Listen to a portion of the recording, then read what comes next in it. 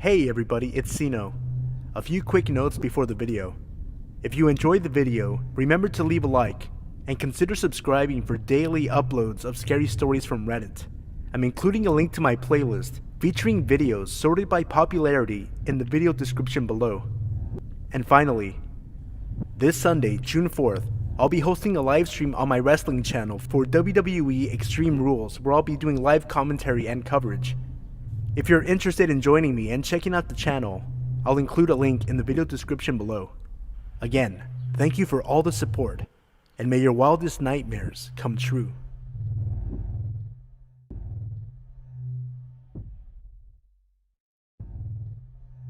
Today, I found out from my own mother that her ex-boyfriend, the man I lived with from ages 11 to 20, secretly videotaped my younger sister and myself in our own bedrooms, taking showers and baths, and even going so far as to sit on the roof and watch us through the skylight in our bathroom. I am a 22-year-old female, and my sister is 3 years younger. My mom left him when I was 20, around the same time I moved in with my boyfriend. The reason I moved in with my boyfriend was because my mom's boyfriend, Greg, had started to make me more and more uncomfortable. Now, since I was 11 and met him, Greg and I had always gotten along fairly well. My mom went through a slew of boyfriends after divorcing my father when I was 4. By 11, I had already been to 3 different elementary schools and lived in 4 different houses, from living with my mom's boyfriends and it not working out. I was used to it. I was a quiet girl who liked to read and kept to herself, so I was always polite enough, knowing at some point or another, either him or my mom would go off the deep end and I'd never see him again. My little sister hated Greg from the first day, absolutely would not tolerate him. For the 9 years he was in our lives, they'd have screaming matches almost every day. We should have listened to her innocent 8-year-old instincts, I suppose, but as I said, Greg and I got on fairly well, although he always did make me a little uncomfortable, just from certain instances here and there happening. When we first moved in with him, within a week, he coincidentally lost his job. It took over a year before he got another one.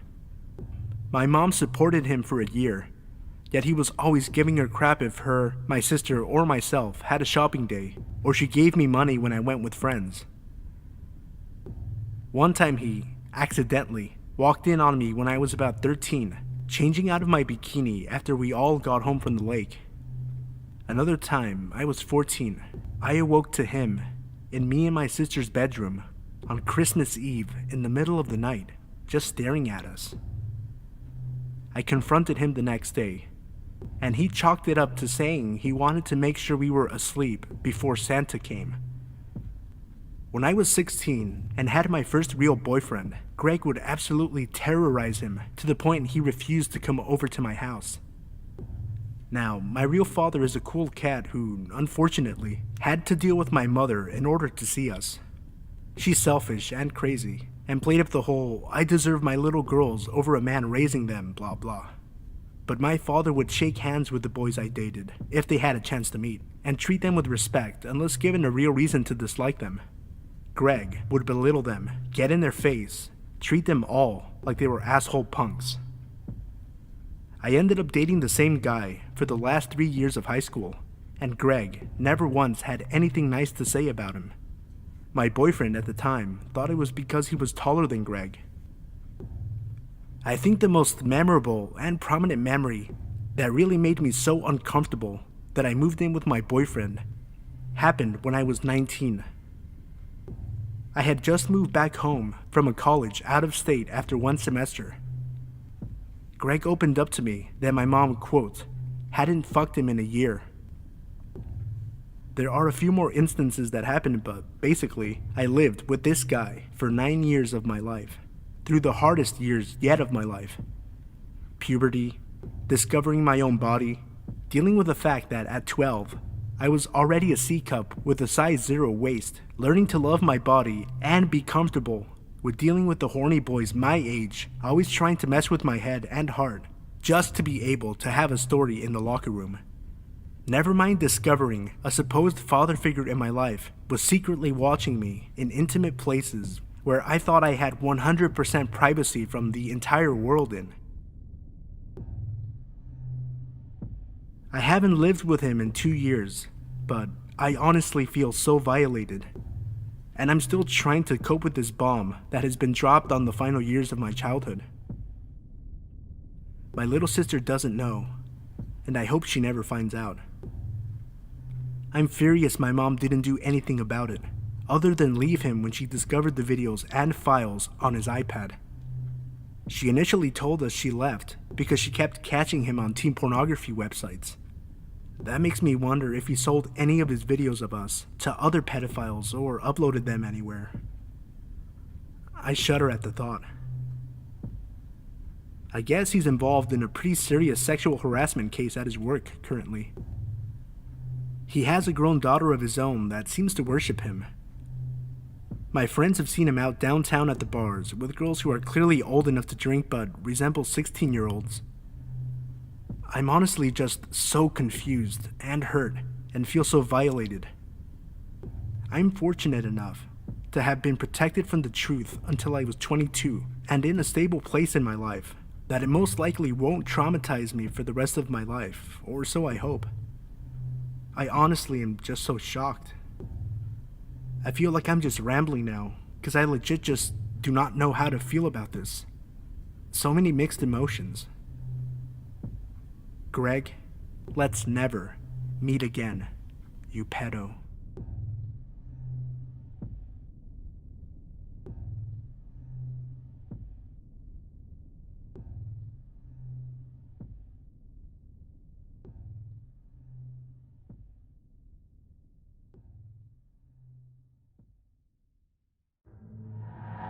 Number 1.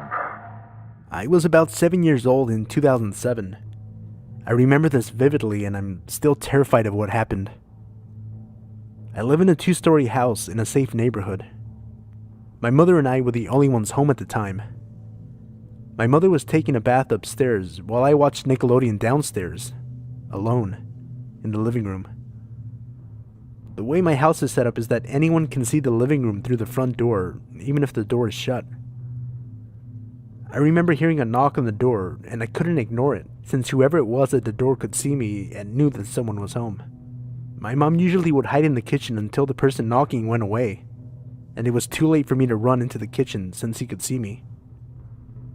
I remember feeling guilty since my mom has always warned me to never open the door to strangers. I got the key and unlocked the door. A man in his early 30s or late 20s, wearing work clothes with a green tie, was at the door. He asked if I knew where my neighbor was and that he needed to see him. I also noticed that the guy was looking around the inside of my house while he waited for me to answer. I asked him which neighbor he was talking about, and then he said he was older and lived somewhere near here. He didn't give me a name and was as vague as possible. I felt bad because I didn't know who he was talking about since I live in a neighborhood with primarily older couples. I told him that I couldn't help him, but then he insisted that I help him search the neighborhood for my neighbor. I declined, but the guy kept asking me. I told him no once more, and the guy then grabbed my arm and started to pull me out of my house. I grabbed the door frame and called for my mom. The man let go of my arm and started to casually walk back to his car.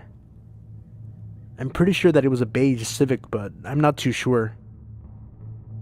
What honestly scares me the most is that he didn't bolt and speed off.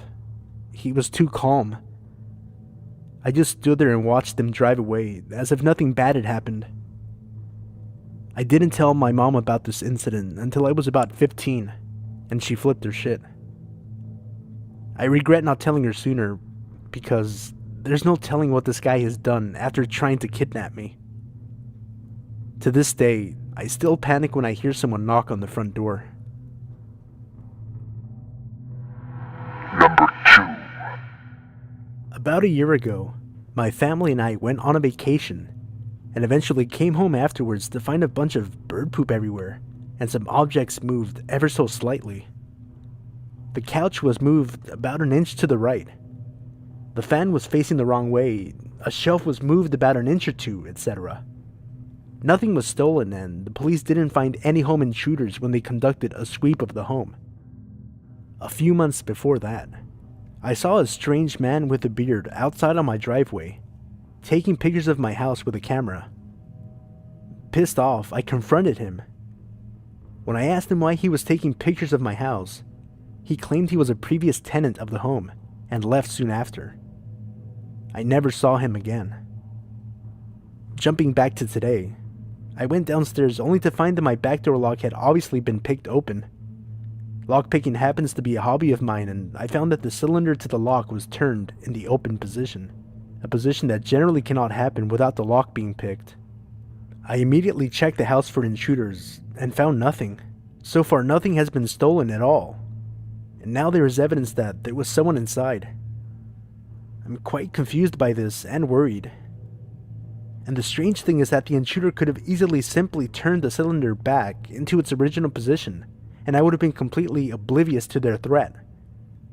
I'd hate to sound cliche or dramatic, but it's almost like whoever he is, he wants me to know he's been inside my house. I know my parents and landlord would likely never approve, but I just went and disassembled the lock and added a mushroom pin and security pin to the quickset. I've also noticed some hammer marks on the quickset. Maybe a failed attempt.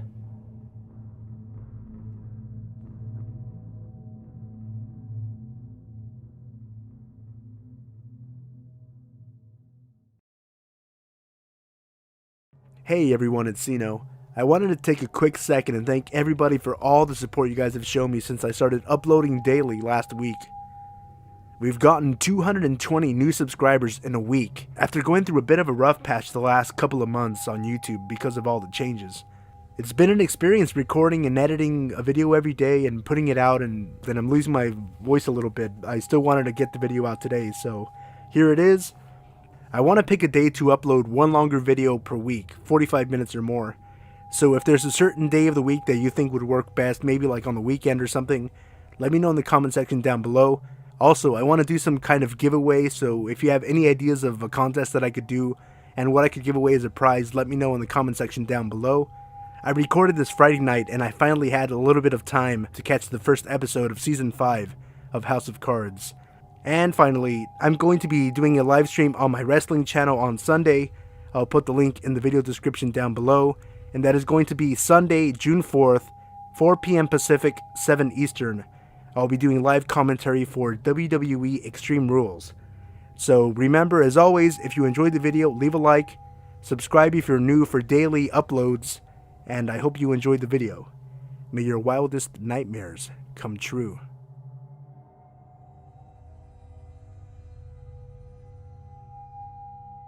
I visited my dad in Washington State when I was about 17 years old. He was doing some work out there, and I was fresh out of school, so I went to stay for a month or so. I thought we would be doing all kinds of touristy things like checking out the Space Needle or taking a hike up Mount Rainier. I never got to do any of those things though. Apparently, all my dad wanted was some company in the hotel room when he was home. He worked all day, and a few hours after he got home, he would go to sleep. Understandably, after a while, I got bored. He started leaving me money in the morning before work, encouraging me to get out and see the city. Now, I'm a pretty shy person, so I definitely wasn't keen on getting out in a new city on my own. I was too scared to take the bus or anything for fear of getting lost. There were no smartphones, so it's not like I could have just used GPS to figure it out myself. Eventually, I made my way out of the hotel. I walked down to the first store I could find. It was an A&W connected to a convenience store. I went inside and just got a drink. On the way out, I noticed how many unkept folk were hanging around the store. Most of them had a pretty disheveled appearance, with torn clothes and a bunch of scabs on their face and arms. I just assumed they were homeless. While I was making my way towards the end of the lot, I thought it might be a good idea to ask one of these folks if they knew where I could score some bud.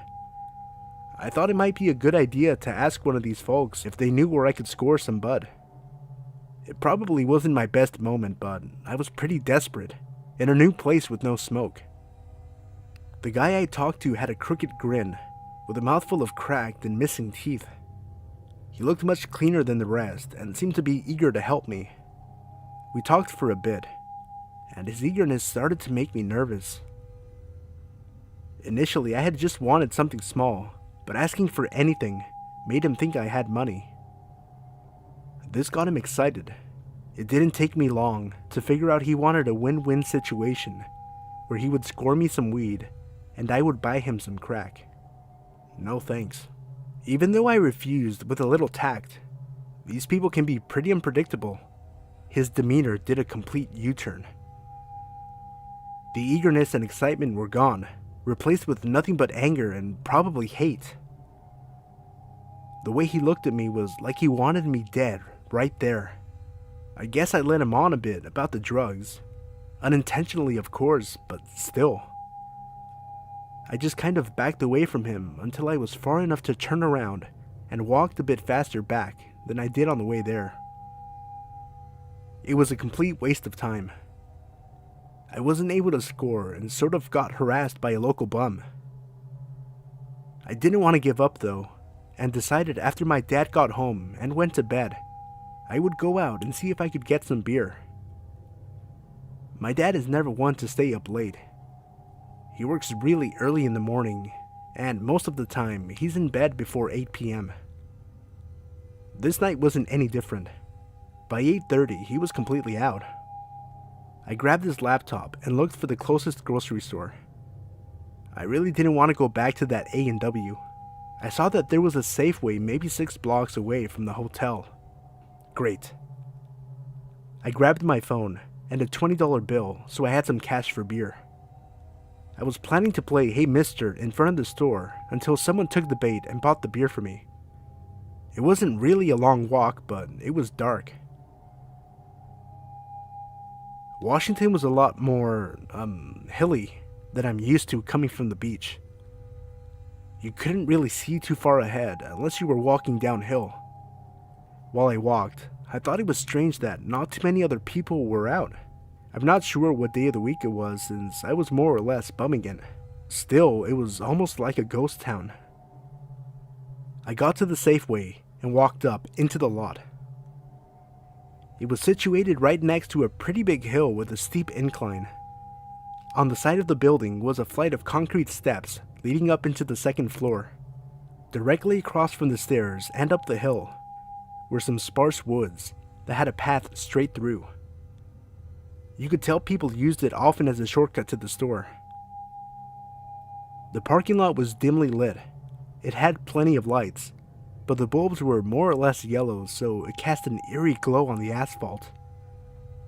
Since it wasn't too late, I really thought nothing of it and began to look for someone close by about to go inside. It didn't take long before I spotted a guy outside, hanging over near the stairs on the side of the building. Before I could even decide whether or not I wanted to ask him, he waved me over. I thought I might as well.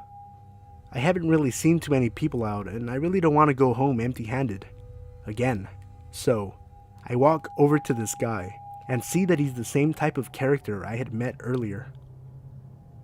My dad did warn me that certain parts of Washington are prone to tons of hardcore drug users like crack and heroin, but I didn't think he knew what he was talking about. This guy smelled pretty bad. He had about 6 square yellow teeth that I could see, and was wearing clothes 3 sizes too big. His eyes were strange.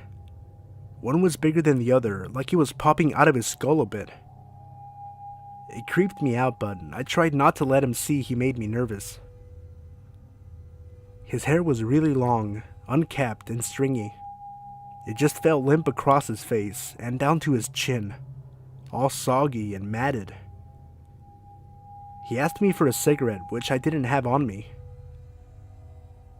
His voice sounded like it was a struggle to talk. It was raspy and had a sort of inflected wheeze to it.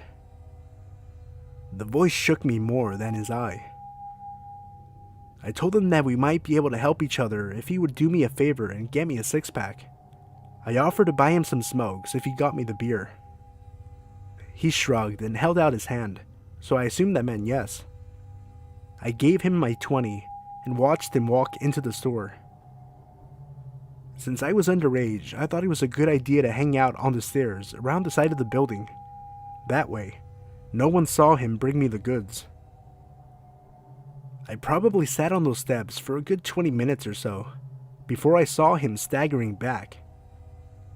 He handed me the beer and $3. I was pissed. Not that I knew how much it costs, but I knew it wasn't $17 for a pack of smokes and a six-pack. I told him I didn't think it cost that much, and he just stared at me with that big eye and a nasty grimace on his face. I just sort of rolled my eyes and grabbed my beer, trying to walk away. I got maybe a few feet before I heard this really weird noise. It sounded like a grunt, but repetitive, like someone was coughing almost, but not trying to be heard. It had a bit of a short, raspy wheeze with really quick breaths. I would almost call it hyperventilating. At first, I thought maybe something was wrong with the guy, so I turned around and just saw him smiling. He wasn't hurt. He wasn't in trouble. He was laughing. It wasn't like any laugh I have ever heard in my life, and it just sent chills down my spine. He was cackling like a raspy, wheezing donkey, and it creeped me the fuck out. Now, I had this bright idea. My hotel was only a few blocks away, and those woods had a pretty quick shortcut. I really didn't want to walk back alone, on the street where this guy could see me or where I could get caught with the beer. I just wanted to get home and drink. I thought about that path through the woods and how I could easily reach it from the steps if I just walked past that nutcase around the side. He was still sitting a foot or two away from the stairs when I started to climb. He didn't turn the corner or even look at me, so I calmed down a bit. When I got to the top, I could see it was a good hop across the gap between the hills and the stairs. I just thought to myself, oh, this bum could never make this jump the way I saw him stumbling earlier. So I thought I was good to go. I jumped over to the path and started to make my way into the woods. Now, when I said the woods were sparse, it was from what I could see on the outside. Once I was about 5 minutes or so down the path, the brush became much thicker and a little harder to navigate. The foliage had grown over the path in certain places, so you couldn't see it unless you knew it was there. I was trying my hardest to follow the dirt spots that shone through the leaves with the light on my phone. After walking a little more, I couldn't shake the feeling that I was being watched. It's normal when you're paranoid like me, walking alone at night in the woods or not. It's just one of those things that makes you nervous.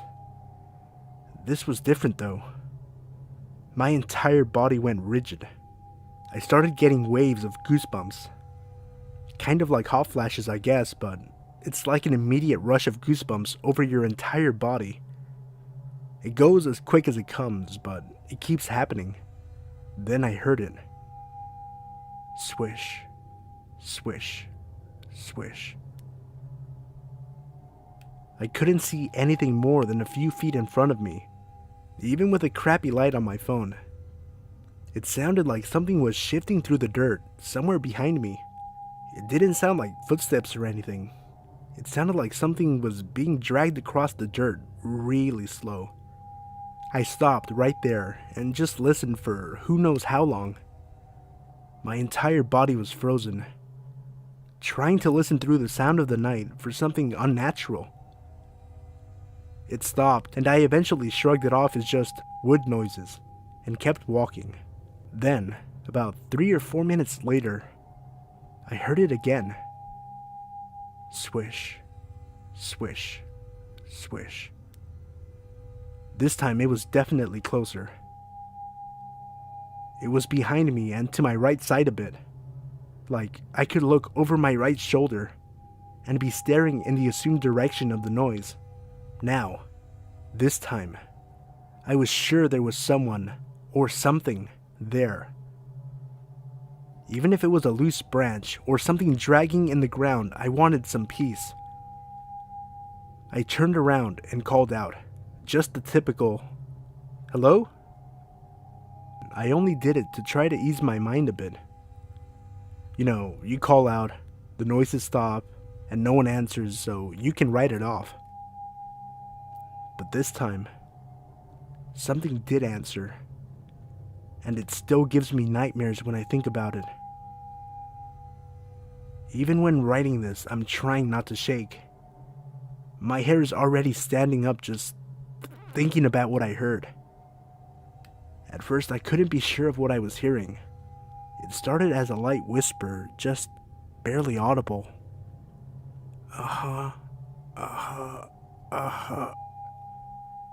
Then as it grew louder, I was certain about what it was. I recognized it immediately. I will always recognize it. That laugh.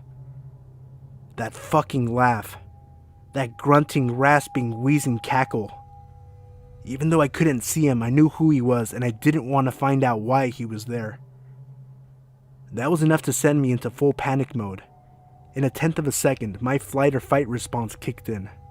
I dropped my beer right there and booked it.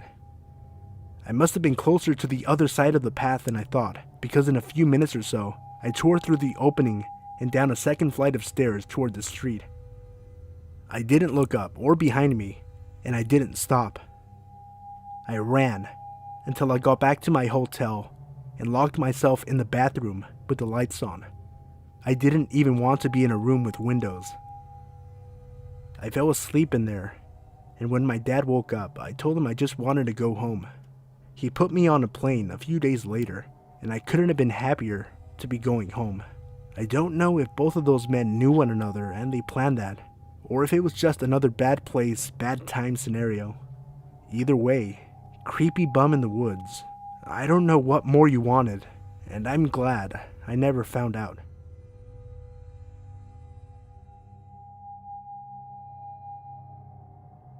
Two nights ago, while walking to my car, an older gentleman named Jeff asked me if I had a cigarette.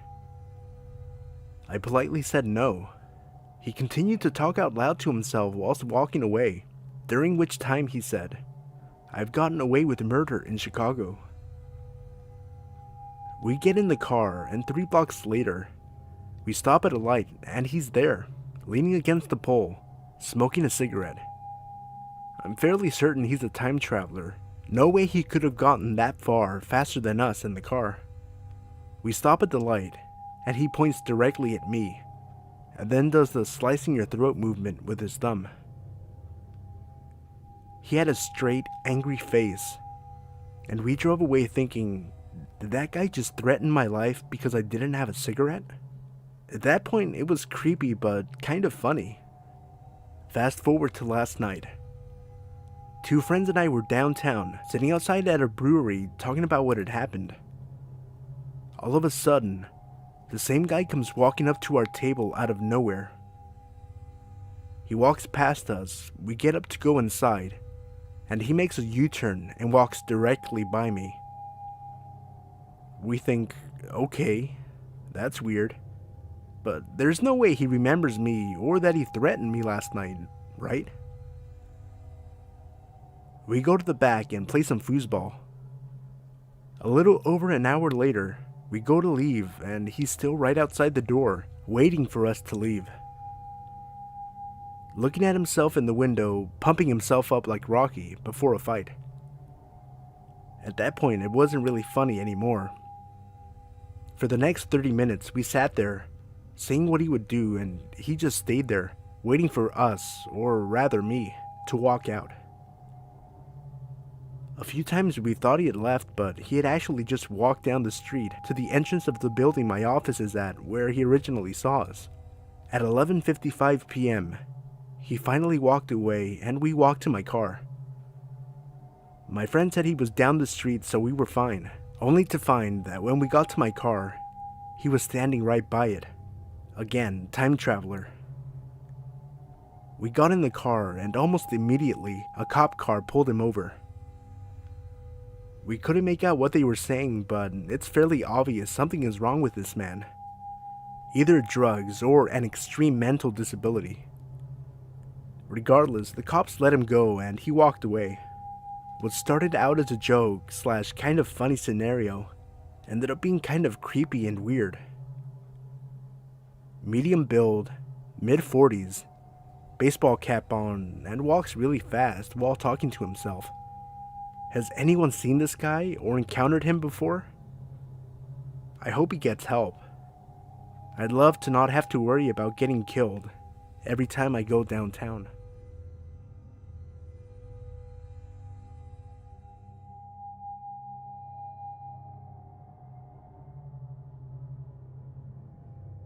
Hey everybody, it's Sino. A few quick notes before the video. If you enjoyed the video, remember to leave a like, and consider subscribing for daily uploads of scary stories from Reddit. I'm including a link to my playlist featuring videos sorted by popularity in the video description below. And finally, this Sunday, June 4th, I'll be hosting a live stream on my wrestling channel for WWE Extreme Rules, where I'll be doing live commentary and coverage. If you're interested in joining me and checking out the channel, I'll include a link in the video description below. Again, thank you for all the support, and may your wildest nightmares come true. When I was 22 years old, I was a stay-at-home mom trapped in a failing marriage. My husband worked as a deckhand on a crew boat in the Gulf of Mexico. The schedule he worked kept him offshore for 3 weeks at a time, and then he would come home for a week. This meant my 1-year-old daughter and I were on our own most of the time, and I was going crazy. I had to get out. Out of the house, out of the marriage, just out. So, despite heavy protest from my husband, I decided to rejoin the workforce. Having no useful skills aside from diaper changing, I started applying for every horrible retail job I could find. A few weeks passed with no success, and I began to get discouraged. My husband was home from work and raising hell at the idea of me working, so I decided to throw in the towel. Then he called me, Mike, the Radio Shack manager. Mike asked me to come in for an interview later that afternoon. I put on my most professional outfit, argued with my husband for a while, and left for the local Radio Shack. I was so nervous. This was my first step towards freedom. Away from that house, and away from my husband. I had to ace this interview. I walked through the glass door in the tiny strip mall, and was greeted by Mike. He was a short, stocky man in his 30s. I followed him to the back room, where he asked me the usual questions. Then the questions became a little more personal, about my husband, my child, myself in general. I assumed he was just getting to know me and blew it off. He finished the interview by saying, "I've interviewed a lot of people, some of them have more experience, but you're definitely the best looking. The job is yours, if you want it." I didn't want it anymore, but I needed it, so I accepted. I went home feeling relieved, and before he left for work the next day, I told my husband I wanted to separate. I started my new job the following week. My first couple of days working there went well. I spent most of my time in the back room doing training on the computer.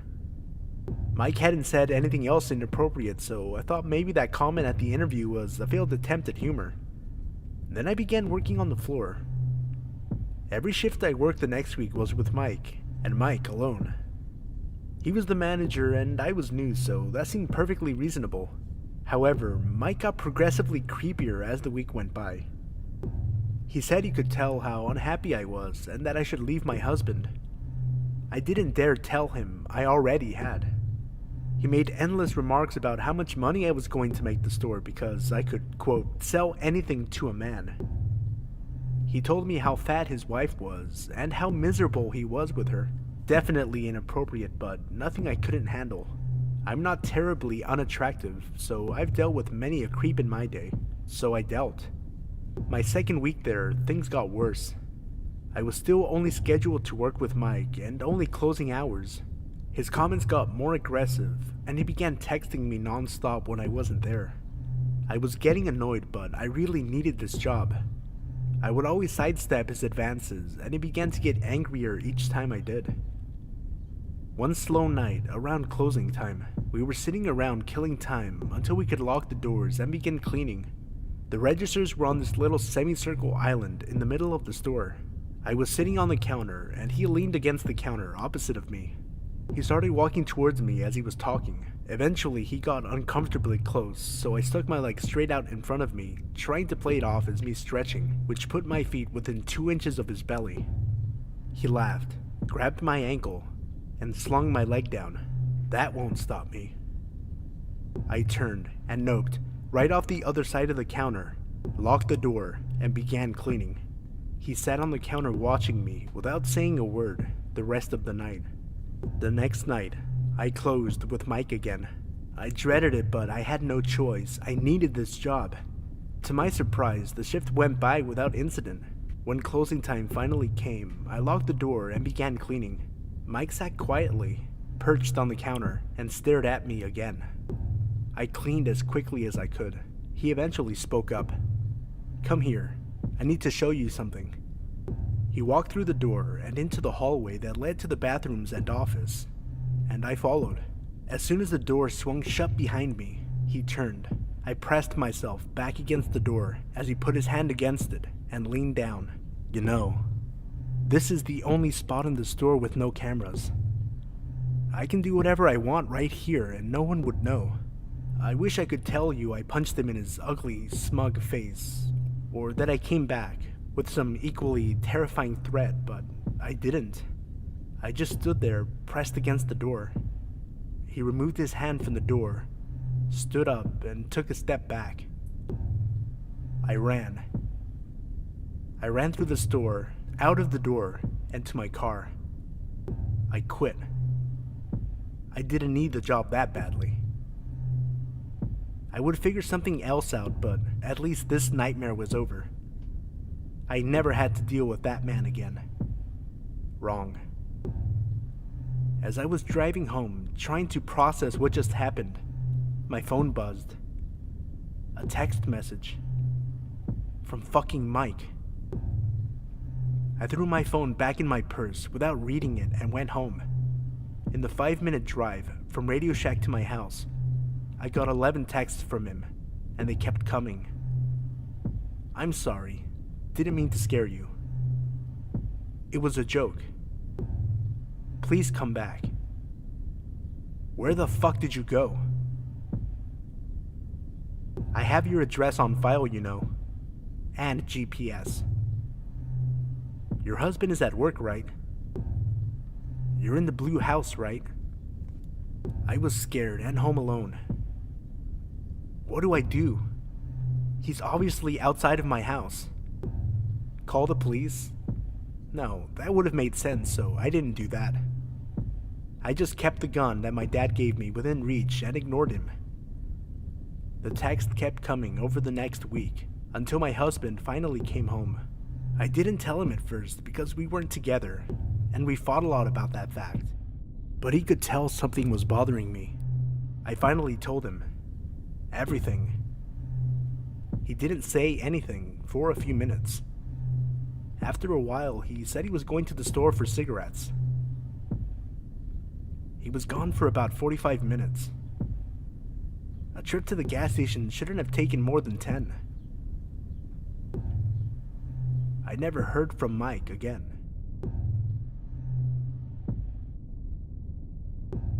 This happened when I was doing nightclub security in the UK. It's actually the main reason I no longer work in the industry, though I tell people it was the hours that made me quit. I was chilling by the front door, and I see a fight happening, with a guy chasing another guy down across the street, and I'm like, oh well, it happens. 99% of the time, they just shout a little bit and try to intimidate one another, and go get a kebab, and puke. Mainly, they just look to make the other person think they are going to fight. Think peacocks shaking feathers at one another. This time, however, The guys got into a tussle against the parked car, and pretty quickly, the chased guy was down for the count and passed out after some hefty blows. At this point, I need to intervene. It has literally been seconds since the start of the fight. They are across a very busy one-way street, so I try to stop the cars so I can get there in time. It feels like hours, but I get in between them. The aggressor is kicking the other guy's head over and over, full force as he lies on the ground. This is when I realized he might die. I think to myself, why am I getting in the middle of it? But I can't help it. I get between them and shout at the aggressor to stop. Luckily, guys don't often want to fight girls, but I am ready to defend myself in any case. He makes at me like he is going to start kicking me too, and I brace myself to block any strikes.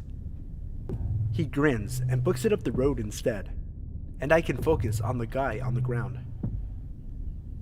I try to give him first aid. I stop the bleeding. His face is just a hole basically, so it's pretty hard, and the back of his head is gone too. I know of the old, if you need someone in a gathering to phone an ambulance, you need to choose a person and give them direct orders, not just ask in general. So I ask, or more like bark an order at, the only guy around I see with a phone out to call 999, or 911 in the US. His eyes are blank and he holds his phone still. It's like in a nightmare when you yell to draw attention to something but no one can hear you. I tell him again. Nothing. Again. Nothing. I start shouting, raising my voice. He needs to call an ambulance. The guy is dying. He needs help. I realize by the way the guy is moving around that he is filming us, probably trying to get a good shot of the guy's face as he lies dying by me. I feel like I am in Black Mirror. Eventually, someone else phoned. I haven't seen any YouTube clips from that area or from around that date, though I've looked. He might have taken it down. My incessant shouting at him and asking what is wrong with him might have deprived him of some likes or something. I don't know what happened to any party. I am going to court soon for the assault/attempted murder, but I am not sure what the charge is. I am pretty sure the injured guy made it out. I never saw anything about it in the news, which is a good indicator. He might not have been so lucky though. I am sure he stopped breathing just before help arrived. I just pray that if something happens to me or someone I care about, bystanders will call for help, instead of trying to capture something on film.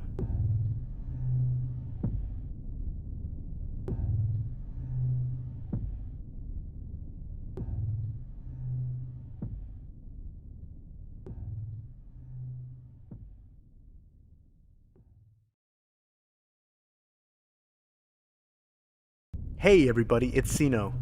A few quick notes before the video. If you enjoyed the video, remember to leave a like, and consider subscribing for daily uploads of scary stories from Reddit. I'm including a link to my playlist featuring videos sorted by popularity in the video description below. And finally, this Sunday, June 4th, I'll be hosting a live stream on my wrestling channel for WWE Extreme Rules, where I'll be doing live commentary and coverage. If you're interested in joining me and checking out the channel, I'll include a link in the video description below. Again, thank you for all the support, and may your wildest nightmares come true.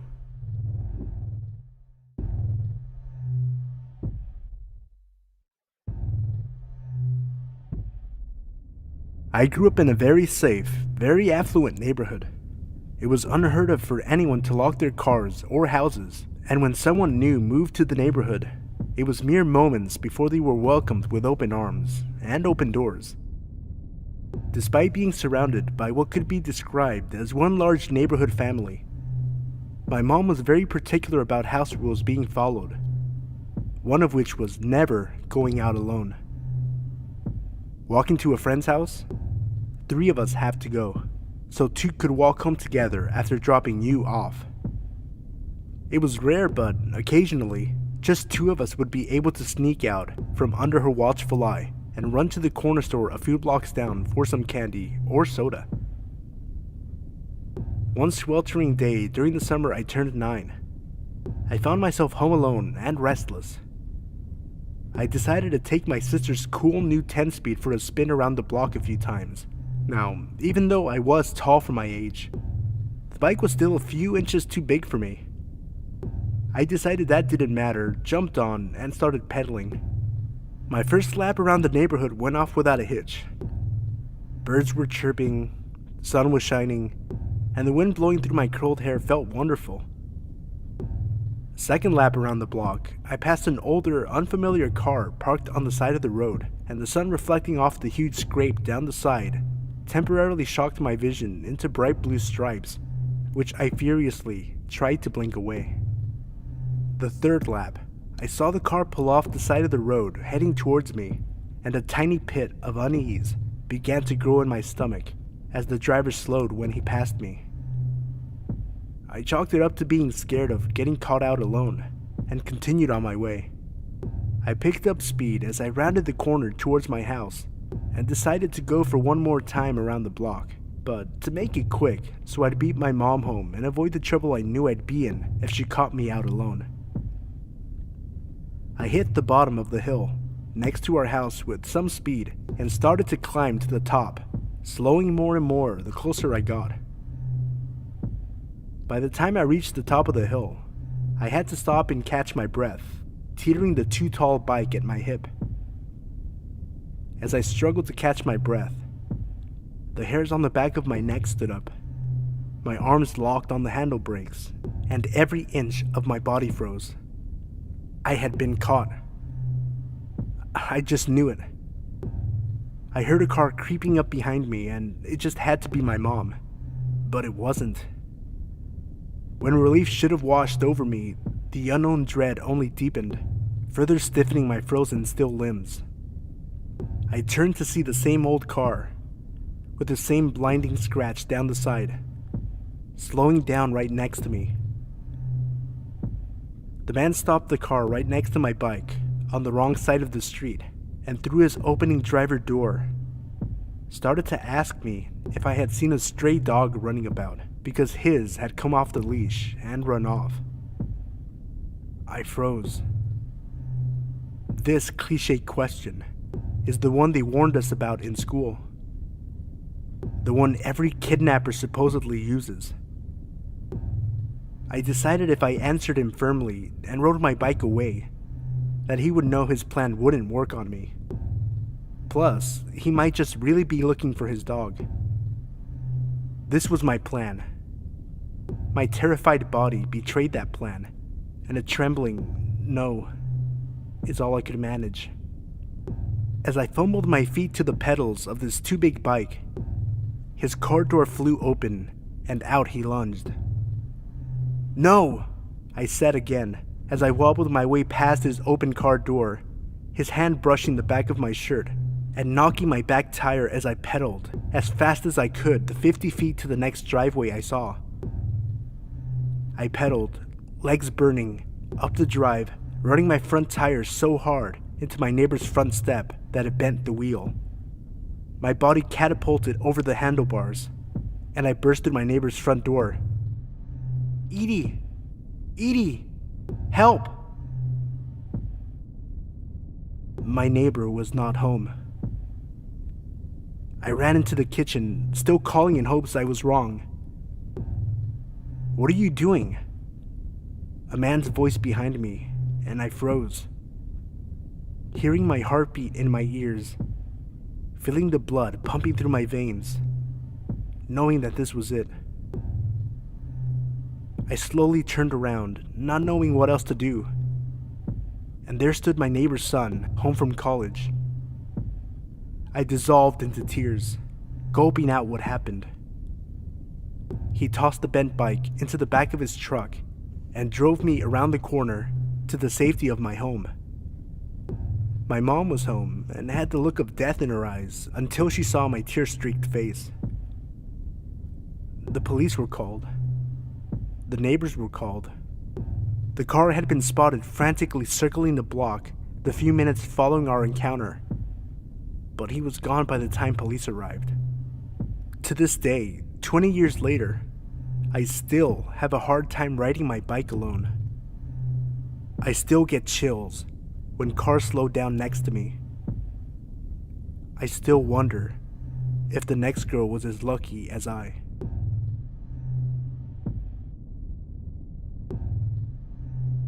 When I was a teen, there was a break-in incident in my dad's neighborhood that triggered my dad telling us about a time when I was a toddler, around 2, talking to the man in the window. A little scene setting. My room had 2 windows. One window, you could see our backyard and back porch. You could climb out that window onto the porch if you wanted. The other window was around 12 feet or so off the ground and faced our neighbor's house. Earlier on in the day, my dad had been changing out the screens in the windows. As luck would have it, something went awry with the screen in the window facing our neighbor's house. My dad left the screen off and just took the ladder and laid it next to the house, intending on taking care of it later. That night, my mom and dad put me in bed as usual, turned on the baby monitor, and went to their room. A few hours later, they wake up to me talking in my crib. They hear me from the baby monitor. It's not unusual. From the moment I could speak, I have never stopped talking. My mom always said my vernacular and mannerisms were older than my age. My dad called out to settle down, and I replied, "I'm talking to the man in the window." They laughed it off, assuming it was nothing. Some time goes by, and they settle back in, when I suddenly start talking again, going on and on. So my dad says again, from across the hall, to quiet down. I was adamant there was a nice man and lady at my window. I said, "The nice man and lady want to take me away with them." My dad went immediately into high alert and came barreling into my room. Our rooms were separated by 12 feet max. He flips on the light, and as the light comes on, he sees the window facing our neighbors is open. I'm standing in my crib, all smiles, and then he hears the chain link fence. He bolts to the window and sees the ladder set up against the window, and a figure bolting into our neighbor's yard and around the corner. My dad, in his underwear and bare feet, bolted out the door and gave chase. Unfortunately, he never caught them, nor did the police. They were gone by the time my dad reached the point he last saw them. My dad said he didn't sleep for months. After hearing the story, that very same night, as a 15-year-old teen, I made my dad help me rearrange my room so I wouldn't have to sleep near that window. Never slept by it again, and technically speaking, it was the safer of the windows to sleep by. It turns out, my being overly talkative likely saved me from being kidnapped out of my room. I told my mom I shared the story.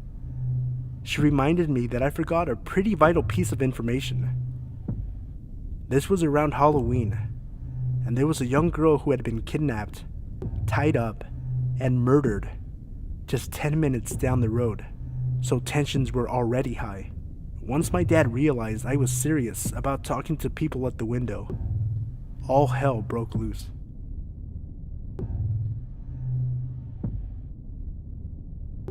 I had quite a bit of interest in my first story, titled, "I Was Almost Kidnapped When I Was 4. So I decided I'd share another fairly creepy story from my childhood. This story also took place at the store my mom worked at, the one I mentioned in my first story. This store is in a national forest and other national forest campgrounds, so it's not too unusual to have some pretty colorful characters come off of the trail or from the campgrounds travel to the store for necessities. Most of the people we would meet were totally harmless and really cool and interesting. Some gave off weird vibes but otherwise didn't bother you, but every once in a while you'd get a real loony, either a hiker or someone staying in the remote campgrounds. This happened when I was probably 8 or 9. It was fall, and there was still a lot of people camping in the area to enjoy the foliage. My mom was working one night when this man walked in. Extremely tall and wearing a really nice brown suit. He had glasses and sandy blonde hair. The second he walks in, he puts on the grandiose act, telling everyone in the store how he was from Pennsylvania and was staying at one of the campgrounds in the National Forest. He made a point of striking up a conversation with just about everyone in the store, but he especially took interest in women.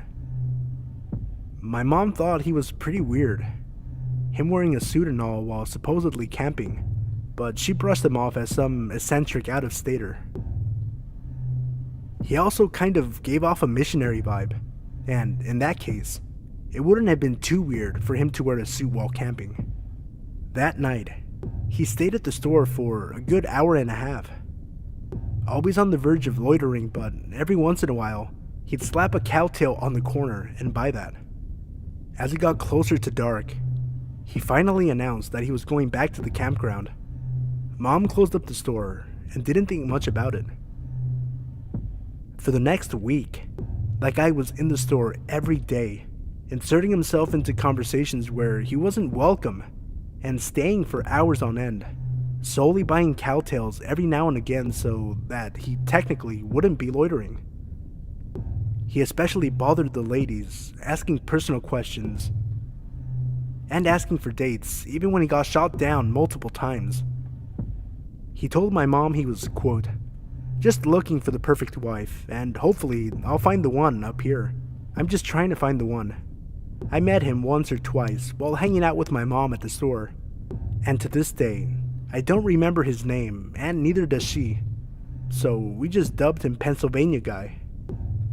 After that week, everyone had finally had enough, and he was really starting to creep people out. So much so that women who were usually regulars would avoid the store if they saw his car there.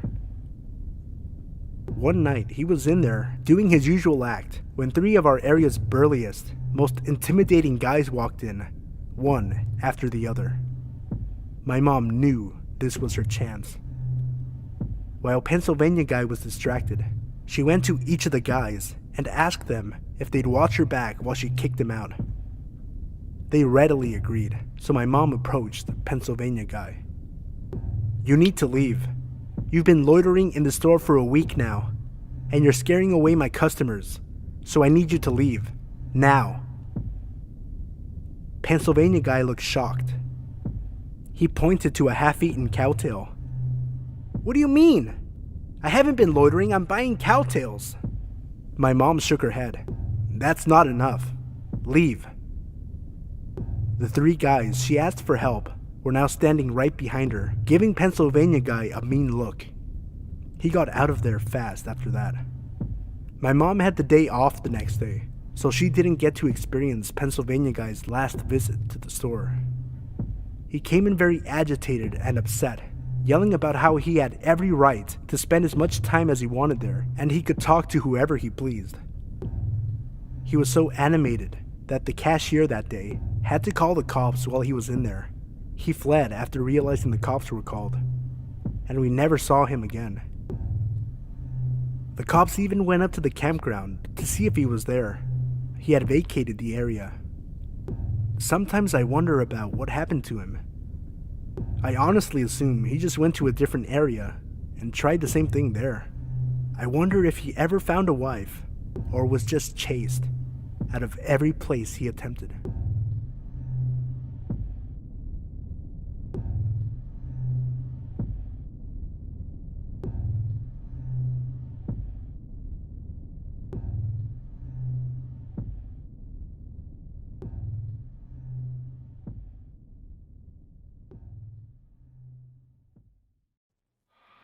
Number 1. When I was 17, I was always in Yahoo chat rooms. I was always chatting with people in the local Seattle rooms. This one guy and I chatted a lot and decided to meet. We met at Herfy's for lunch. When he showed up, it was very obvious the guy lied about everything. His age, what he looked like. The guy even admitted he lied about having a job. And he showed up to Herfy's on the bus. After we eat, I say it was nice and I have to go. and as I walk away, this guy starts following me. I walked to the burger joint because I didn't live very far. I didn't want this guy to follow me home. My mom was a flight attendant and was out of town and had about a week left until her days off from flying, so I really did not want this weirdo knowing where I live. I started telling this guy I had some appointments to take care of, trying to shake him from following me. He insisted it was okay, he would just go with me to be company. Not knowing what else to do, I stopped at a bus stop and waited for the bus to downtown Seattle. He stopped too, and got on the freaking bus with me. The whole ride, he kept trying to talk to me, asking me all sorts of questions. I would answer with the bare minimum, and fill the rest in with lies. At one point, he tried to put his arm around me, and I just leaned away. He tried putting his hand on my thigh, and I told him I don't know him well enough for him to touch me. I felt sick to my stomach the whole bus ride, trying to rack my brain with what the fuck to do once I got downtown. Once downtown, I walked over to the building where my best friend's mom worked. Since I knew the layout of the building, I could play it off. I asked the woman at the cafe there if I could use the restroom. She agreed. Let me explain this. There's a delivery service store outside. It leads to this hallway, and this hallway has doors that lead to all the different shops and to a service elevator to take things/merchandise to the other stores on the upper levels. I exited the cafe through the back door and into the hallway and left the building out the door next to the docking bay. I took this as my chance to make my way to a bus stop to go home. I was going to take the express bus and just get off at the airport instead of the other bus that takes forever.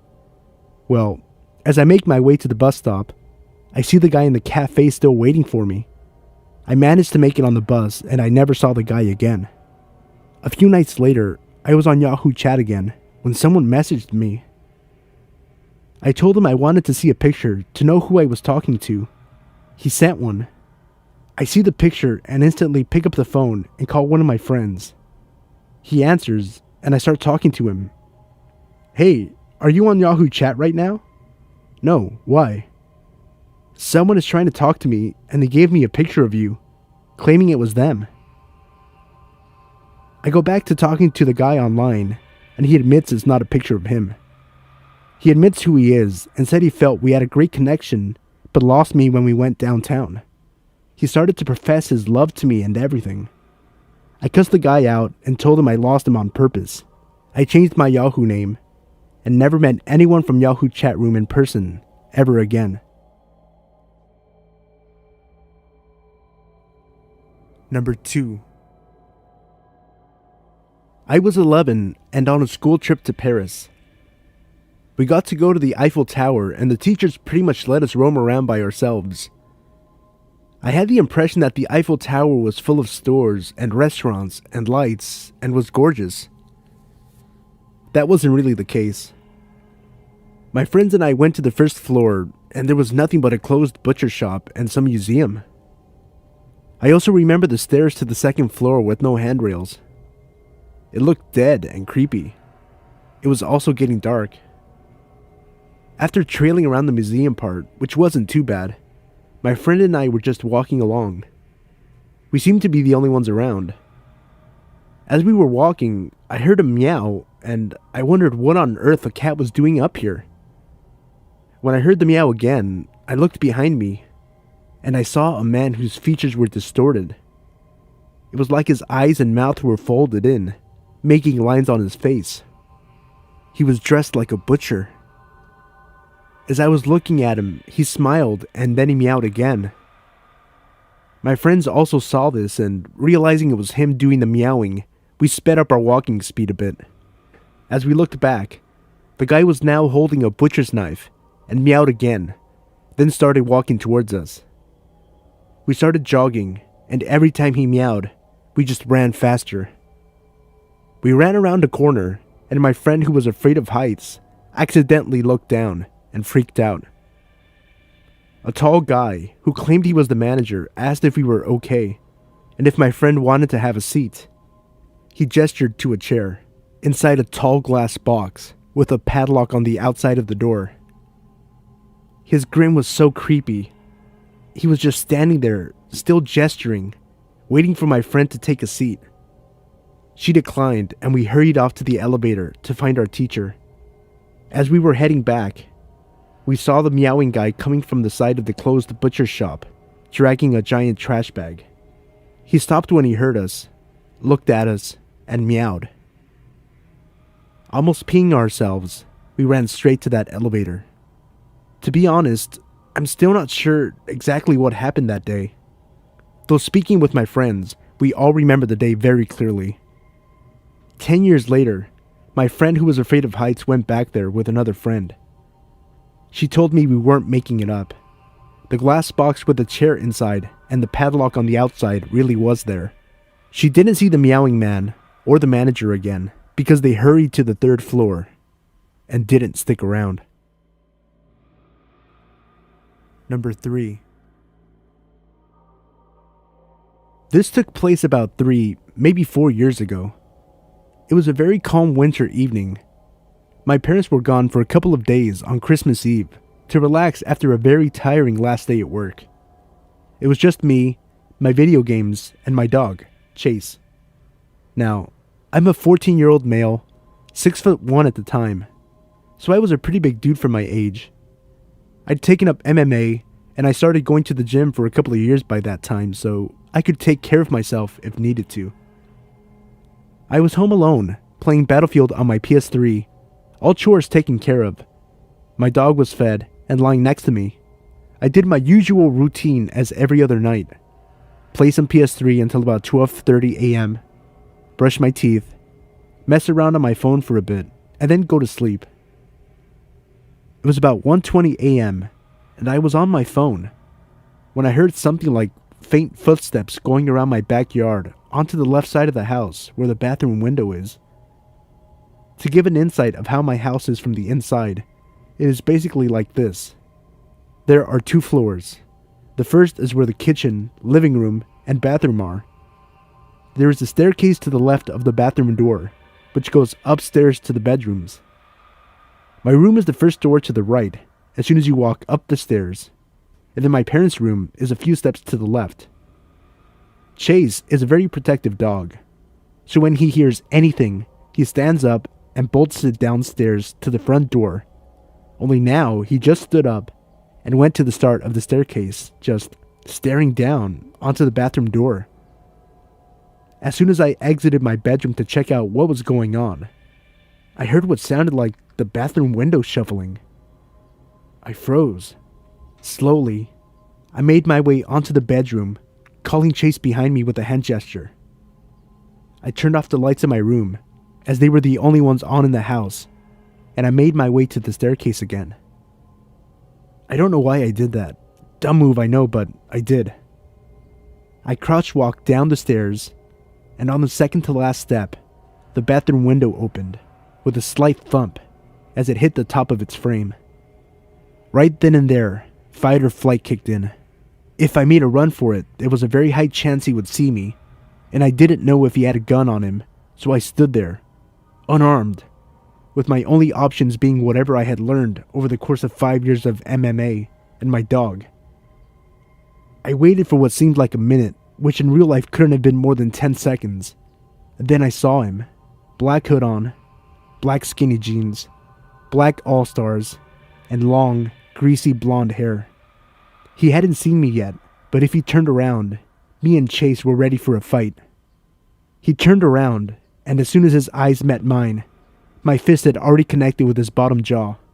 I hit him hard enough to hit his head against the wall, and then he proceeded to lose consciousness, with Chase growling on top of him. After that, I called my mom, then the cops. The police showed up in 10, maybe 15 minutes, and they arrested the dude. My parents arrived the next day, never to leave me home alone again. Number 4. This happened to me when I was around 20 or 21. I lived 3 houses away from the corner on my street, and then there's a side street that leads to a corner store, which is on a busy street. On this particular day, in broad daylight, I was heading to the corner store, which is literally a 1-minute walk. I bought whatever it was I went there for, and I proceeded to walk back down the side street. As I was walking, I could hear a man calling to me. He had just stopped in the middle of the street, and he was waving me over to his car. He kept calling me over, saying, "Come here," and "Get in, I just want to talk to you." Obviously, I completely ignored him and walked faster. I lived on this block my whole life, and I would have recognized this man if he was from around here, but I didn't. He was yelling at me now, and still stopped in the middle of the street.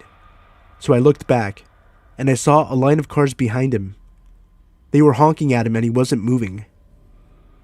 As soon as I turned onto my street, I walked even faster. I was practically jogging.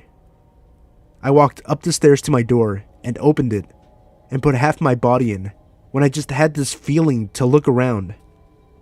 When I did, I saw the guy driving down the side street from the direction I came.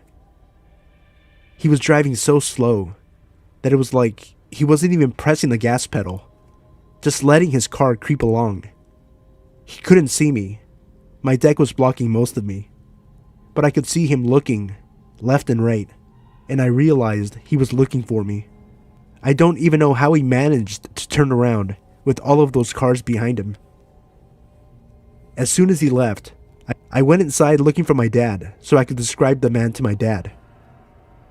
I figured maybe he knew him and could give him a talking to. The man was driving an old red Toyota, and the driver's door was black, like he replaced it and just never got around to painting it. My dad wasn't home.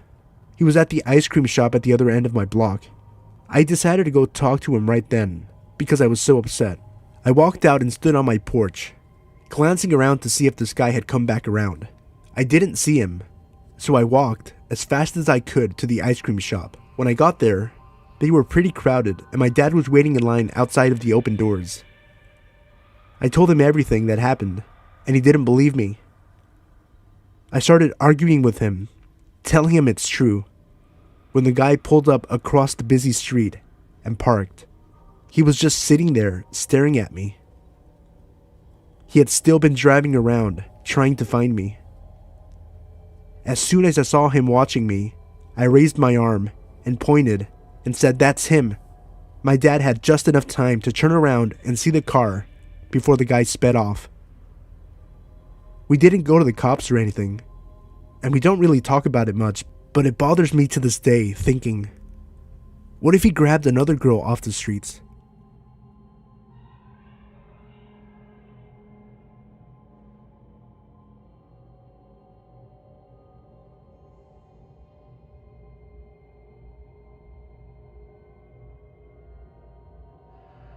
Hey everyone, it's Sino. I wanted to take a second and thank everyone for their support. We recently hit 3,000 subscribers, and I'm currently working on a special video in honor of this milestone. I live in Southern California, and we had strong winds last weekend that made it impossible to record. I also started school again this week, so I've fallen a few days behind, but I'm working hard to get the video out tomorrow or Monday at the latest. Fingers crossed. That being said, I hope you guys enjoy the video, and thank you once again.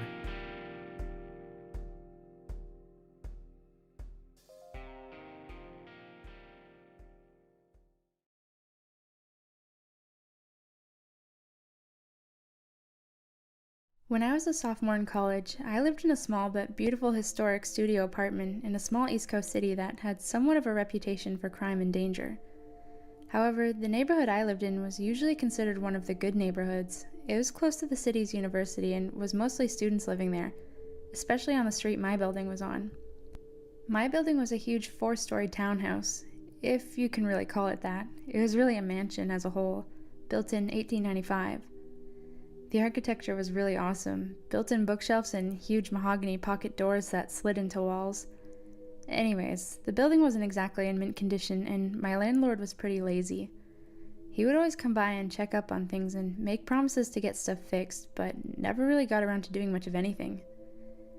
The apartment I was renting was on the first floor, and my front door immediately on the left as you walked in the building's door to the street. This door, the building's front door, which from the street opened to a small lobby area with only one door in it, mine, and a staircase to the other apartments upstairs, was huge and heavy and never really locked. In fact, you couldn't lock it, and in fact, it didn't even close all the way. So basically the door to my apartment was open to the street. I asked my landlord countless times to please do something about the front door, but he never did anything. Well, one night I was getting home from work and it was really late, about 3:45 a.m. I worked as a pizza delivery driver at a place that was open really late every night, and I was just sitting on my couch watching a little TV before I went to bed. I'd also gotten totally naked, something I truly loved being able to do considering I lived alone. Anyways, not 10 minutes since I'd gotten home and sat down, I hear 3 slow knocks on my door. I'm thinking, who the fuck would be at my door at this hour? What could they possibly want? And why didn't I hear the building's front door open like I normally do? Young and naive, I was half scared and half intrigued. I put a robe on and slowly crept towards the door, which, by the way, was literally right next to the couch where I was sitting. At this point in time, my door didn't have a peephole, so I just had to kind of take a leap of faith and open the door. When I did, a tall, emaciated, middle-aged man stood staring down at me with low eyes and a grin. He was wearing all black in many layers, and a big black trench coat. The first thing he said was, "Can I come in?" With the door barely open, I got a deep pit in my stomach and just went, no man, what's up?" He just stared into my eyes for a second, clearly disappointed, and then said, "I've seen you around," and then started to grin again.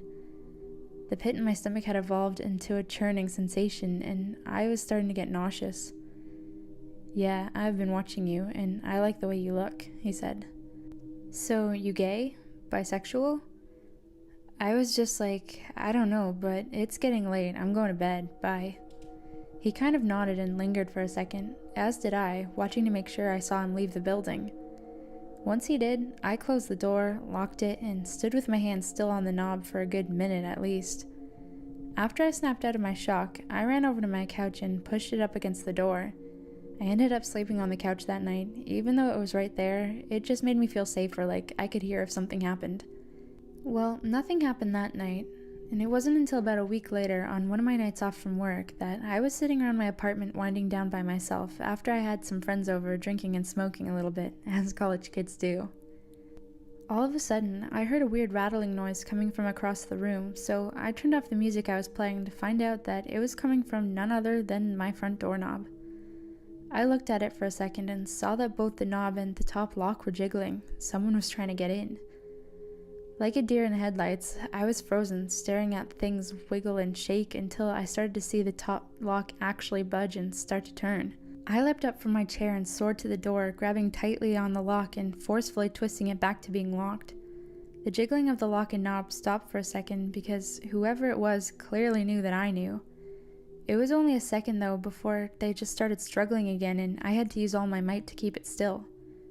Sweat was dripping down my forehead and ribcage after about 15 seconds of wrestling with this intruder. It suddenly stopped, and I heard the building door open and close, and footsteps run down the stairs of the stoop of the sidewalk.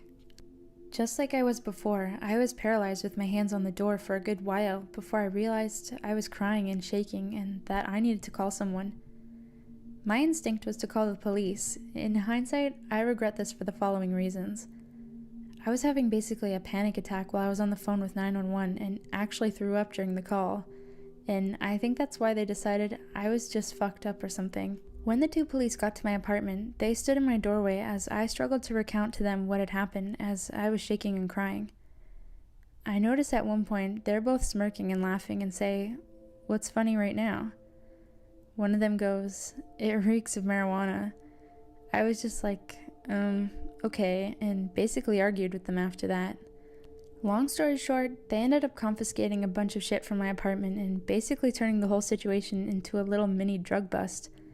Although they said they weren't going to charge me with anything, just take my shit.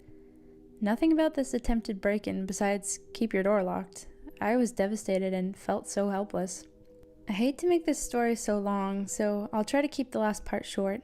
Basically the same scenario happened one more time about 2 weeks from the last time, only instead of calling the police, I called my dad, who raced down in an hour, 2-hour drive from his house to this place, with a crowbar up his sleeve. Unfortunately, by the time he got here, whoever it was had already left. They didn't struggle very hard this time. My dad ended up cussing out the landlord and demanding he get the door fixed and install a new lock and peephole on my door. He did make this happen within a reasonable amount of time, and I also got one of those bars you wedge between the doorknob and the floor, as well as an aluminum baseball bat to protect myself with. So I felt a lot better from then on. Needless to say though, I ended my lease for that apartment a month early and never moved back to that street. I never found out for sure who was trying to pick my locks and if it was the guy who had come to my door the first time, but whoever it was, let's not meet.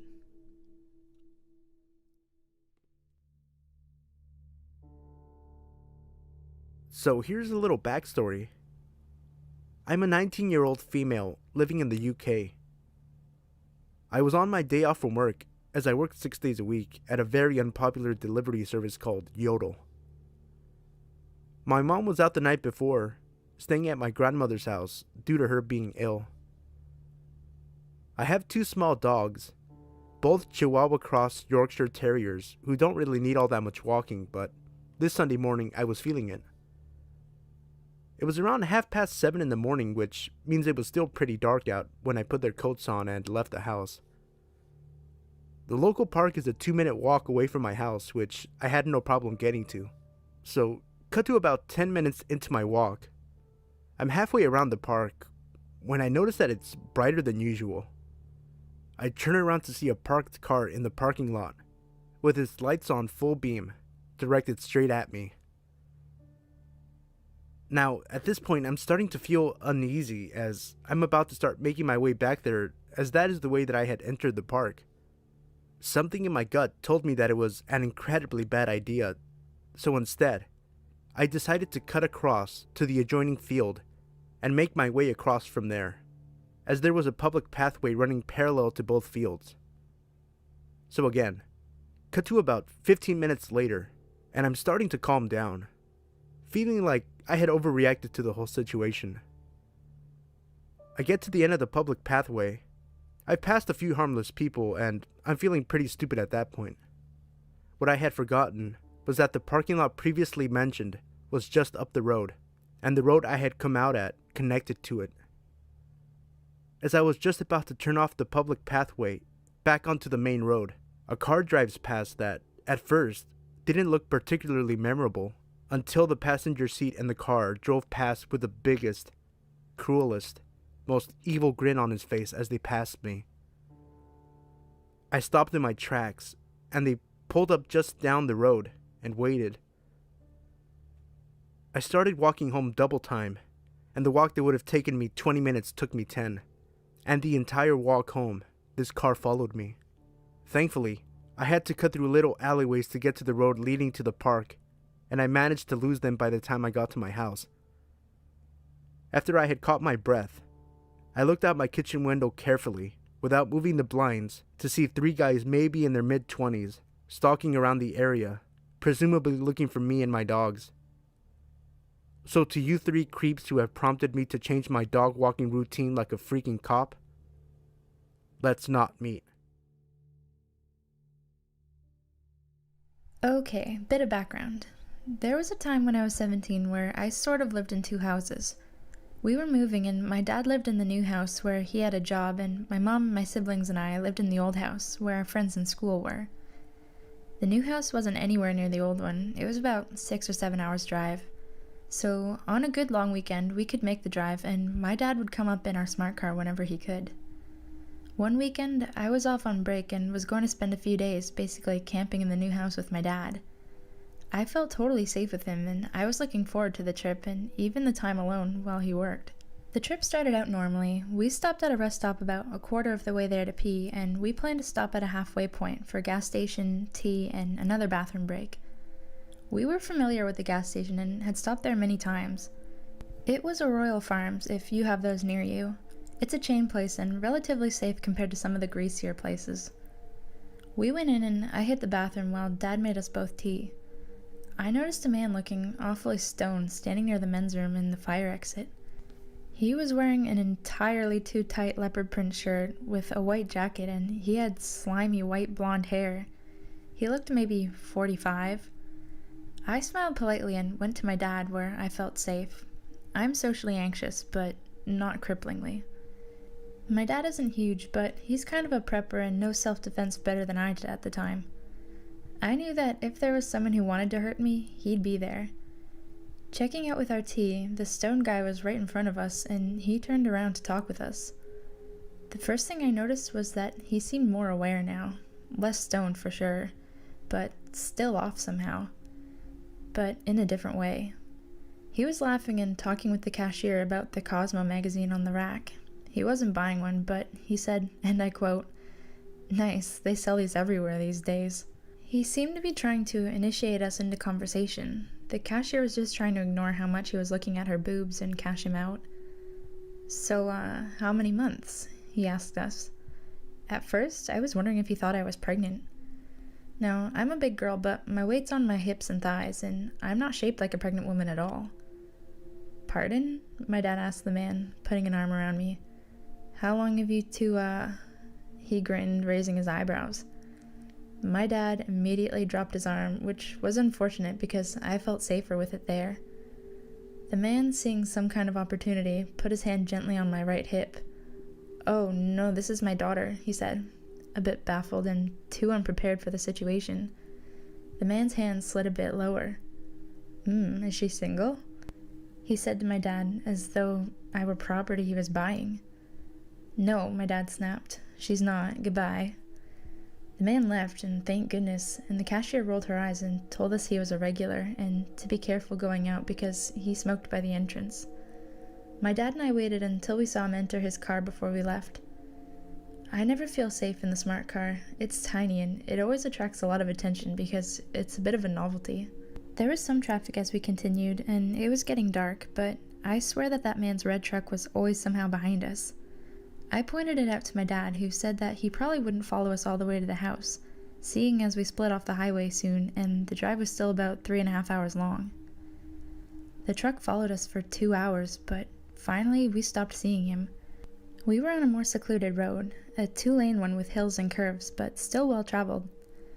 We stopped again at a rest point, and I was in the car watching the road when I saw the red truck drive past on the road. He had still been following us, only an hour from our house. Thank God he didn't notice we'd pulled off. He might have known where our new house was. Too close for comfort, leopard shirt man. Let's not meet.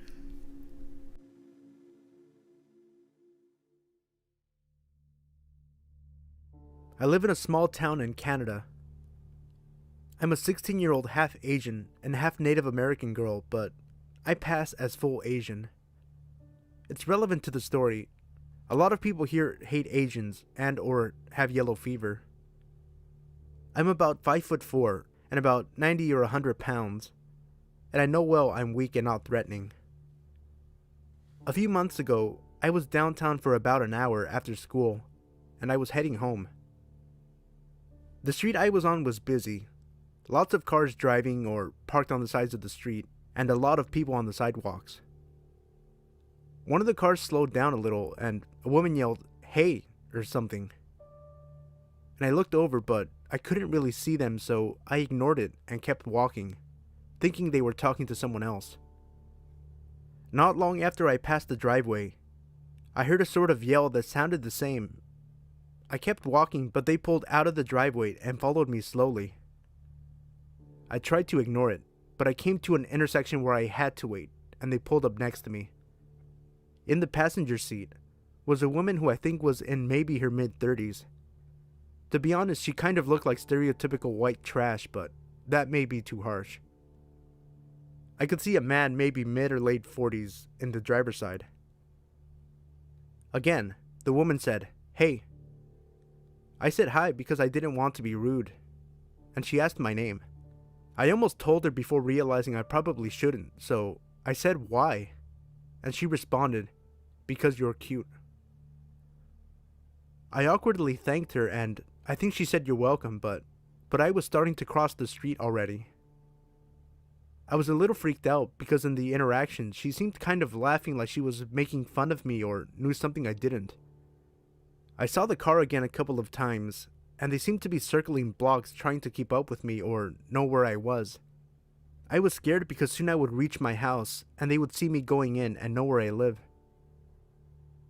I heard them come up behind me, and the woman said something again. I tried to ignore her, but she kept going and said things like, "Turn around. Why won't you talk to me? I didn't want to be rude, but I was very uncomfortable.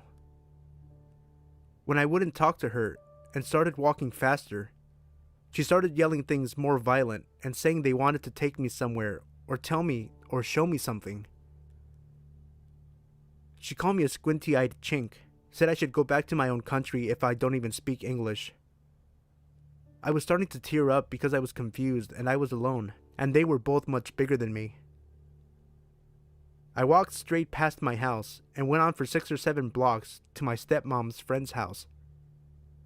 They seemed to follow me until 2 streets before the house, sometimes still saying things, but I couldn't hear or I don't remember. I don't know why they gave up there. My stepmom's friend luckily was home and let me in and called the police, but they never found the people, probably because I never saw the license plates. I've been followed before, but nothing like this happens to me often, so to the laughing woman, I really hope we don't meet again.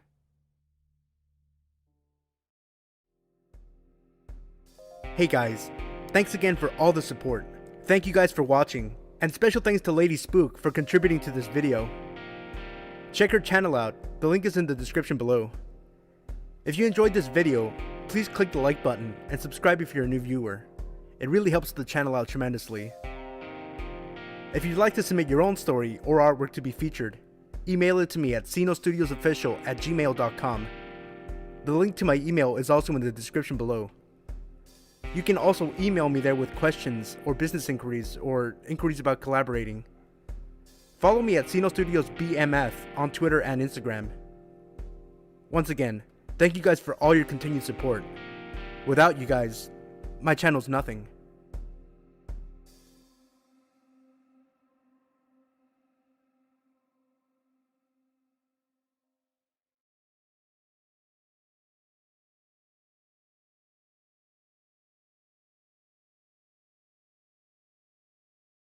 Hey everybody, it's Sino. I wanted to take a quick second before the video got started to thank you all for all the support that you've been showing me on my past few videos this week. As most of you know, I finished up my spring semester, I'm done with finals, I'm done with school for the summer, so I'm going to be uploading daily videos every day. That includes daily uploads of scary stories from Reddit, as well as movie reviews, starting with Baywatch and Pirates of the Caribbean tomorrow on Sunday. In this video, you will hear 4 true scary stories from Reddit about creepy encounters with kidnappers and abductors.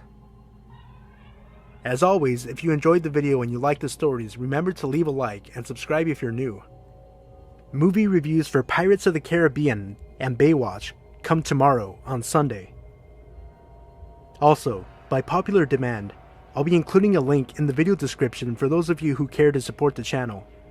Any amount you choose to donate is fine. All donations are taken through PayPal, so you know that you and your money are safe. We all know that YouTubers have been in a bit of a crunch the past few months, so any amount helps, but of course don't feel pressured to donate to this channel or to anyone else. No need to worry, unlike other channels, I won't be holding my content hostage. That being said, I hope you guys enjoyed the video, I hope you guys like the stories and have fun. Thank you again for all of your support.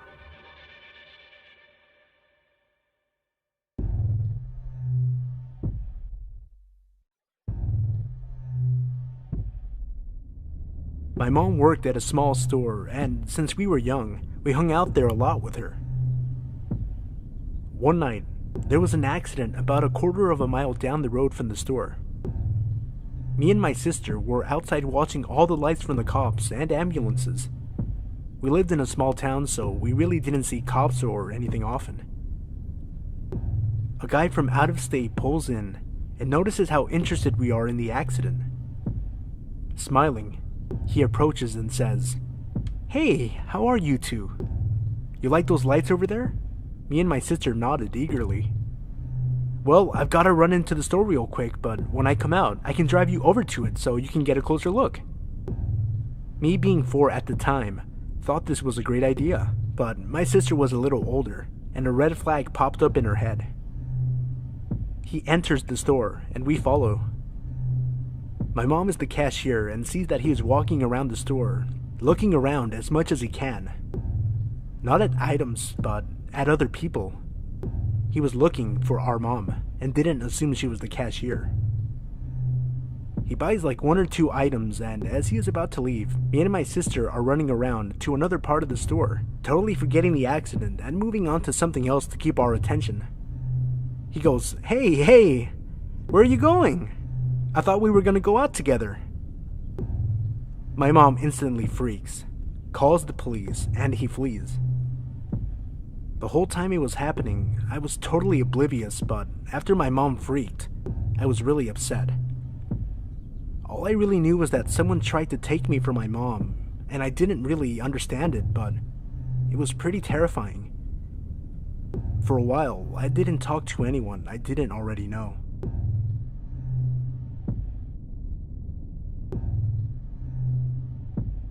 This happened when I was about 18 years old.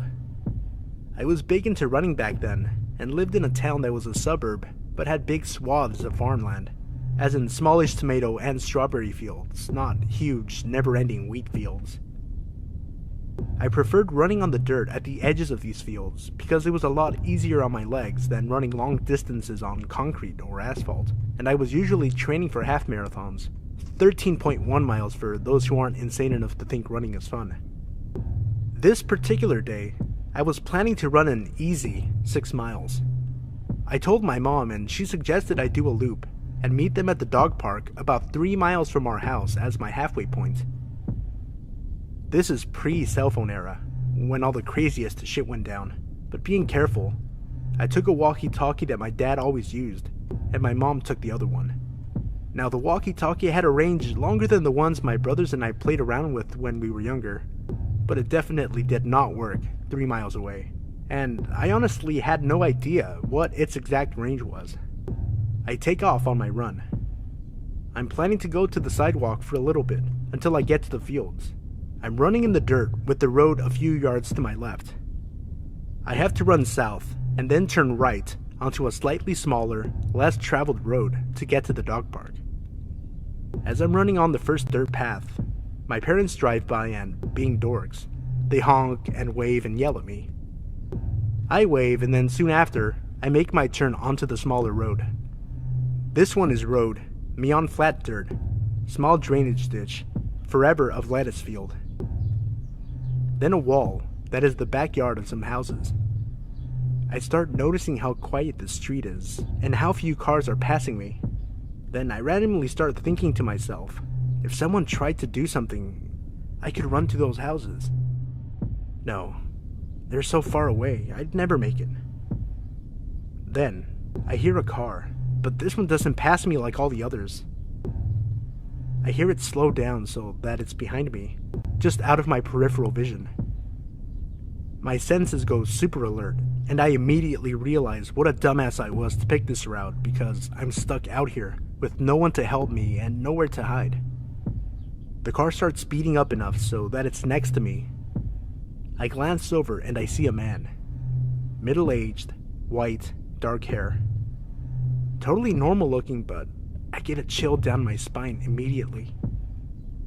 He sort of leans over into the passenger seat and says in a super sweet voice, "Hi, where are you going? Do you need a ride?" I am scared and I realize this is not good. Admittedly, nothing has happened yet, and he could be totally innocent, just wanting to chat, but my intuition is in overdrive, telling me I'm not safe. I hop over the ditch, thinking at least that will make it harder for his car to follow me if I need to take off across the field to try and make it to those houses in the distance. This pisses him off. He guns it and gets closer to the ditch and in front of where I am, and then he says in a voice I can only describe as bone-chillingly evil, "You know, you shouldn't be out here all alone.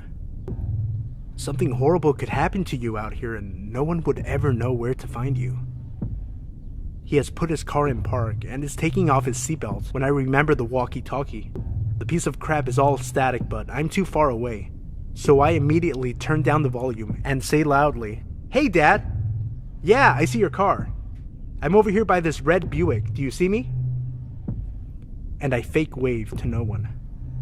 There was no car coming from the direction my parents were, and when I had started talking, there was no one behind us either. But by the grace of the universe, at that exact moment, a car turned onto the road. The guy saw it, looked at me, and sped off so fast he left skid marks. I have never run faster in my life, and I was looking behind me every few seconds and thought he'd be waiting for me at every intersection I had to cross. I was shaking. I was so scared and relieved when I got to that goddamn dog park.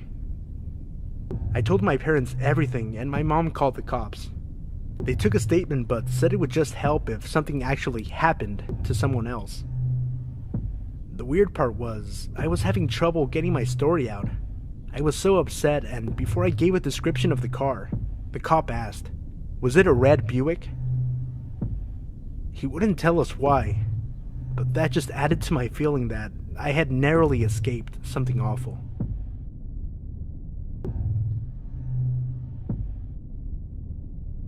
First of all, let me say that I'm a 24-year-old male, and I live in Brazil, and we are kind of in a really bad situation.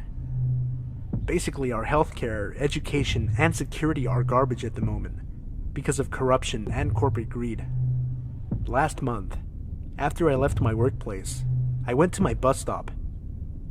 Everything was normal except that my bus was really late, but that's very common. I got another bus that gets me a little further from my home, and I have to walk a little bit to get to it.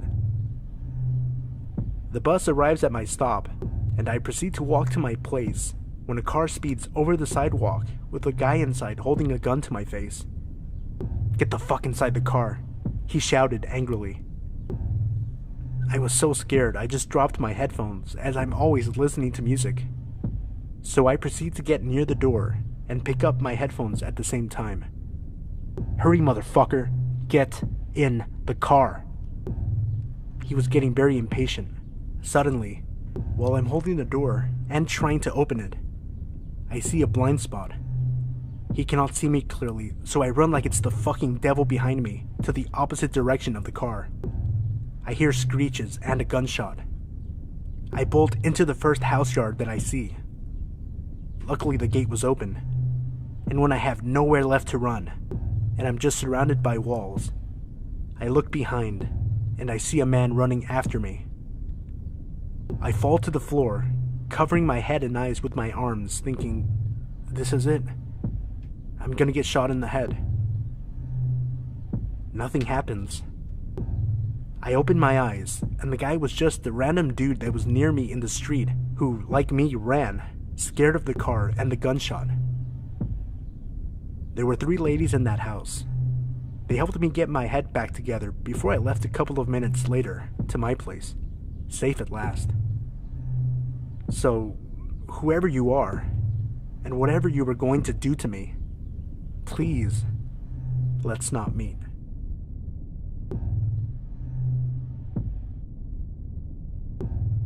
I am a female, currently 22, and this happened back in 2008 when I was 14. Just some backstory. I was living in a small town out in the middle of nowhere in Australia. It was sometime in December when this happened because I remember it being hot. The main street was about a 2-minute walk across an empty lot and about another 3 minutes to the small market, which was where I was going on this day. I left my house and walked across the lot, no problem. When I got out onto the main street, a white ute turned the corner and slowed down next to me. The guy driving just kept staring. At the time, I was not the kind to confront people, so I just kept my head down and kept walking until I reached the market. I went into the market and got what I needed to get. When I left, the ute was parked across the market, near the bank, and the person was sitting in the car and it was idling. It was about 7:30 in the morning. The bank didn't open until 10. At the time, there was no ATM at the bank. You had to actually go in and get money out, so it is not like he was getting money out. As I started to walk back, the guy spoke to me through his window. He asked several times if I wanted a lift home. I told him no several times. I started to panic since I hadn't yet crossed the road, which means I had to cross in front of his car in order to get home. There was no other way home. I tried to keep my cool and I started walking across the road when he finally said, "Get in." This felt like a command, not a question, so I started to run, as fast as I could, across the rest of the road and through the parking lot. I got home and inside before the white ute came speeding around the corner past my house. He didn't see where I went. I couldn't stop crying and I told my parents. They called the police and an officer came, but since he didn't threaten or physically try to abduct me, there was nothing that could be done. I know this isn't the scariest story, but it was scary to me. I honestly believe if I was dumb enough to get in the car, I wouldn't have been going home.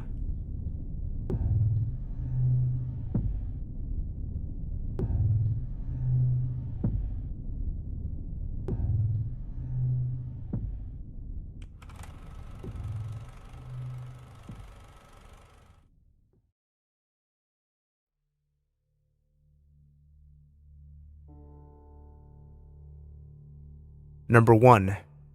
Read by Worst Nightmare.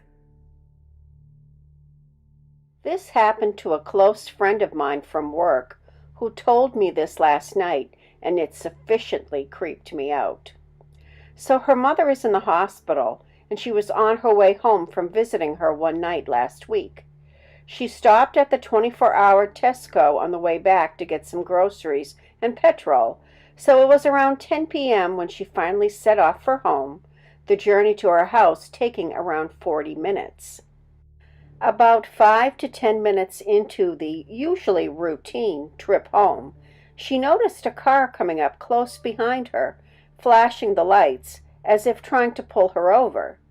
It was just as she was approaching a few miles of road that were fairly deserted, save for a couple of houses, but mainly flanked by fields on either side.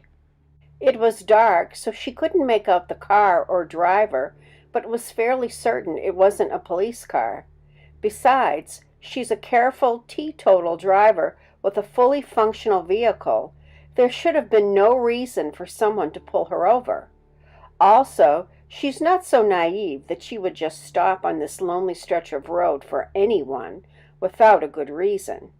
The other driver was persistent, though, and alternately pulled really close, then backed off and flashed the lights. The car continued to follow closely and flash her. It was only as they entered a more populated area and more cars were driving around that the flashing lights and tailgating stopped. Still, right behind her, though. At this point, she was significantly freaked out, but in the panic of the moment, couldn't think what to do, and still wasn't positive she was being followed. But that was just wishful thinking, she said.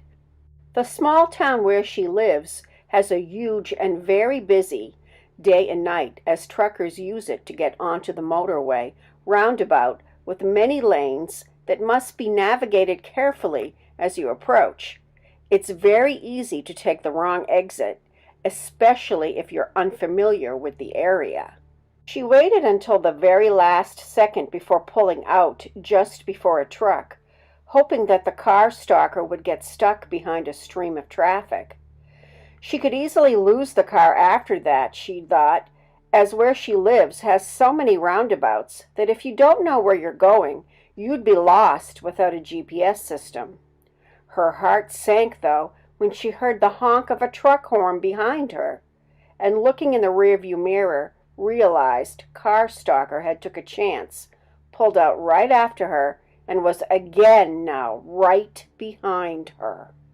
With absolutely no doubt now that she was being targeted, her mind raced, and all she could think was that she couldn't drive home, or even to her daughter's or sister's house, as she didn't want to lead this person right to her or her family's door.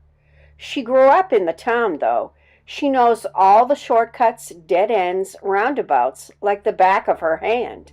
So she proceeded to lead a merry dance around the area, up a street, down a street, round a roundabout, double back, and so on. This went on for a while, maybe an hour or more, she estimated. Earlier, she had almost skipped getting petrol, as she knew she'd have just enough to get home.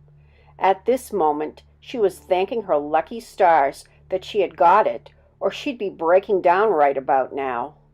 The car was still following, but at a further distance this time.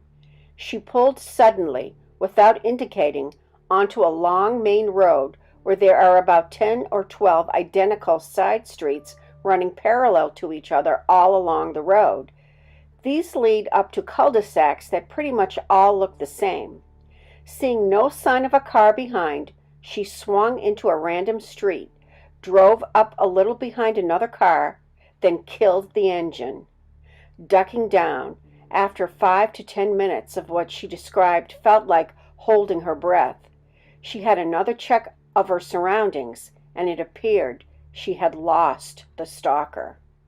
Full of relief, she turned around, pulled out of the side street, and there he was. She could make out the outline of a man in the driver's seat, so she knew for sure now he was male, which somehow made it so much worse. He had pulled up on the opposite side of the main road and was just waiting for her, like he knew where she'd gone and was just taunting her. Frozen for a second, she was unable to gather any more details before she got it together and sped off in the opposite direction. It took about another 30 minutes of cat and mouse, plus around 20 minutes waiting it out, before she finally lost him. She'd managed to quickly pull into an empty driveway after taking a few erratic turns. She was on the right side of a 4x4, which obscured her car, and she switched off all the lights before he'd had the chance to follow her. She waited even longer this time, though. She was sure he'd been waiting, but he must have either got bored or lost her.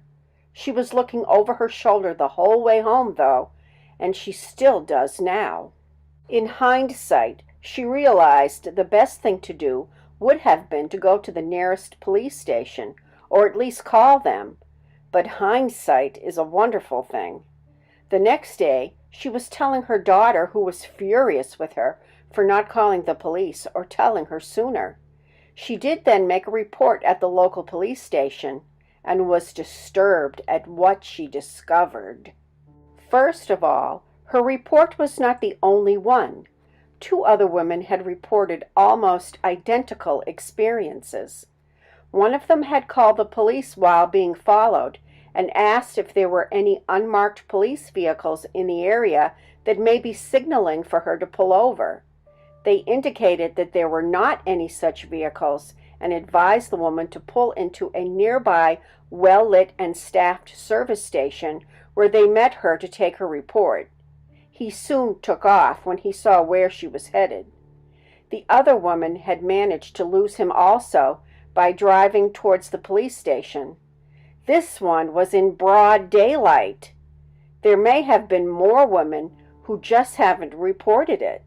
Even more worrisome, the police suspect the stalker is an already convicted rapist who has recently been released from prison. The MO in his previous crimes matches this. He would pose as a concerned fellow driver, pull a woman over with some BS about a light being out on her car or whatever, then pull her into the back of the car and rape her. They have been unable to charge him with anything so far, as, fortunately, he has not managed to succeed in his tactics this time. It is worrying to think, though, that this guy might have to actually rape someone before he can be arrested. And he's in my local area. Shivers. So, weird and creepy car stalker guy, let's not meet. Number 2. Read by Mr. Sinister. So last Saturday evening, myself and my girlfriend had gone out to a friend's to drink a bit and play games. Since I'm driving later on, I only have a couple of beers pretty early in. Anyways, we leave around 3 a.m, and on the way home, my girlfriend is craving some Jack in the Box, since it's about the only food place that's open around that time. To clarify for people on the eastern side of the US, it's a fast food chain. Well, there's a couple of cars ahead of us, and the one immediately ahead has a few people, so it's a pretty large order, and taking a while. Pretty usual on a Saturday night, even that late. I guess I sort of space out as I'm talking to my girlfriend while we wait, because I hadn't noticed that I never put my window back up after ordering for her. I don't know what it was that made me glance at my side rear view, maybe just habit, but I see a person slowly walking up the drive-thru in a red sweater with their hood pulled all the way tight over their face. Now, on a really cold January night, something like that wouldn't strike me as too weird. However, it was a surprisingly mild temperature evening that night, which may be why I didn't notice my window was down in the first place. But as soon as I see this person, my brain just fires off all kinds of red flags. My girlfriend notices me tensing up a lot as I roll my window, make sure all the doors are locked and my eyes are glued to the rear view, not saying a word. I let her know that there's a person right there who is really shady looking. I've been a victim of a couple of muggings in the past, so she understands why I'm so on edge. This person, though, just keeps very slowly moving closer to the car, even after he must know I can see him. I start tripping out because the car up ahead still hasn't received their order, and this person is still moving up toward my car. And this is one of those narrow drive-thrus, so my only other escape route would be just towards him if he approached the car. So I quickly shift my car from neutral to reverse, and the guy stops as soon as those reverse lights come on, and then moves forward, still the same pace. This time I start revving with my e-brake engaged. He moves forward again. I rev up again, and I had a second to see him quicken his pace forward a little drastically before I reacted by disengaging the brake and reversing and pulling a really quick stopping short, so I only move like 6 inches back. He stops again. By this time the car in front is leaving, and I move up, pay, get my food, and inform the employee he's there. He's standing in the middle a few large paces back from my car, and I leave. I'm glad that whatever he was planning, he was hesitant about, as it's likely in the area I live in that he at least had a knife. I didn't hear any robbery reports either, so I don't think he bothered the employees, or they didn't go near the window while he was there. To the man in the drive-thru, let's not meet. Number 3. Read by Worst Nightmare. I literally just made this account to post here because I love the stories in this sub, and it made me remember one I experienced myself. Flashback to me when I was 17, just got back from work. I made it to the station near work on a hot summer day at the end of my shift. It was as usual as any. I took the train to the bus to another one. When I got to the station to take my final bus towards home, smoke began to submerge from the engine. Typical. My guardian couldn't pick me up at the station, so I had to walk the 7-mile route to home myself. As I crossed the street walking away from a near gas station, oh God, I should have just stayed there. Oh well. I noticed an elderly man walking behind me at a distance of around 50 meters. Now note that I usually overreact and panic a lot, but I had a tough day and I didn't think much of it. After 2 miles or so, the man was still walking behind me at the same distance and space, and now tiny alarm bells started softly ringing. So I used my main method to debunk my fears.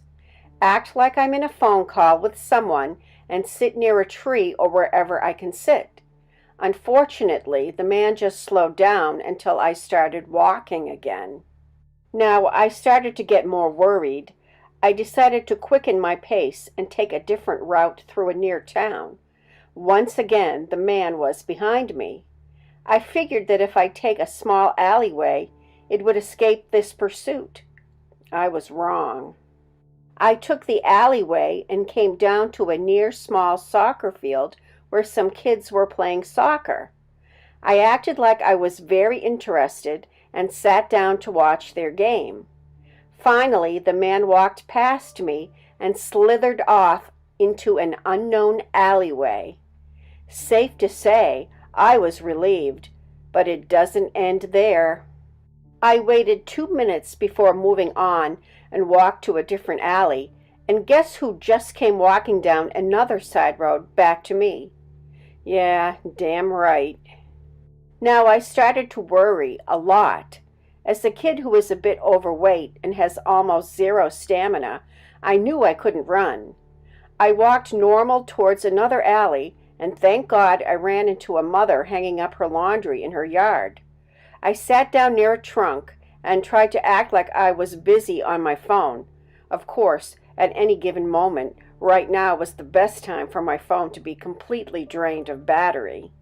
I tried to leave when I just saw him walking behind me at a small pace, making eye contact. It was hard for me not to look him in the eyes, and I made sure I acted like I didn't notice him. Thank God, after about what seemed like an eternity, he left, but I knew it wouldn't be for long. He came back. I just knew it. I went to make my way out of the alley. When I was almost out the street, I felt it. I know in my gut. He was lurking at me with those eyes. I just knew it. So I listened to my instincts and began to run as hard as I could, ignoring oncoming traffic and whatsoever. I ran into a big building office thing, and I almost jumped inside, breathing heavily. I told them what had happened, and I asked if I could maybe phone my group, that they just had to pick me up. It was urgent. But of course, they came with the answer I was already afraid of. No, sorry, we're making dinner, so we're very busy and can't pick you up.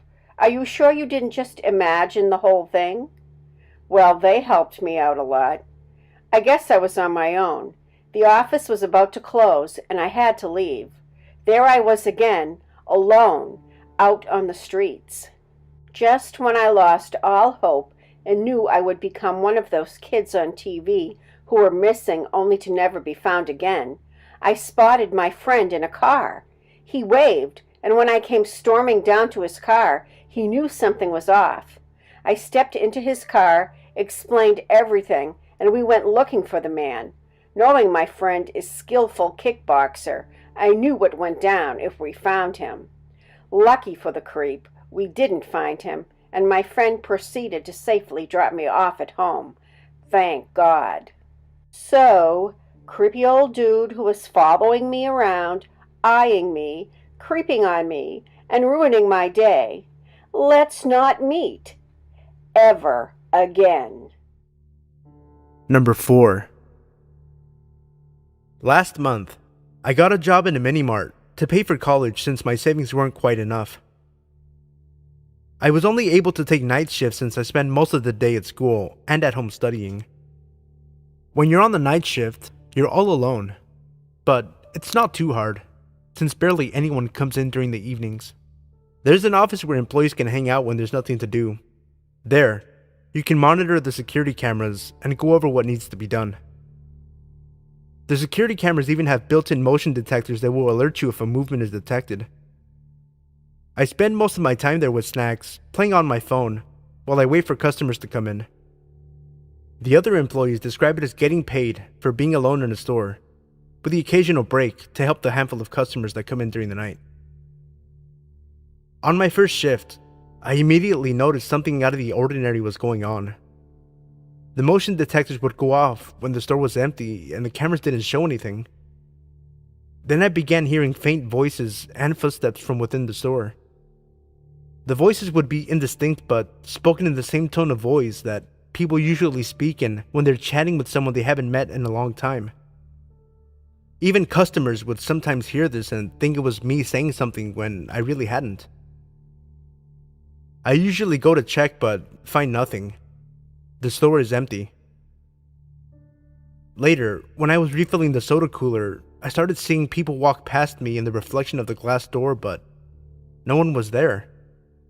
This happened several times, and I never saw anyone near me. The coolers would also sometimes open and slam quietly shut at random times. Do you know that feeling you get when you're in a crowded room? That minor claustrophobic sense, and that feeling like people are looking at you. That's how I always feel when I'm closing up the store and cleaning up. It could be paranoia, and I'm just imagining it, but my past experiences lead me to believe it is not. I've never had the nerve to mention this to my boss, out of fear of getting labeled crazy and possibly getting fired for being unfit. But I'm dead certain there is something going on there. I don't intend to quit anytime soon, since I don't feel like I'm in any danger, and I need the money, but this scares me a lot. Every night seems to have more going on than the last, and I've began writing down in my phone what I witness. I'm not aware that anyone has ever died in this store, but the store has been open since the 1920s, and anything could have happened. I've wanted to research it, but it's changed names and owners several times, which makes it hard to do so. Number 5. Read by Mr. Creepymaster. Hey guys, this is my first time posting here, so here it goes. This event happened to me this spring 2015. So I'm a young adult, male, living in Toronto, Ontario, Canada. I joined a fairly popular BDSM website mid-January and was instantly drawn into the community. For those of you who don't know, BDSM is a variety of erotic practices involving bondage, dominance, submission, and masochism. Think 50 Shades of Grey if that helps. The community welcomes all kinks and fetishes alike, and everyone I've ever met from that site have been very welcoming and friendly, except for one.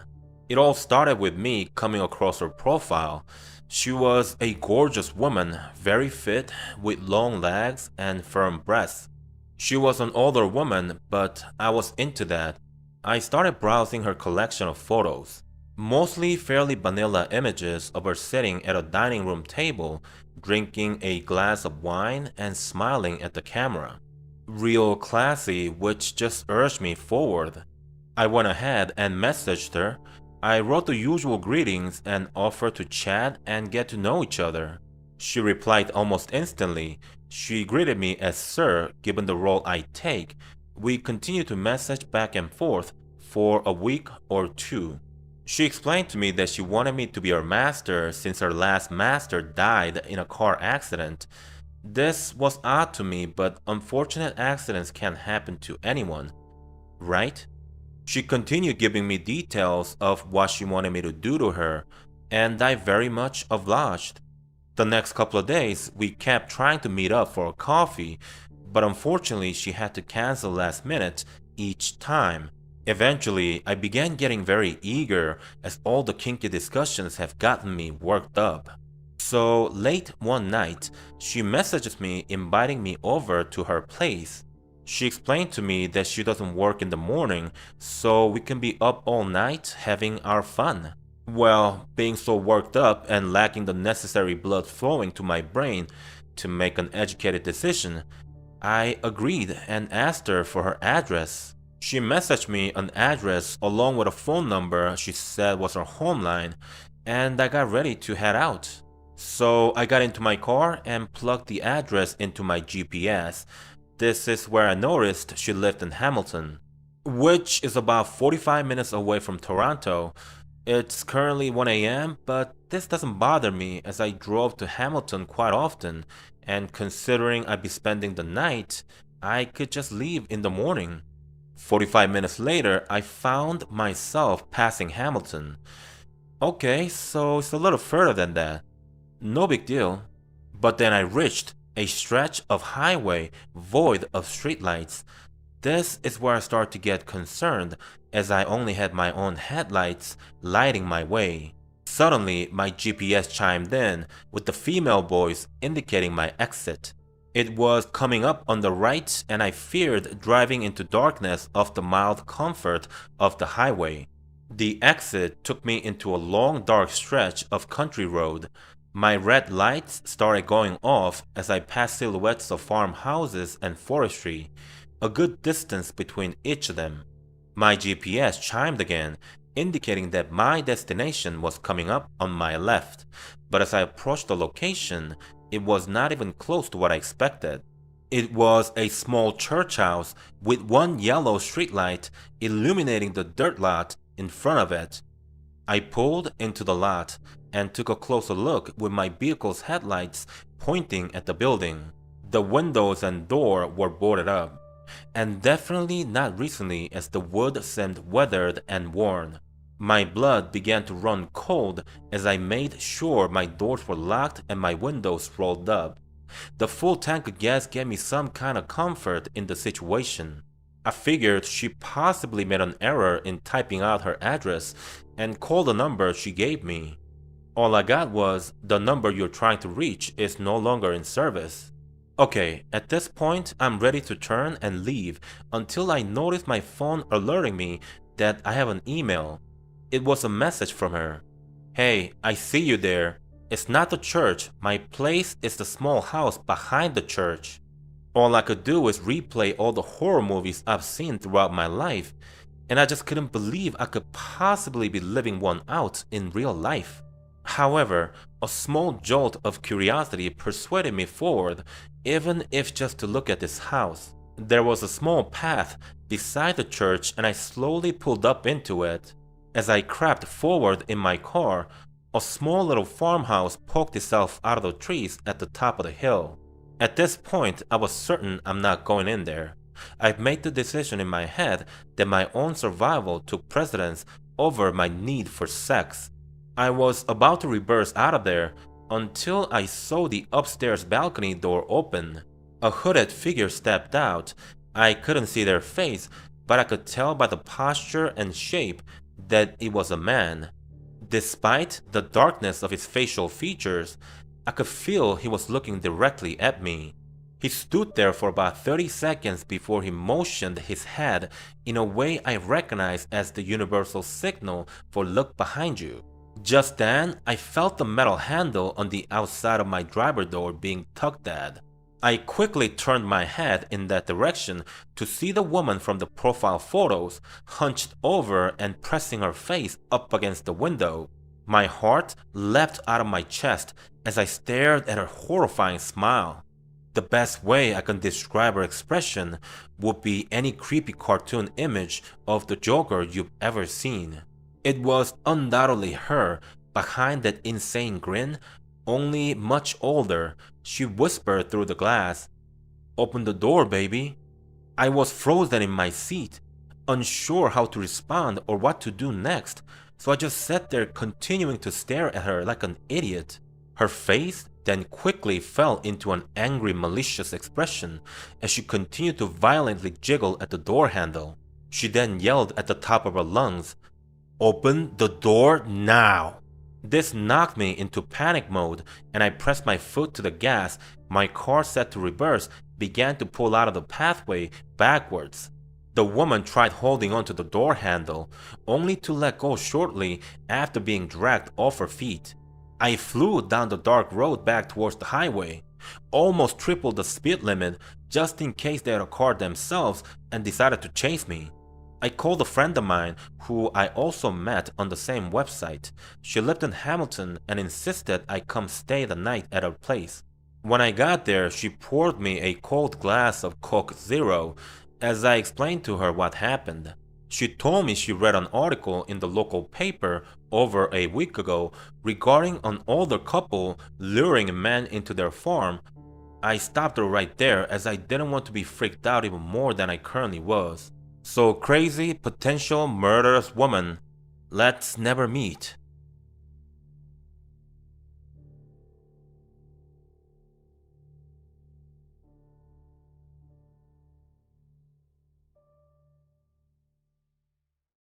Hey guys, real quick. The timestamps for each story can be found in the comment section below, as well as in the video description. If you enjoyed the video, remember to leave a like and subscribe if you're new. Let me know in the comment section below which story was your favorite. The first 75 people to comment will receive a redemption code good towards 2 free Doctor Strange digital comic books.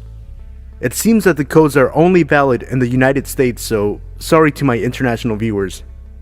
Also, I'm going to start doing movie reviews on my channel, So be sure to let me know in the comment section below which movie you want to see me review first for a chance to win a $25 gift card for your choice of either Regal or AMC theaters in the United States.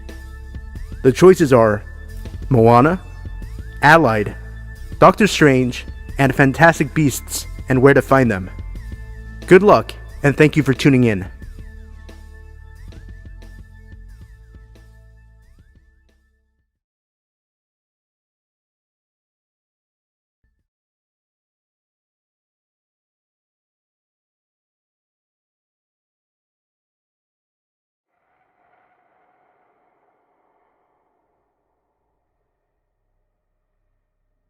So, before I start, I want to thank the people who are reading/listening to this. It is important to understand that the word colorblind is actually very ignorant and insensitive, especially if no one is saying it to a person of color. It is okay to see color. If you walk in a field of beautiful roses, all ranging different colors, are you going to say, no flower is better than the other, therefore I don't see the colors of the petals? It is okay to see color. Acknowledging the cultures and backgrounds of where people came from is okay. That is what makes us special. No one needs to be subjected to intolerance and racism because of it. Good. Now that that's out of the way, I'll start. It was around 6 o'clock at night a few weeks ago, and I was walking with a group of friends, all of whom I have known since I could recall my first memory. Among them was my boyfriend, Alexander. Though many people call him Alex, I prefer Alexander because it sounds much more elegant that way. I was the only girl in the group of 5 guys who were like my brothers, walking to a diner from a meetup we had at a local school. Now, I have to stop you. The reason I spoke about race at the start of this story was because the neighborhood we were walking was a majority white. Hell, our university was majority white and known for its association with the Ku Klux Klan a while back. I know you guys are asking why I went down there, and in truth, because there was no reason not to. As I said, the Klan Association was a while back, and I had walked down this road before. Plus, I assume people were smart enough to know to be kind to people who don't look like them. As we walked down the street a little faster, as it was getting darker outside, we saw it, dare I say it, white people staring at us like we were from another planet. Granted, our voices were a little loud, and there was a group of boys following a girl down a sidewalk. Sounds like the perfect setting for a rape, but I was fine. In fact, I made it a point, as more and more people were staring at us, to laugh and smile more than needed to express my enjoyment. As we neared the corner, we saw a car drive past us at top speed, the blur of a woman maybe in the driver's seat. I remember looking at Alexander in dismay before he grabbed my arm in such a rough fashion and yanked me back so hard. I thought he was going to rip my arm off. He gave me a look that said, yeah, I just saved my girlfriend's life. What now? I punched him in the arm and laughed. We waited as more cars drove past before we could walk. All of the car drivers looking at my friends as if we robbed a bank. Accusing eyes burrowed into our souls. It was odd, I have to admit. I don't want people to think that a group of young people walking down the street at dusk was an omen of bad times ahead. No! We were just a group of young people walking down the street, laughing and joking. No big deal. We crossed the street and continued on our hike, the breeze picking up now. I remember looking at my friend Adam's profile and saying to him, you have such a strong jawline. He laughed and blushed, hard, and a charmer I was. Then we passed a large, well, not that large, rather than a normal size house that looked large because the darkness emphasized the shape. House that stood idly by the corner where the diner was located. And no, for those who have been asking, this diner was not Denny's. I don't fuck with Denny's, mostly because of the food not being good. The house gave me the chills. Every time I passed it, I would feel the need to cross the street, but this time, even though I still had the feeling, I knew I was safe because I had my boys with me. We walked past the house. This time there was a woman in the yard, doing something with her rosebush at night. Okay. I was cautious to tell the truth. She was turned away from us and in her garden. At night! Like, what the fuck? Who does that? However, no matter how weird the situation was, I was raised by 2 polite people. I came to a halt, my friend Jacob running into me. Again, Alexander caught me before I could fall forward. I called out to the woman, "Hello there!" She turned around and, unlike many of the stories on Reddit or whatever other storytime funtime sites there are on the web, this lady looked relatively normal. Aside from the PJs she was wearing, I'd say this bitch was normal. She looked at us and said nothing. Her arms were just crossed and her face had a stone-cold look on it.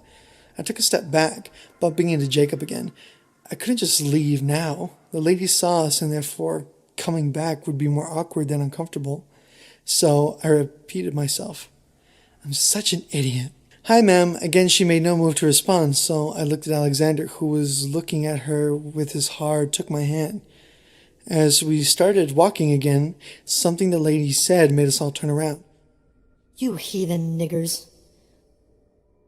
Or something along those lines. Jacob heard clearly, though. Jacob, who was a pretty big guy, not only in height but in weight, he weighed about 250 pounds and was a football player as well as a discus thrower like me. Jacob swung around and he looked at the woman. "Excuse me?" "Jake, don't!" I remember Alexander pulling at Jacob's sleeve. "You niggers need to get off my lawn," the woman yelled. We were so confused. I gave Jacob a look that said, "Did she just call us niggers?" Jacob nodded and looked back at the woman. She couldn't be much older than us, around 25 years old. The woman noticed that we weren't moving. I guess this bitch confused confusion with defiance. Hell, I bet the bitch confused 2016 for 1816. So, out of pure anger, I'm sure the woman said it again. Now I'm pissed. The only black person in the group was Jacob. I know, you guys are asking about my race by now. I'm a chocolate-covered, multiracial, 18-year-old girl. My mom is black and Arab, Israeli, Iranian, and Pakistani, and my father is Italian and black. Yes, I do consider myself black, but I was not expecting her to say nigger, and directed towards me and Jacob, who are hanging with a group of people who aren't even black.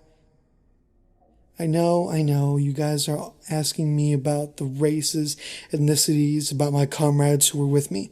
Well, Alexander is Indian, Adam is Pakistani and white, Quentin is Israeli and white, and Michael is Latino and Pakistani. In other words, we are all Arab or Arab mixes except for Jacob. I tell her this in less words, and the woman comes running at us with a gun she seemingly pulled out of nowhere. Alexander told me the reason he was staring at her so hard was because he saw the gun on her hip. We started to freak out. Well, I did, even though I came from a military family. My father and grandfather and uncle all served our country, and I knew what a gun looked like. I just have never been this close to one, and damn sure never had anyone charge at me with one. As we scattered, I heard a pop, pop, pop sound come from behind us. I let go of Alexander's hands and took cover behind some cars. Panting, I looked around for my friends and Alexander. I saw Jacob in the shadows looking directly at me. I put my finger on my lips in a motion that told him to shut the hell up, or we'd all get killed. I looked for Alexander and couldn't find him. I shouldn't have let go of his hand. I heard the woman approaching something a few meters away from the car I was behind. I came to a crouch and I peered over the car to see a body on the ground. No blood that I could see, just a body. I noted my eyes to see what the person was wearing and if they were breathing. They were. Just little shallow breaths, but they were breathing. Suddenly my brain registered that it was dark because I couldn't tell what the person was wearing. My heart thumped as I prayed to God that it was Alexander. And if it was him, then I prayed that he was going to live and someone from this neighborhood would come and save us. I turned back to Jacob, and I knew he could, since that I was going to do something crazy. I'm not a violent person. In fact, fighting makes me cringe. I hate it that much. However, even if the body wasn't Alexander, it was someone from my crew, and they were friends and a part of my family, and I had to help them. I crept around the car, careful not to slip on the rubble that surrounded the car.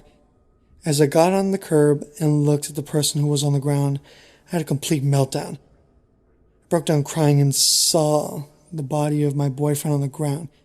Yes, blood was present and all over his sweater vest. I noticed Jacob get up and hear his feet beating against the gravel as he ran up to the woman who was still looking at me and tackled her. I don't know how he did it, but he got her to the ground without firing the gun. I saw Michael and Quentin run up to Alexander and roll him on his back. I wanted to yell, "Don't touch him!" afraid that he would die while they were trying to save him. I'm a biology major and I knew some stuff about the human body and some stuff from TV. All that shit flew out of my mind when I saw Alexander on the ground. I ran over to him and held his hand. I remember repeatedly telling him that he was going to be fine, and next year he was going to carry our school to nationals in distance. I remember hearing him look at me, his dark glasses somewhere on the other side of the world. He had the most beautiful eyes and without glasses on. I told him, "Alexander Gideon, if you die on me," I could have sworn he wanted to laugh, but probably not. There was an ambulance and police car that rounded the corner. I don't know who called or when they called, but I'm glad they did. The EMTs worked hard to keep him. I have to praise them for that. I give them props for not killing my boyfriend. Once I saw they got him stabbed, I noticed that the police car that had the crazy woman in it was driving away. It drove away, then the ambulance drove away, and just like that, the event was over. I couldn't eat after this, so I called my mother and father to come pick me up. When they arrived, I proceeded to tell them what happened between me, my friend's boyfriend, and that crazy-ass lady in the yard. And I said just that, crazy-ass lady with a gun. I'm not supposed to cuss, but I was scared and worried not only about my boyfriend, but my other friends who would have to return to the university, and for my life, because as I stated before, this area was associated with the Klan. I asked my parents to drive me to the nearest hospital as I called Alexander's parents. When I told them, all I could do, as I could hear his mother sobbing in the background, was pray that he didn't lose too much blood. The EMTs told me he was shot in the shoulder, and I knew there was an artery over in that area. Now, a few weeks later, I don't care. No one but my friends, my parents, and Alexander's parents have dropped by to see him, and I don't expect racist people to do so. Alexander is doing fine and will be returning to university in a few weeks. Guys, don't fuck with racist people. Treat each other with respect and don't walk down a notorious Klan operational neighborhood at night. Not if you're black, not if you're Latino, not if you're Indian, not if you are anyone. Those guys live in their own world and will not hesitate to kill anyone, even a group of student athletes.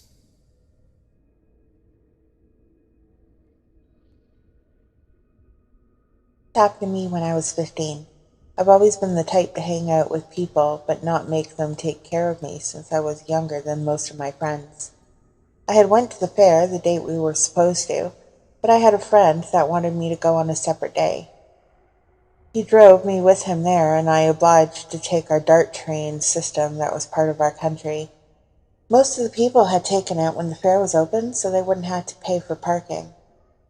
The train ran about 45 minutes away from the station in my city, sometimes longer since there were multiple stops and people going in and out.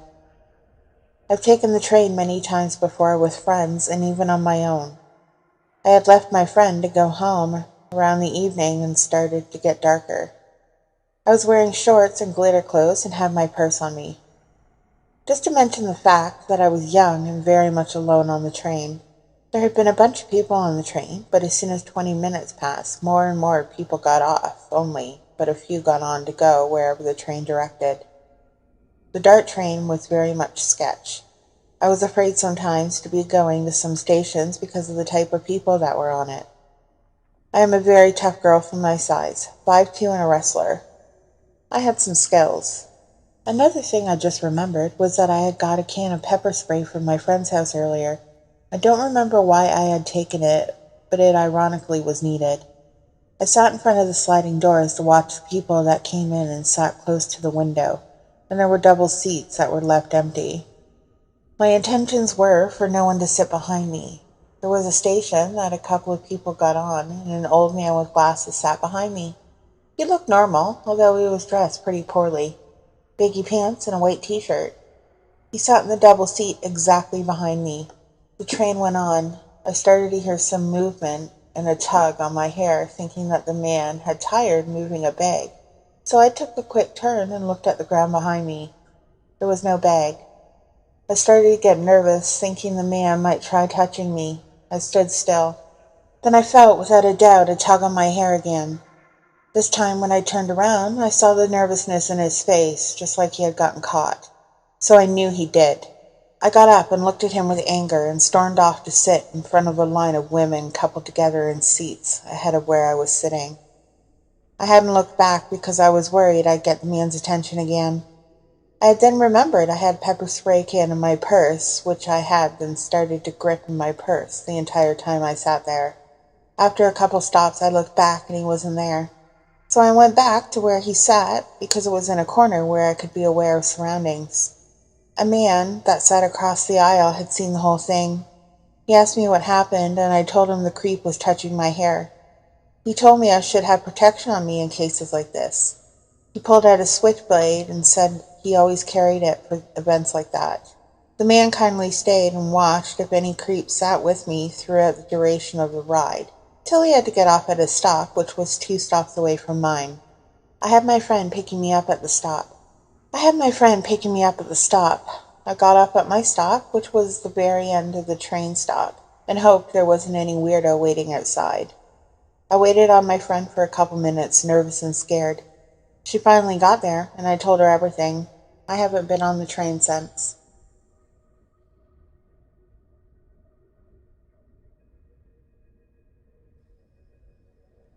My name is Corey.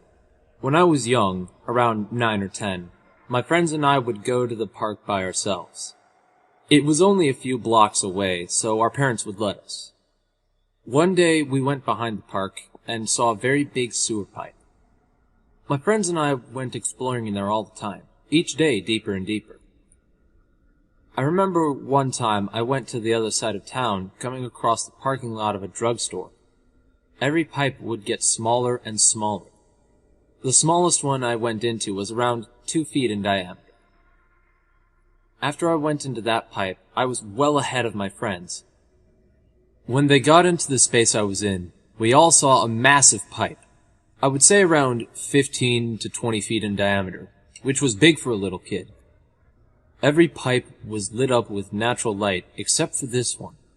It was pitch black. Dimly lit cell phone flash could not do anything. I was the brave one, to say the least, leading the lines. No one else wanted to go in there with me, so I went myself. I couldn't see anything. The pipe reeked a horrendous odor I had never smelled, most likely death. I felt a warm, almost breath. I could feel something touch me. I asked my friends, which was silly to do because they were so far behind. When I walked deeper and deeper into the pipe, it smelled worse and worse and got much larger. I could hear a very loud splash of water, sounding like someone had been sprinting toward me. I ran out of the labyrinth that was the sewers as fast as I could. I told this to my parents, and they never let me go to that park alone ever again. I was terrified. Let's just say I never went in the sewers again.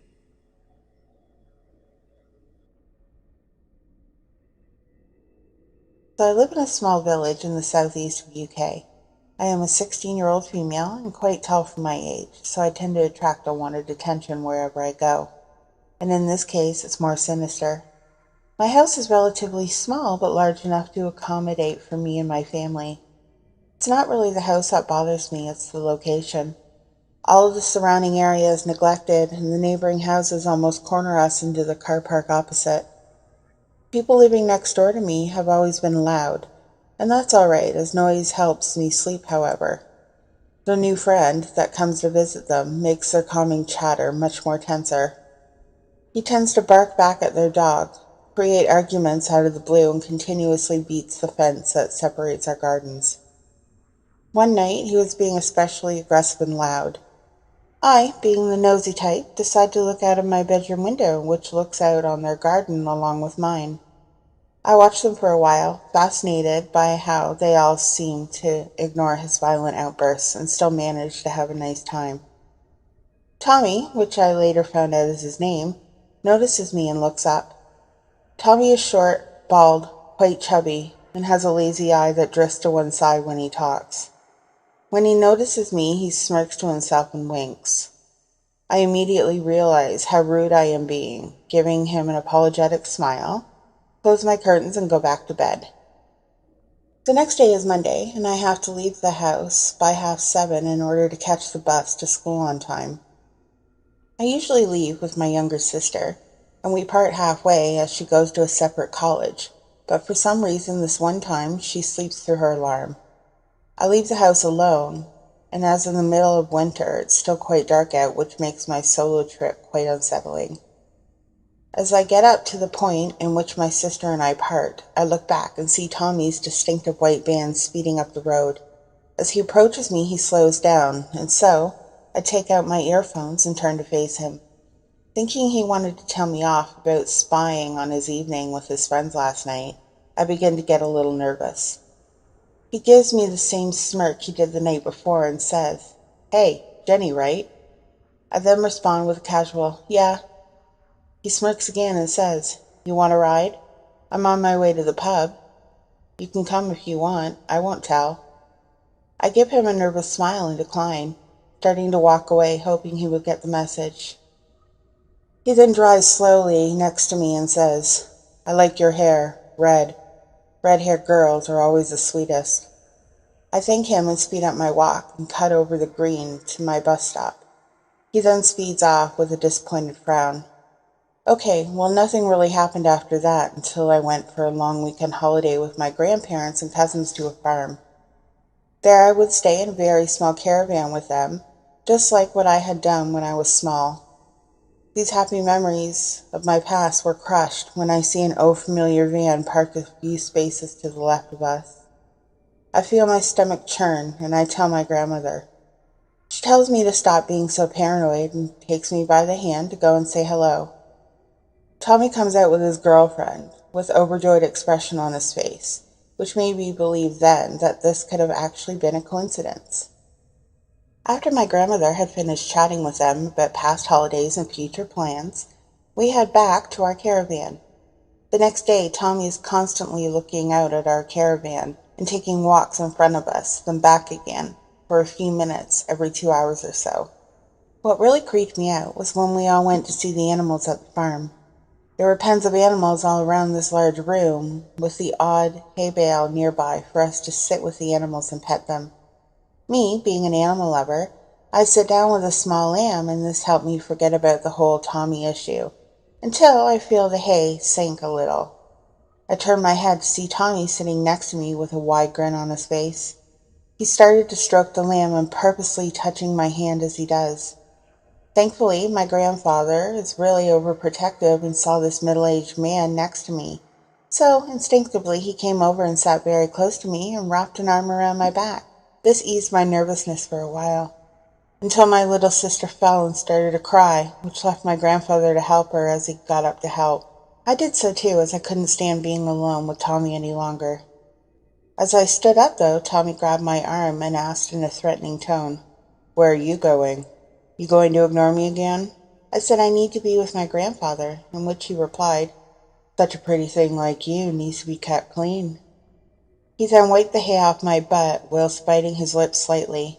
I broke away from him and spent the rest of my holiday in our caravan. He hasn't really bothered me after that, except the occasional wink and his decision to help my dad with his car when he realized I was helping also.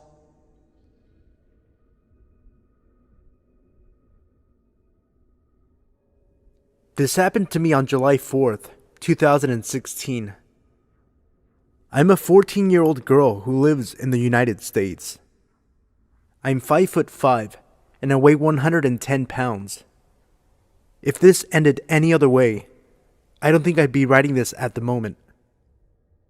I was out with my older brother. I'll call him Jason to conceal any private details. We walked out front of our house and down a block. About a 1-minute walk to the park across the lot from our house.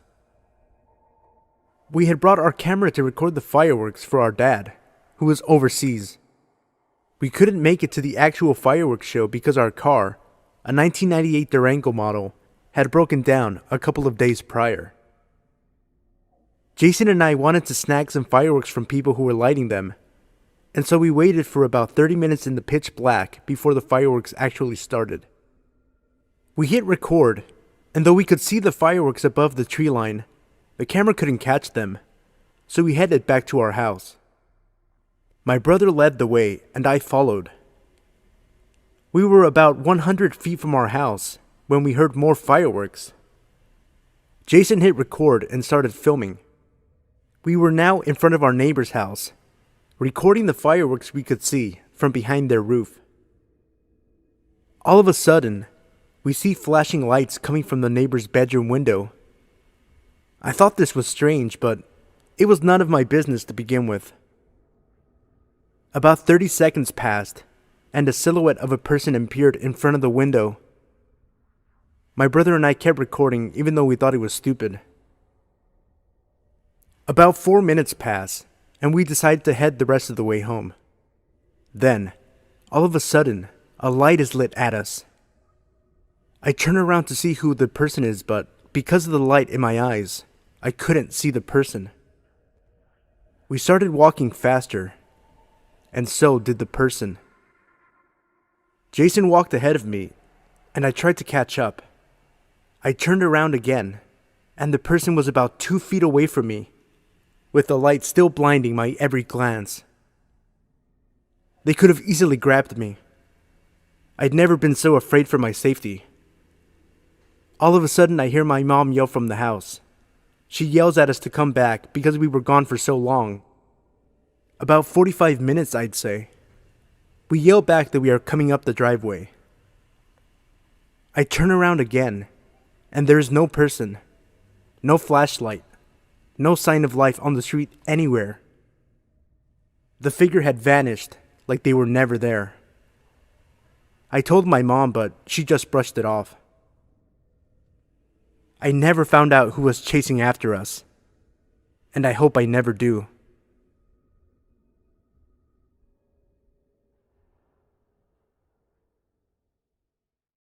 Hey guys, real quick. The timestamps for each story can be found in the comment section below, as well as in the video description. If you enjoyed the video, remember to leave a like and subscribe if you're new. Let me know in the comment section below which story was your favorite.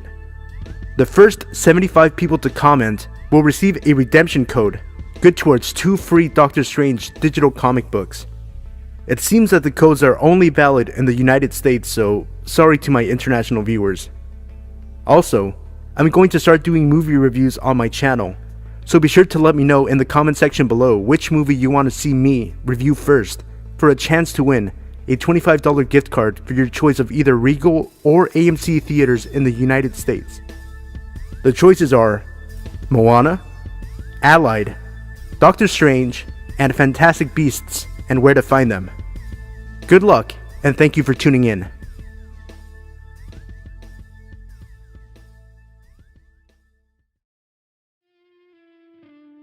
Hey everybody, it's Sino. Before the video gets started, I just wanted to thank you all for all of your support. We hit 9,500 subscribers a few days ago, and we have 10,000 right around the corner. So remember that when we do hit 10,000, I'm going to be doing my face reveal on this channel. Let me know what you guys think of the story in the comment section down below, and if you enjoyed the story, remember to leave a like, and if you're new, consider subscribing. Starting this Friday, May 26th, I'm going to start uploading daily videos to this channel featuring scary stories from Reddit. I'll be finishing up finals this Thursday, May 25th, so after Thursday, I'll be free to start uploading daily videos featuring scary stories from Reddit. I hope you guys enjoyed the video, and if you do, remember to leave a like and subscribe for daily videos starting Friday, May 26th. Thank you for all the support, and I hope you enjoyed the video.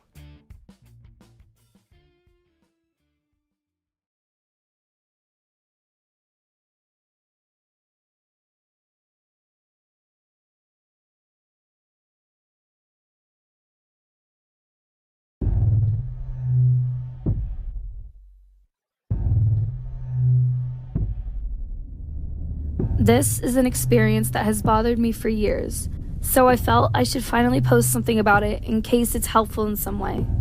I used to live in a subdivision in the middle of nowhere north of Divide, Colorado.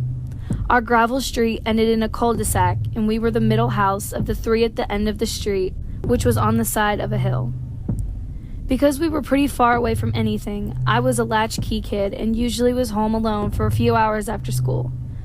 This took place in the early 80s when I was about 8 to 9 years old. One day, shortly after the bus dropped me off when I got home, I saw someone pull into the driveway. I didn't recognize him, so I hid behind our wood-burning stove in the corner.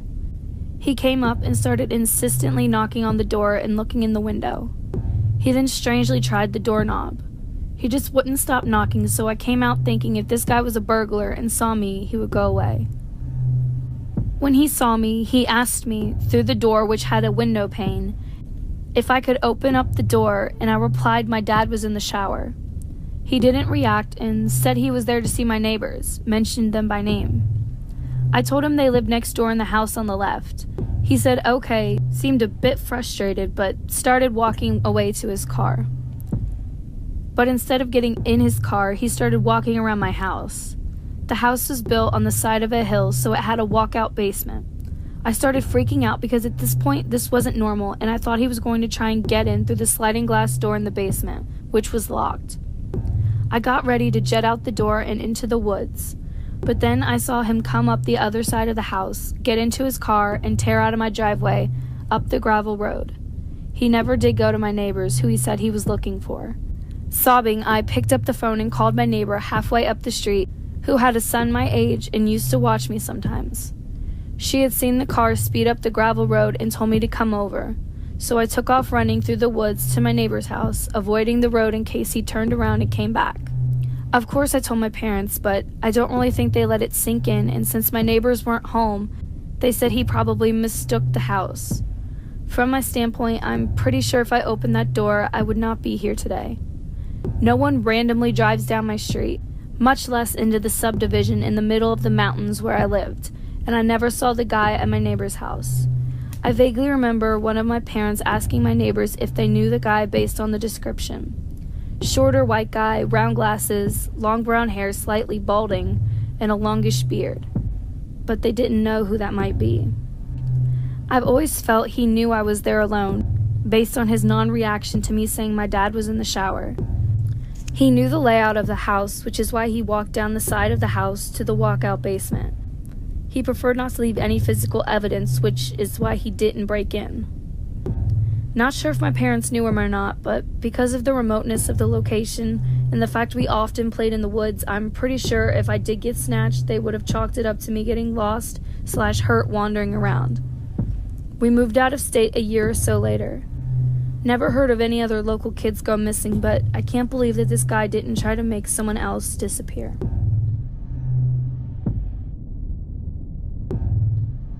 I'm a 19-year-old female living in the UK. I was on my day off from work, as I work 6 days a week at a very unpopular delivery service called Yodel. My mom was out the night before, staying at my grandmother's house due to her being ill. I have 2 small dogs, both Chihuahua cross Yorkshire Terriers, who don't really need all that much walking. But this Sunday morning, I was feeling it. It was around 7:30 in the morning, which means it was still pretty dark out when I put their coats on and left the house. The local park is a 2-minute walk away from my house, which I had no problem getting to. So cut to about 10 minutes into my walk. I'm halfway around the park when I notice that it's brighter than usual. So I turn around and see a car parked in the parking lot of this park, with its lights on full beam directed straight at me. Now at this point, I'm starting to feel uneasy, as I was about to start making my way back there, as that is the way that I had entered the park. But something in my gut told me that it was an incredibly bad idea, so instead, I decided to cut across to the adjoining field and made my way across from there, as there was a public pathway running parallel to both fields. So cut to about 15 minutes later, and I'm starting to calm down, feeling like I had just overreacted to the whole situation. I get to the end of the public pathway. I've passed a few harmless people, and I'm feeling pretty stupid at this point. What I'd forgotten was that the parking lot previously mentioned was just up the road, and the road I had come out at connected to it. As I was just about to turn off the public pathway back onto the main road, a car drives past me that, at first, didn't look particularly memorable until the passenger in the car drove past with the biggest, cruelest, most evil grin on his face as they passed me. I stopped in my tracks and they pulled up just down the road and waited. I started walking home double time, and the walk that would have taken me 20 minutes took me 10, and the entire walk home this car followed me. Thankfully, I had to cut through little alleyways to get to the road leading to the park, and I managed to lose them by the time I got to my house. After I'd caught my breath, I looked out my kitchen window carefully, without moving the blinds, to see 3 guys, maybe their mid-20s, stalking around the area, presumably looking for me and my dogs. So, to you 3 creeps who have prompted me to change my dog walking routine, let's not meet.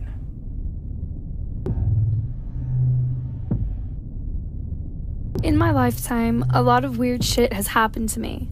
Because of my parents' job, I've practically grown up in a courtroom, and I can say that I've seen some messed up stuff. I can also say that I've almost become desensitized to some of these things. That's some background on this situation. Now to get to the story. I used to go onto Omegle and get the IP addresses of some old creeps that were under the filter children or kids. I would clearly say that I was a minor, and if they continued making lewd comments, trying to get me to do things or trying to expose themselves, I'd get their IP, send it to them, tell them where they lived, and say I was a simulated webcam used by the US government. Sometimes they'd laugh, sometimes they'd apologize, and sometimes they'd be scared shitless. I've encountered several of these guys before, but I can say that I'm very good at remembering faces. Fast forward to a few weeks later. I travel a lot, and I had just arrived in San Francisco, California. I went out to dinner with some family and friends at this popular restaurant. I sat down at the end of our table. It was one of those long tables that could seat plenty of people. There was another long table next to us. Now, I was sitting against the wall in the booth part. This gave me a great view of the whole restaurant. It didn't take long for me to realize that I was being watched. At the table next to us, there was a man, about 50 years old. He was sitting at the end of the table on the other side, so he was sitting diagonally from me. I thought he looked very familiar, and the guy was just grinning at me. I smiled politely, then looked down, hoping he'd stop. He didn't. I was starting to get uncomfortable. Why the heck was this guy staring at me, and why does he look so familiar? Then he spoke. "Hey there," he said softly. His voice was rough. I just looked back at him when it hit me. I had seen him on Omegle. But no, that's stupid. What are the odds of that? I just sat there, looking at him in total shock. He flashed me that creepy grin. At this point, my mother realized that something was wrong and asked what the problem was. I shook my head, and the guy smiled at her. For the rest of the night, he continued to stare at me. A little while later, I got up to go to the restroom. In this restaurant, you either had to take an elevator or go around to the hotel next door to get upstairs to the restrooms. When I got to the elevator, I realized this guy was walking after me. He started to rush as soon as I climbed into the elevator.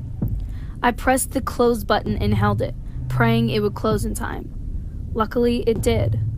As soon as I got out of the elevator, I ran to the restroom. I heard someone coming up the stairs, so I stood leaning against the door of the bathroom trying to listen. They stopped for a few minutes, then they started again, this time going back downstairs. I took in a breath and waited a bit before booking it back down. When I sat down, he smirked at me. I shot him a glare. Finally, the guy and his group got up to leave. Of course, this guy had to drop his fork. He told his friends that he'd be right there and that he'd meet up outside. He picked it up, looked me in the eyes, grinned, and said, "It was nice seeing you," then stood up and walked out. At the time, I just thought he was a major creep and that it was really weird that I had seen him on Omegle. Then I thought about it. This guy clearly remembered me. What if he had gotten on the elevator with me? It might have been nothing, and it might not even seem like a big deal, but just looking into his eyes and seeing that grin, that was enough to give me chills. Anyway, I haven't been on Omegle since. My message to you reading this is to stay cautious and be careful if you go on sites like Omegle. You never know who you'll meet and what their intentions are. So creepy Omegle pedophile, let's not meet again.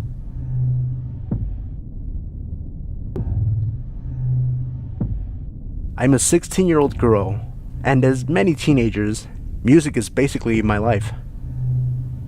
I recently got new headphones which work very well, but I'm very clumsy and I broke a part of them. They still work, but I have to put my hands around my head to keep them in place. It takes me about 45 minutes to an hour to go home after school, which includes a tramway, a bus, and a bit of walking. I was really pissed about my headphones, so I thought that after taking the bus, I would play my music out loud on the street that leads to my house, knowing that there is usually no one taking the same way home as I do, aside from a girl who I don't know, but goes to the same high school as me. I really hoped that she wasn't taking the bus, so I could play music once I got off, but there she was. I have recently moved into a little village. I didn't know many places or streets to take instead of this one, which my father used to take by car. I thought it would be a bit longer, but I really didn't mind, so I just played my music. I quickly got bored because the sound coming out of my phone wasn't really loud. I put my headphones back on, even though I looked like a huge idiot holding them with my hands. As I got closer and closer to my house, I take a turn, and I see a man on the side of the road. He looked at me, threw something on the floor, and then walked to the middle of the road and stood there. I turned my music off and listened as he was saying things, though I couldn't understand much. He was staring and talking in my direction as I passed him. Being kind of creeped out by him, I looked behind me through my phone's reflection. He was following me, still talking. I walked a bit quicker. Then, I took the final turn and rushed into my house. I ran as fast as I could and locked myself in my house. I was home alone, so I quickly dialed the police number on my phone and had it ready, just in case. In the end, I didn't end up using it. Today, I saw some police cars going in that direction and learned that a little boy was reported missing. That's when it hits me. This wasn't the first time I saw that guy. One night after school, I was almost in front of my house when a hooded man ran away from the other side of the street. I clearly saw that he was staring at my house, which creeped me out. He had the same hood as the guy that followed me. Since then, I never go out without a small weapon. Please, be careful, even when you're close to home.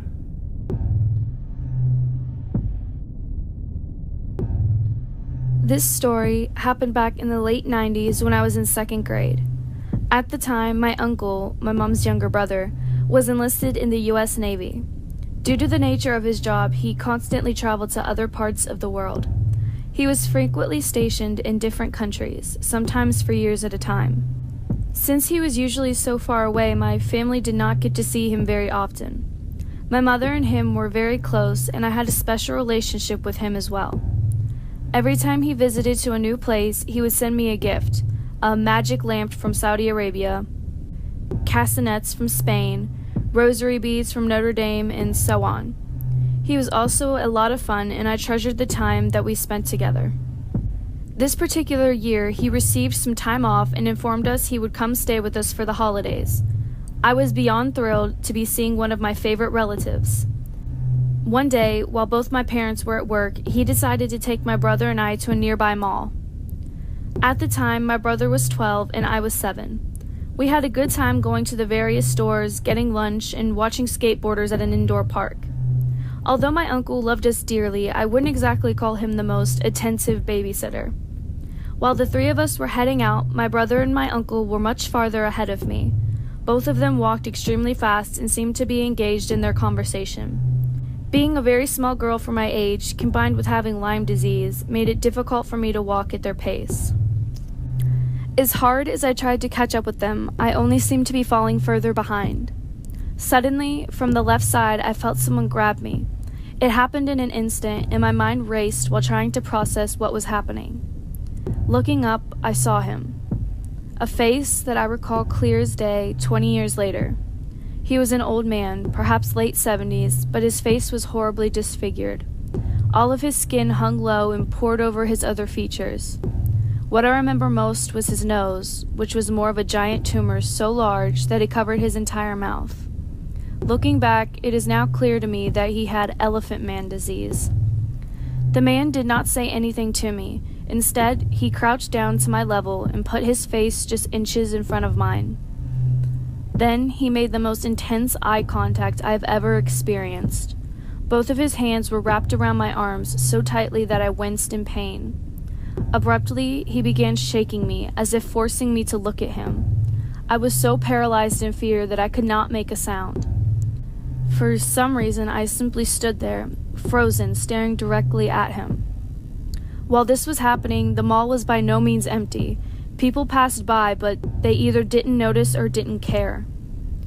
After about a minute, which seemed far longer, adrenaline got the better of me, and I violently wriggled from his grip. In tears, I moved as briskly as I could towards my uncle and brother. Luckily, the man did not follow me. By this time, my family members had finally realized that I was gone and both turned around while I approached them. Their backs were to me during the entire encounter, so they had no idea what just occurred. I didn't say anything to either of them because I was afraid somehow I had done something wrong. When I got home, I had bruises from where the man had grabbed me. I hid them from my mom so I didn't have to explain what had happened. That incident left me so traumatized that the very same night I went vegetarian. In my 7-year-old mind, every time I looked at meat, I would think of that man's face and the way he had stared so intently at me. I would have nightmares that he was coming back for me and was petrified to go back to that mall for many years.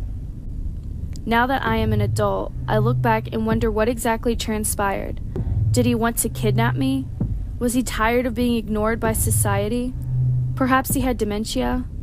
I will never know. Even though I have empathy and wish him well, I also take solace in the fact that we will probably never meet again. Disclaimer. In no way, shape, or form is my intention to speak ill of individuals who have any type of deformity or condition.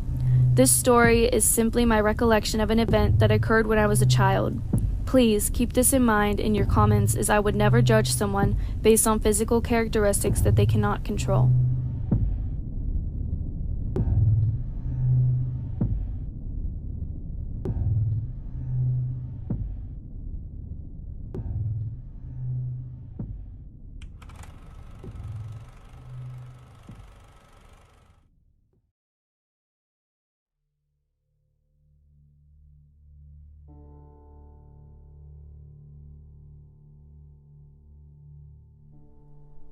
First of all, I just wanted you all to know that I've been reading Let's Not Meet for a while now. I never posted anything myself, but I do have something that I'd like to share that still creeps me out just thinking about it. I'm from Sweden and English is not my native tongue, so please forgive me if my grammar isn't 100% correct. This happened a few years ago when I had just finished high school. I had just moved to a new town where I started working at a video game store in a mall a bit outside of town. It was really fun at first. I loved talking about games. I met a lot of customers who I had a lot of really nice conversations with about games all day long. It really seemed like a dream job for a game nerd like me. Since I'm a female, I often had to deal with people being really questioning about my actual interest in video games. Sigh. But most of our customers were really friendly and non-prejudiced, which made working even more fun. Until one day. Our store had a lot of regulars, and I soon started to recognize almost every one of them. Most of them were just regular people coming in to pre-book some games or have a nice chat for a bit while looking through our new releases, while some of them were a bit more odd. I didn't really pay much attention to the odd ones. They didn't really do anything besides acting a bit weird, asking weird questions and stuff. One of the odd ones usually came in every day to help me sort all games in alphabetical order, which made me glad. I often had to run the store all by myself and had little time to do that kind of work between customers, unpacking boxes, and all the store marketing. He didn't really speak much, but I'm a very social person, and naturally I talked a lot to him and made a lot of jokes, which he seemed to appreciate in his own quiet way, like it was uncommon for him to have someone to talk to him at all. I thought he seemed nice and assumed that he just had a hard time socializing with people, so I tried my best to win his trust and to not say anything that would make him uncomfortable. But one day, he started to act a bit more weird than usual. It was a regular day at work, and the guy came in as usual, asking if I needed help with anything. I appreciated his offer, but gladly declined and said that I had everything under control. As I started my daily routine in the store, marketing new releases, cleaning the floors, etc., I started to notice that the guy was following me around. He was really quiet, and every time I turned around or noticed that he was staring at me, he looked away instantly. I didn't really think much about it at that point. I had too much work to do and kept on doing my routines and dealing with other customers. But he kept following me around, always staring right at me. After a couple of hours, I noticed he was still around. I guess I'd been too busy to notice him, but he was still in the store and still staring at me. I was about to close up when he started asking some really weird questions, like where I lived, if I had a boyfriend, what my full name was, and if he could add me as a friend on Facebook. I declined, telling him we had a strict policy at work not to add customers as friends on Facebook. Which I faked, there really isn't any policy. I just didn't know what to say, and his questions started to make me feel really uncomfortable. I told him politely that I had to close up the store. He nodded and started to walk away, slowly, turning around every now and then to see if I was still watching him. I closed up, went home, and didn't really think much about it. I told my current boyfriend at that time about the guy and his strange behavior. He sat quiet for a bit, but after a while, we both agreed that it really wasn't anything weird going on, and we both went to sleep. The next day seemed like any other day at work. I had just started doing my daily routines when the guy showed up again. I said hi, trying to sound as positive as possible, but he didn't answer me. He just quietly started to sort our games in alphabetical order, like he usually does. But I noticed that he was always keeping an eye on me. At this point, I actually started to freak out a bit, but luckily, it was a Saturday and I had a lot of customers, so I was never alone in the store. The day went on really quick, and when it was time to close up, there he was again, right in front of me.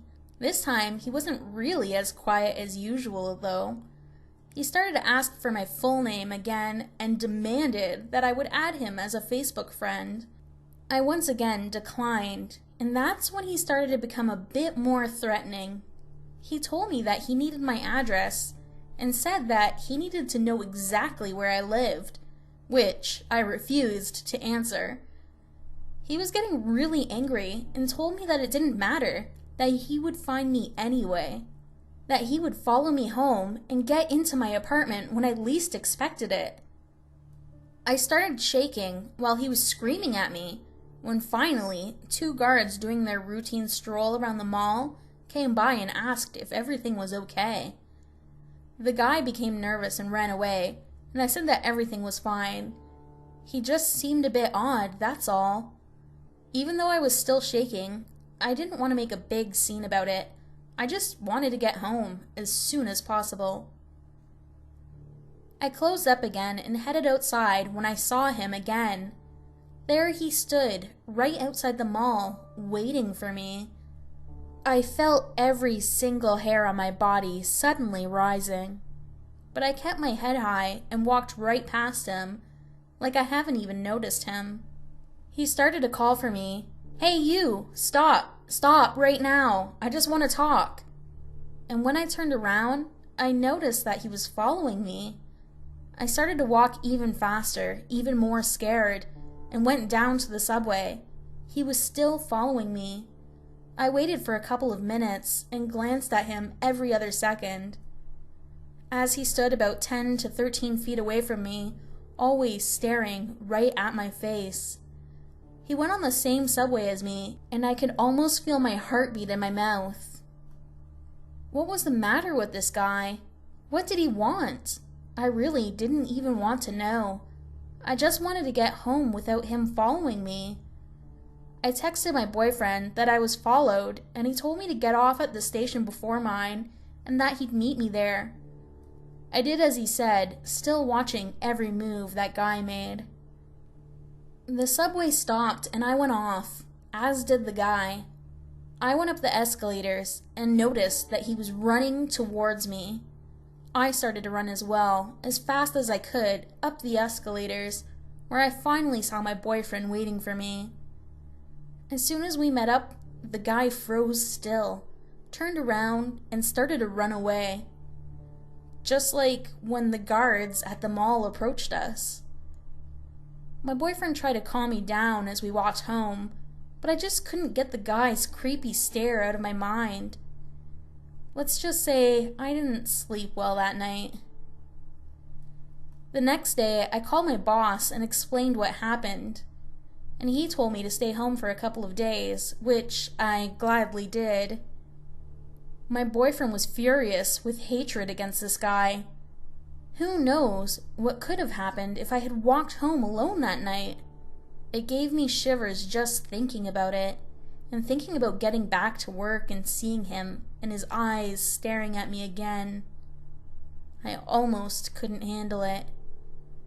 A couple of days later, my boyfriend sat me down by the kitchen table. His facial expression was totally serious. He held my hand, looked deep into my eyes, and told me that I never, ever had to be afraid to go to work again. I asked him what he meant, but he just shook his head and said that it all was taken care of, and that I didn't have to worry about it. I couldn't get anything out of him, but just as he had said, when I got back to work, the guy wasn't there. Not that day, or the next day, or the day after that. It was almost like he had disappeared. I didn't ask my boyfriend until years later about that guy again, and what he had actually meant when he said that it was all taken care of.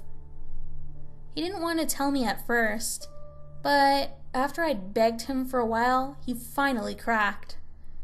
I think it's accurate to mention that my boyfriend had been involved with some kind of gang before meeting me. I don't know much about it. He told me that after I first told him about the first incident at work, he had contacted some of his former friends and asked them to track down this guy, and they had found out that this particular guy had been following and raping women around town for a long time before I even got to know him. The reason he had kept this from me was because he didn't want me to be more scared than I already was. But he assured me that he had been taken care of, and that I never had to be afraid again. I never asked him about what happened again after that, but just thinking about it still gives me shivers. I wonder how many girls before me were a victim to this guy. I wonder what he did to them, and I wonder what happened to him. The only thing I know is that I never saw his face again, and you know what? I'm really glad I didn't. Back in my early 20s, I worked at an adult novelty store. I was used to creepers and not much fazed me at this point in my brief employment. A typical day consisted of an array of colorful people, all of which I'm sure would make great entries, especially the geriatric men that would come in and act like they had bad eyesight and have me read the directions on the back of the penis enhancement creams to get cheap thrills. Gross, I know. After a while, you just learn how to deal with these people and make them move on. Applying for this job, I was naive to the extent of the nut jobs I would have before me. This job was actually very character building in many ways. Enough about that. This particular day, I was working an all-day Sunday shift. Normal to have but a handful of customers. I was camped out in my desk chair inside the circle counter in the middle of the store watching my Golden Girls box set on the television that hung above me. Typical Sunday. I'm assuming it was nearly 1 p.m. at the time. I happened to look out the glass door window to see a red pickup pull into a parking space way far back in the lot. Strange.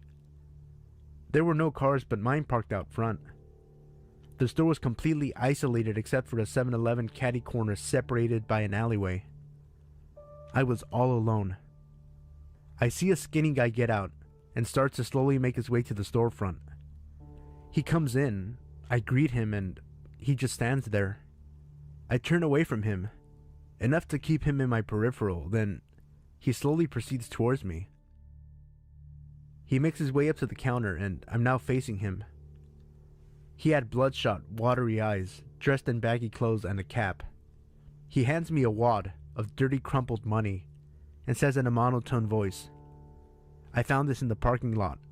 I want to give it to you in case someone wants to reclaim it." I said for him to keep it. He did not bend over in the lot to pick anything up on his way to the store. I also found it strange that he parked so far away. I was onto him but already getting creeped. I just wanted him to go away. He gave me a sick feeling. Considering the clientele, this was a big deal. He told me to take the money several times and he was so persistent. Wanting him to just get the hell out, I took the money. He then said to me, "Whatever you do, don't give it back to me." I said okay. He starts to slowly walk out, and just as he reaches the door and I'm about to sigh my breath of relief, he turns and inches his way back towards me. "Can I have that money back?" he asks. "I thought you said you didn't want it," I replied. "I don't," he said. "Okay, I'll keep it here for safekeeping." This went on for a few solid minutes. I knew I was dealing with a real piece of work and he kept trying to get behind me, and I was wheeling around in a circle so I could face him at all times. His eyes were so intense and fixated on me the entire time. When he finally left, I was shaken because he was so eerie. I looked down at the filthy, tattered, crumpled money and counted out 6 $1 bills. What the hell? I thought. But I shook it off as another day in the life at the sex shop. A couple of hours go by, and I had swept all the previous weirdness under the rug. It was a slow day, and the store was dead. Then, lo and behold, in he slowly walked. Again. My heart sinks. I grab my phone. He walks up to me and asks if anyone had come in to claim the money. I say no, and point to the money on the counter. Believe me when I say I did not want this money for myself.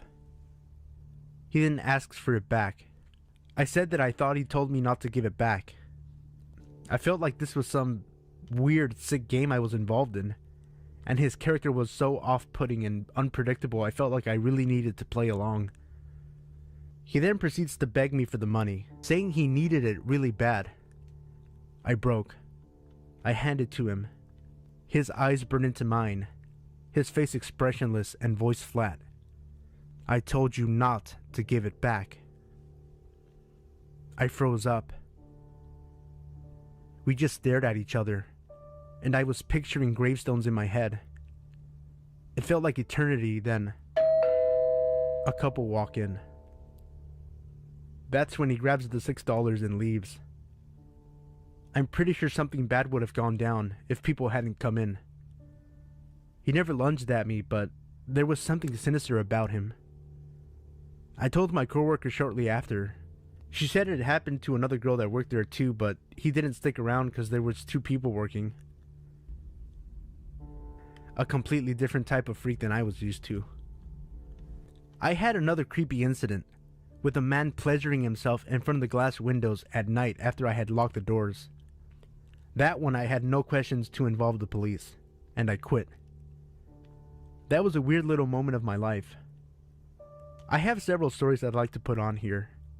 This is a good tame one for me to break ice.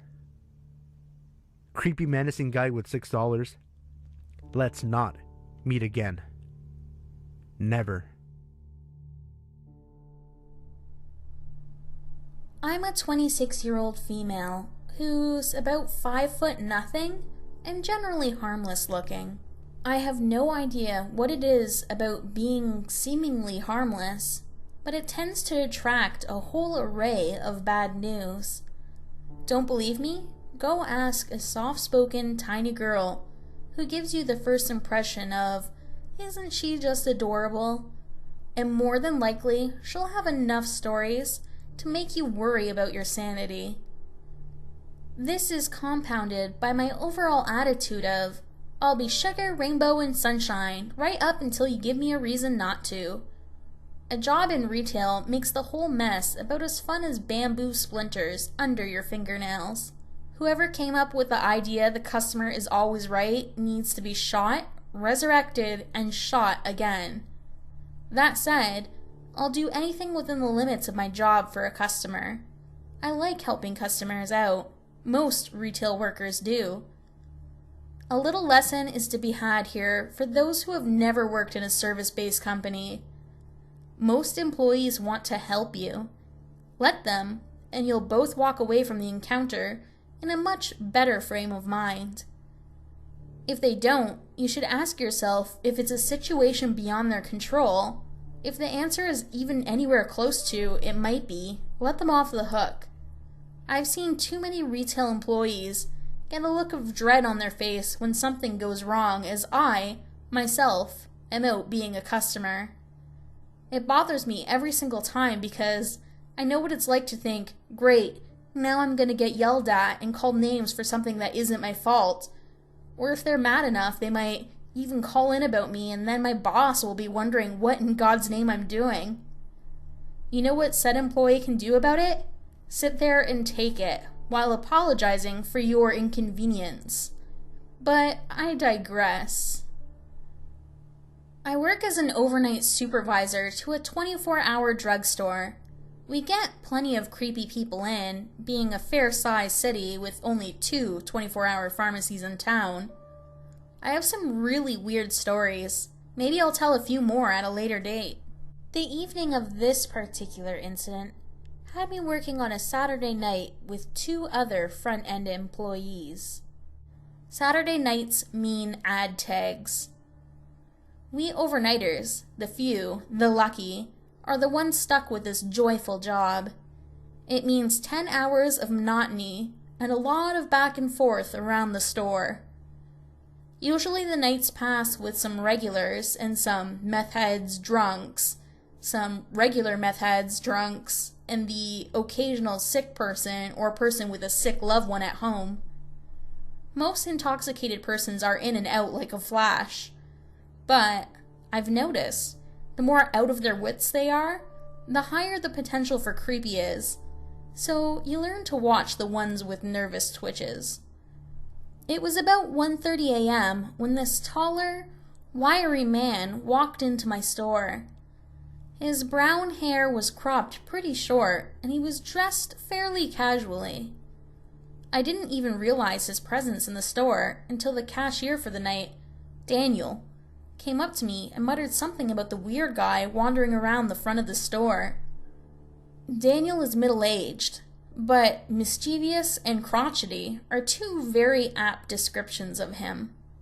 You never quite know when he's just stirring the pot, so I searched the guy down to see what was bothering Daniel.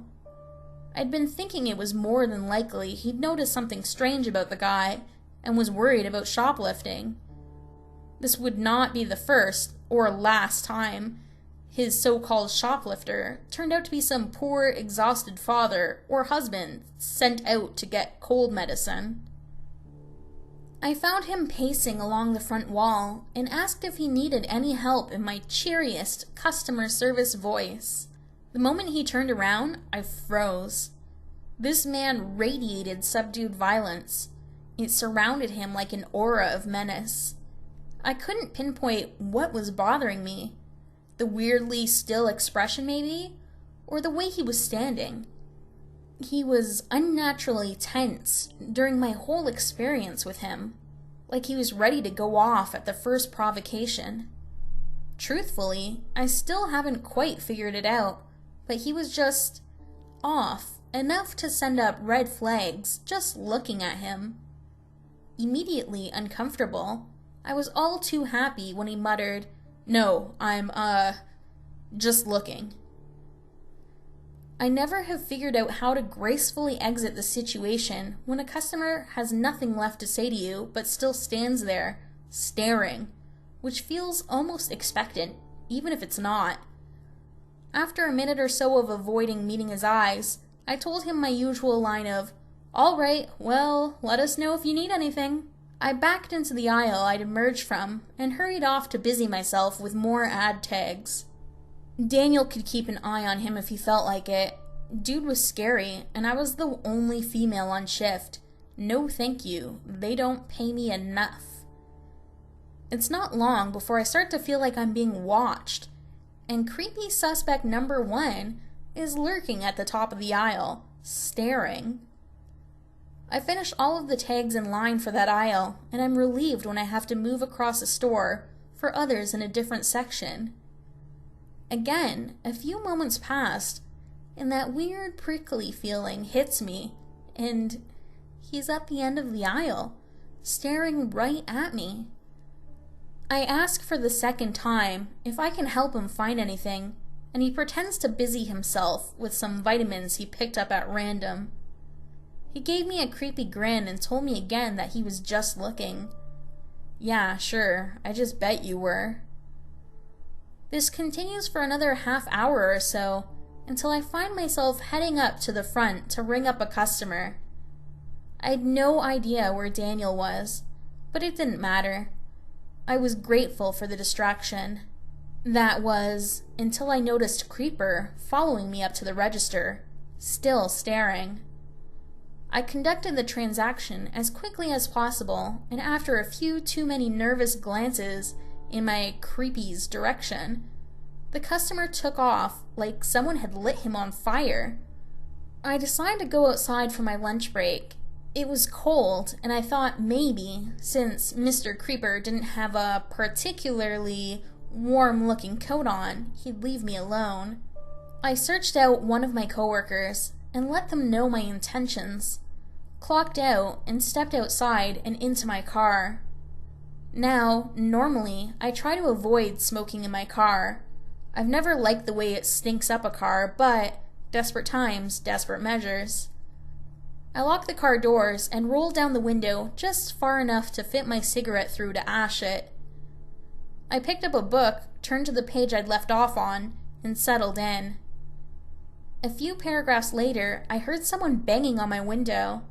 I jumped and looked up. Guess who? That's right, Mr. Creepy.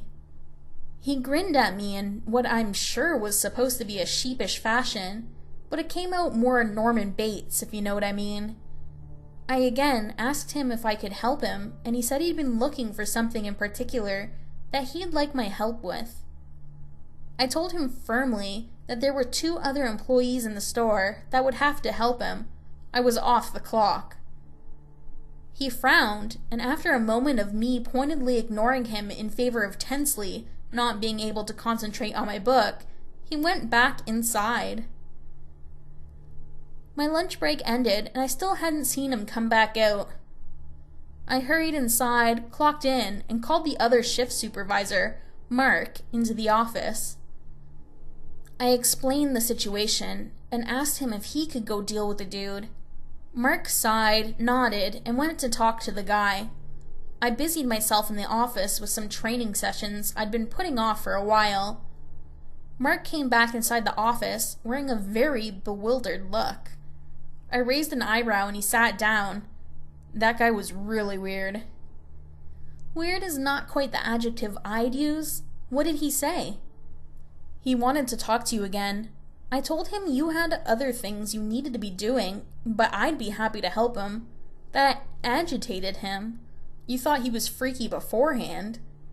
He visibly shuddered, and I raised an eyebrow again. He asked if I knew what time you got off, or where you lived. What the fuck? Exactly. I told him we were legally obligated not to share such information, and that if he wasn't going to buy anything, he needed to leave. Then he left. I followed him out just in case.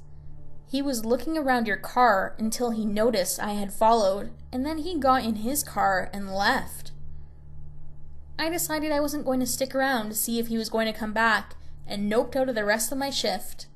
Shortly after, my store set up a guard contract with the local police department, and I haven't seen him since.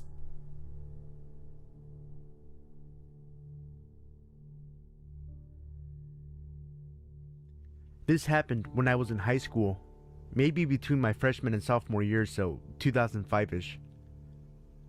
I was on my way home from school. I had about a 1 to 2 hour more ride home on the bus, 2 to 3 buses depending on the day and traffic flow. Sometimes I'd fall asleep and just nearly managed to wake up before my stop. At the time, I lived in the suburbs, about 5 to 10 miles south of Chicago and from my high school. This day, it was 4 or 5 p.m., because that was usually about the time I'd be walking or getting home. I know that it was quite dark and kind of chilly outside, being that the clocks had been set an hour ahead for the fall/winter months.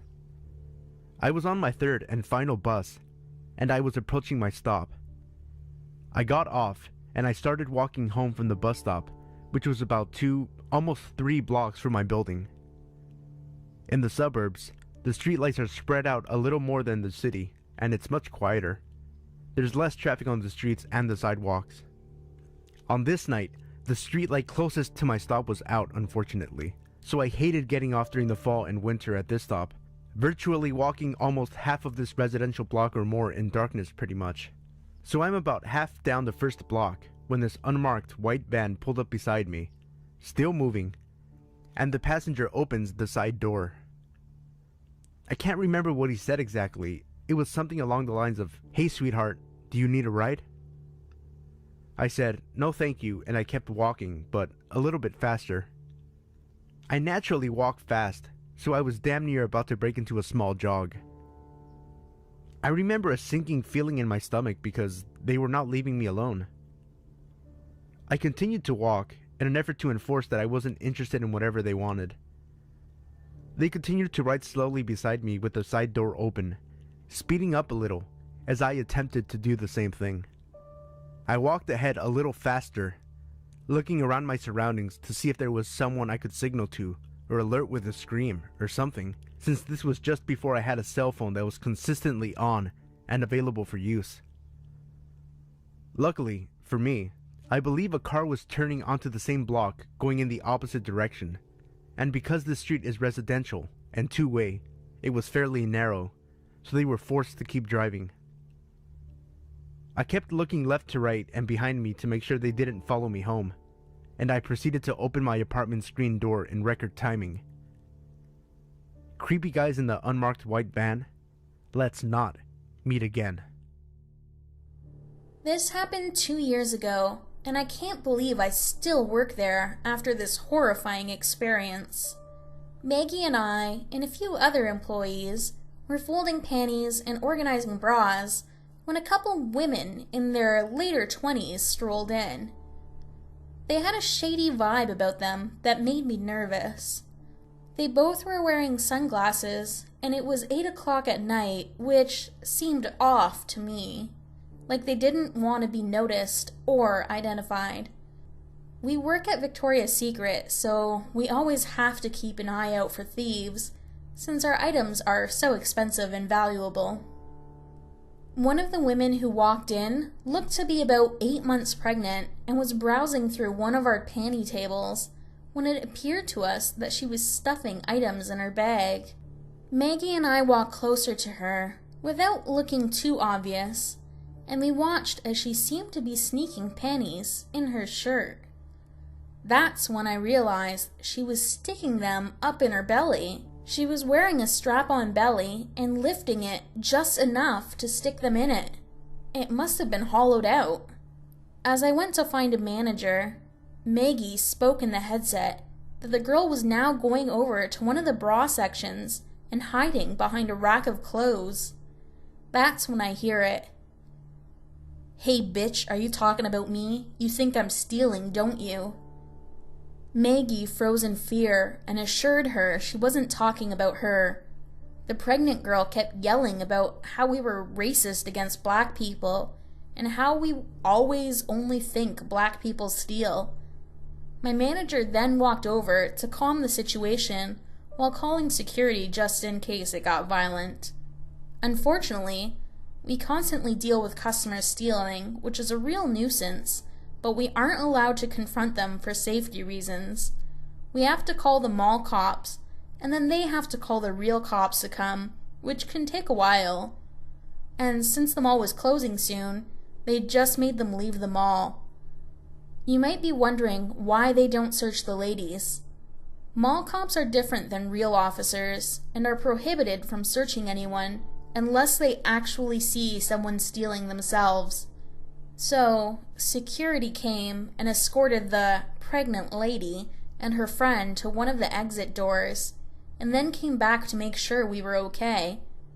We were fine and thought it was over, but come to find out, we were wrong. Maggie and I were off at 9, so we clocked out and walked out of the store talking about how awkward that was, and how clever but weird it was that she was wearing a fake belly. It's so scary and disturbing the lengths people will go to steal merchandise. That's when we hear, "That's them!" Maggie and I look behind us and see the pregnant girl and her friend with 3 big black guys. One of them is carrying a knife and they start sprinting at us.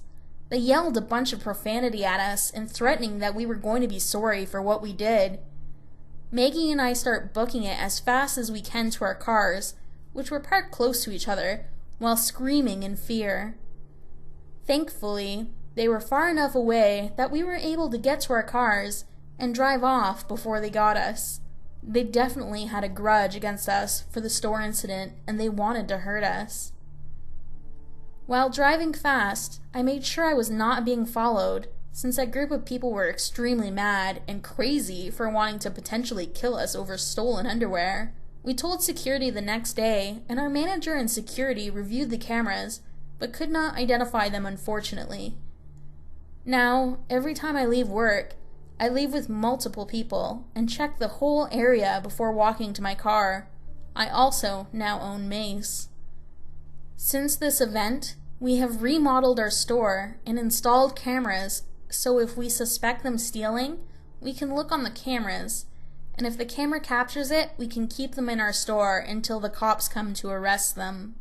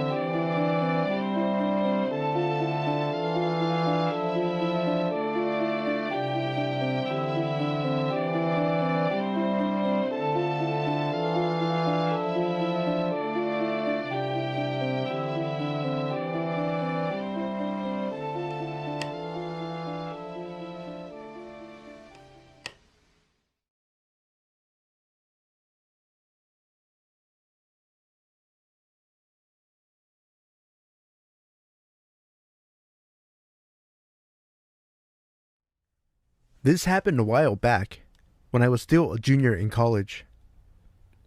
After becoming an upperclassman, students on campus didn't have to live in a dorm room or in a sorority or fraternity house anymore if they didn't want to, because they were given the option to rent an actual apartment at the college.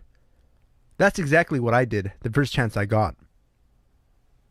The apartments were nice, swell appliances, my personal favorite being the handy-dandy microwave oven. A lot more space in a dorm, and more privacy. The particular apartment assigned to me was 2 stories instead of 1, like some of the others.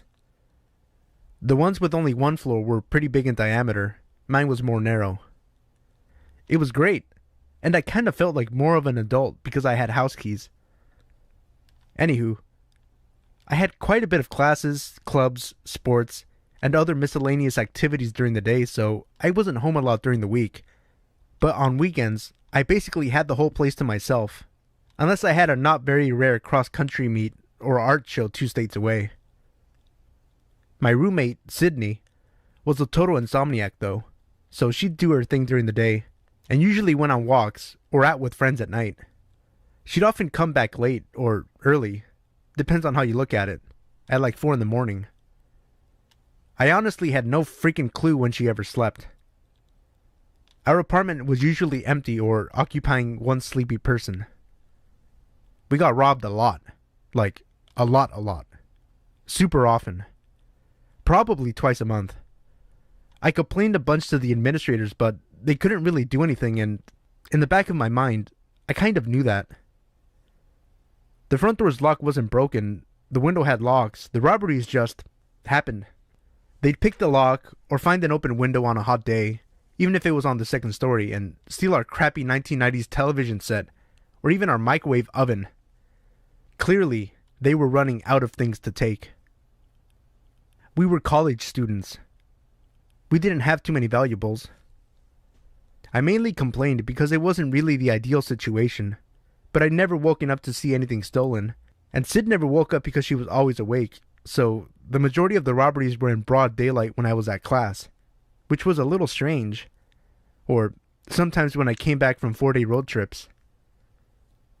It wasn't so unnerving because no one ever broke in when I was sleeping, but it was still annoying. Looking back on it now, it was weird how the robberies took place at really precise times, like when Sid went home for the weekend and I was in Missouri for a fundraiser, or while I was at a night class and my roommates were at a friend's. It was quite clear whoever was breaking in and stealing our shit knew our schedule to some extent because there was never an incident while either of us were there. But even so, I still should have gotten out of there.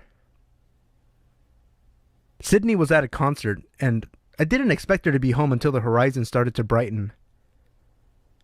I was going to go to a haunted house with some buddies for Halloween, something the college was putting on to raise money for nicer books and maybe better locks on the doors. Hint, hint, nudge, nudge, wink, wink. But my friend Sarah bailed last minute, presumably to go fuck someone, and her cousin Matt had gotten himself sick, so we rescheduled pretty late into the night. I wasn't feeling so great either though, so I wasn't too bummed, and took to curling up on my sofa and watching Slumdog Millionaire. I ended up falling asleep there on the first floor, and awoke a few hours later when Satan was literally scraping out my uterus with a rusty knife. I retrieved some Tylenol from the bathroom and filled a glass in the kitchen. Downing the pills, I turned to go upstairs to my bedroom when I noticed my roommate standing by the fridge. I was half asleep and in pain, so I tried to say something like, "I thought you'd be home later." But it came out more like, "I thought, what?" And I gave up. Sid didn't say anything though. She just stood there, barely moving or breathing. "You okay?" I asked, sounding almost like a regular human being again, but she didn't react in any way. I shrugged and pushed past her to get to the fridge, suddenly very hungry. I took out an apple and munched on it, still chatting with her, asking how the concert was. A few times I thought I saw her nod, but it was dark and I couldn't make out her face. "Okay, well, night I guess." She was still stiff as a board, unwavering as I headed up the stairs and into my room. The next morning, I woke up around noon because why not? I grabbed a bowl of cereal. Sitting down at the table, I noticed the kitchen looked different and, upon further inspection, realized our second microwave oven was missing. "What the fuck?" was my first response, and after briefly talking to myself, my phone rang, scaring the absolute living shit out of me. "Hey," came Sydney's voice through the line. "Sorry, I know I said I'd be home last night, but I got caught up and lost track of time. I have class in an hour. Can you come pick me up?" Guys, I talked to my microwave oven thief for like 30 minutes, thinking it was my roommate.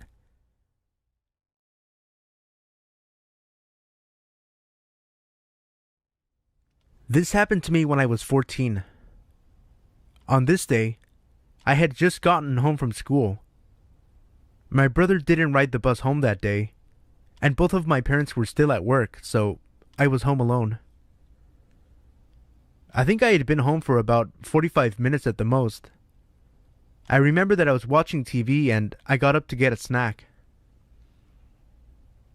When I was walking back to my couch to sit down, I looked out my window only to see a man standing outside in front of the mailboxes that were at the bottom of my driveway, and he was looking into my house with binoculars. At the very least, you could say that I was scared shitless because why the fuck would someone be looking into my house with binoculars? Once I saw the guy, I ducked under the window, hoping to God that he hadn't noticed that I saw him.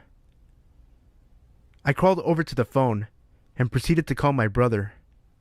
When he answered, I started crying into the phone, asking him where he was and how long it would be until he got home. My brother, of course, was really concerned and asked me what was wrong, and I told him what was happening.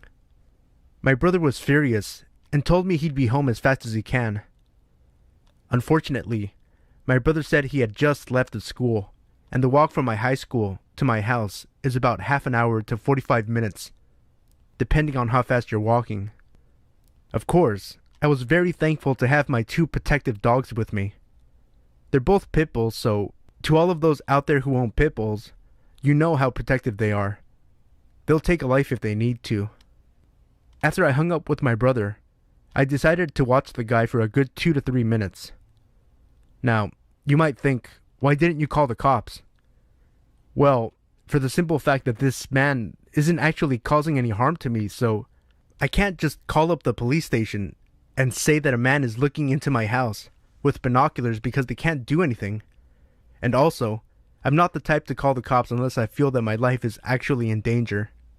Out of some sort of luck or something, the guy didn't actually try to do anything. He just walked off like nothing had happened. Now, some of you might think that this story wasn't actually that scary, but if you were a 14-year-old girl and you were home alone, and some guy was looking into your house with binoculars, you might be a little scared yourself. What made it so scary for me was that I really didn't know what this guy's intentions were. Was he seeing if someone was home? Was he going to try to break in and rob us? I really don't know, and honestly, I don't know why anybody would try to rob our house anyways, because if you knew what my house looked like, it wasn't the type of house that a person would want to rob. Nothing really made any sense. I'm just glad that nothing happened to me and that I haven't seen this man again since.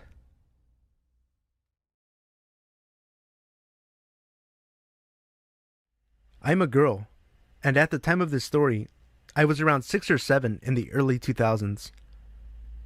Growing up, my family all lived very close together, or actually together in one house. My aunt and 2 cousins lived with my grandparents about a mile away from me. Both my parents worked, so I spent most days there as my aunt also ran a daycare. One of my cousins, Emily, was with me in our game room playing Nintendo, Duck Hunter if I remember correctly. All the other kids had gone home, and my mom was expected to pick me up soon. Some other backstory, our family had a mechanic/handyman, Steve, since before I can remember, and they still use him today. Even though he's a total crook and never completely fixes anything, he's more duct tape than anything. Anyway, while we were playing games, the landline rings, and Emily answers it, as she was the older kid, at 10. She asks who it was, but she didn't tell me what they said. Then, they must have asked who was with her because she said I was, and for some reason gave my age. The man on the line said hello, and I said hi back. He asked if I knew who he was, and I replied, "You sound like Steve." Steve was always hanging around the house just waiting for things to break so he could get paid to fix them. Steve said I was right. He told me to go to the bathroom and lock myself inside. Being a stupid 6-year-old and believing I was talking to an adult I knew, I did it. What comes next is still a bit of a blur. My mom had arrived right when I went into the bathroom and found out what I was doing from Emily. Steve told me to unlock the window that was above the toilet. I saw a shadow through the distorted glass. My mom pounds on the door, yelling, and the shadow disappears, and a trash can under the window outside falls over. I let my mom in and wonder what all the fuss was about. When I remembered this story years later and asked my mom about it, she told me that Steve never called and that there were several kidnappings of little girls in towns around the same time as this incident.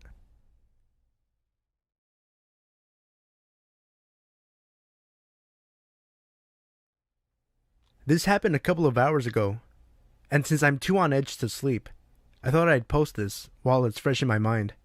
I have a 16-week-old German Shepherd puppy, and I just collected her from my parents' house since I don't want to leave her home alone all day when I'm at work. I'd gotten into my pajamas, and I was playing some silly game on my phone when I heard a knocking sound on the garage door. My house is really small, and you can pretty much hear every noise in the house, so this didn't really bother me too much. We don't have a direct back entrance to the house. You have to go through the garage. My dog went to have a sniff around the back door and came back to the living room shortly after. I just thought, being how young she is, she's scared of missing something.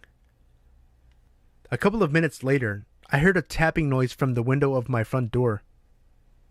This spooked me as my dog went crazy with her barking, but because I was home alone, I didn't answer it, as it's about 8 p.m. and pitch black outside. I'm concerned, but not overly afraid, as it could have been anyone or anything, innocently enough. Then, I heard the very distinct sound of someone turning a key in the door. I'm not sure if they were turning a key or another metal object, or trying to push my keys out. I've never felt this way before, but I suddenly felt ice cold and red hot at the same time. I froze on the sofa and, like an absolute idiot, texted my mom telling her someone was trying to get into the house. I know I should have called the police, but I didn't want to make a sound.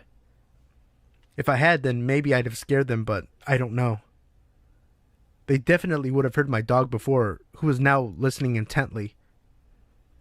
She must have thought it was my boyfriend, who is currently working in London, about 3 hours away. I gather after this that they gave up and left, as it's not that late and there are people in cars nearby, though it's still a quiet street.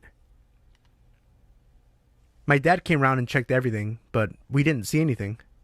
We think they may have been checking the place out and seeing if we lock up after ourselves, or looking in to see what valuables we have. I just think they may have seen a lone girl enter her home with just a puppy, or, what I think to be more likely, saw my puppy and may have been trying to take her. They may have been seeing if I lock the door right after I get in, which I always do, or if I only do it when I leave or go to bed. A couple of hours later, I decided I should call and report it to the police because I couldn't shake that they would pick on someone more vulnerable, being unsuccessful with me. I don't know if it was someone just messing around, but it left me shaking and standing there with a hammer in my hand, waiting for someone to come through my living room door. There have been a lot of reports of people marking properties to signal whether they are easy to burgle or have a dog. Nothing has been found, but I will check again in the morning when it's brighter. I'm shaking just thinking about it.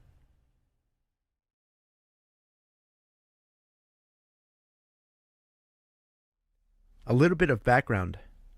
I'm a 22-year-old female, and I just moved to a small town from a big city with my dad.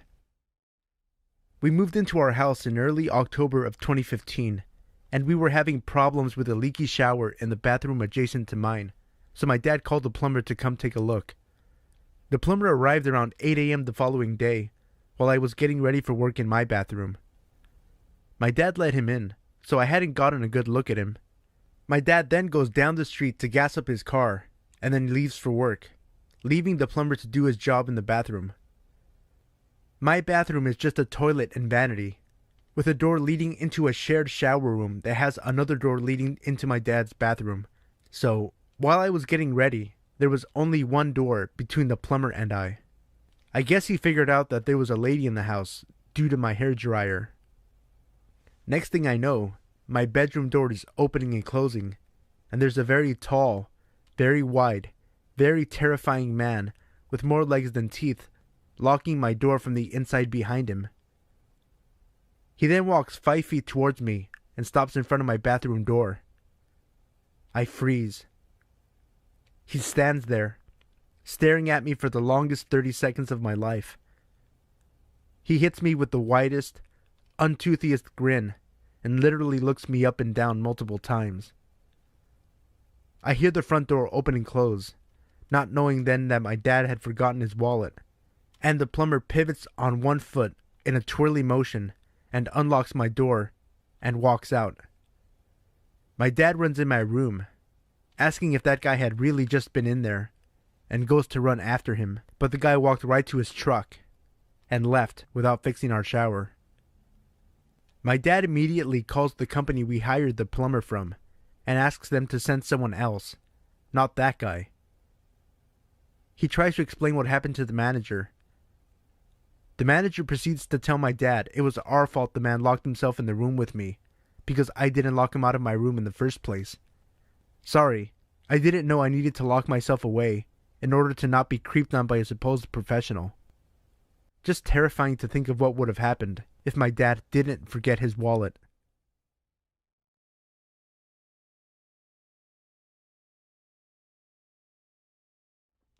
I'm sitting here shaking, on the verge of a panic attack, so I'll try and write this. I'm a country girl. I come from a small town and moved up to the large capital city in Australia to attend university at the start of the year. Being a broke-ass student that isn't getting parental support, I'm renting through my university in what is known as subsidized accommodation. Long story short, it's old units from random housing trust blocks that the local housing trust has given the university. This means I'm living with some creepy people. The guy downstairs, I know for a fact is an ex-con because he told me. And the guy across the halls from me is dealing in some serious drug shit and has police and detectives knocking on his door at all hours. I've been at this unit for about 9 months, and other than being slightly scared of my neighbors, I've not had any problems. Until now. Another guy lived across the hall from me. It's a 2-story unit block with 3 units in the top. One for me, one for the druggie, and one for this other guy. This other guy, who I learned is called Josh, is a large ethnic man, who I'd say is in his mid to late 20s. English is not his first language. I've run into him a few times while leaving and entering my unit, and he introduced himself, so I, being the friendly and naive country kid I am, greeted him back. Other than a few short greetings I've had with this man, the only major time I've had contact with him was when we were both at a bus stop and he started chatting to me. He asked what I was doing, and I said I was heading into the city to attend church. While not religious myself, I have a religious friend who had been begging me to attend church with her once.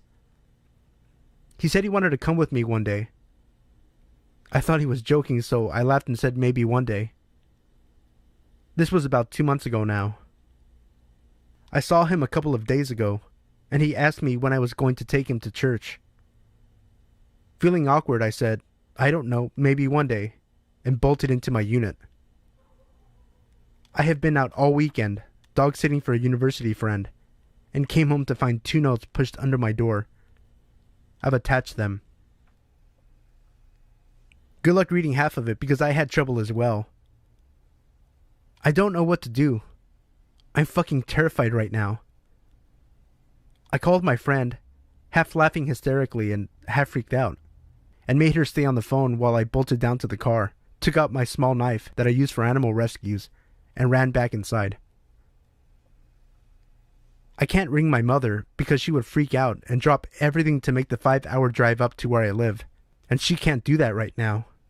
She's working 5 days a week and looking after my terminally ill grandfather, and any other adults who I ring will straight away contact my mother. My friend urged me to go to the police, but while the letters are creepy as all hell, aren't actually threatening. Would the police do anything? How about it? Why don't you join me on this terrifying adventure on how to deal with a creeper?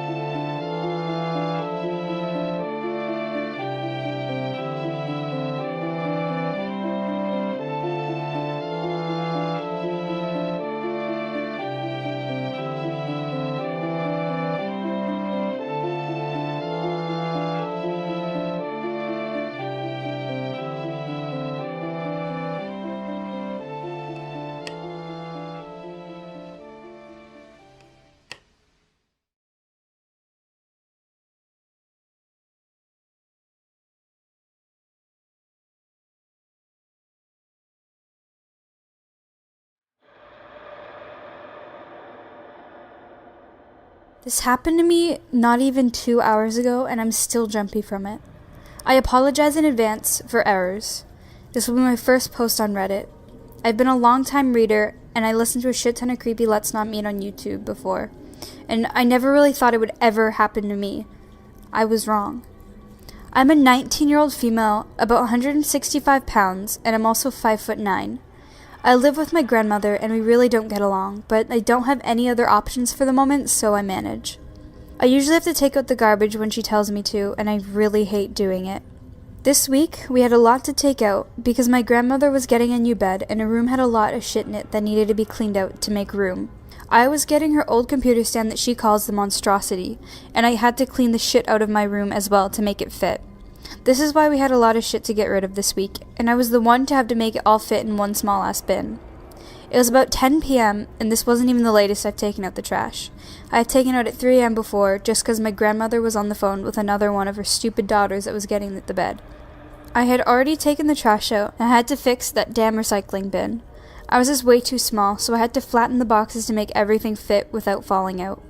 I was in the garage, and the garage doors were open. I live in a quiet little nest of townhomes, and we don't own a car, so the garage is the storage for everything that isn't being used. Now, I listen to creepy stories on YouTube, and I was listening to one before I started taking out the trash. This already made me a bit jumpy being outside in the cold and quiet dark in the month of October alone. I know people do crazy shit to scare people for kicks, but it never happened to me before, so me looking up every so often to the door wasn't really out of the question for me. Of course, I knew I was overreacting, but I still felt uneasy, like I knew something wasn't right. I was fiddling with the recycling for about 5 minutes at this point when I glanced up at the door. To my complete horror, I saw a clown standing in the middle of the sidewalk of my driveway, staring right at me. All the blood from my face drained. I couldn't help but feel it. You always hear about these things, but never think it'll be you. Be thankful you don't know what it feels like. The clown was straight out of a horror movie. Smudgy makeup, red nose and hair, black and white striped clown outfit with rainbow spots. I was frozen in fear. I never felt fear before in my life, and this isn't something I ever want to feel again. I shot up when it took a step forward. I was staring at them, scared shitless, and prayed my grandmother wouldn't come back to the door. I don't care for my grandmother, but I don't want her hurt. We don't get along, but I still care for her, if you know what I mean. It may sound cold, but whatever. The damn clown took another step forward. It was at this point I noticed it. How had I missed something so important? The clown had a butcher knife. At this point, the clown was about 5 footsteps from the garage door. I knew if I stayed put any longer, I was probably going to die. I really don't know how I did this, and it's really a blur because of the adrenaline that was running through me. All I remember was that fucker grinning and showing his piss-yellow teeth running towards me. Somehow I managed to jump backwards inside the thankfully open door and close it using all of my weight to force it shut. Thank God I always make sure the door leading to the garage is locked 24/7 because I'm always afraid of someone breaking in. The clown was banging on the metal door and trying to break it down. At this point, my grandmother came to see what the hell was going on, and I told her to call the cops. She went to grab the phone, as I was still holding myself against the door. I had my shoes on, and I had a strong grip on the floor. This fucker wasn't getting in. The banging got more frantic as the guy was backing up, then banging into the door with his whole body. I placed both my feet on the other door leading to the kitchen. My house has the kitchen and laundry room together, and the laundry room leads to the garage. It's no more than 2 regular doors big, and I'm 5'9", so this was good in my case to hold my upper back against the door with my feet up like this. The banging went on forever, or so it felt like. I heard the cop cars as they were probably coming down my street. One last bang that broke the lock on the door and made the door open an inch before I shoved it closed. Nothing else for about 30 seconds. I heard the cop cars and I knew they were right outside my house, and no more than seconds later, I heard cops saying, "Open up, this is the police's!" I put my feet down, still ready to slam the door closed in case that this was the damn clown. I know this was stupid because I heard cars and radio, but hell, I was scared shitless and on edge. Don't tell me you wouldn't be too. I cracked the door open and to see a cop with his gun drawn in his hand. I opened the door all the way and my knees gave out and I fell on my butt staring at the knife stabbed in the metal door. The cop could easily see the trash that was kicked around from the guy and my very pale look, and the fact I was visibly shaking. About 5 or 6 cops showed up and took a look around the outside of my house and took statements and removed the knife from the door. They said we'd get a call back in a couple of days. 2 of the cop cars are still driving past my street about every half hour. I was never scared of clowns. I'm still not, but hell, I don't like them and I don't want to see any clowns for a good while. I messaged one of my friends and told her about it. I think she thought I was joking, so I didn't bother telling her about the knife and I just left it how it was. I never really thought this kind of shit would ever happen in real life, and I wouldn't have this kind of thing happen to me ever, but I was wrong. This can happen to anyone. Never think that it can't. This world is full of crazy fuckers that just want to scare the shit out of you or just plain want to kill you for kicks. Always pay attention to things around you. To the fucker dressed as a clown and trying to kill me and scared the living shit out of me tonight, let's never meet again.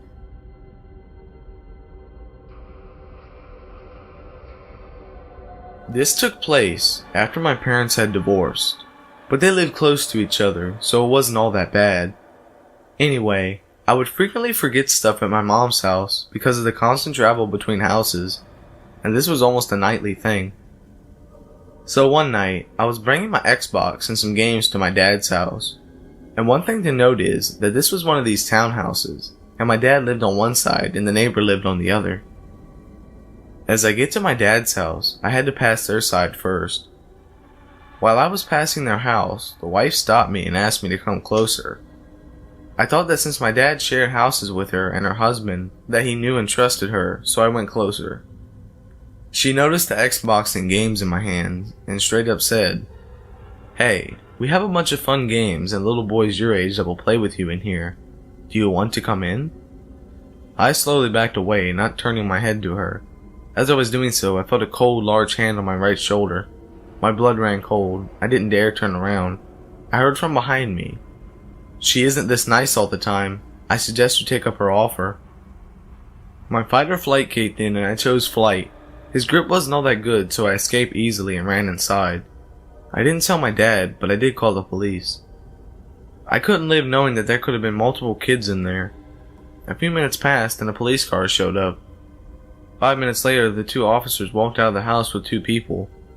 Apparently they had been luring kids into their house with the promise of games and toys. I still imagine what would have happened if the man's grip was stronger. And thank God I chose to call the police.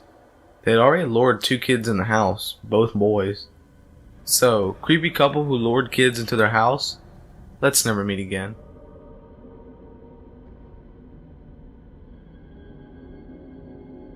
Okay, so this happened this summer, and I still can't take my mind off the whole situation.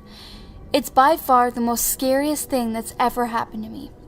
First things first, I am a female and I am 20 years old. I live in a small village in England. It's beautiful and I've lived here all my life, so I have many good memories here. In June, I started walking to the neighboring village every day, which took maybe around 25 minutes to walk to. The village is a lot more old-fashioned and has a lot of history. The journey was fun for me because I love the countryside. It's a beautiful place and it interests me quite a lot too. As soon as you left my village, you would be walking on country lanes that followed you to the other village. Usually, I would leave my house at around 11 a.m. and start heading back to my own village roughly around 2 or 3 p.m. I went alone most of the time, apart from the weekends when I would go with close friends. Both my village and this village only consisted of houses, parks, churches, all that sort of stuff. When I went alone, I sat at a beautiful park and would sit on a picnic bench and read a book or sit on my phone for hours. I even bought a phone case that charges my phone just so my phone wouldn't run out of battery. I did this for a month, until mid-July when I went shopping and sat in a pub at the closest city with my friends on a Thursday. This meant that I didn't go to the village at the usual time. I got back quite late, maybe around 9 p.m. I don't know what the fuck was going through my mind, but I decided that I would go to the village tonight due to the fact that I wasn't tired and I was in a good mood. I left my house at 9:30 and started heading there. It was getting quite dark, so when I left my village and entered the country lanes, I got my flashlight on my phone up I was walking for about 5 to 10 minutes before I realized that what I was doing was stupid. Walking the country lanes at this time of night was not a good idea. Stupidly, I continued. It was no longer than 2 minutes later that I noticed a silhouette in the distance. It was standing about 20 yards away next to the sign that told you which directions you can turn. I felt pretty awkward because I didn't want to pass this person at this time of night, especially on my own. I crossed the road to walk on the opposite side, and the person was just standing there, and they were staring at the ground. As I got closer, I could make out what they were wearing. It was a man wearing a black hoodie, tracksuit bottoms, and some muddy trainers. I got closer and closer, and when he finally knew I was there, he looked up and stared at me. For some reason, I stared back, but carried on walking. I shrugged him off and was walking straight for 10 seconds until I heard him walking behind me. I turned around and he had crossed the road to my side. Then I noticed his face. I was terrified and disgusted. He looked like he had been on drugs for most of his life and must have been in his mid-30s. I couldn't turn around now. I was halfway there and knew that for a fact he would follow me home if I did. I didn't know what to do. I still had at least 10 minutes of walking left and was in the middle of nowhere. No people were around, and the closest building was in the village.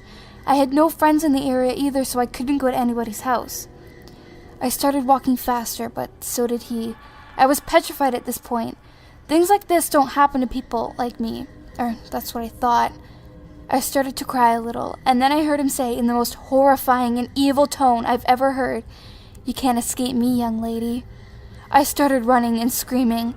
I don't know how to explain it, but I couldn't control my screaming. It was like I was automatically doing it, if that makes sense. He started running too, and he was much faster than me. Could this whole scenario get any worse? I slowed down, extremely out of breath. I cursed my asthma for this. Tears were streaming down my face, and I felt like I was going to collapse. Then this fucking creep grabs me, and I fall to the floor screaming louder than I've ever screamed before. I didn't know how I could possibly have screamed like this, considering I was out of breath and having a panic attack. He was lying on top of me. He was so fucking heavy and smelled so bad that I could have thrown up. I couldn't see his face as well anymore due to the tears in my eyes. I paused for a second, then he whispered into my ear, "I won't hurt you, but I will break your neck if you continue to scream like that." Regardless of what he had just said, I continued for what felt like an eternity. I heard a car heading towards us in the distance. I screamed, "Help me." I felt a lot of relief when I heard the car slowing down. "Help me, please," I continued. The guy got off me and sprinted into a cornfield. A man and a woman stepped out of the car. They must have not been that much older than me, and they asked me what happened. I told them the whole situation, stuttering and gasping for air. The woman sat with me and gave me some water, and luckily she had an inhaler. The man shouted for the creep, who we could all still see sprinting extremely fast down the field. They both took me home, and I thanked them both ever so much for helping me. God knows what could have happened to me if they didn't stop or even notice me. I told my friends about the whole event, and a lot of people met me during the weekend and comforted me. The police were notified, but unfortunately, the creep was never caught. I didn't have a good enough explanation of his face, and of course, there was no CCTV footage in that area. Of course, I never walk the streets, especially country lanes, after dark anymore. I only visit the village every week now since this event, and only ever go with my close friend Courtney. My lesson here is that no matter how safe your area may sound, there will always be bad people around, and you should never walk the streets at this time alone. Creepy, violent, drug-addicted freak, I hope you get caught and get what you deserve. And for the love of God, I hope we never meet again.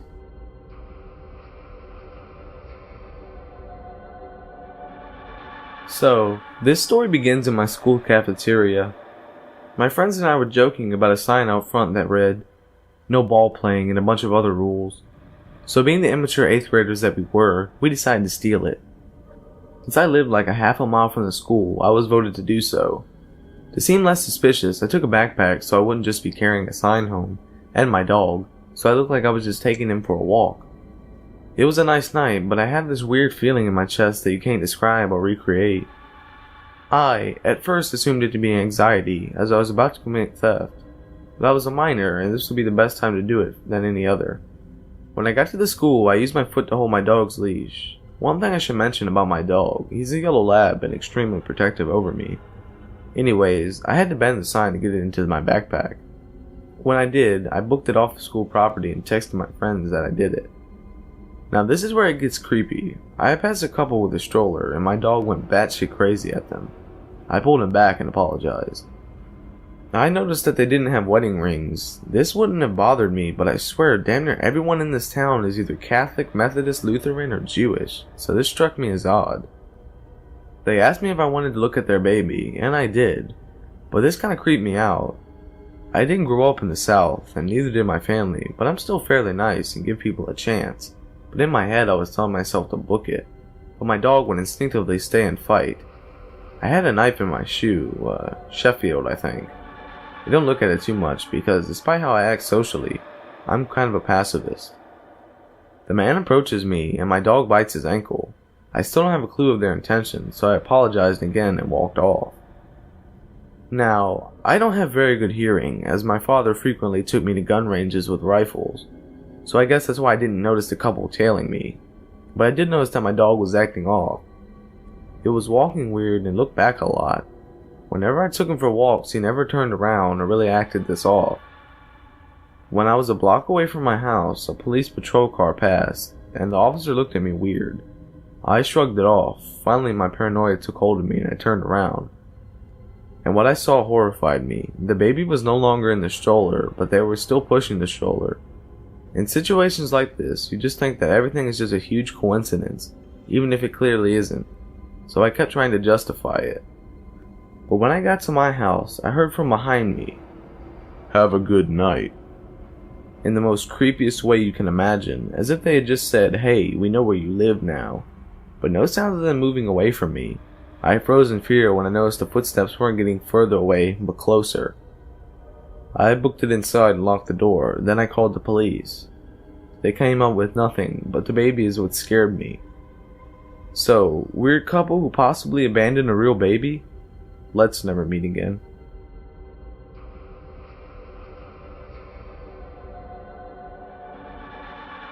Hey y'all, long-time lurker, first-time poster. You know how it is. I'd actually kind of forgotten about this incident until recently when my memory was jogged by seeing a few other stalker-type stories on here. I downplayed it at the time, which seems disturbingly common, and it's only now in hindsight that I realize how skeevy this whole situation actually was. This gets pretty wordy, but bear with me. So this was some years back when I was only 16. For reference, I'm a girl. My family had recently moved cities, so it was a whole new neighborhood, new school, new friends, all that good stuff that comes with a more major move. I had to get used to not being able to walk to school too. I had to take the bus downtown and then walk from there to get to where my school was, which was the first for me, since all my previous schools had been within walking distance. Now, the bus system itself wasn't a problem at all. What became a problem was that apparently someone started watching me at the bus stop. About 3 months or something after the move, I created a Facebook profile for the sake of some competition or other. You know, like this Facebook page for a chance of winning this and that. I had nothing else on this profile at all beyond my name. This was before I was borderline mandatory to be active on Facebook. No picture, no information, hadn't even added any friends. It was a blank save for 1 or 2 like pages. I halfway forgot I even made the profile. But then after a few days, I got an email alert for a message on Facebook. So I went to see what was up. It was from an account that was just as empty as mine, and it simply said, "You're cute." What? I was and still am pretty cute, but nothing out of the ordinary. What puzzled me at the most was obviously how whoever this person was would know that. Because no, I did not recognize the profile name at all, and of course my profile didn't even have a picture. I replied something like, "Haha, thanks, but how would you even know?" I wasn't really seeing a red flag yet. I was a little curious, a little flattered. I was still a bit naive, I suppose. So, I got back. "I've seen you at the bus stop. And that didn't sit quite right with me. Obviously, at the same time, though, I was still telling myself it wasn't really a big deal, and I didn't feel too worried or anything. This was a very nice neighborhood, and I'll mention that I'm from Sweden, which is generally safe. Still, that didn't explain how he'd know my name, which is what I asked him next, how he recognized me. He said he wouldn't tell me unless I added him on MSN, the chat client predominantly used at the time, and talked to him on there. So after a little back and forth, I gave him in and added him on there, primarily because I wanted to know how he had gotten my name at all. It's a common name, and I was feeling a little angsty about that. Part of the reason we moved was to get away from a few people. I felt I had to know how he found me, so in case any other people did. His text language is pretty flirty and all.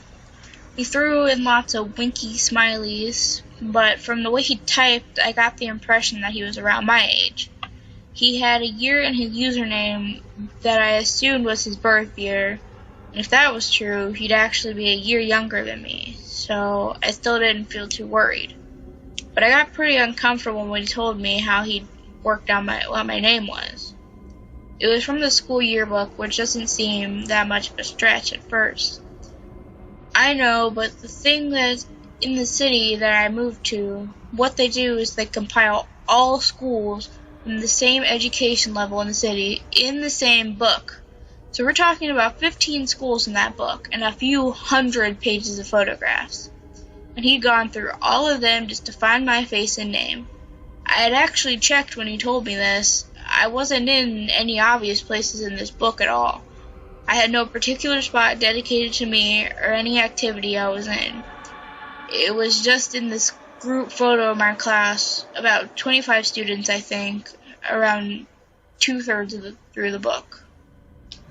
Plus, if he was really a year younger than me, he himself wouldn't be in that book, or have ready access to it, because he'd be in a different level of education. To any fellow Swedes, I was in my first year of gymnast. At the time, he would have been in high school. This didn't cross my mind at the time, but again, if he was a year younger than me,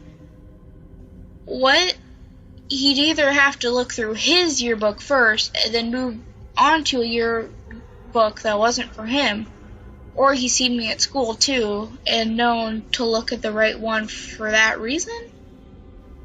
I didn't really tell him it creeped me out, but he started chatting to me on occasion from then on. Mostly normal stuff, so that was fine, I guess. Always with this flirty tone, though. I replied neutrally, or sometimes played along, trying to get an idea of who he was. He said he was a neighbor, and that's why he'd seen me at the bus stop, but he never told me what he looked like. When I was at the bus stop, no one ever came forward to ask him or signal in any way that they might be. Like I said, I didn't recognize his name, if it was even real. He definitely wasn't from our apartment building, though, and for some reason I didn't quite believe him when he said he was from the neighborhood. So I started to feel pretty uneasy at the bus stop when there were other people there with me, wondering if one of them was him, if he was watching me. But waiting alone at the bus stop didn't really help either, because I started wondering if he was watching me from somewhere else. The stop was situated near a grocery store with a parking lot, so he could have been there. I'm pretty sure he did tell me, "You looked cute today," or something similar at least, once or twice, but I honestly don't remember much of what we talked about anymore when we did chat. I did remember they were never long sessions, though. Only 10 minutes to half an hour or so. And I started not really liking seeing him sign on, but for some reason didn't block him. Probably because I still felt I had to work out who he was, and because, well, I didn't feel threatened by him. Just uncomfortable, you know? Until at some point when he told me, I figured out where you live. Acting if that wasn't creepy at all. That skeeved me out. I asked him where he thought I lived, which is maybe a stupid move, but yeah. He gave me the right number, and the right floor, and the right apartment. And at that point, I was definitely feeling less uncomfortable and more scared. He went on to say that he worked this out because a friend of his had lived in our apartment prior to us, and that the timeline for me appearing and his friend moving out made sense. I didn't believe this at all. In that case, he'd have worked out where I lived a lot sooner, and if he had, why was he telling me this now? To mess with me? But if he hadn't found out the way, then what? He had followed me or something from the bus stop? I don't remember what I told him, though that scared me big time. A day or so after that, he sent me a message that was something like, maybe I'll come over and say hi. And I don't remember the exact wording, but it was actually read very threatening to me. It read differently than the other fairly normal stuff we had talked about before. And if I had such a spike of fear when I got that message, it didn't matter finding out who he was like. I didn't want him to come over at all. I remember looking out my bedroom window and being relieved that there was nobody outside. And I sent him a message back that I don't want him to come over. Ever. He sort of threatened that he would, and then he signed off. I blocked his email in his empty Facebook profile. Then after I had done that, I was left feeling really anxious and frightened, thinking that maybe now he'd come over anyway once he'd realized I'd cut off all his other options, that maybe he was on his way right now. And then what would he do? I didn't really fear rape or murder. It was a little too abstract to me at the time, but I was really scared. For a little while after that, I was scared of the bus stop too. I was scared walking home from it, in particular after school. But nothing happened after I blocked him. It all just kind of ended there, which in hindsight, I consider myself extremely lucky. I was definitely dumb and naive at the time because I didn't mention any of this to my mom or stepdad. And whoever this guy was hadn't been willing to give up on me or lost interest. Or whatever happened with him, things could have gotten really, really ugly.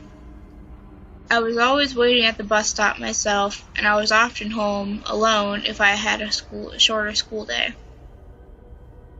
And he did know my name and where I lived, and I'll say it again, I was only 16.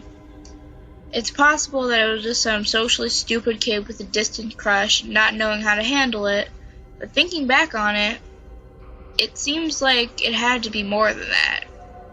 Either way, I'm glad I never met him.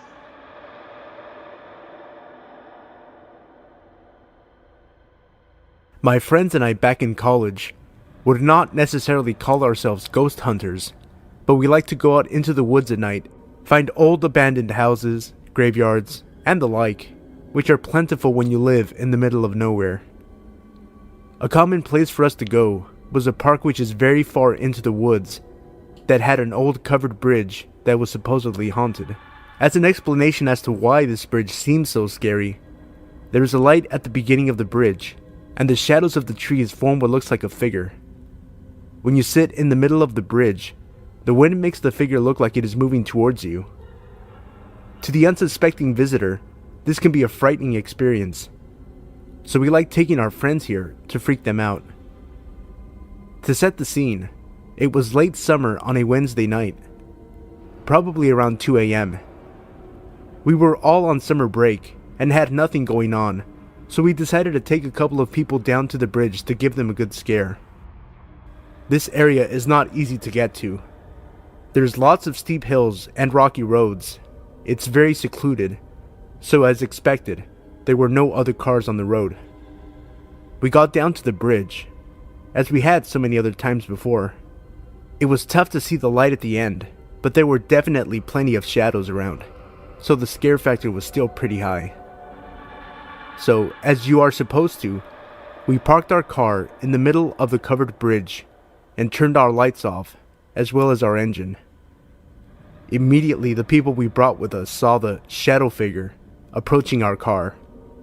We obviously tried to play it up and act like we saw it coming towards us as well, to continue to scare them, but something was all wrong this time. The figure seemed a lot more lifelike, not like a tree swaying in the wind. It didn't feel like an illusion at all. I looked over at my friends and could tell they noticed something was different this time too. It was at that point that I noticed that we were no longer looking at the same shadow figure at the end of the bridge. This one had actually moved directly in front of our car. In a panic, I turned on the headlights because it was becoming a bit too real. Once the lights came on, the figure did not disappear, and it did not stop inching toward our car. There, in front of our car, was a person in an all-black hoodie and all-black pants. Hoodie over his head, looking down at the ground. After the lights came on, he kept inching toward the car at a snail's pace. A prank, I thought. Someone saw us come down and was familiar with the story and wanted to mess with us. We opened our windows and yelled, "Hey, you got us, that was pretty good." He had no reaction. Thinking he was just trying to stay in character, we laughed it off and backed out of the bridge and started heading back up the hill. There was a parking lot up at the top of the hill, still pretty deep into the woods, maybe a minute or two drive from the bridge. We decided to head up that way to gather our thoughts and sort of process everything that had just happened, since adrenaline was still running pretty high. We got to the parking lot, which is normally about a quarter full on a busy weekend during midday with hikers, as it's a pretty popular hiking spot in the area, but 2 a.m. on a Wednesday should have this lot totally empty. Upon pulling in, every spot was full. Considering the park closed at dusk, this was a disturbing discovery. We parked in the middle of the lot, trying to figure out what was going on. I grew up just minutes from this area, and the amount of cars in this lot was probably the equivalent of the nearest town's entire population. We sat in the lot for about 5 to 10 minutes, just talking to each other, trying to figure out what was going on, when 2 German shepherds came running down the hill. They stopped at our car briefly, and then continued running off into the woods. The girl that we had brought with us had a look of horror on her face, and told us that we needed to leave. Confused and still a bit concerned, I agreed and left the area quickly. She put everything together. She said that cult activity in the area around us was very high. German shepherds are commonly an animal they use for sacrifices. I don't know where she got this information, but all I know is that it has been about 5 years. I never saw her again, and I never went back to that bridge at night again.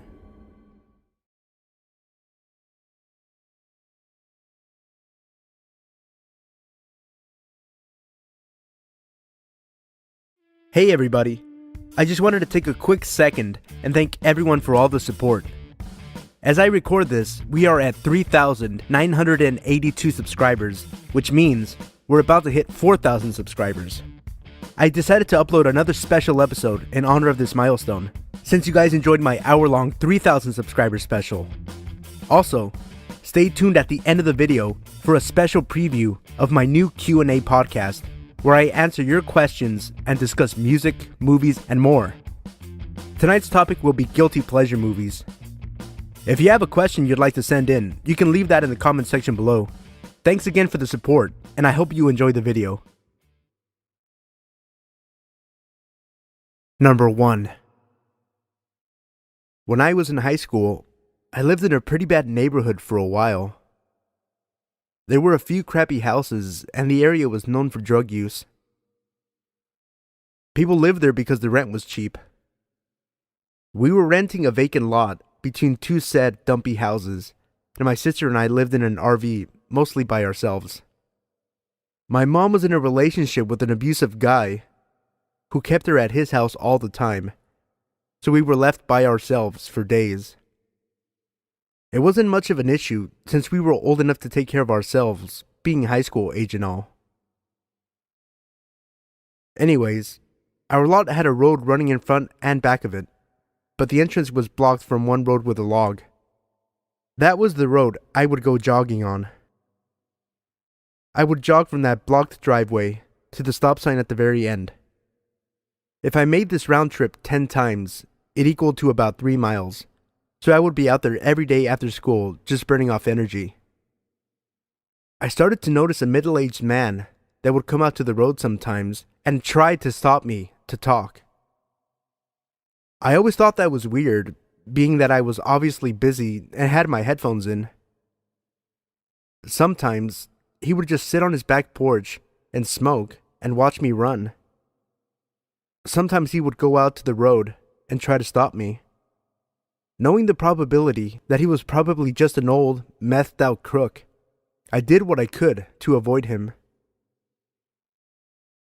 This continued a few days a week for about 2 weeks, and usually, after I had passed him 2 or 3 times, he would give up trying to get my attention and go back inside his house. But one day, he must have caught me at the end of my run, and so had the opportunity to see where I crossed the log and ran into the lot. That's the only explanation I could have had for what happened. It was about 12:30 or 1 in the morning, and I was still up, watching anime on Netflix, when I heard a knock on the RV door.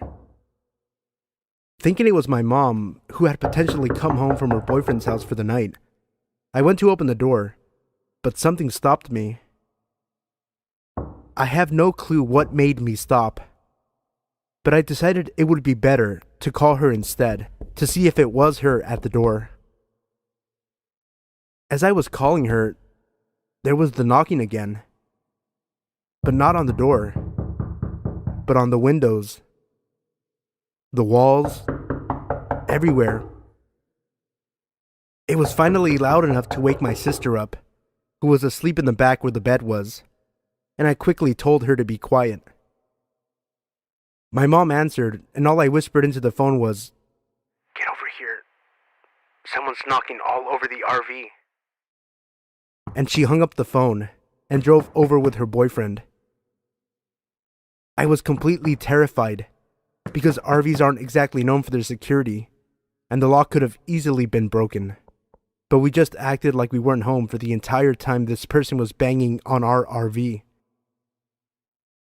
When she got there, no one was on the lot, although she was only a few minutes away. There was no knocking after that, and no man.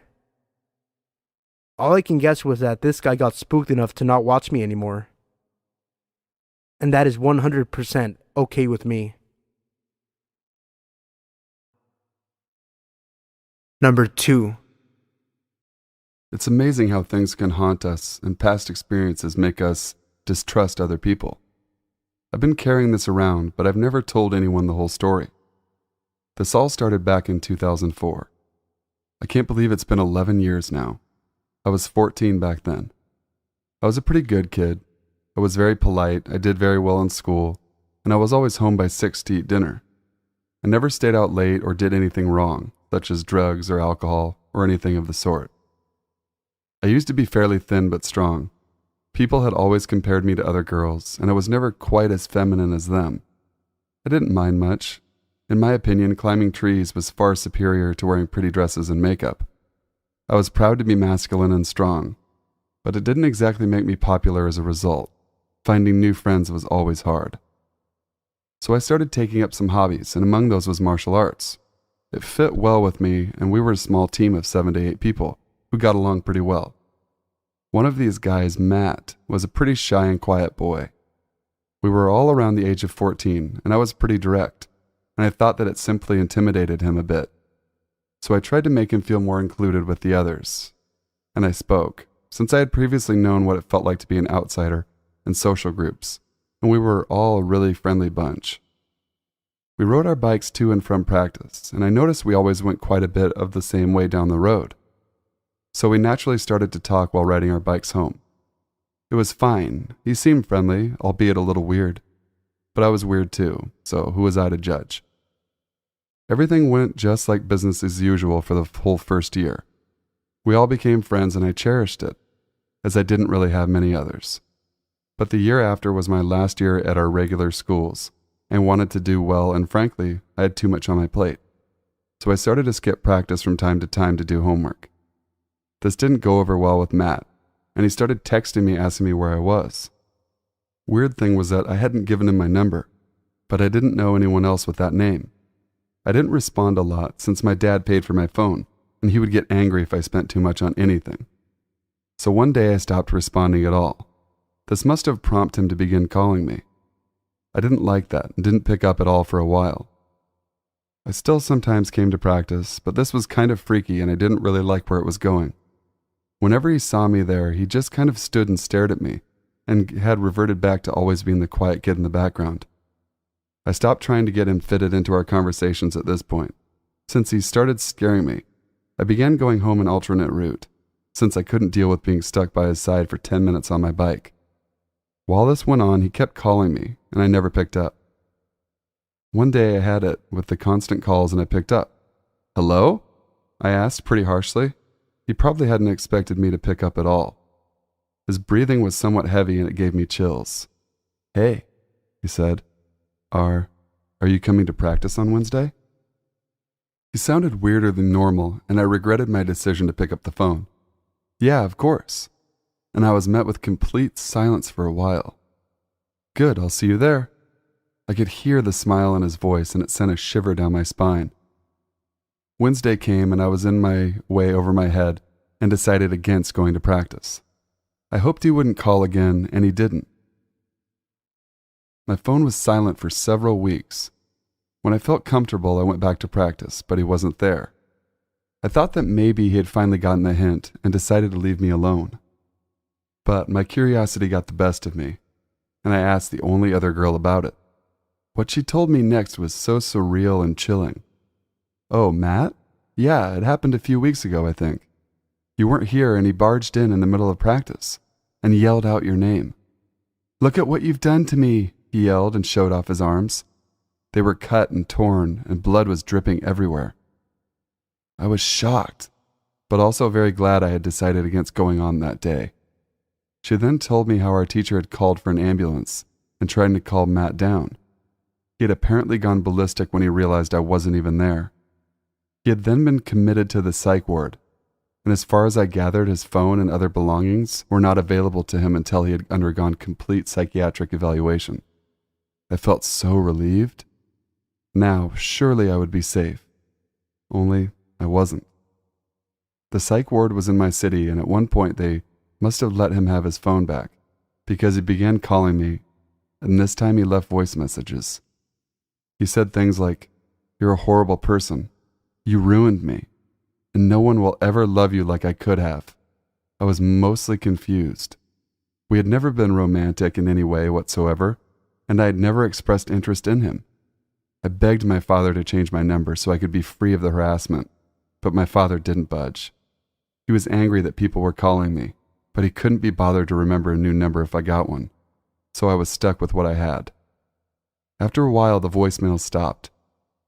But this was at the time when my rebellious phase began, and I attended protests to keep some historical counterculture buildings in Copenhagen. Somehow he found me there. Every Thursday at the peaceful protest, he was there, staring at me. I was with friends, but I still felt threatened. His scarred arms, sometimes with new cuts, were horrifying. I didn't know what to do, so I always stayed close to my friends. I had hoped my punk phase would deter him, since I dyed my hair green, red, black, whatever, and I wore different clothes. But it seemed that it only made matters worse. He texted me sometimes during the protests, saying how I looked hot, or how he liked me in legs and that skirt. Weird shit like that. I tried to glare at him, but I couldn't look at him for long. He scared me. This went on for several weeks. Then one day, he began sending me mails. I have no idea how he got hold of my email address, since I usually didn't share it with anyone. In the mails, he described how he was feeling, that he was willing to forgive me for what I've done to him, that he had watched me from afar for a while now, and he wanted to be in my life again. He described what I had been wearing that day, and even on days I hadn't been at a protest. One day he messaged me, "You look so peaceful when you sleep." I noped the fuck out at that point, told my dad everything. He was kind of upset, but he didn't yell at me too much. The following month we moved to another town a few hours away. The messages stopped for a while until one day he wrote a chilling text saying, "Why haven't I seen you in your apartment for a while? Did you move? Where are you?" I froze. He had known where I lived? I lived on the ground floor in an apartment, and my room had just been by our small garden. I was chilled to the bone thinking that maybe he actually had stood outside my window and watched me sleep. After this, I heard nothing from him.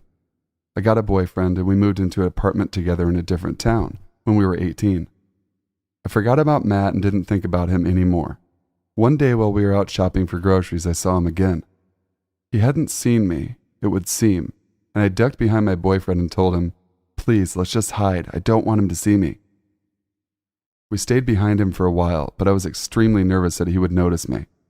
He didn't. He just bought some stuff and went out. I hoped he was just visiting someone in the area and that I wouldn't see him again. A few weeks later, I went to the town square to draw in the sun.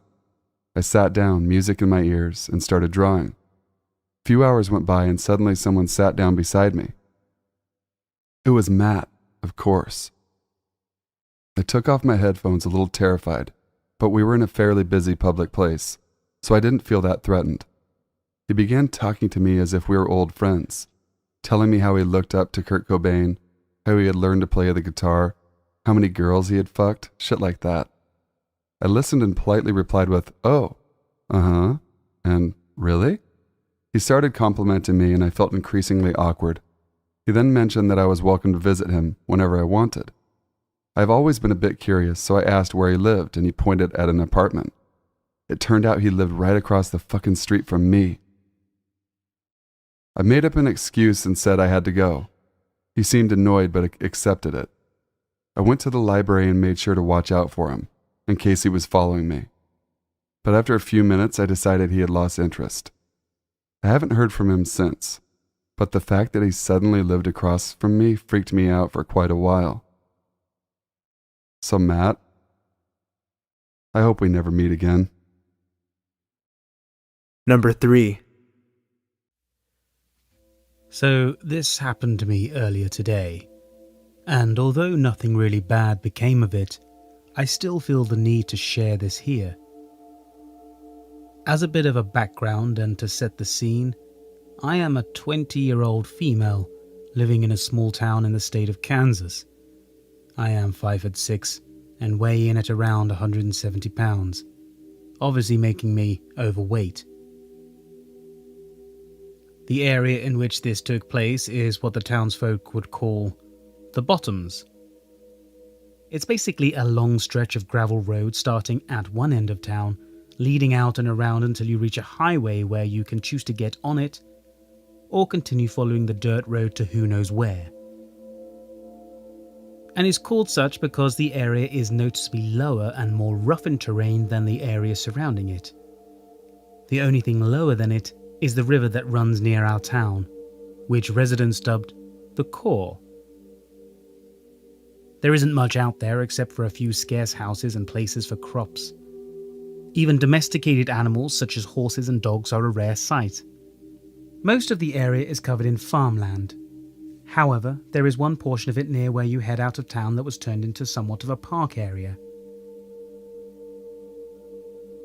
Although the 3 acres of land is somewhat barren, aside from a set of swings and a jungle gym with a slide in one corner, a long sidewalk that circles back around on itself meant for vendors, a stone slab used for concerts, and a house city workers use as a sort of station, as well as a grassy area surrounded by a gravel road right alongside the road running through the Bottoms where people can park.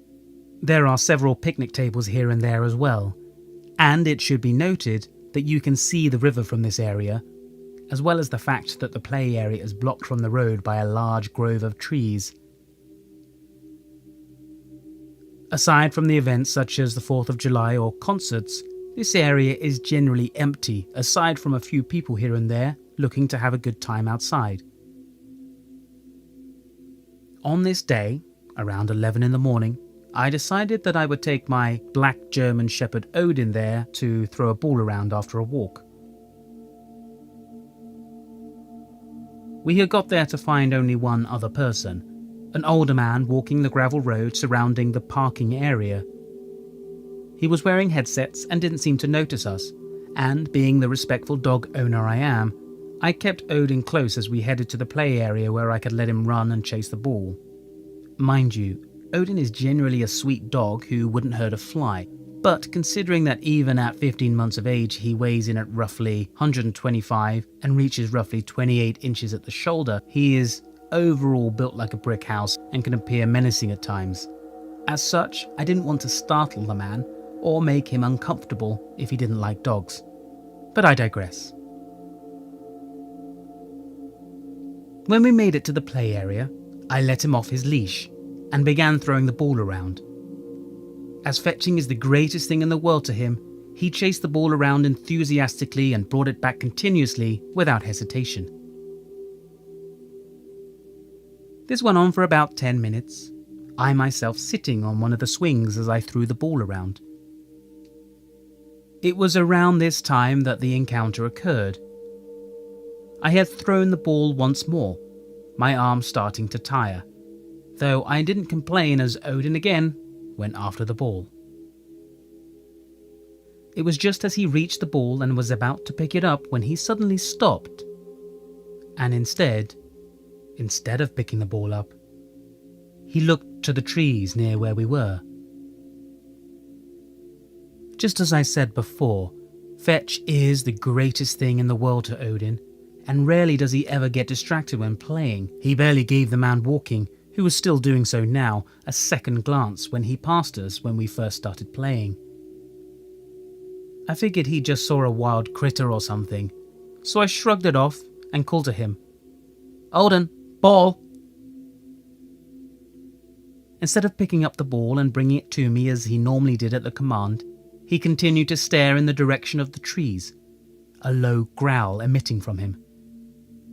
While he was normally a well-behaved dog even off the leash, I started to worry that he'd bolt off after whatever had caught his interest, and, being the out-of-shape person I am, I knew I would be unable to actually give chase and catch him unless he decided to come back. So I stood and turned my gaze in the direction he was looking at, and froze. About 5 or so feet into the little wooded area, roughly 10 to 12 feet or so away from me, a hooded figure stood among the trees, head down and hands in their pockets. As I could not see a face or go by their body type as the hoodie seemed baggy, I could not tell whether they were male or female, though they appeared a bit taller than me.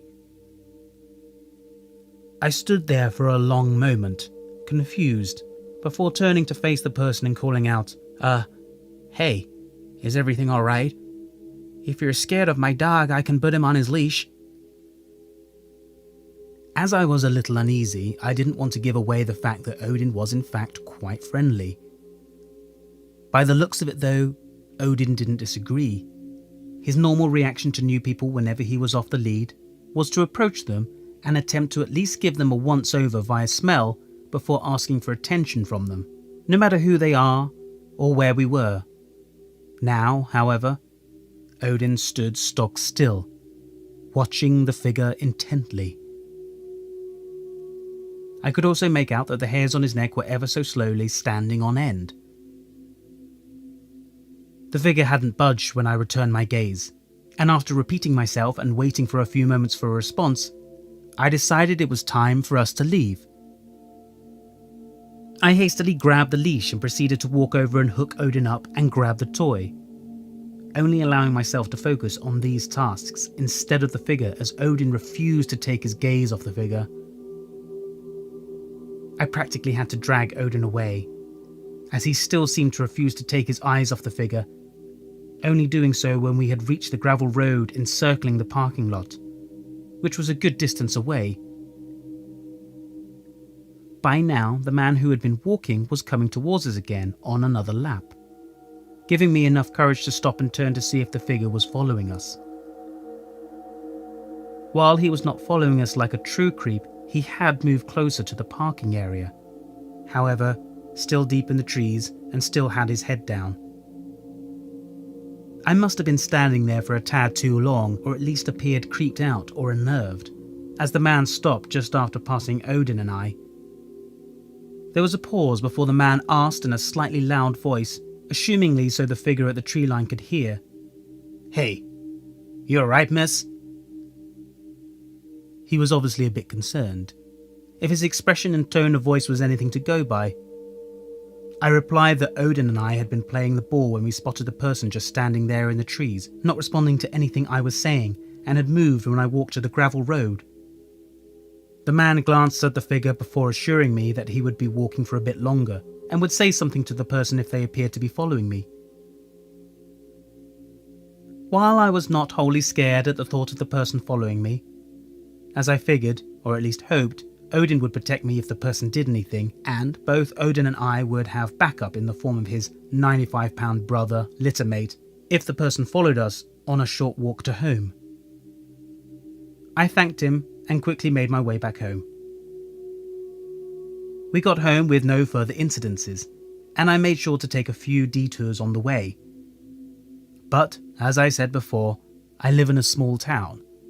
As in, I could literally give anyone in the town either my parents' name, and most would automatically know who they are, and by default, many people knew me as well. And so I worry about this person possibly finding out where I live, and doing way worse than what they had. I might just be paranoid, and the event might seem harmless, but I'm still scared shitless by it. Number 4. I'm a male, and when I was 19, I used to work for a company doing deliveries back in 2008. I stopped at a rest area to drop some twins off at the pool. As I'm in the stall doing my business, I noticed someone looking intently into the stall I was in, through the crack on the door, their eye pressed against the door. I make eye contact with the guy, and he slowly moves straight backwards from the stall door, revealing more of his face. I notice he has a shit-eating grin, possible pun intended, on his face. A few seconds later, someone enters the bathroom, and he washes his hands to pretend like he is finished, and exits. I'm beyond creeped out at this point. I honestly didn't even wipe. I just pulled my pants up and exited the bathroom. Once I exited the bathroom and walked a little ways, I noticed the same guy standing beside an 18-wheeler with a sleeper. I looked at him and gave him the most evil glare that I could. As I'm doing that, he motions with his hand for me to go into his truck. He does this a few times, so I proceed to tell him he's number 1 with a thoughtful finger gesture. I make it to my truck, start it up, and drive away, thinking it's all over. I had about 30 or 40 miles left to reach my place of occupation, and it's basically a straight shot from where I was to my destination, only requiring me to take an exit leading to and being on the road my work is. About 10 miles into my travel back to my place of occupation, I noticed a similar truck behind me. I kind of just shrugged it off, because of how common that type of 18-wheeler is. It was a plain white Volvo with no identifying marks, such as owner name on the truck or company name on truck or trailer. The truck stayed directly behind me no matter what lane I was in, right on my bumper. I took it as he was trying to use less gas, even though I was in just a straight stub-nosed truck. Then we hit traffic, and I was able to see inside the cabin.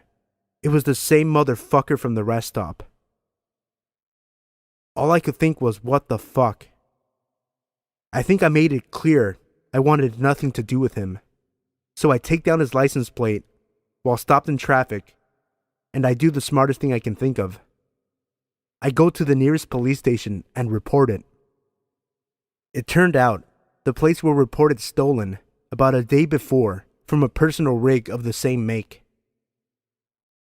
I never heard anything more though. Number 5. So I live on a not-so-quiet neighborhood, which is filled with derelicts such as methamphetamine users and undomesticated alcohol tasters. And this is an issue, but I have lived here most of my life, so I'm not fazed as to walk late at night, which I'm required to do because of my working conditions, cleaner at a local mall without a car. I'm walking back from the mall after finishing up work, and everything has been fine for the most part today. I got to even take some nearing expiration date food back with me, and nobody has been hassling me today. As I get to the corner of my street and pass by a house, which seemed abandoned for the longest time, I notice a lot of lights inside and out, and they're lit up, and that queerly moving shadows are flicking back and forth behind the curtains of the house front. I say queerly because the movement seems so determined and mechanical that it could only belong to some sort of automated machine. But I watched it for so long that I got the impression that it seemed more like a larger set person pacing back and forth. So as stupid as I am, I decided to go and check out whatever the fuck was going on inside. I remember getting to the window and feeling so sure that I was spotted out as the pacing shadow had suddenly stopped. I could make out quite visibly that a face was peeking out of the curtains, but it turned out to be quite coincidental, as a truck had just drove up to the roadside of the house. Just my luck. A beefy set man sauntered out of the truck and into the house, mumbling something like, "He's double grounded. He is definitely double grounded." I didn't think much of it at the time as I was so panicked that I could have been caught, but it does make sense later. I decided that I had enough excitement for one day and I headed back home. The next day I believe I was in my usual routine of waking up, watching, reading my usual book, show, and bed, and I had noticed some weird almost white noise of crunching and creaking outside. I remember that I brushed it off as wind affected my house with creaks, and a lot of crunching could have been because of the rotting wooden balcony outside. Out of nowhere, I suddenly hear a bellowing voice shouting, "Nicholas, get home, or you're going to be double, triple grounded." And after this, I remember feeling a good sense of dread and fight or flight because the peculiar white noise had suddenly stopped, and I heard a lumbering, shuffling mix with anguishing exhalations from directly on the other side of the wall, which my bed is pushed next to. I slowly crept into my own kitchen, making sure not to be visible through the windows of my house, and then I grabbed my bulky security torch to use as a blunt force weapon if need be, and a kitchen knife. I sneaked towards my back door, which leads directly to the wall on the other side of my bedroom, psyched myself up with anger. After a long time of psyching myself up, I bust through the back door and ran to the outside wall of my bedroom. I didn't find anybody, but what I did find was perhaps even more disturbing. A dozen so emptied potato chip bags, and a KFC meal variety bucket, almost devoid of content aside from what looked to be chicken wing bones. I don't know what to make of this besides, somebody was watching me through my window all night, whilst enjoying a meal. Now this would lead me to ask, how has this happened before? Is this frequent? If whoever left this was keen enough to bring a full meal, does this mean that it is indeed a frequent? I am not sure as to what to do, and I'm a little distraught to be honest. Number 6. Where I live, winter is a living hell. I have to shovel every other week, and what's worse, I live on a corner. Anyway, I pop in my earbuds and get to work. I'm about halfway done when I see this guy walking in the middle of the street. I'm kind of creeped out, but I brush it off. I decide to make a mental note to keep an eye on him because I was getting some bad vibes. I keep shoveling, but as he's walking past me, I hear him yell something to me. I take an earbud out and ask him if he was talking to me. "Yeah. Do you, have a phone on you? I need to make a call," he replies. I was already sketched out. We don't live in the best neighborhood, and this was a common tactic thieves used to get phones. "Yeah, one sec. I say, as I pretend to look for my phone. Sorry, man, I must have left my cell at home, I say, trying to act as if I would have given it to him in the first place. Say, you don't live in that house, do you? He says as he points behind me. This caught me off guard, but I was able to make up some bullshit about how I was getting paid to shovel their sidewalk. You know what though? I think the bar down the street has a phone you could use, I offer, hoping that he would go away. Oh, thanks, he says as he starts walking down the street. Relieved that he's finally gone, I get back to shoveling, but when I stop to catch my breath, I see a person duck their head back into an alleyway, but I get back to the task at hand. When I look up again, the same guy is standing a bit farther down the street by the bar. As I finish shoveling, every once in a while, I look up to see if he's there, and every time, he's a little bit closer. Once I'm done, I loop around the block and go in the back door. I looked out the window to see if he was still there, but thankfully, he wasn't. Number 7.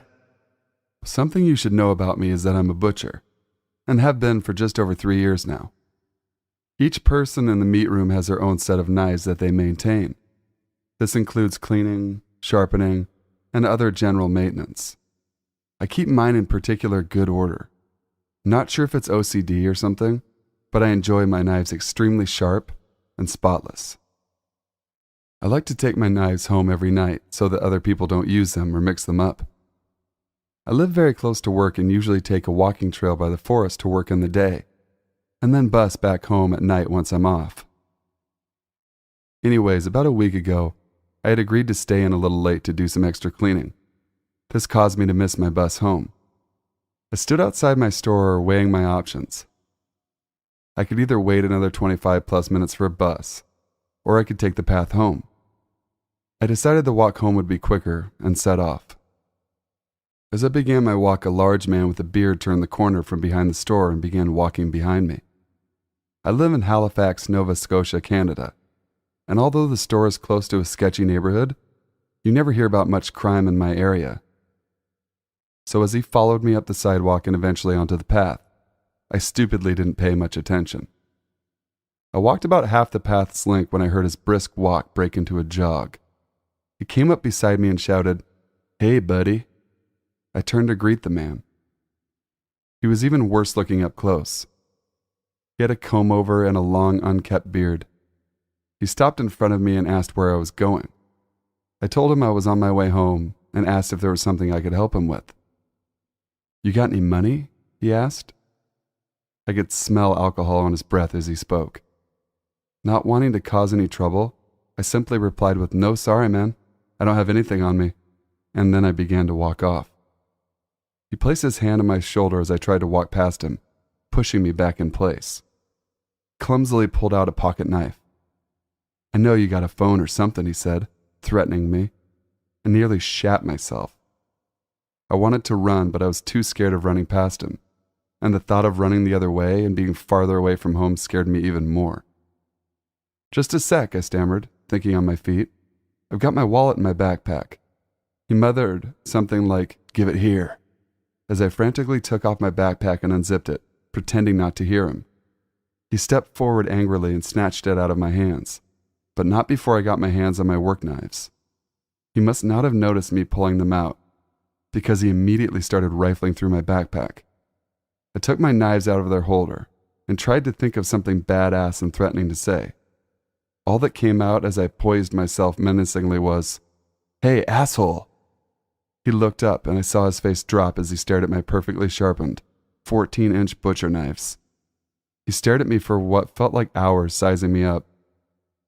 My adrenaline had pumped up. I eventually decided to make a move. I began to step forward, raising my arm, when the guy ran past me with my backpack in hand. Luckily, I never had my wallet in my backpack, and I was wearing my work uniform, so all he got from me was an old Batman backpack. I told the police when I got home, and even asked around work about him. No one had really seen him before, nor did he come wandering around my store again. In retrospect, I probably should have went with something like, "You should never try to rob a butcher," or something, but either way, I'm very fortunate the man was likely drunk instead of homicidal. Number 8. I was born and raised in Honolulu, Hawaii, so I know the surrounding areas of Waikiki and Kapahulu like the back of my hand. This happened a year or two ago. I'm a female, and I was 18, having just finished a nice dinner date, followed by a walk on the beach at night. By the time my boyfriend and I decided to part, it was about 2 a.m. It is a straight shot to my house. I walk past the Shell Center and the Honolulu Zoo, and just keep going up to Diamond Head. This is about a 10-minute walk, as I walk rather briskly when alone, so I decide to pass on taking a taxi. I'm wearing a strapless dress with flats, one earphone in my ear, and I make my way home. It is not unusual for cars to slow down, catcall, or even offer a ride home. However, this night was different. A car slowed down as I was walking past the last ABC store across the street from the zoo, and I crossed the street, making note of the car. I only saw half his face, but I could tell he was watching me. He then sped off. This is where it gets a little creepy. The road slightly turns, and you have to walk past the zoo length without any lights, and I decided to walk on the side of the street with trees, since there's a lot of homeless people on the other side, where the parking lot is. I begin to worry, for the first time ever, wondering if I should have walked the long way home or not, when I saw the car parked on my side of the street just a little further ahead. I did not have my knife or taser with me at the time, and although I was roughly 5'1", I knew how to handle myself. I take out both of my earphones, readying myself to seem confident. The guy who had slowed down in the car earlier steps out from behind one of the trees, only a few paces ahead of me, and holds his hands up as if to say, "Don't worry." Hell no. I couldn't help but scream, because what I hadn't seen before was now obvious. He had an eye patch on, with a long scar on the right side of his face. Big, fat, fucking nope. "You remind me of my little sister," he says, trying to calm me down. "And I'd just like to give you a ride home." He takes a step towards me. 2 seconds later, I find myself screaming and sprinting across the street, back towards Waikiki, where I could find a cab. Every time I looked back until I couldn't see him, he was just standing there, staring with a grin on his face. Let's not meet again, pirate butt fuck.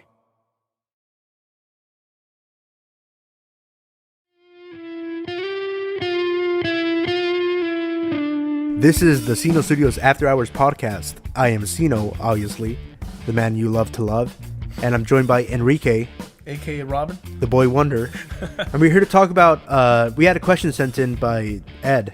I wanted to ask you and your podcast co-host Enrique, the boy wonder, what some of your guilty pleasure movies are, or movies that you enjoyed immensely that were completely torn apart. Alright. And I don't know about you, I had a pretty hard time coming up with movies for this, because there's no movies that I will admit to liking that I'm embarrassed about. Yeah, I don't really have any shame. I don't have for anything. I mean, good or bad.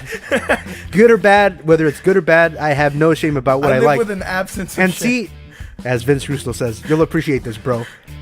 I've been made fun of my whole life for the things I like. Yeah. Same. Can you believe in elementary school, this is 1997, I was in the first grade, and since 1997 until about a couple years ago in high school, I used to be made fun of because my favorite band was the Beatles. There you go, yeah.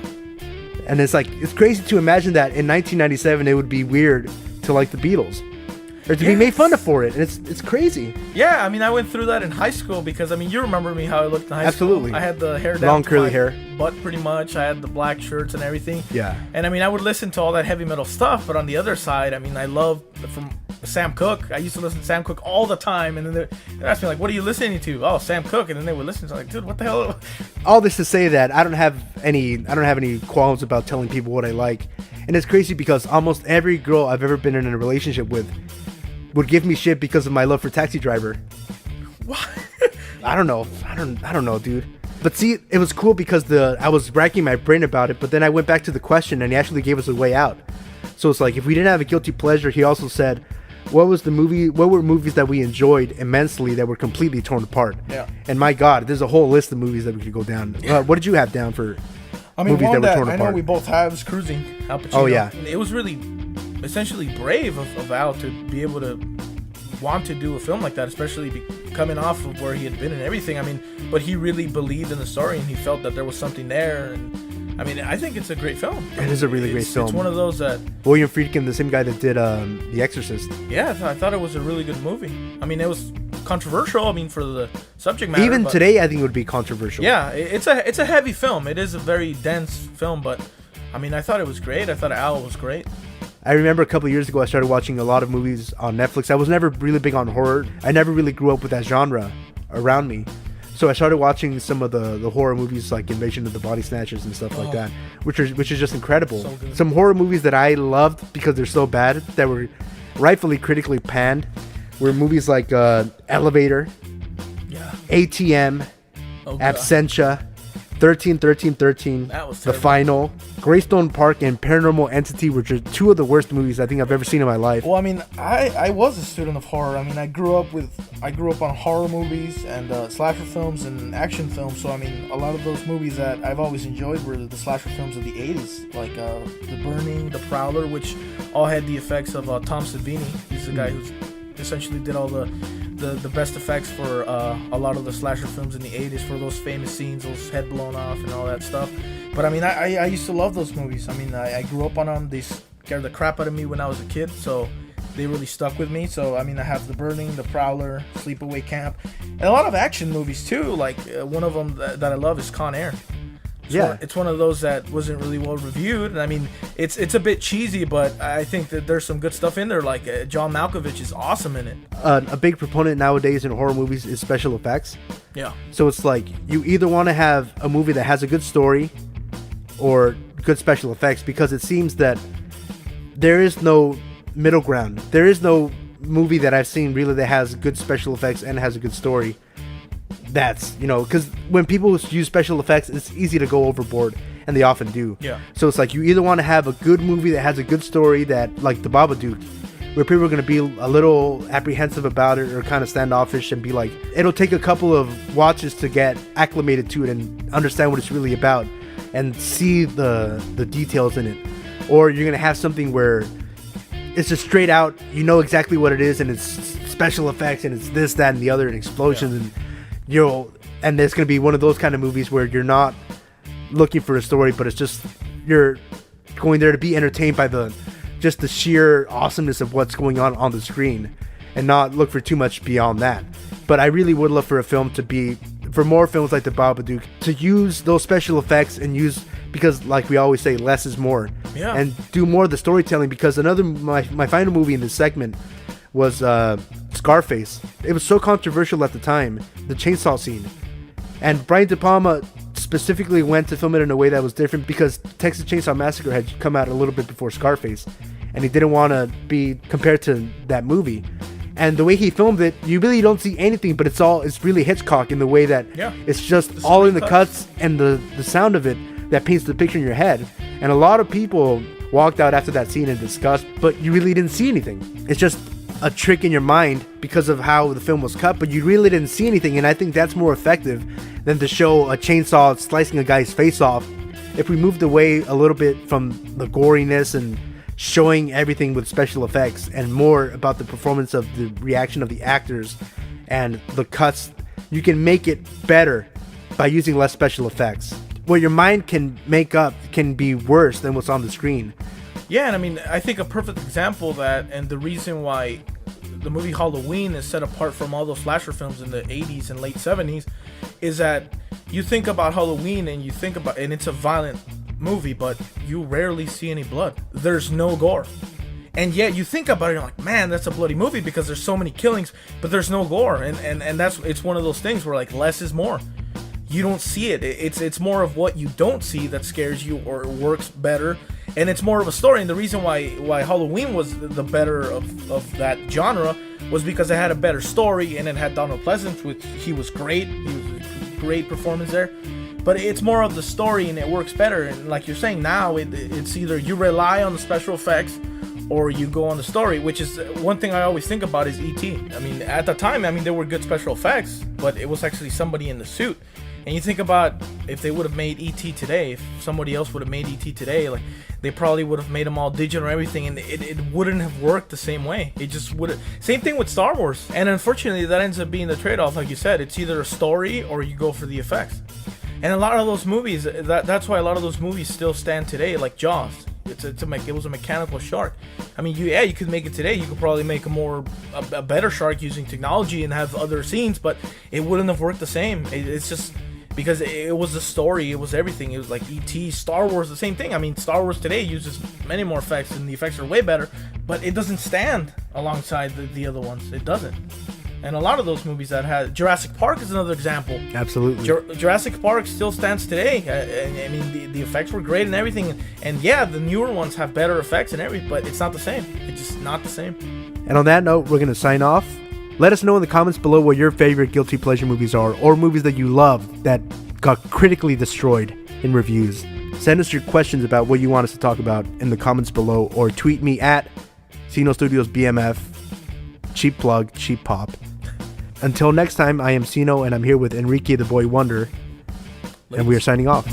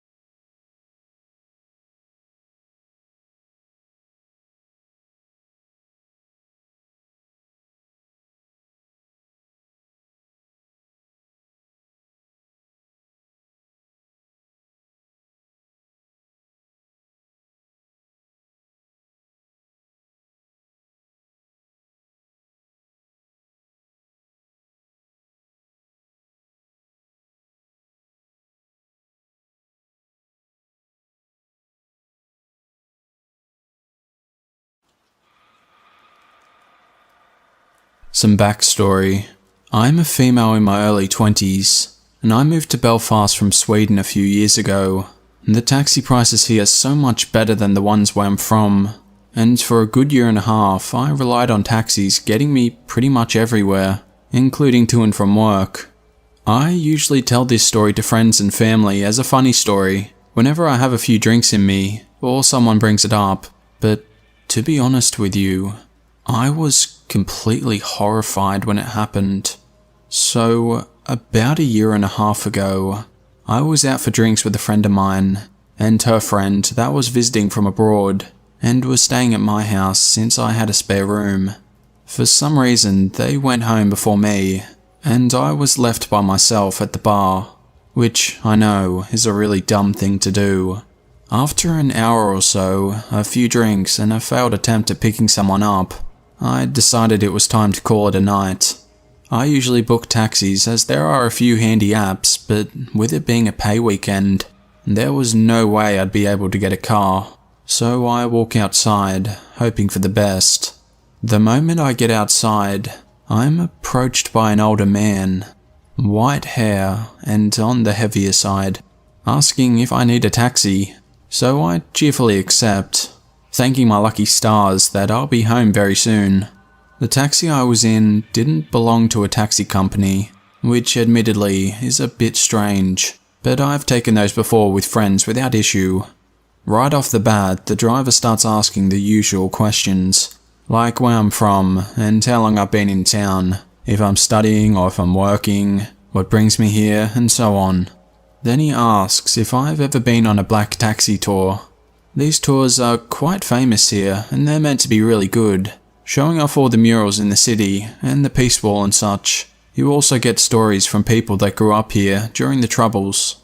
I say that no, I haven't had the opportunity yet, but I'll definitely get to it as soon as I can. He then suggests when we get to my house that he'll give me a tour. As I mentioned before, I'm not in a black taxi. He then tells me he'll do it for free. Right now, in the middle of the night. Being the way too nice idiot I am, I hear myself saying, "Yeah, sure, that would be nice," when what I really meant was, "Hell nah, dude." So he starts driving out of town, down countryside roads and not at all in the direction of any murals, and on the other side of town from the Peace Wall.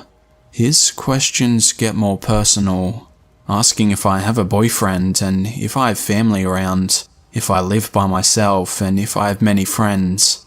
He then says, "We can be friends. You'd like that, wouldn't you?" He has this creepy laugh going, while repeating the phrase over and over and nudging my side with his arm. He keeps driving in the middle of nowhere, talking about how this footpath was this and that, connecting to another footpath and so on, while dropping the "we can be friends" thing in between. At this point, we're about 20 minutes outside of town, and the streetlights stop. It's pitch black. I'm clutching my phone, ready to call the police, and looking at the dashboard GPS to see nearby location names, and getting ready to tuck and roll out of the car, completely freaked out by him. I'm finally able to stutter out that I'm getting a bit tired, and it's time for bed. He agrees to take me home, and turns around. We pull up outside my house again, and I feel a wave of relief washing over me, like I can finally breathe again. I pay him for the taxi ride, and get ready to get out of the car. He then turns the car off, takes off his seatbelt, and keeps talking, turning slightly so he's kinda half facing me. After a few minutes of talking, him still talking about being friends, I say that I need to use the bathroom, and thank him for the tour. He tells me to hurry back outside so we can continue the conversation. I bolt inside, lock the door and keep the hall light turned off. I look out through the peephole, and I can see that he's still sitting there in his car. After about 15 minutes, he finally drives away, and I sort of just collapse on the floor, beating myself up for being so stupid. Needless to say, I've never taken a taxi. I haven't booked since. I just found this sub, and I wanted to share my own experience. It happened when I was 13, and it's something I've never forgotten. We had just moved into a brand new house in a brand new housing development. A lot of the houses around us were either unfinished or had families that had just moved in.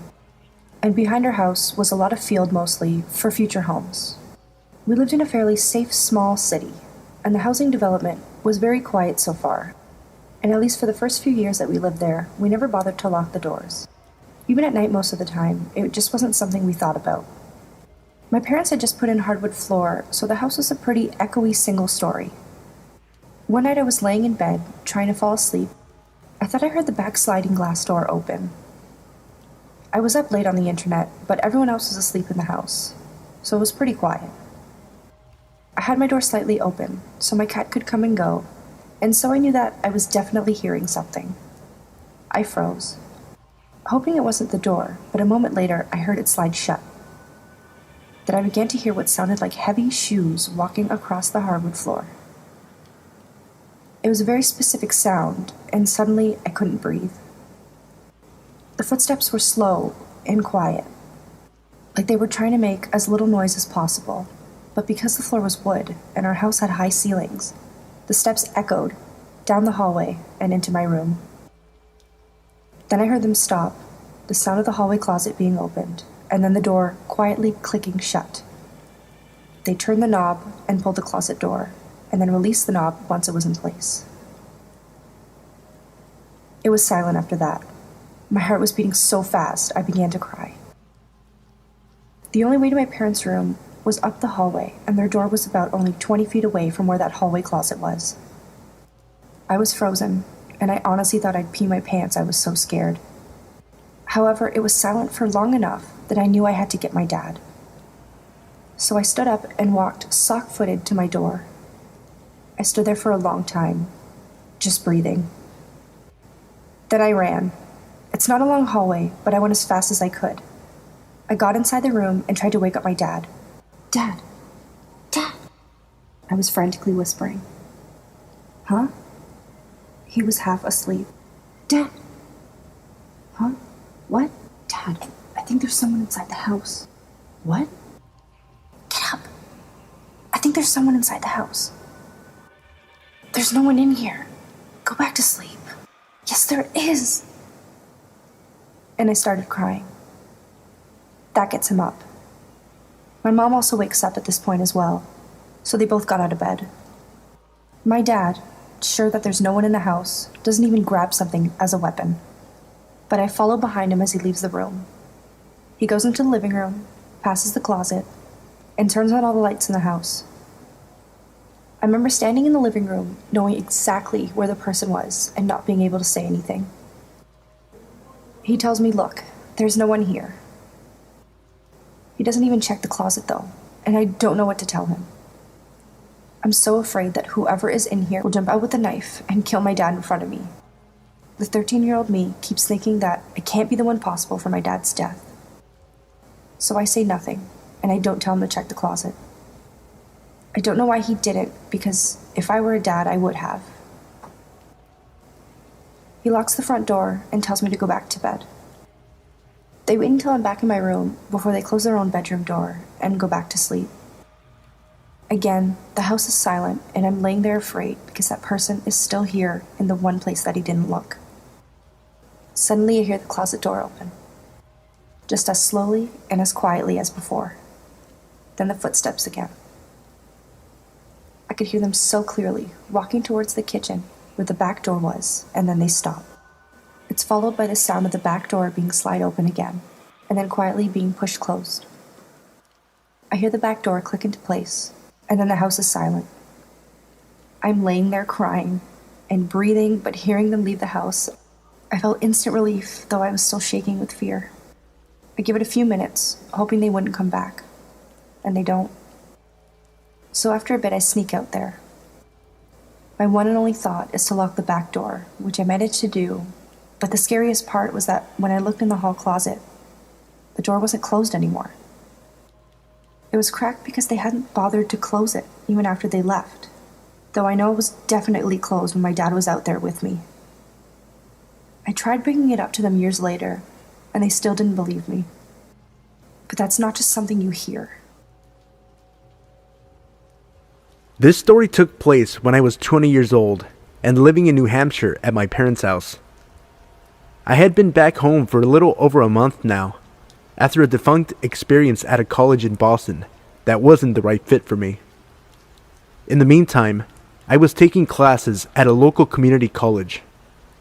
Anyway, going from living in Boston for a semester and having total independence, as well as almost endless opportunities for fun with other cute gay guys like myself, to back with my parents in rural New Hampshire was a huge knockback, and I was seeking thrills in the meantime to numb the pain.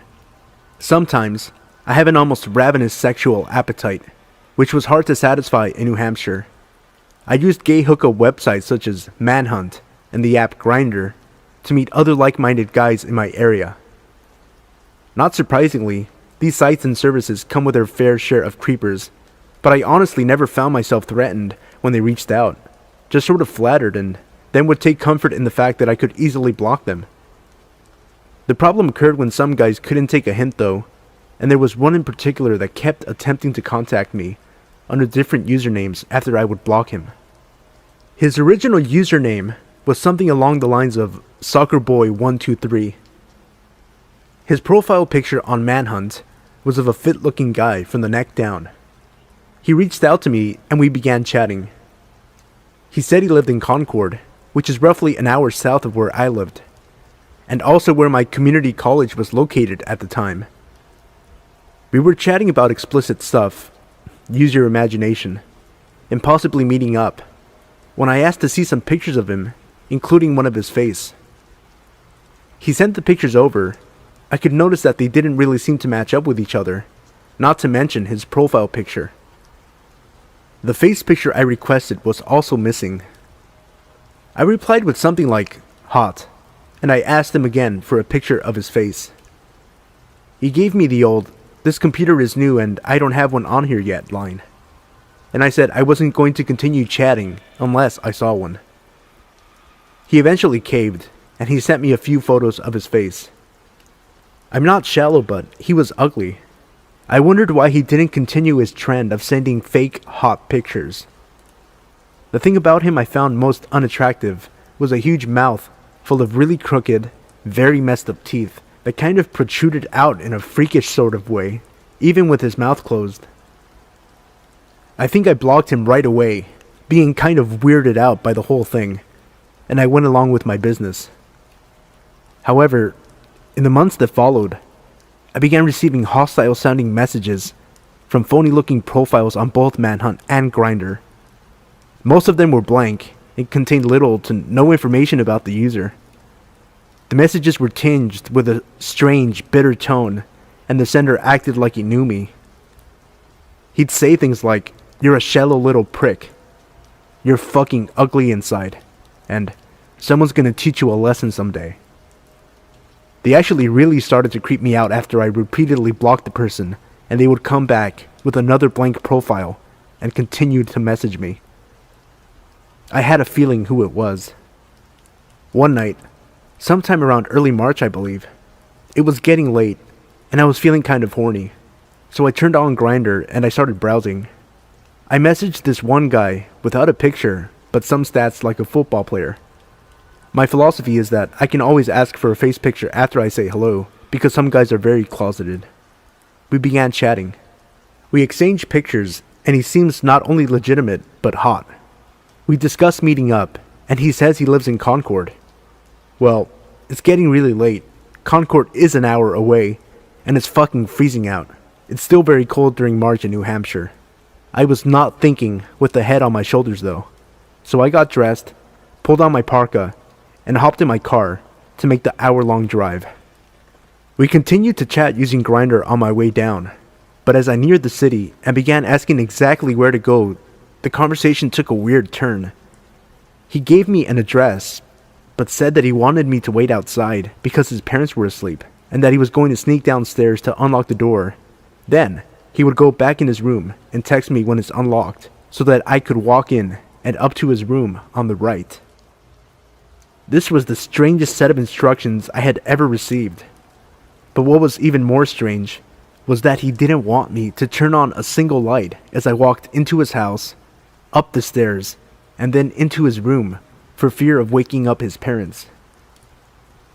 At this point, I've already parked the car on the populated yet entirely dead street, and I began counting the ascending numbers to the house. I find myself in front of a large, blue Victorian house that needs a little taking care of, with no light coming from any of the windows. Now I am creeped out. I message him and let him know that I'm outside, and I wait for some sort of light to come on. He tells me to wait, because his dad just got up to get a drink or something, but no lights come on in the house. I am getting seriously creeped out and impatient while waiting, and decide to tell him I'm leaving.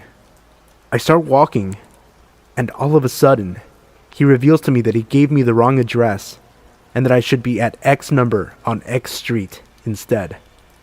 I'm feeling beyond weirded out, and actually kind of pissed off. I was just standing outside of this random house for 10 minutes in the cold and dark night, only to find out he deliberately gave me the wrong address. I honestly want to go home now, But my other head is really banking on the possibility of this being good. And I just drove a fucking hour, so I pull out my iPhone and mapped it out. It didn't take me long to realize the new address was in my line of vision and sat across the street at a small intersection that led to more houses. I moved towards the house. This one, a large white colonial house with green shutters and an orange street lamp that shined down upon it. I let him know that I'm outside, although no lights are showing through the windows. This time, he says the door is unlocked. He wants me to come upstairs in the dark and enter his room. Then, feel for a mattress and get down on it. He says he wants me to just feel what's happening instead of seeing it, and assures me it will be so hot. Fuck no, I think, beginning to give in to the impending fear taking hold of me. But in a last-ditch effort from my other head, I give him an ultimatum. Either come down here, open the door, and let me in with the lights on, or I'm leaving. He says he'll comply, and I wait, now excited for this hot, straight football player to come and open the door. I stare with a shaky, adrenaline-fueled gaze at the door for what seems like forever when I sense movement. Yes, he's actually coming down. The door pushes slowly outward, and that's when I saw, emerging from the darkness, his face, his teeth, washed in the orange light from the street lamp. This was not who I thought I was meeting. An icy, stabbing chill washed over me as we made eye contact, and he gestured for me to come inside. I knew who this was. This was the man who has been contacting me. I looked at him and yelled, "No! Fuck no!" And I started half running, half walking away from the house, and back to my car. I looked back after a few seconds, and he was watching me from the door. I got to my car, and quickly got in, locked the doors, and sped home.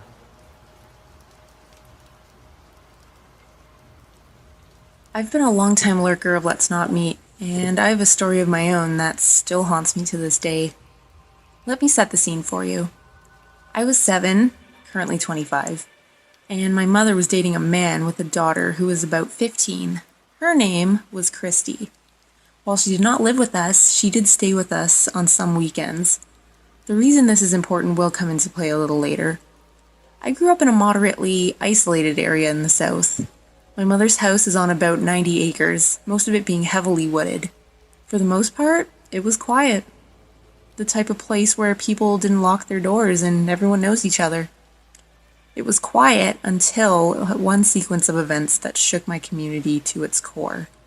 There was a man just 2 streets over from mine who murdered his girlfriend's entire family, including her, in their home over a dinner about 2 weeks before this event took place. It was also learned later that he had also murdered his mother and father in their home, as they were found after his girlfriend's family was. He hadn't been caught, and the local police were working with the police in Tennessee as there had been reportings of people sighting him there. My mother had gotten a security system installed, just to ensure that our home was properly secured. We had alarms on every window and door in our house. On this Saturday, my mother got called into work, as she was an apartment manager and there was an emergency that she needed to tend to. Her boyfriend had gone to work early that morning. My mother was very, very nervous about leaving, and due to the nature of the emergency, she thought it would be best for Christy and I to stay at home where we were safe. Safe. So she thought. She reluctantly left and let us know that her cell phone was always going to be on her if we needed her. Christy and I promptly set the alarm and made sure all the doors were locked.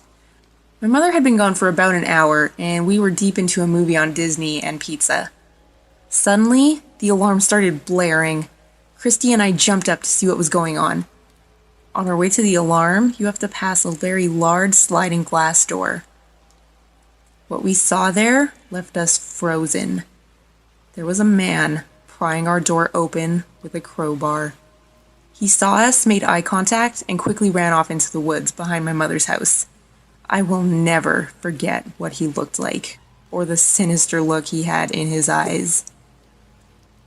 We called the police, and then we called my mother, who had already been alerted by the alarm company. My mother actually arrived before the police did, due to how isolated we really were. When we described the man to the police, they immediately knew it was the man they were looking for. Of course, there was a massive investigation that day of the property and the woods surrounding us. In the woods, they found cigarette butts, lots of canned foods, soda bottles, and a makeshift tent made out of a tarp. The man had been living behind us the entire time, and even stealing food out of our trash. When he was arrested, which was a few hours after the incident, he had admitted to watching our family and learning our habits, knowing that he could take advantage of the house when no one was there. Even now, as an adult, this event follows me. Just goes to show, you really never know who is watching you.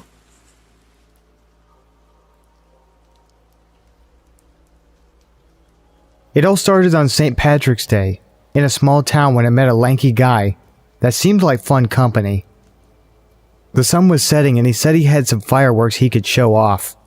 And, having never seen fireworks up close, I agreed. Me, him, and a mutual friend walked to his house, and the fireworks were disappointing, but at least not dangerous. On the way back to town, he started flirting. Now, he was tall. Very tall, compared to me. I'd say definitely over 6 foot, and I'm about 5'3". I thought he was kinda cute, so I flirted back. He decided to say, "I almost want to make a move, but I don't want to scare you." I said go ahead, and he grabbed me. He licked my neck and grabbed my crotch through my jeans. I was shocked. No one had seen this happen except for the 3 of us in a dark alley around 8 p.m. Somehow I forgave him. I thought he was just, I don't know, bad at these things. That maybe he was drunk or tired or something. I remained friends with him. He was one of the only friends I had. It was now summer. I was bored, and I went to his house alone, without telling my parents. They would just be worried for no reason. It looked dusty and old, like peeling paint, and a blanket of dust in some rooms. And something didn't feel right at all. I heard a dog, and it sounded big. It was in the yard. I went into his bedroom, and he closed the door, and there were holes in it. All over it. Holes and slices. When he's mad, he stabs the door, he told me. I was between him and the door. I remember looking past him, and seeing a fish tank before hearing something and flinching. He had thrown a knife into the door. It was impaled into the wood next to me, and now he was laughing because I flinched. "I knew that would scare you," was what he said. I looked back at the fish tank. It was loud. He opened the door. He told me something that still haunts me. He looked me right in the eyes. So close, and at least a foot taller. Oddly, I remember his nose more than his eyes, with how close it was. In a tone somewhere between small talk and the kind of sound like you were complimenting someone's looks. "I could kill you so easily right now." Struggling to keep the fear out of my voice after I forced a laugh, I said I'd rather sit outside together, rather than inside with all the dust. I told him I was going to go get some ice cream because he was not allowed to leave his house after his last suicide threat. I tried to keep steady as I walked in the general direction of the carvel. I made sure I was out of his sight. I called my mom and asked to be picked up. Told her I wanted to be picked up because I was bored. She said she could get me within an hour. I decided to spend that hour on the other side of town, in the library. She said something like I look sick. I told her it was just the heat, and she believed me.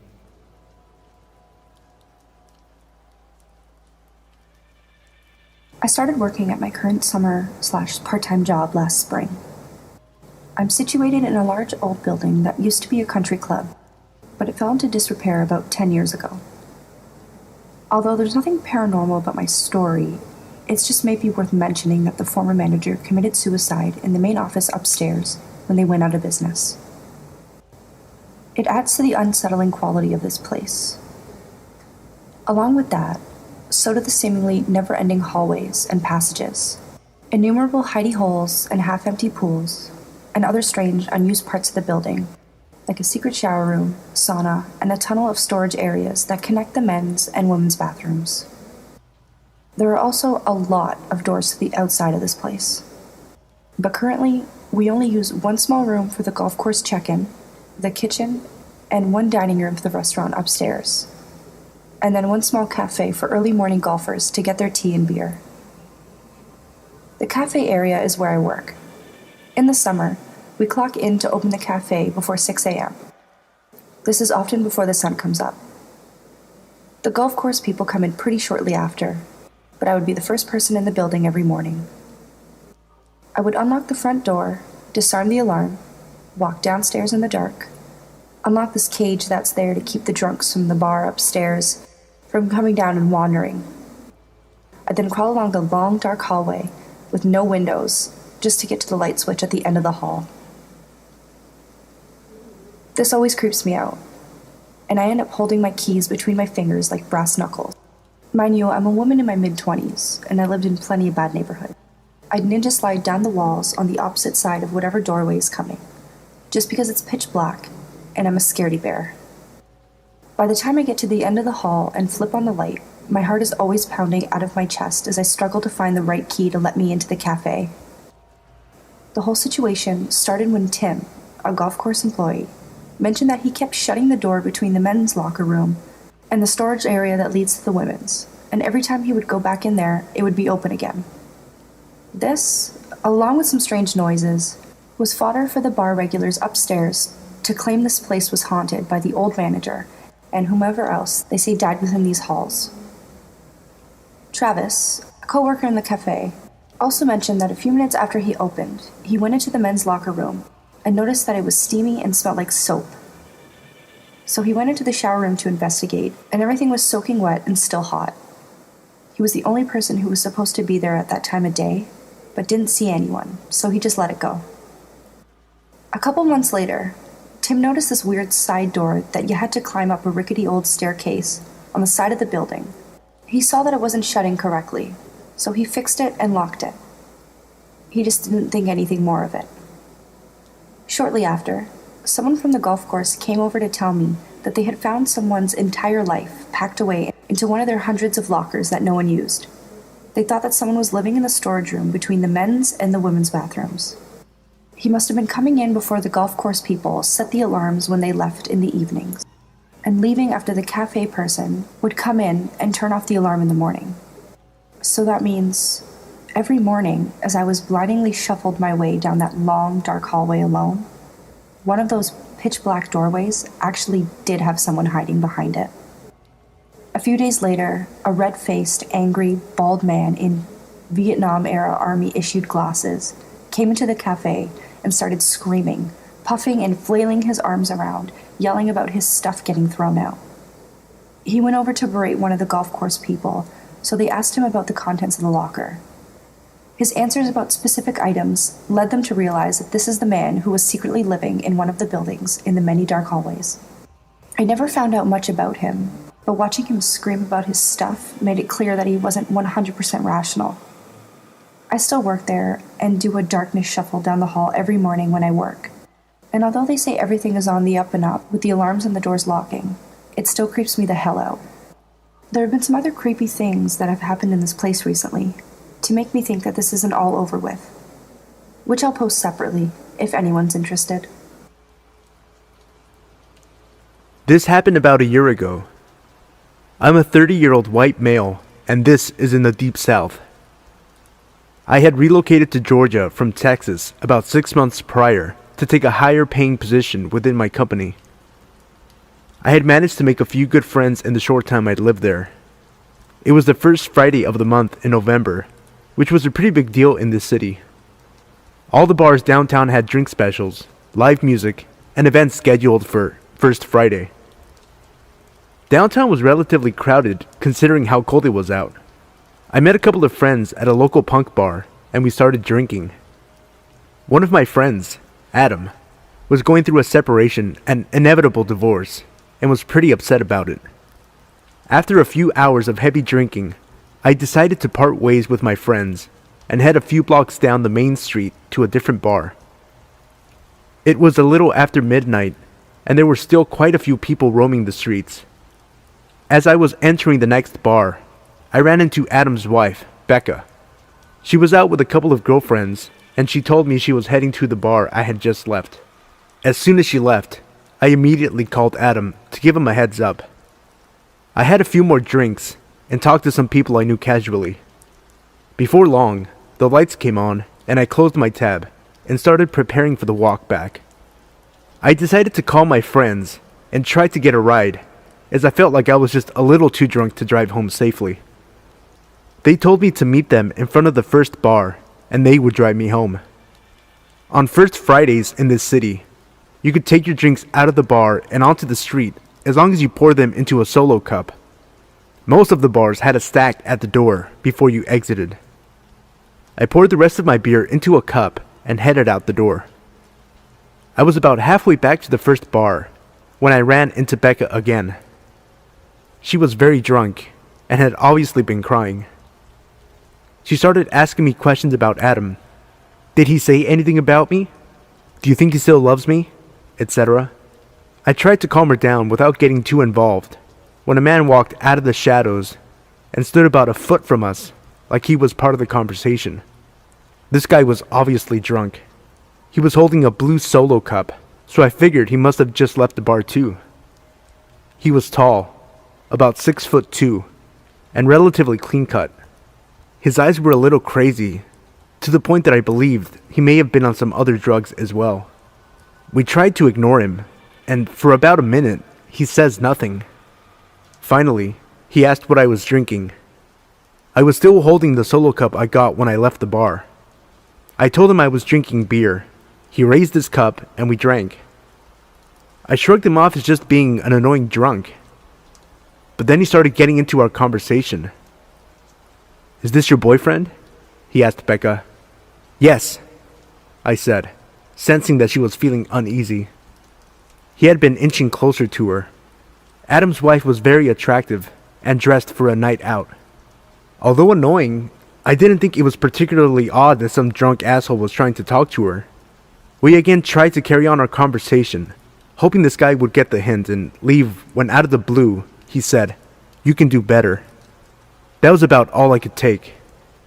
I said, "Fuck you," and started taking my jacket off. I was pissed. This guy takes off running down the street and I follow. Becca is trailing behind me, telling me to stop, and it's not worth it. She was right. All of a sudden, out of nowhere, a taxi cab pulled up to the curb, right in front of this guy, and he hops in with me still running after him. I grabbed the open door and told him to get out. He started yelling at the confused taxi driver, "Go!" Becca catches up and grabs my arm and tells me again to stop. I turn around, and for the split second it takes to look at her, this guy leans out of the car and throws his drink in Becca's face. Now furious, she starts punching him wildly as I grab the door and jam and kick this guy in the face. The taxi driver peels out and leaves Adam's wife and I standing in the dust. She is soaking wet and very pissed. I gathered up my jacket and put it on when she screamed. I turned around and she said, "It's piss. It's fucking piss." The drink he had thrown in her face that was covering her clothes, face, and dripping from her hair was urine. This guy had given me cheers with that cup, and I watched him drink a mouthful of it. Crazy drunk, piss-drinking guy. Let's not meet.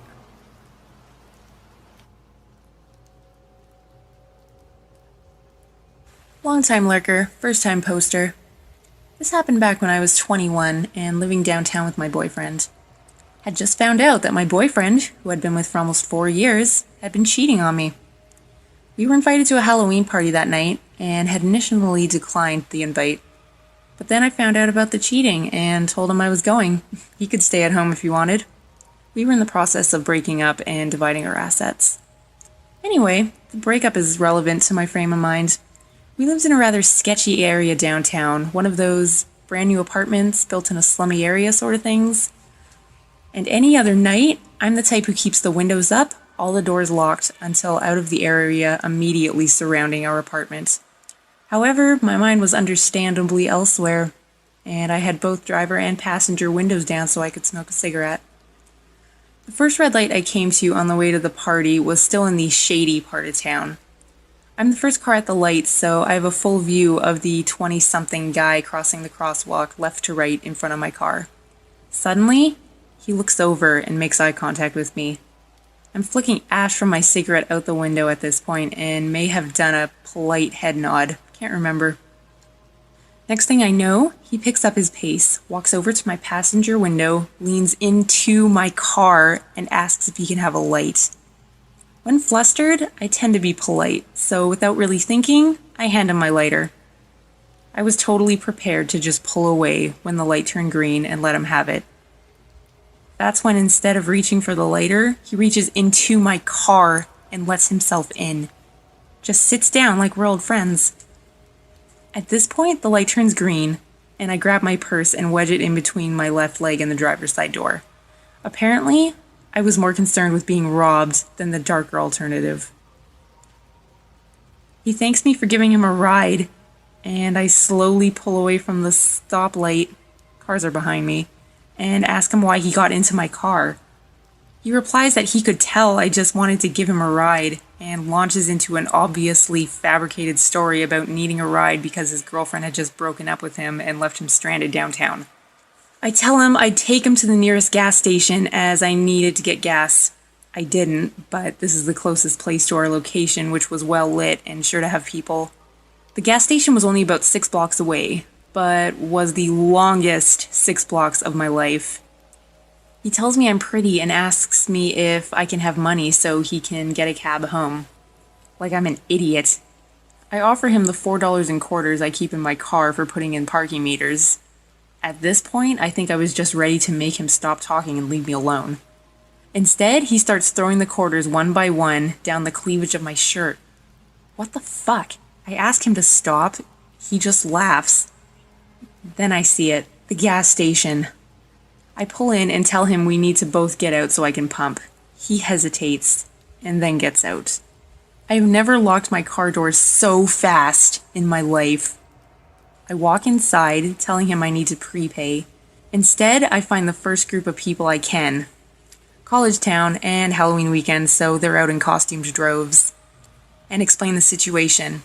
At this time, a guy with the group I'm talking with comes to tell his buddies that a guy is out there telling him that I'm his girlfriend, and that I accidentally drove away with my purse on top of my car. No.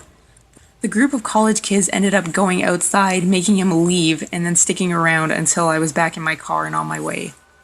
I have no idea what your intentions were, unwanted hitchhiker downtown, but let's never meet again.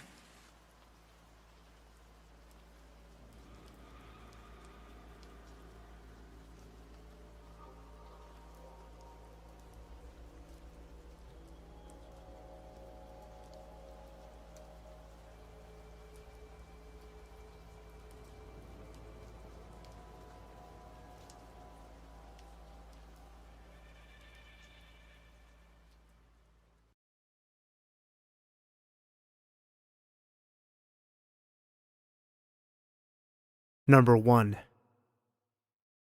This must have happened about a year ago now, around Halloween. And to this day, it still creeps me the fuck out. Me and my twin sister, Lauren, both 20 now, had moved into our first flat 3 months before this happened. Our parents helped us move into the flat. My dad hiring a van to get all of our stuff, and the whole family, including my older brother Sam, who was visiting from England, helped us move furniture and numerous boxes into the flat. Our family helped us settle in, and luckily enough, our flat was actually next door to one of our dad's old friends, Danny, which was great as we hadn't seen him or his wife in about 10 years. The neighborhood we live in, which is a smallish village, about an hour or so from Glasgow in Scotland, is 99% of the time really quiet and everybody around the area is really nice, but this one night, something wasn't quite right. Like I've said already, we had only really got used to the area we were living in. But after what happened this one night, I always have my wits about me now. It was a dark winter's night in late October/early November. A Thursday, I think. My sister and I decided to stay up until about 1:30 in the morning, as we sometimes did after a long week at college. We'd stay up drinking, stuffing our faces, and talking about random stuff like acting, the subject we were both studying, motorbikes, guys, and some bitching too, just like any normal young women would do. We then decided to put the lights out and go to bed as we had grown tired. I'd do the normal nightly routine like check everything was turned off and the door was locked, which it was thankfully, as a few nights previously I had forgotten to lock it, so we both went to bed and fell asleep as usual. Just to set the layout of the flat, me and my sister were on the first floor, above an old woman, Betty, who is rather lovely, but we don't see her very often. Our bedroom is right next to the porch and the front door, and our bedroom window looks out onto the street. It was about 4 a.m. when we awoke to a loud knocking at our door. I was expecting a parcel the next day, so initially thought it would be the postman. But that's when I checked the time on my phone, which I usually leave on in case of emergencies, and it was 4:30 in the morning. Still being tired and disoriented, I realized it was far too dark to be about 10 a.m. when the postman usually came, even though the mornings were much darker now during the winter months. The banging on the door lasted about what felt like 20 minutes, but was probably less. Me and my sister were too scared to move from our beds, only whispering quietly to each other to just ignore the banging on the door. Neither of us were very comfortable about answering the door to a stranger knocking at an ungodly hour. I don't usually answer the door to strangers, or even answer mobile numbers I don't recognize. The banging stopped suddenly, and I heard heavy footsteps descend down the stairs next to the wall near my head. Everything fell silent for a few minutes. I tried to settle back down, but my adrenaline was going crazy. I could feel my legs shaking. I was so nervy about whoever it was outside. There was no way I was getting back to sleep. Then I saw the flashing of a torch through our bedroom window. It flashed at least 3 times, but maybe more. Then it stopped. I then heard what sounded like the man talking on the phone to someone, or having a conversation with someone outside, sounding a bit agitated and angry. I didn't look outside of our bedroom window in case the man saw me, but a few minutes later, I heard the rumbling of a car engine below me. I then assumed that he came in his car. His voice became increasingly explosive as I became more and more scared. It got to the point where I was about to phone the police, but then I heard the man opening his car door and leaving swiftly along the street. I don't know who the man was or what he wanted, but I didn't sleep at all that night. And for the next few days after that, every single noise would give me a fright. I was scared that whoever it was going to come back. In the end, I thought that it was someone with the wrong address or maybe just a drunk guy, but about a week later, we got a knock at about 6:30 in the evening, which was unusual for such a quiet area, and neither me or my sister were expecting any mail packages or shopping to be delivered, so I decided to open the door to whoever had knocked. Initially, I thought it was our neighbor, as he had been round once before to see how we were settling in, but not this time. It was a woman who was dressed in a suit and looked very professional, her hair up in a tight bun and holding a clipboard. I was a bit anxious and wondered who the hell she was. I looked down at her name badge, but I can't remember her name now. Let's call her Molly. Molly said she worked for the criminal courts and was looking for a guy, let's call him Thomas, who had previously been a tenant at this flat before we moved in a few months before. Molly mentioned something to do with money, but the visit was so vague, I don't really remember what she said. She asked if the man lived here. I said no, just me and my sister. She asked when we moved in and what letting agency we were with, but I think it was just to confirm that we did live there. She seemed nice enough, got what she wanted, and left, so I'm guessing money is the reason why the creepy guy turned up a few nights previously, banging loudly on our door. I'm so glad I didn't answer the door that night, and that I made sure it was locked. Fuck knows what would have happened if he thought that we were the man he and the courts were looking for. I am happy to say, since then, we have had no further disturbances at our flat, but it still gives me the chills just thinking about it. I just hope this creep never comes back. Number 2. So this just happened to me today, and I'm still traumatized over it. I'm a female in my early 20s and was on my way to a job interview. I live in the capital of my country, and the interview was in the city center. I don't drive, so I have to use public transport. To get to my interview, I had to walk through some shady parts of the inner city center, which is unpleasant on any given day, but as it gets dark by 5 p.m., it's even worse. Anyway, I got to the street my interview was at, but I couldn't find the building it was in. I tried ringing the company to ask for directions, but their phones kept ringing out. After about 15 minutes of walking up and down the same street to no avail, I noticed I was nearing the time for my interview. I decided to enter this old man's pub, as I like to call them. Basically the local pub where all the old farts and unemployed people usually spend their evenings getting pissed. I forgot to mention I was wearing a black dress, black blazer, tights, and small office-type heels, so I must have stuck out like a sore thumb. I walked up to the barman and I asked him if he knew where the building I was looking for was. But before he even got a chance to answer, this fella in his mid-20s asked me, "Is it for an interview?" My attire obviously gave me away. I said yes, and he said with a half-lipped smile, "I know where that is. It's at my house." I kind of half laughed and tried to turn my back to him. The barman had gone to the other side of the bar, so I was waiting for him to come back to continue asking for directions to the building. Then, out of nowhere, it seems another fella in his mid-20s pops up on a bar stool beside me, so now I'm sandwiched between these two dudes. Thinking that the other dude who just came over might not be as creepy, I asked him if he knew where I was looking for. "Are you doing a presentation?" he asked. "No, it's for a job interview."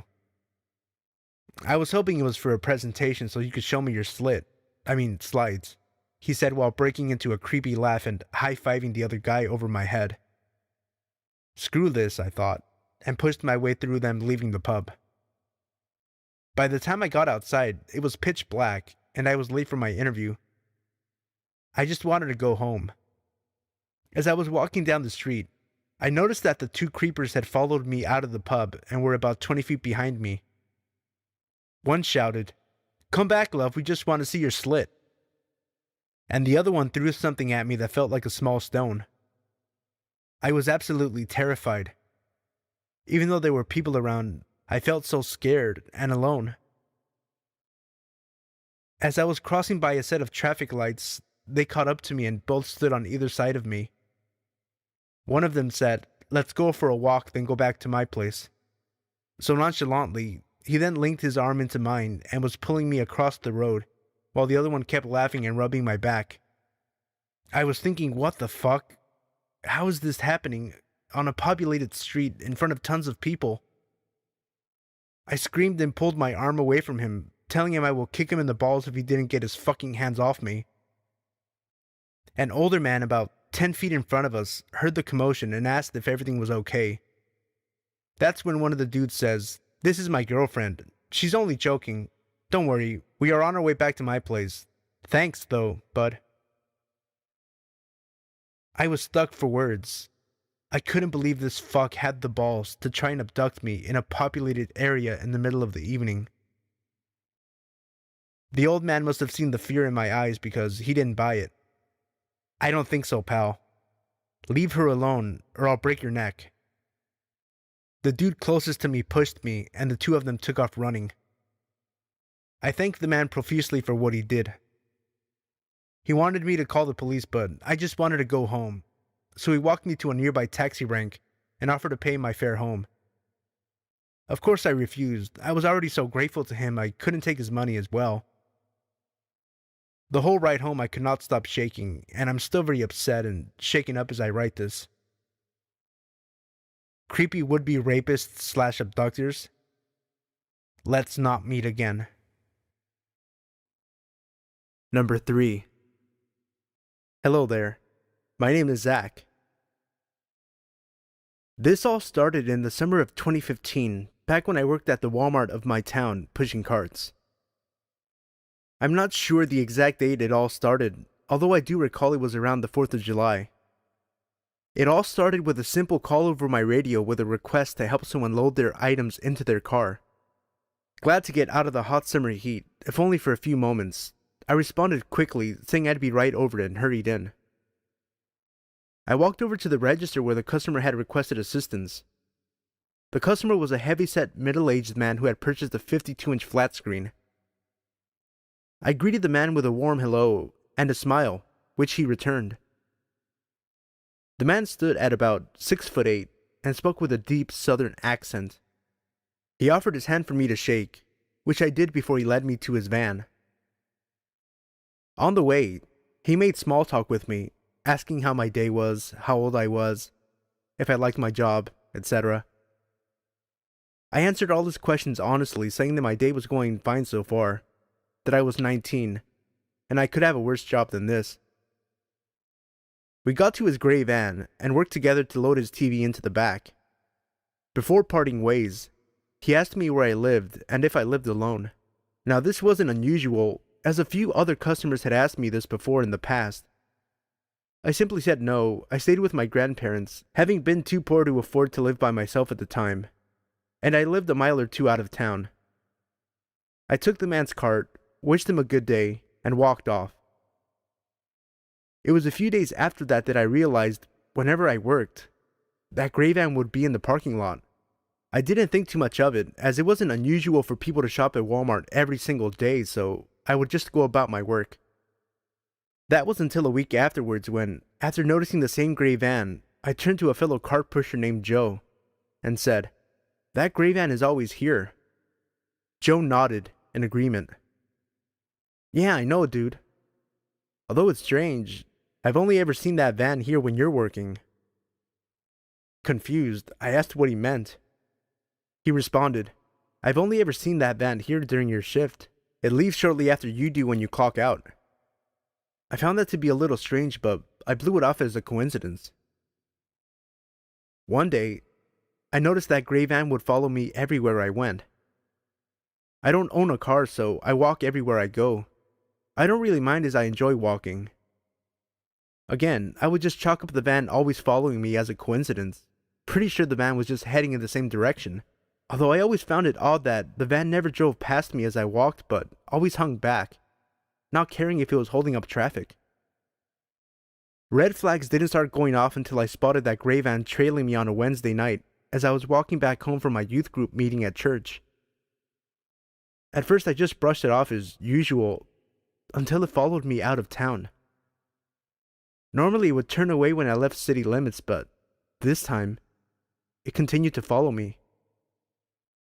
I started to feel as though something wasn't right about this, and I began to wish I had my pocket knife on me, just in case. The van followed me until I walked into my driveway before turning off. I got the chills at this point, and I made sure to lock the doors when I entered my house. The next night, I was walking home in the dark again after a men's group Bible study. The memory of last night was burned in my mind, and I decided that if the van followed me to my house again, I would notify the police in the morning. Sure enough, it ended up trailing me. I gritted my teeth, sick of whoever this person was. However, the van pulled off a few feet ahead of me and stopped. The driver's side door opened and the customer who I had helped with the TV stepped out and approached me. He greeted me like everything was normal and asked me where I was headed. I told him I was headed home, making a mental note to tell the police about this guy first thing in the morning. The man continued to act friendly and offered me a ride home, stating it was too dark for me to walk home, and that weirdos might try something. I declined, saying I didn't live that far away, but he kept insisting it was too dangerous and that I should ride with him. The more I said no, the more he kept pushing for me to get in his van. It was at this point I decided I was done and started to walk past this guy when he put his hand on my arm and started pulling me to his van, stating that he was giving me a ride, whether I liked it or not. Being a 19-year-old young man, I had always thought I would be able to easily handle a situation like this should it happen. However, panic had taken over my body, and my mind raced for a way to get away from this guy. Pretty sure wherever this guy wanted to take me, it sure wasn't my house. Now, I don't know if it was a miracle or just plain luck, but at that moment a police car drove by and pulled into the nearby gas station to fill up. The man let go of my arm, wished me a good night, got into his van, and sped off. I decided to talk with the cop while he was getting gas, telling him about the past events. The cop ended up driving me home, telling me if I saw the guy again to immediately call the police. It's been months now and I haven't seen that guy again. I eventually quit my job and moved to another state starting college. Sometimes I wonder what would have happened to me if that cop hadn't drove by that night. Whoever you are, owner of that gray van, let's not meet again.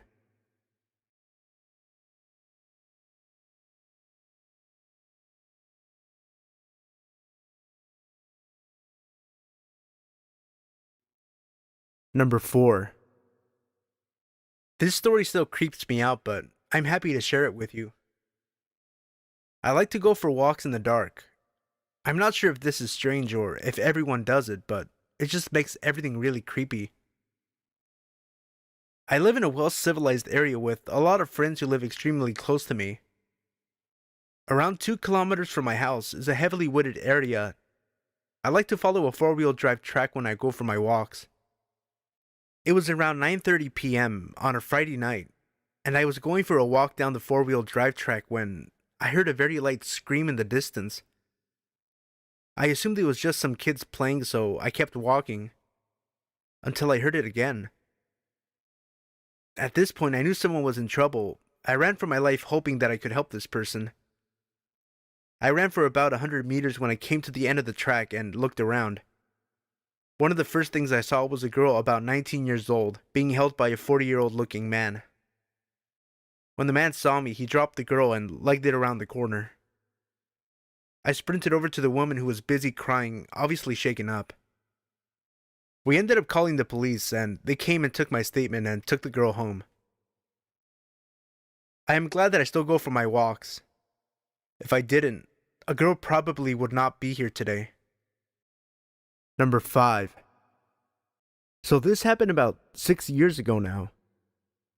I was 14 at the time, and I just moved to Australia.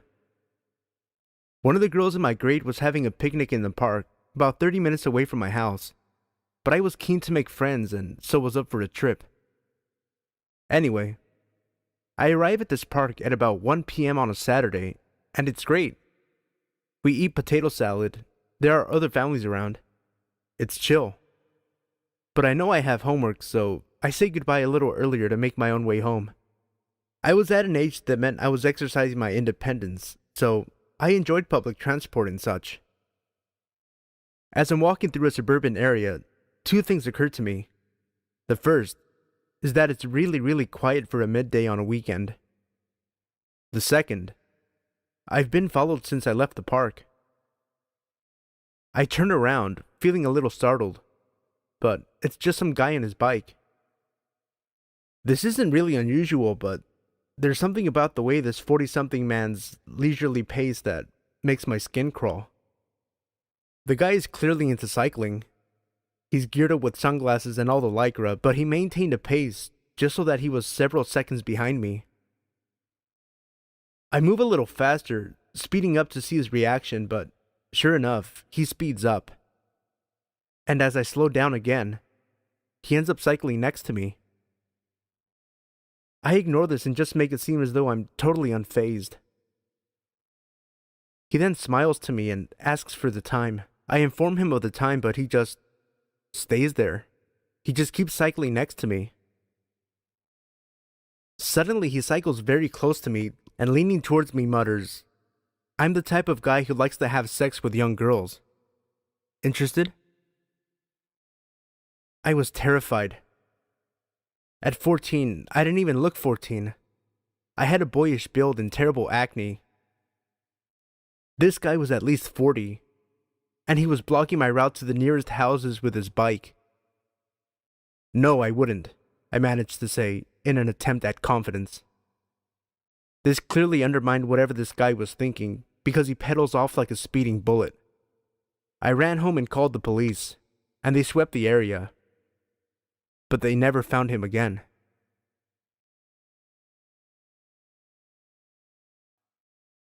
Number 6.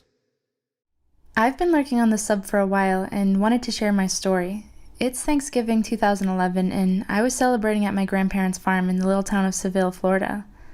I had had way too much to eat that holiday and was about to leave for the drive back to school in Tallahassee. I stopped at one little gas station in town to fill up before getting on the highway. I had just finished filling up when a lady walked up to me. She was really ratty looking with crazy blonde dyed hair, but this was the backwoods of Florida, so no judgment. They were really kind people who looked like that in those parts. She started talking to me about how her car had run out of gas. She pointed over to an old junker parked over in the convenience store and asked if I could possibly give her some cash to get home. I usually don't say yes to things like that, but it was Thanksgiving weekend, so I was feeling extra generous. I told her that I'd be happy to fill up her car a little to get her home. That's when it started getting weird. She kept insisting I give her cash and that her car was so empty she couldn't drive to the pump. I don't know why I didn't leave right then and there, but again, I was in a really good mood. I told her if she had a gas can, I would put some in, but didn't feel comfortable giving her cash. She kept objecting, but eventually went over and pulled a gas can from her car. I started filling it up. She put her hand on me and said, "Do you have a girlfriend?" I told her no politely. She said she wanted to pay me back somehow for the gas and asked if I wanted to come to her place. I told her no, less politely. She kept touching my shoulder, thanking me, and then offered me a blowjob behind the station, so I stopped the gas pump, got in my car, and left her there with the gas can. I called my mom a little later and told her about the creepy, sleazy encounter. She paused and asked me if this lady had ratty blonde hair and looked like she was on drugs. I confirmed that, yes, that was what she looked like, and how could she know that? This lady was apparently all over the news. She was a prostitute in town and had been at a party earlier. An exchange had gone south and her baby had been kidnapped by a client of hers and left under a bush in town. She hadn't even bothered to call the police about the missing child until later. They were both arrested and charged.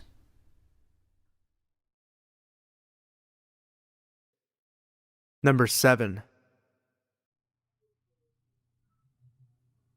Okay, so I'm a long-time lurker and a first-time poster, but this is a story my mom told me that took place when I was about 2 or 3 years old. It takes place in Glasgow, a city in Scotland. I've lived there since I was born, and it's generally not too bad a place for creepiness. However, this was scary.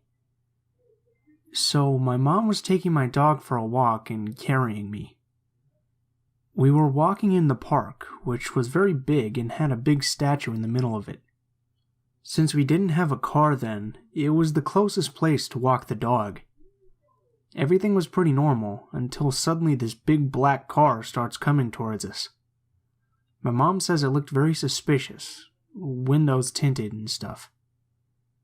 There was a tall blonde woman apparently in the front, with no one else supposedly with her. The fact that a car was coming up out of the park was very strange, because it was quite late, so no one would frequent the park then.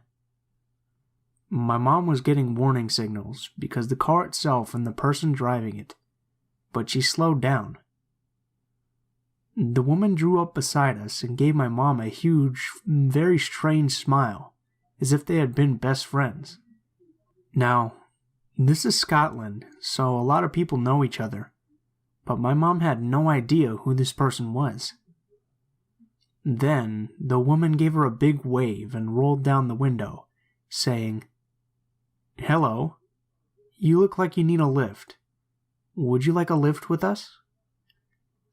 This was creepy because there was no one else in the car that we could see. My mom also said that the woman was staring at me in particular. My mom smiled back, trying to be friendly, and politely declined. However, the woman seemed put out by this and said, "I think your dog is getting hungry. How about we give him a few treats?" My mom was definitely creeped out now, and my dog was definitely not hungry. He had eaten before we left. So she just said, "Oh, no thanks, he'll be fine." Suddenly the woman went from smiley to angry. My mom said she looked almost furious. Then she revved up the engine and took off out of the park. To this day, me and my mom still think there was someone in the back of the car, because the windows were tinted heavily. Whether or not the woman meant harm, though, is undecided. But we never went to that park again. Number 8. I'm a 17-year-old girl and I live in a rural area. My house is almost entirely visible from the road. I'm typing this almost exactly 30 minutes after it happened and I'm still shaking. 30 minutes ago at 5 a.m., I was sleeping deeply and someone slowly opened my bedroom window. My bed is literally right next to the window so I can open and close it. I was sleeping and I could hear my window slowly opening upwards since it's old and heavy. I thought I was dreaming or it was a possum because they live on the tree outside it. It's 5 a.m. and it's getting light at about this time. My bedroom is isolated and at the back of the house, but there is a complete driveway and full access to it there.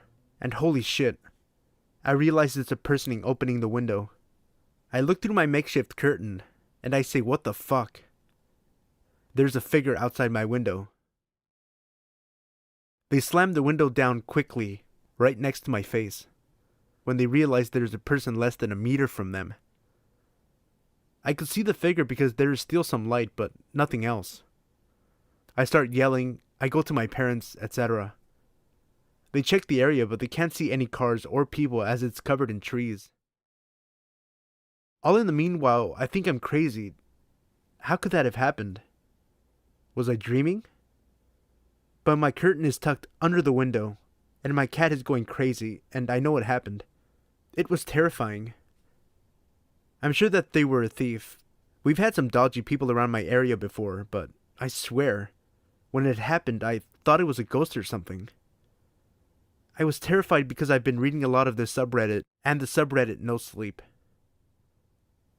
Now I have to get ready for school. My parents are going to put a lock on my window. Update. I don't understand why someone would try to rob a house at 5 a.m. My dad's awake every morning before 5 and there is light still in the sky. If it was earlier in the night, it probably would have been way scarier. A policewoman came.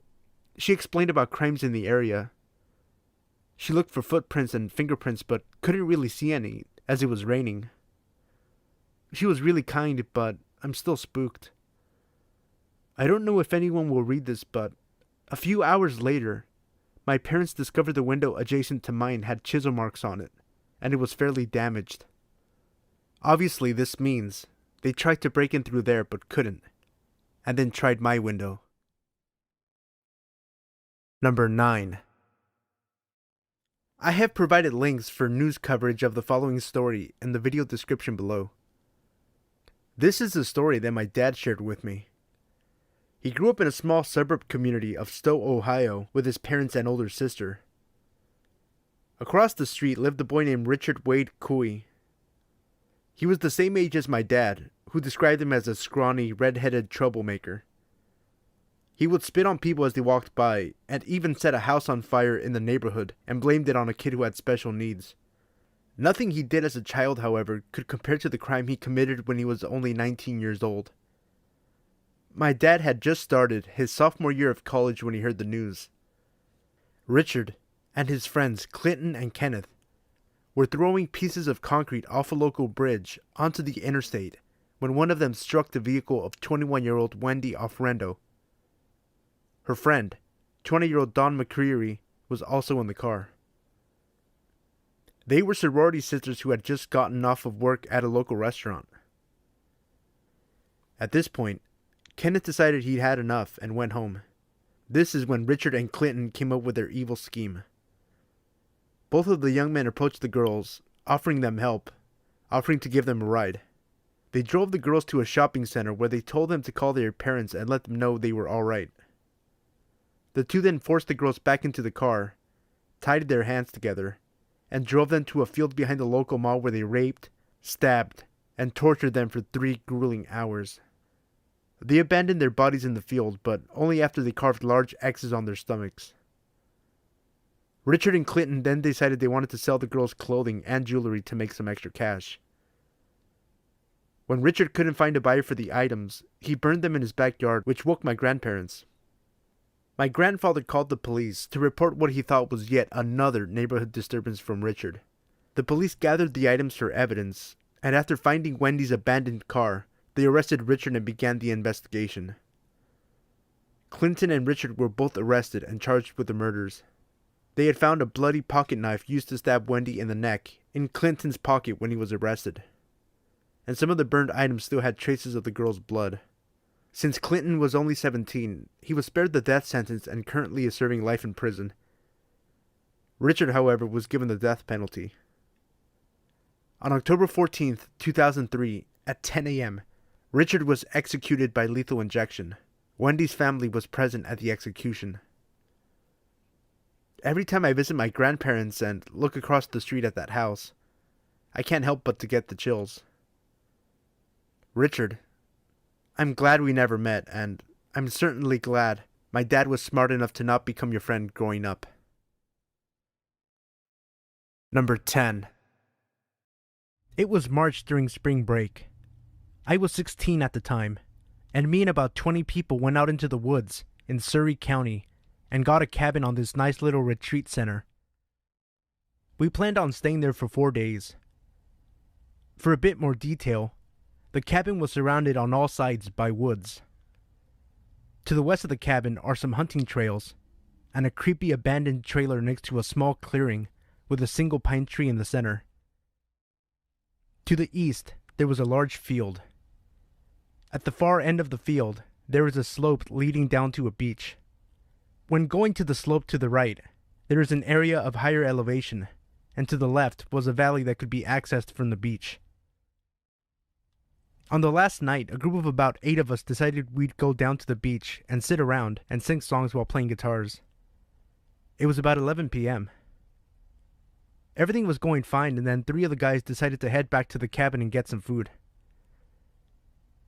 They were only gone for 10 minutes before one of the guys got a call from his brother. His reaction to the call made it seem like something happened or someone was hurt.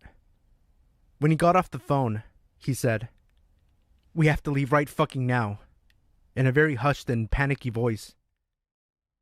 We all asked why, and he told us that while the others were walking back, they had found a rabbit at the top of the trail with his head cut clean off. Not ripped off like an animal doing it, but cut like someone took a knife to the rabbit. We automatically thought they had to be fucking with us. We began walking back, brandishing the guitar and a metal pipe as weapons in case they really weren't fucking with us. About halfway up the hill, we hear rustling and twigs snapping to our right where the valley is. It sounded like someone was walking up the side of the steep slope, which would not be possible without climbing gear. We stopped moving, but the movement and noise continued. We told them to knock it the fuck off if it was a joke and it wasn't funny. The movement to the right stopped very suddenly.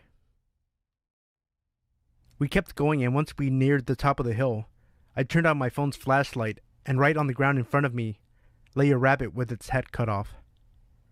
We took off running, and heard someone, or something, come out of the woods.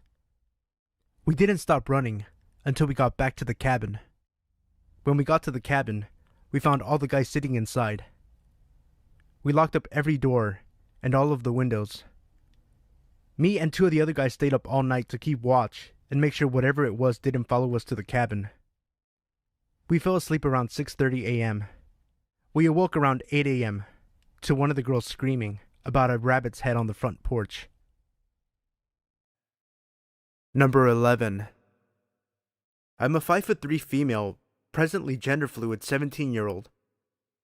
When I was 16, me and my girlfriend, who's about 5'7" and easily stronger than me, went to the mall because we both had the same stuff we needed to pick up. As a bit of backstory, my ex, who is still my friend to this day, is a total fucking badass, and not in the way where she looks cool. I mean, she does, but that's not the point. She's badass in the way where she knows how to throw knives, was a master archer at like age 10, and held her own in a fight because her parents ran a bounty hunting service at the time. Anyway, we were leaving a store, holding hands the whole time because we were fucking adorable, and she turned to kiss my cheek. And right before she turned to face ahead again, she whispered in my ear, "We're being followed. Giggle when I turn forward, and don't turn around." My blood ran cold, and I stared at her for a second before she smiled at me. I forced a laugh and squeezed her hand out of nervousness.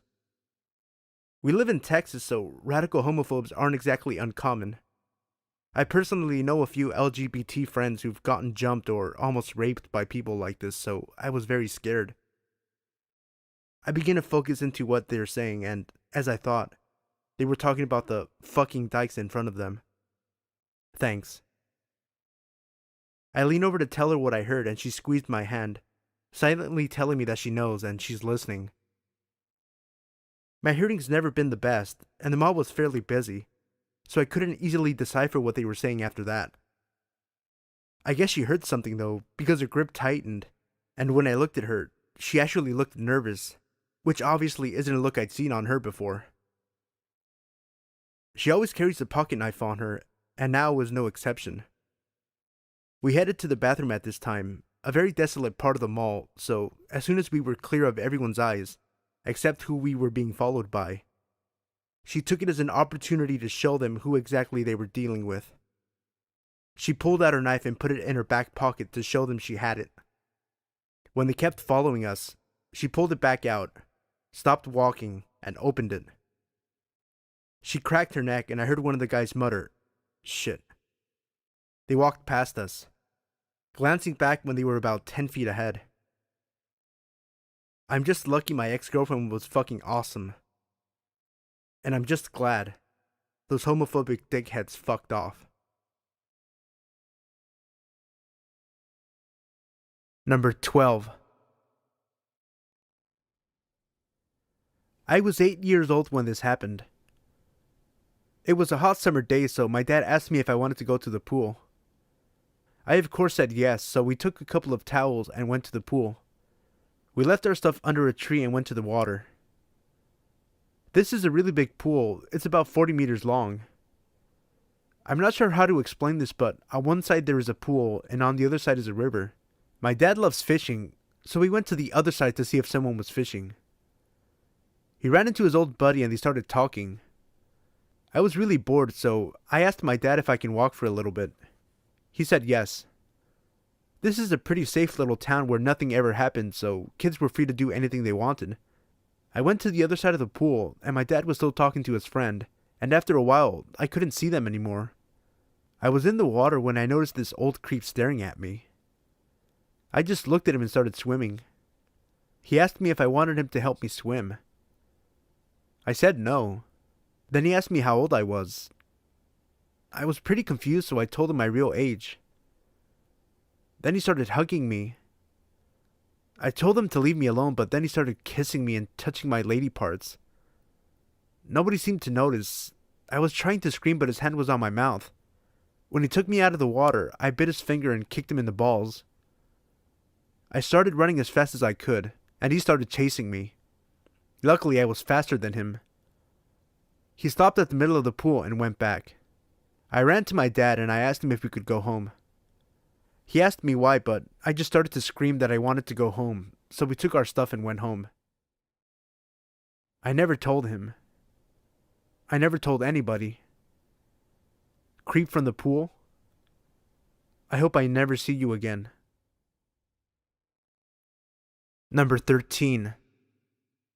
This happened when I was around 12 or 13. My parents and I were going on a trip for a couple days, and while they were getting our stuff inside the house, they told me to stay outside and watch the car. It was daylight, and this is a safe neighborhood. I'm outside for a couple minutes sitting down on the lawn, and I see a pickup truck pull across the street, and this old-looking man gets out of the truck and comes towards me. I get up, and he starts telling me he sells homemade chairs and that he has one in the back of his truck that he can show me. He seemed off to me, so I told him I was going to ask my parents. So I'm rushing to the door and start knocking. Our outside door locks automatically. My mom comes out and I tell her what the man told me, but he interrupts me and tells her I called him over or that I needed help or something like that, which my mom knew was a lie. My mom told him she was going to call the cops and then he left. My dad had to calm her down since she was freaking out and thinking that the guy was going to take me, and after she was calm, we continued putting things in the car. So the weird part of this was when the man's car was following us a while later. My dad was so pissed off that he braked the car and pulled over to the side and actually tried to follow the man's car and get his license plate. The man sped away, so we lost him by then, and it left us pretty scared for a few months since he knew where we lived. Even though it's been a few years, I still don't like being outside alone anymore. Number 14. Hi there. This is my first post, so I apologize if I make any mistakes. But after lurking for a while, I just had to share this story told to me by one of my coworkers. So one summer, a few years ago, she and her then boyfriend and now husband decided to go to Ontario to visit friends and family. While there, they made the decision to camp out over the weekend by one of the many lakes scattered throughout the province.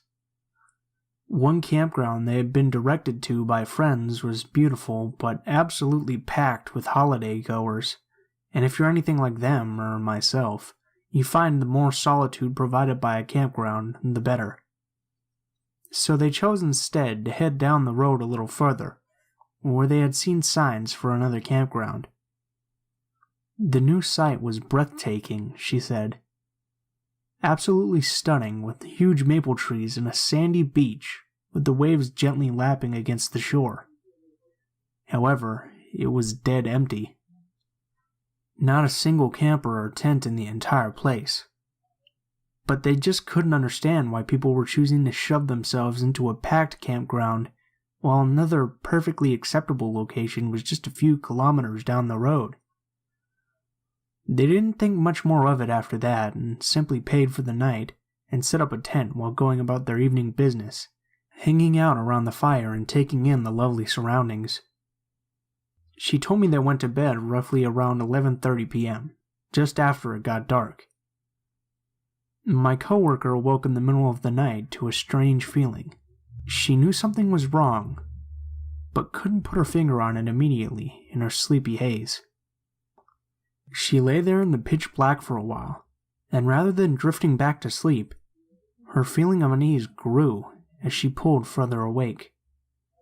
Suddenly, she realized what was wrong. There was breathing. Extra breathing. Not that of herself or her boyfriend, but the sound of someone else just beyond the walls of their tent.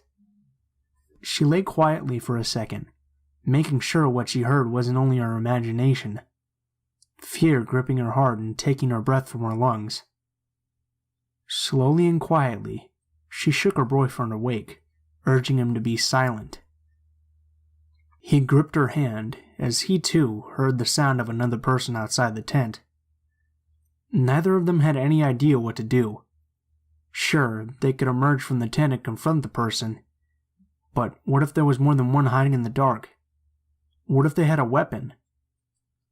My coworker and her boyfriend didn't have anything to defend themselves with other than basic camping necessities, so they spent the night wide awake, listening, while whoever was standing just beyond the protection of the tent breathed easy, occasionally moving from one side of the shelter to the other, but never doing anything more than lurking.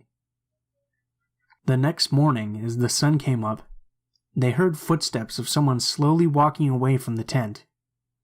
They immediately packed all of their belongings and left the site, now having a very good idea of why such a lovely campsite had been so incredibly empty. On their way out, they informed the owner of the campground of their nighttime visitor. It was an elderly couple who claimed to have no idea who it could have been, or why someone would spend the entire night watching their tent. Regardless, they left quickly and never went back. To this day, she still says it was one of the most unsettling and scary nights of her life. Number 15. My husband works nights sometimes. His shifts rotate, 7 a.m. to 9 p.m., 9 p.m. to 9 a.m., that sort of thing. I wasn't too bothered by it until the other night. We live in a fourplex, one beside and two behind, all on a single level. Since I'm not working yet, I'm pretty familiar with the comings and goings of my neighbors. Heck, I even know what everyone's cars sound like. It was probably just after midnight and I was talking to some friends over Skype when I heard the door handle jiggle. At first, I thought maybe my husband was home early and I got up to greet him. Then, quickly realized I hadn't heard his work boots on the gravel or his car. I went really still and I kept listening, just in case I was mistaken. Finally, I yelled, "Hello?" Just silence. Then I heard something in the lock. My husband likes me to be protected, so he bought us a couple of guns. I grabbed the shotgun and pumped it once. It's loud enough without actually putting ammo in that you know what it is. Then I yelled, "I have a gun and I know how to use it. Get lost before I call the police." Big, heavy footsteps ran off across our graveled lot, and I stayed up the remainder of the night until the sun came up. Then I finally fell asleep. My husband came home later that morning and was worried when he found me in bed at 11 a.m., but let me sleep a little longer once I explained what happened. He had the next day off, so we went to visit some friends of his. When we got back, we discovered the pumpkins I had next to the stoop were all knocked over, like someone was looking for a key. My husband did a quick sweep of the house before we went in, but we're looking for a new place now. Person trying to break into our place? Let's not meet. Number 16. A few years back, me and a few friends had walked across our town to go to the town center. We were around 13 at the time. Our town was not huge, but it was one of the bigger towns in the county. There was a lot of crime in the area, usually to do with drugs. We were walking along one of the main roads because it was the shortest way to get to the town center. We were all staying at our friend John's house later that night, and we wanted to get some snacks and maybe some new games if they were cheap. We made it to the town center, all was well and good. But on the way back is when it got a bit creepy. About halfway between John's house, which is on the really bad side of town, and the town center, while walking down the main road, we noticed a man in a dark jacket walking behind us. It was around 5 p.m. and it was February, so it was getting a bit darker. We thought nothing of it initially, but as we walked further and further, we noticed he was still following us. We decided to pick up our pace to try and get back as fast as we possibly could, while trying to remain calm. Despite taking a different route home to try and lose this man, he stuck with us, walking about 10 meters behind us. We were at the bottom of John Street when the man started to slow down. We got back, and while we were shaken up about the man following us, we didn't think it was a big deal, so we didn't bother telling John's mom or brother. Later on, around 9 p.m., John's mom went out to spend time with some of her friends, and his brother was at a neighbor's house. We were sitting in the living room. John's house was laid out in a way that the sofa in the living room was visible from the kitchen, and the kitchen had a window at the front side of the house. We were watching a film and I went to get a drink. I walked to the fridge next to the window and got some Coke. When I closed the door, I glanced at the window to look out. I thought I noticed someone there, but it was dark outside, and the light was on in the kitchen, so it was hard to see outside properly. I shrugged it off and walked back to the living room. About 20 minutes passed, and I glanced back over to the window. Now the kitchen light was off, as was the living room light, making it easier to see outside. I could quite clearly see a man there, and he looked exactly like the man who was following us on the way home, wearing the same dark jacket, staring at me and my friends intently. I looked back at the TV, not trying to give anything away. I told my friends that I thought there was someone at the window, but to not all look. John turned and looked. He was as shocked as I was. We were all 13 years old and home alone. Needless to say, we pretty much shat ourselves. John got up and went over to the home phone, which was just next to the front door, and called his brother. He said he would come over straight away. We made sure that the front door and the back door was locked, and sat in the living room until his brother came back. Thankfully, the man was gone by the time John's brother got back. We checked the house and the garden just in case he was hiding somewhere, but he was gone.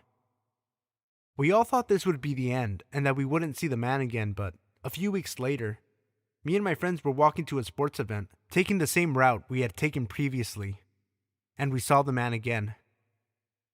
This time he didn't follow us, but as we walked past, he stared at us intently. None of us knew who this man was, or why he followed us. None of us have seen the man since, and hopefully we never will. Number 17. This still haunts me to this day.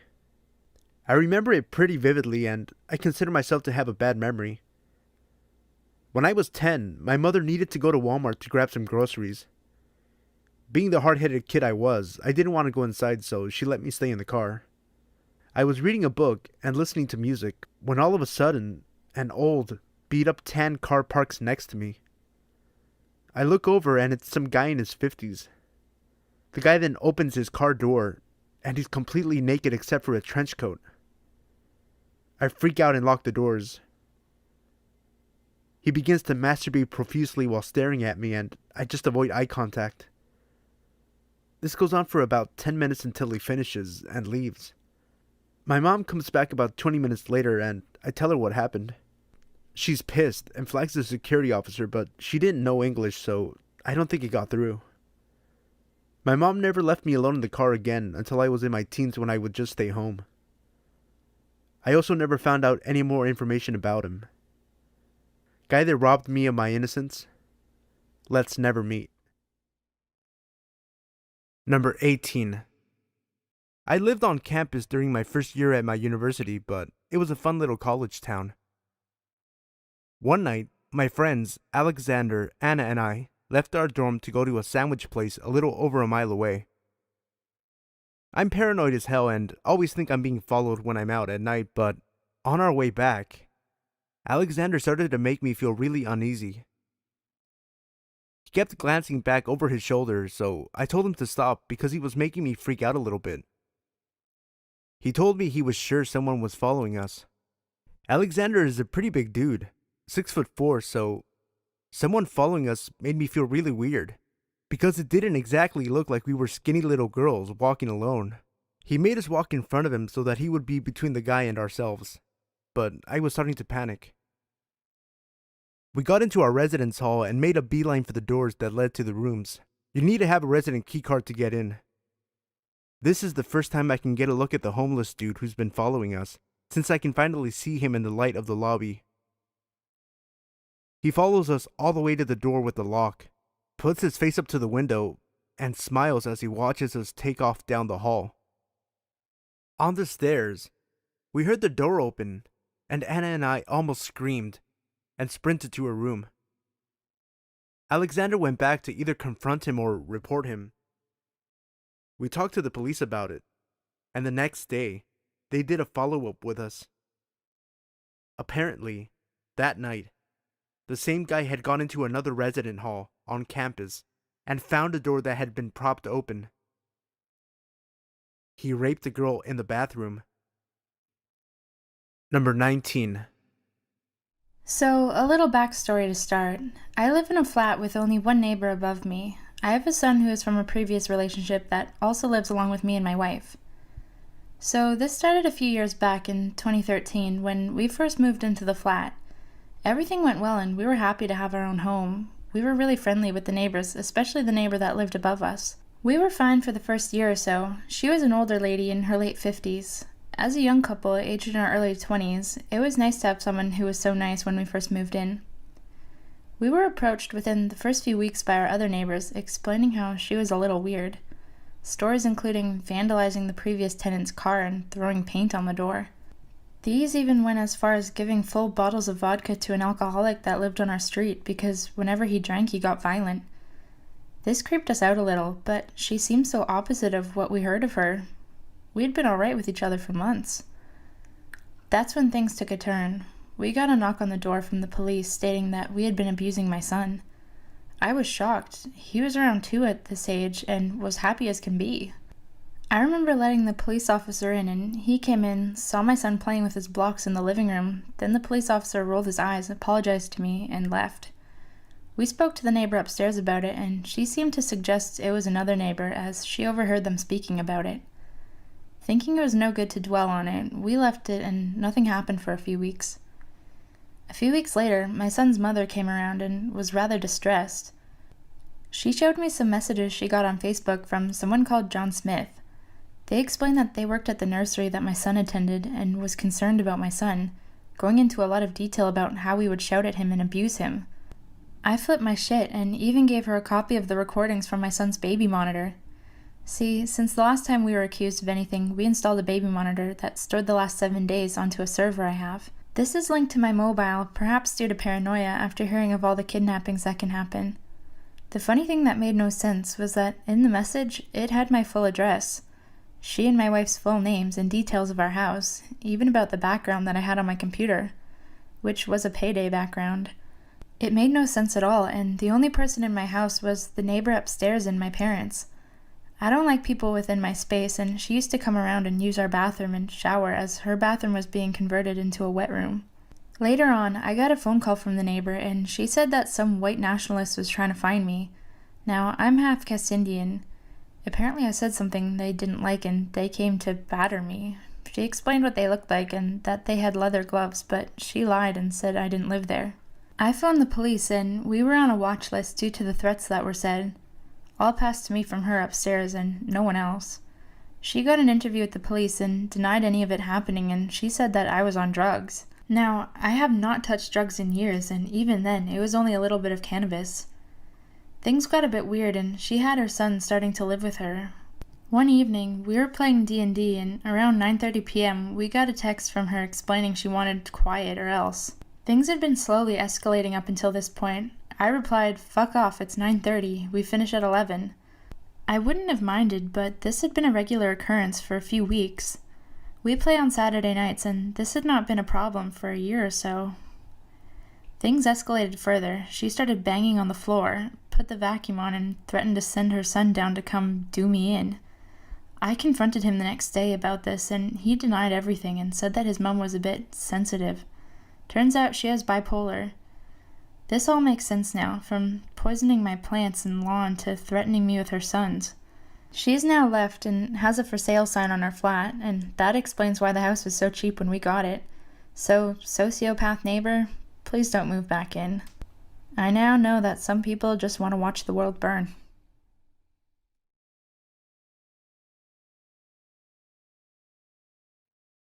Number 20.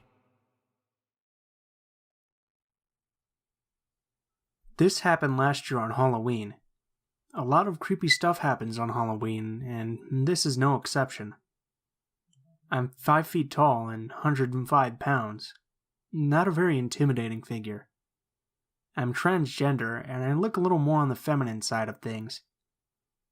I was out on Halloween with my girlfriend at the time.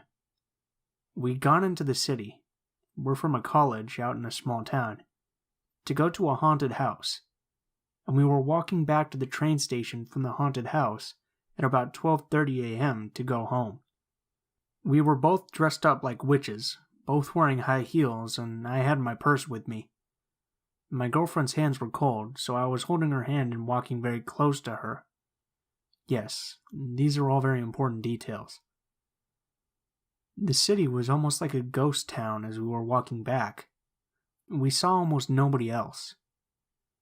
We were walking along a main road, just going under an overpass. when a car full of 20-somethings drove by us, going the opposite way, and a guy hung out the window and shouted, "Ugliest lesbian couple ever!" Of course, both of us were offended, but we just kept walking, and the car drove up off the street.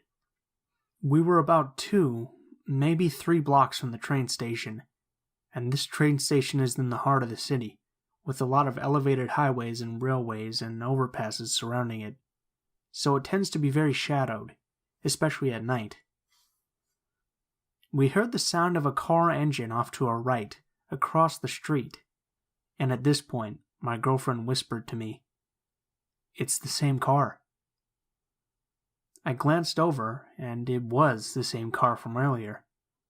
The people had gotten out of the car and were kind of milling about it, but I could tell they were looking at us. I was very nervous at this point because being both queer and transgender, you face a lot of potential violence and hate crimes.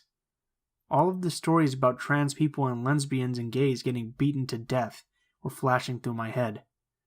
I was terrified. About a year ago, my dad had told me I had to carry something for self-defense, but instead of mace or something, he gave me a flashlight. It's about 8 inches and very sturdy, made of steel and incredibly bright. This thing will temporarily blind you for a good minute, and it has a raised, beveled edge that would likely hurt like a bitch if you were hit with it. I reached into my purse and pulled out the flashlight, gripping it tight in my free hand. There was the sound of breaking glass behind us, and both of us looked over our shoulders to see the group of people crossing the street towards us. There was broken glass in the street, and from what I could make out in the streetlights, one of the people was holding a broken beer bottle. I said to my girlfriend, "We need to get out of here now." We ran the remaining 2 blocks to the train station, but not very quickly because we were in high heels. And the entire time, we could hear the group running after us. Heavy steps, shouting slurs, maybe 50 feet behind us the whole way. When we got to the train station, we immediately bolted for the brightest area with the most people around, and looked around for the group. But they didn't come to the station. It hit me really hard right then, how close we'd come to being statistics.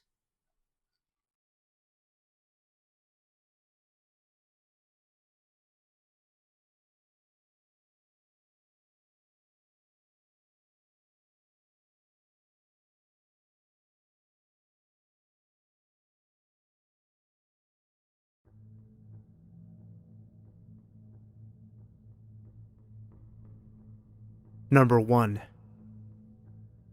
This must have happened about a year ago now, around Halloween. And to this day, it still creeps me the fuck out. Me and my twin sister, Lauren, both 20 now, had moved into our first flat 3 months before this happened. Our parents helped us move into the flat. My dad hiring a van to get all of our stuff, and the whole family, including my older brother Sam, who was visiting from England, helped us move furniture and numerous boxes into the flat. Our family helped us settle in, and luckily enough, our flat was actually next door to one of our dad's old friends, Danny, which was great as we hadn't seen him or his wife in about 10 years. The neighborhood we live in, which is a smallish village, about an hour or so from Glasgow in Scotland, is 99% of the time really quiet, and everybody around the area is really nice, but this one night, something wasn't quite right. Like I've said already, we had only really got used to the area we were living in, but after what happened this one night, I always have my wits about me now. It was a dark winter's night in late October/early November, a Thursday I think. My sister and I decided to stay up until about 1:30 in the morning, as we sometimes did after a long week at college. We'd stay up drinking, stuffing our faces, and talking about random stuff like acting, the subject we were both studying, motorbikes, guys, and some bitching too, just like any normal young women would do. We then decided to put the lights out and go to bed as we had grown tired. I'd do the normal nightly routine like check everything was turned off and the door was locked, which it was thankfully, as a few nights previously I had forgotten to lock it, so we both went to bed and fell asleep as usual. Just to set the layout of the flat, Me and my sister were on the first floor, above an old woman, Betty, who is rather lovely, but we don't see her very often. Our bedroom is right next to the porch and the front door, and our bedroom window looks out onto the street. It was about 4 a.m. when we awoke to a loud knocking at our door. I was expecting a parcel the next day, so initially thought it would be the postman. But that's when I checked the time on my phone, which I usually leave on in case of emergencies, and it was 4:30 in the morning. Still being tired and disoriented, I realized that it was far too dark to be about 10 a.m. when the postman usually came, even though the mornings were much darker now during the winter months. The banging on the door lasted about what felt like 20 minutes, but was probably less. Me and my sister were too scared to move from our beds, only whispering quietly to each other to just ignore the banging on the door. Neither of us were very comfortable about answering the door to a stranger knocking at an ungodly hour. I don't usually answer the door to strangers, or even answer mobile numbers I don't recognize. The banging stopped suddenly, and I heard heavy footsteps descend down the stairs next to the wall near my head. Everything fell silent for a few minutes. I tried to settle back down, but my adrenaline was going crazy. I could feel my legs shaking. I was so nervy about whoever it was outside. There was no way I was getting back to sleep. Then I saw the flashing of a torch through our bedroom window. It flashed at least 3 times, but maybe more. Then it stopped. I then heard what sounded like the man talking on the phone to someone, or having a conversation with someone outside, sounding a bit agitated and angry. I didn't look outside of our bedroom window in case the man saw me, but a few minutes later, I heard the rumbling of a car engine below me. I then assumed that he came in his car. His voice became increasingly explosive as I became more and more scared. It got to the point where I was about to phone the police, but then I heard the man opening his car door and leaving swiftly along the street. I don't know who the man was or what he wanted, but I didn't sleep at all that night. And for the next few days after that, every single noise would give me a fright. I was scared that whoever it was going to come back. In the end, I thought that it was someone with the wrong address or maybe just a drunk guy, but about a week later, we got a knock at about 6:30 in the evening, which was unusual for such a quiet area, and neither me or my sister were expecting any mail packages or shopping to be delivered, so I decided to open the door to whoever had knocked. Initially, I thought it was our neighbor, as he had been round once before to see how we were settling in, but not this time. It was a woman who was dressed in a suit and looked very professional, her hair up in a tight bun and holding a clipboard. I was a bit anxious and wondered who the hell she was. I looked down at her name badge, but I can't remember her name now. Let's call her Molly. Molly said she worked for the criminal courts and was looking for a guy, let's call him Thomas, who had previously been a tenant at this flat before we moved in a few months before. Molly mentioned something to do with money, but the visit was so vague, I don't really remember what she said. She asked if the man lived here. I said no, just me and my sister. She asked when we moved in and what letting agency we were with, but I think it was just to confirm that we did live there. She seemed nice enough, got what she wanted, and left, so I'm guessing money is the reason why the creepy guy turned up a few nights previously, banging loudly on our door. I'm so glad I didn't answer the door that night, and that I made sure it was locked. Fuck knows what would have happened if he thought that we were the man he and the courts were looking for. I am happy to say, since then, we have had no further disturbances at our flat, but it still gives me the chills just thinking about it. I just hope this creep never comes back. Number 2. So this just happened to me today, and I'm still traumatized over it. I'm a female in my early 20s and was on my way to a job interview. I live in the capital of my country and the interview was in the city center. I don't drive, so I have to use public transport. To get to my interview, I had to walk through some shady parts of the inner city center, which is unpleasant on any given day, but as it gets dark by 5 p.m., it's even worse. Anyway, I got to the street my interview was at, but I couldn't find the building it was in. I tried ringing the company to ask for directions, but their phones kept ringing out. After about 15 minutes of walking up and down the same street to no avail, I noticed I was nearing the time for my interview. I decided to enter this old man's pub, as I like to call them. Basically the local pub where all the old farts and unemployed people usually spend their evenings getting pissed. I forgot to mention I was wearing a black dress, black blazer, tights, and small office-type heels, so I must have stuck out like a sore thumb. I walked up to the barman and I asked him if he knew where the building I was looking for was. But before he even got a chance to answer, this fella in his mid-20s asked me, "Is it for an interview?" My attire obviously gave me away. I said yes, and he said with a half-lipped smile, "I know where that is. It's at my house." I kind of half laughed and tried to turn my back to him.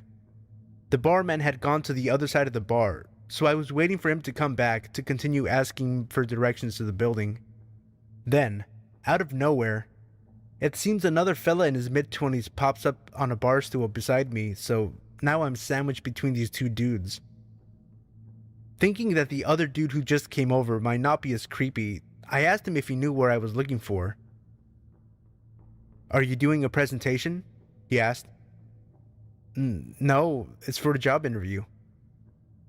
"I was hoping it was for a presentation so you could show me your slides," he said while breaking into a creepy laugh and high-fiving the other guy over my head. Screw this, I thought, and pushed my way through them leaving the pub. By the time I got outside, it was pitch black and I was late for my interview. I just wanted to go home. As I was walking down the street, I noticed that the two creepers had followed me out of the pub and were about 20 feet behind me. One shouted, "Come back, love, we just want to see your slit." And the other one threw something at me that felt like a small stone. I was absolutely terrified. Even though there were people around, I felt so scared and alone. As I was crossing by a set of traffic lights, they caught up to me and both stood on either side of me. One of them said, "Let's go for a walk, then go back to my place." So nonchalantly, he then linked his arm into mine and was pulling me across the road, while the other one kept laughing and rubbing my back. I was thinking, what the fuck? How is this happening on a populated street in front of tons of people? I screamed and pulled my arm away from him, telling him I will kick him in the balls if he didn't get his fucking hands off me. An older man about 10 feet in front of us heard the commotion and asked if everything was okay. That's when one of the dudes says, "This is my girlfriend. She's only joking. Don't worry, we are on our way back to my place. Thanks though, bud." I was stuck for words. I couldn't believe this fuck had the balls to try and abduct me in a populated area in the middle of the evening. The old man must have seen the fear in my eyes because he didn't buy it. "I don't think so, pal. Leave her alone or I'll break your neck." The dude closest to me pushed me and the two of them took off running. I thanked the man profusely for what he did. He wanted me to call the police, but I just wanted to go home, so he walked me to a nearby taxi rank and offered to pay my fare home. Of course I refused. I was already so grateful to him I couldn't take his money as well. The whole ride home I could not stop shaking, and I'm still very upset and shaken up as I write this. Creepy would-be rapists / abductors, let's not meet again. Number 3. Hello there. My name is Zach. This all started in the summer of 2015, back when I worked at the Walmart of my town pushing carts. I'm not sure the exact date it all started, although I do recall it was around the 4th of July. It all started with a simple call over my radio with a request to help someone load their items into their car. Glad to get out of the hot summer heat, if only for a few moments, I responded quickly, saying I'd be right over it and hurried in. I walked over to the register where the customer had requested assistance. The customer was a heavy-set, middle-aged man who had purchased a 52-inch flat screen. I greeted the man with a warm hello and a smile, which he returned. The man stood at about 6'8" and spoke with a deep southern accent. He offered his hand for me to shake, which I did before he led me to his van. On the way, he made small talk with me, asking how my day was, how old I was, if I liked my job, etc. I answered all his questions honestly, saying that my day was going fine so far, that I was 19, and I could have a worse job than this. We got to his gray van and worked together to load his TV into the back. Before parting ways, he asked me where I lived and if I lived alone. Now this wasn't unusual, as a few other customers had asked me this before in the past. I simply said no. I stayed with my grandparents, having been too poor to afford to live by myself at the time, and I lived a mile or two out of town. I took the man's cart, wished him a good day, and walked off. It was a few days after that I realized, whenever I worked, that gray van would be in the parking lot. I didn't think too much of it, as it wasn't unusual for people to shop at Walmart every single day, so I would just go about my work. That was until a week afterwards when, after noticing the same gray van, I turned to a fellow cart pusher named Joe and said, "That gray van is always here." Joe nodded in agreement. "Yeah, I know, dude. Although it's strange, I've only ever seen that van here when you're working." Confused, I asked what he meant. He responded, "I've only ever seen that van here during your shift. It leaves shortly after you do when you clock out." I found that to be a little strange, but I blew it off as a coincidence. One day, I noticed that gray van would follow me everywhere I went. I don't own a car, so I walk everywhere I go. I don't really mind as I enjoy walking. Again, I would just chalk up the van always following me as a coincidence. Pretty sure the van was just heading in the same direction. Although I always found it odd that the van never drove past me as I walked, but always hung back, not caring if it was holding up traffic. Red flags didn't start going off until I spotted that gray van trailing me on a Wednesday night as I was walking back home from my youth group meeting at church. At first I just brushed it off as usual, until it followed me out of town. Normally it would turn away when I left city limits, but this time, it continued to follow me. I started to feel as though something wasn't right about this, and I began to wish I had my pocket knife on me, just in case. The van followed me until I walked into my driveway before turning off. I got the chills at this point, and I made sure to lock the doors when I entered my house. The next night, I was walking home in the dark again after a men's group Bible study. The memory of last night was burned in my mind, and I decided that if the van followed me to my house again, I would notify the police in the morning. Sure enough, it ended up trailing me. I gritted my teeth, sick of whoever this person was. However, the van pulled off a few feet ahead of me and stopped. The driver's side door opened and the customer who I had helped with the TV stepped out and approached me. He greeted me like everything was normal and asked me where I was headed. I told him I was headed home, making a mental note to tell the police about this guy first thing in the morning. The man continued to act friendly and offered me a ride home, stating it was too dark for me to walk home, and that weirdos might try something. I declined, saying I didn't live that far away, but he kept insisting it was too dangerous and that I should ride with him. The more I said no, the more he kept pushing for me to get in his van. It was at this point I decided I was done and started to walk past this guy when he put his hand on my arm and started pulling me to his van, stating that he was giving me a ride, whether I liked it or not. Being a 19-year-old young man, I had always thought I would be able to easily handle a situation like this should it happen. However, panic had taken over my body, and my mind raced for a way to get away from this guy. Pretty sure wherever this guy wanted to take me, it sure wasn't my house. Now, I don't know if it was a miracle or just plain luck, But at that moment, a police car drove by and pulled into the nearby gas station to fill up. The man let go of my arm, wished me a good night, got into his van, and sped off. I decided to talk with the cop while he was getting gas, telling him about the past events. The cop ended up driving me home, telling me if I saw the guy again to immediately call the police. It's been months now and I haven't seen that guy again.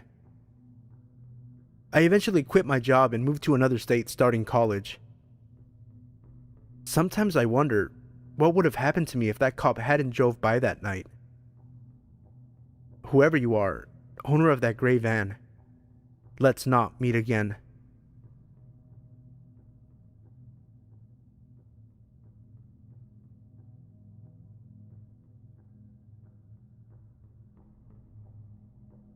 Number 4. This story still creeps me out, but I'm happy to share it with you. I like to go for walks in the dark. I'm not sure if this is strange or if everyone does it, but it just makes everything really creepy. I live in a well-civilized area with a lot of friends who live extremely close to me. Around 2 kilometers from my house is a heavily wooded area. I like to follow a 4-wheel drive track when I go for my walks. It was around 9:30 p.m. on a Friday night, and I was going for a walk down the 4-wheel drive track when I heard a very light scream in the distance. I assumed it was just some kids playing, so I kept walking, until I heard it again. At this point, I knew someone was in trouble. I ran for my life hoping that I could help this person. I ran for about 100 meters when I came to the end of the track and looked around. One of the first things I saw was a girl about 19 years old being held by a 40-year-old looking man. When the man saw me, he dropped the girl and legged it around the corner. I sprinted over to the woman who was busy crying, obviously shaken up. We ended up calling the police and they came and took my statement and took the girl home. I am glad that I still go for my walks. If I didn't, a girl probably would not be here today. Number 5. So this happened about 6 years ago now. I was 14 at the time, and I just moved to Australia. One of the girls in my grade was having a picnic in the park, about 30 minutes away from my house, but I was keen to make friends and so was up for a trip. Anyway, I arrive at this park at about 1 p.m. on a Saturday, and it's great. We eat potato salad, there are other families around. It's chill. But I know I have homework, so I say goodbye a little earlier to make my own way home. I was at an age that meant I was exercising my independence, so I enjoyed public transport and such. As I'm walking through a suburban area, 2 things occurred to me. The first is that it's really quiet for a midday on a weekend. The second, I've been followed since I left the park. I turn around, feeling a little startled, but it's just some guy on his bike. This isn't really unusual, but there's something about the way this 40-something man's leisurely pace that makes my skin crawl. The guy is clearly into cycling. He's geared up with sunglasses and all the lycra, but he maintained a pace just so that he was several seconds behind me. I move a little faster, speeding up to see his reaction, but sure enough, he speeds up. And as I slow down again, he ends up cycling next to me. I ignore this and just make it seem as though I'm totally unfazed. He then smiles to me and asks for the time. I inform him of the time, but he just stays there. He just keeps cycling next to me. Suddenly, he cycles very close to me and leaning towards me mutters, "I'm the type of guy who likes to have sex with young girls. Interested?" I was terrified. At 14, I didn't even look 14. I had a boyish build and terrible acne. This guy was at least 40, and he was blocking my route to the nearest houses with his bike. "No, I wouldn't," I managed to say in an attempt at confidence. This clearly undermined whatever this guy was thinking, because he pedals off like a speeding bullet. I ran home and called the police, and they swept the area. but they never found him again.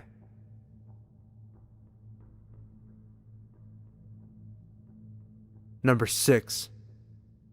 I've been lurking on the sub for a while and wanted to share my story. It's Thanksgiving 2011 and I was celebrating at my grandparents' farm in the little town of Seville, Florida. I had had way too much to eat that holiday and was about to leave for the drive back to school in Tallahassee. I stopped at one little gas station in town to fill up before getting on the highway. I had just finished filling up when a lady walked up to me. She was really ratty looking with crazy blonde dyed hair, but this was the backwoods of Florida, so no judgment. They were really kind people who looked like that in those parts. She started talking to me about how her car had run out of gas. She pointed over to an old junker parked over in the convenience store and asked if I could possibly give her some cash to get home. I usually don't say yes to things like that, but it was Thanksgiving weekend, so I was feeling extra generous. I told her that I'd be happy to fill up her car a little to get her home. That's when it started getting weird. She kept insisting I give her cash and that her car was so empty she couldn't drive to the pump. I don't know why I didn't leave right then and there, but again, I was in a really good mood. I told her if she had a gas can, I would put some in, but didn't feel comfortable giving her cash. She kept objecting, but eventually went over and pulled a gas can from her car. I started filling it up. She put her hand on me and said, "Do you have a girlfriend?" I told her no politely. She said she wanted to pay me back somehow for the gas and asked if I wanted to come to her place. I told her no, less politely. She kept touching my shoulder, thanking me, and then offered me a blowjob behind the station, so I stopped the gas pump, got in my car, and left her there with the gas can. I called my mom a little later and told her about the creepy, sleazy encounter. She paused and asked me if this lady had ratty blonde hair and looked like she was on drugs. I confirmed that, yes, that was what she looked like, and how could she know that? This lady was apparently all over the news. She was a prostitute in town and had been at a party earlier. An exchange had gone south and her baby had been kidnapped by a client of hers and left under a bush in town. She hadn't even bothered to call the police about the missing child until later. They were both arrested and charged.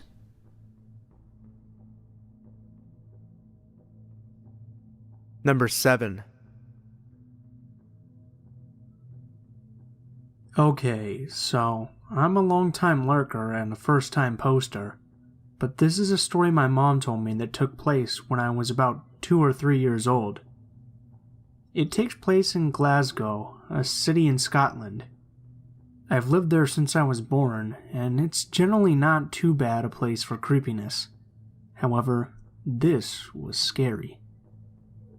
So my mom was taking my dog for a walk and carrying me. We were walking in the park, which was very big and had a big statue in the middle of it. Since we didn't have a car then, it was the closest place to walk the dog. Everything was pretty normal, until suddenly this big black car starts coming towards us. My mom says it looked very suspicious, windows tinted and stuff. There was a tall blonde woman apparently in the front, with no one else supposedly with her. The fact that a car was coming up out of the park was very strange, because it was quite late, so no one would frequent the park then. My mom was getting warning signals, because the car itself and the person driving it, but she slowed down. The woman drew up beside us and gave my mom a huge, very strange smile, as if they had been best friends. Now, this is Scotland, so a lot of people know each other. But my mom had no idea who this person was. Then, the woman gave her a big wave and rolled down the window, saying, "Hello, you look like you need a lift. Would you like a lift with us?" This was creepy because there was no one else in the car that we could see. My mom also said that the woman was staring at me in particular. My mom smiled back, trying to be friendly, and politely declined. However, the woman seemed put out by this and said, "I think your dog is getting hungry. How about we give him a few treats?" My mom was definitely creeped out now, and my dog was definitely not hungry. He had eaten before we left. So she just said, "Oh, no thanks, he'll be fine." Suddenly the woman went from smiley to angry. My mom said she looked almost furious. Then she revved up the engine and took off out of the park. To this day, me and my mom still think there was someone in the back of the car, because the windows were tinted heavily. Whether or not the woman meant harm, though, is undecided. But we never went to that park again. Number 8. I'm a 17-year-old girl and I live in a rural area. My house is almost entirely visible from the road. I'm typing this almost exactly 30 minutes after it happened and I'm still shaking. 30 minutes ago at 5 a.m., I was sleeping deeply and someone slowly opened my bedroom window. My bed is literally right next to the window so I can open and close it. I was sleeping and I could hear my window slowly opening upwards since it's old and heavy. I thought I was dreaming or it was a possum because they live on the tree outside it. It's 5 a.m. and it's getting light at about this time. My bedroom is isolated and at the back of the house, but there is a complete driveway and full access to it there. And holy shit, I realize it's a person opening the window. I look through my makeshift curtain and I say, what the fuck? There's a figure outside my window. They slam the window down quickly, right next to my face, when they realize there's a person less than a meter from them. I could see the figure because there is still some light, but nothing else. I start yelling, I go to my parents, etc. They check the area, but they can't see any cars or people as it's covered in trees. All in the meanwhile, I think I'm crazy. How could that have happened? Was I dreaming? But my curtain is tucked under the window, and my cat is going crazy, and I know what happened. It was terrifying. I'm sure that they were a thief. We've had some dodgy people around my area before, but I swear, when it happened, I thought it was a ghost or something. I was terrified because I've been reading a lot of this subreddit, and the subreddit No Sleep. Now I have to get ready for school. My parents are going to put a lock on my window. Update. I don't understand why someone would try to rob a house at 5 a.m. My dad's awake every morning before 5 and there is light still in the sky. If it was earlier in the night, it probably would have been way scarier. A policewoman came. She explained about crimes in the area. She looked for footprints and fingerprints but couldn't really see any, as it was raining. She was really kind, but I'm still spooked. I don't know if anyone will read this, but a few hours later, my parents discovered the window adjacent to mine had chisel marks on it, and it was fairly damaged. Obviously, this means they tried to break in through there but couldn't, and then tried my window. Number 9. I have provided links for news coverage of the following story in the video description below. This is the story that my dad shared with me. He grew up in a small suburb community of Stowe, Ohio with his parents and older sister. Across the street lived a boy named Richard Wade Cooey. He was the same age as my dad, who described him as a scrawny, red-headed troublemaker. He would spit on people as they walked by, and even set a house on fire in the neighborhood and blamed it on a kid who had special needs. Nothing he did as a child, however, could compare to the crime he committed when he was only 19 years old. My dad had just started his sophomore year of college when he heard the news. Richard and his friends Clinton and Kenneth were throwing pieces of concrete off a local bridge onto the interstate when one of them struck the vehicle of 21-year-old Wendy Offrendo. Her friend, 20-year-old Dawn McCreary, was also in the car. They were sorority sisters who had just gotten off of work at a local restaurant. At this point, Kenneth decided he'd had enough and went home. This is when Richard and Clinton came up with their evil scheme. Both of the young men approached the girls, offering them help, offering to give them a ride. They drove the girls to a shopping center where they told them to call their parents and let them know they were alright. The two then forced the girls back into the car, tied their hands together, and drove them to a field behind the local mall where they raped, stabbed, and tortured them for 3 grueling hours. They abandoned their bodies in the field, but only after they carved large X's on their stomachs. Richard and Clinton then decided they wanted to sell the girls' clothing and jewelry to make some extra cash. When Richard couldn't find a buyer for the items, he burned them in his backyard, which woke my grandparents. My grandfather called the police to report what he thought was yet another neighborhood disturbance from Richard.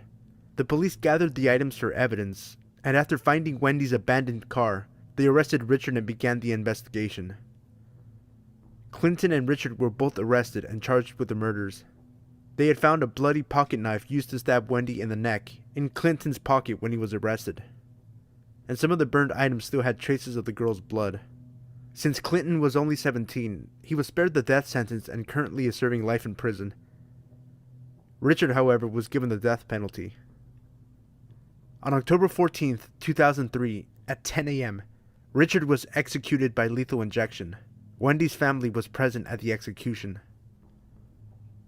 Every time I visit my grandparents and look across the street at that house, I can't help but to get the chills. Richard, I'm glad we never met, and I'm certainly glad my dad was smart enough to not become your friend growing up. Number 10. It was March during spring break. I was 16 at the time, and me and about 20 people went out into the woods in Surrey County and got a cabin on this nice little retreat center. We planned on staying there for 4 days. For a bit more detail, the cabin was surrounded on all sides by woods. To the west of the cabin are some hunting trails, and a creepy abandoned trailer next to a small clearing with a single pine tree in the center. To the east, there was a large field. At the far end of the field, there was a slope leading down to a beach. When going to the slope to the right, there is an area of higher elevation, and to the left was a valley that could be accessed from the beach. On the last night, a group of about 8 of us decided we'd go down to the beach and sit around and sing songs while playing guitars. It was about 11 p.m. Everything was going fine, and then 3 of the guys decided to head back to the cabin and get some food. They were only gone for 10 minutes before one of the guys got a call from his brother. His reaction to the call made it seem like something happened or someone was hurt. When he got off the phone, he said, "We have to leave right fucking now," in a very hushed and panicky voice.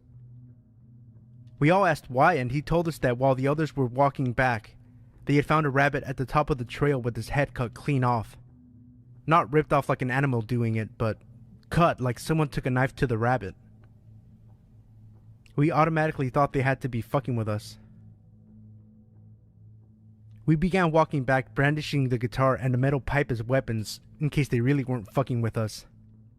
About halfway up the hill, we hear rustling and twigs snapping to our right where the valley is. It sounded like someone was walking up the side of the steep slope, which would not be possible without climbing gear. We stopped moving, but the movement and noise continued. We told them to knock it the fuck off if it was a joke and it wasn't funny. The movement to the right stopped very suddenly. We kept going, and once we neared the top of the hill, I turned on my phone's flashlight, and right on the ground in front of me lay a rabbit with its head cut off.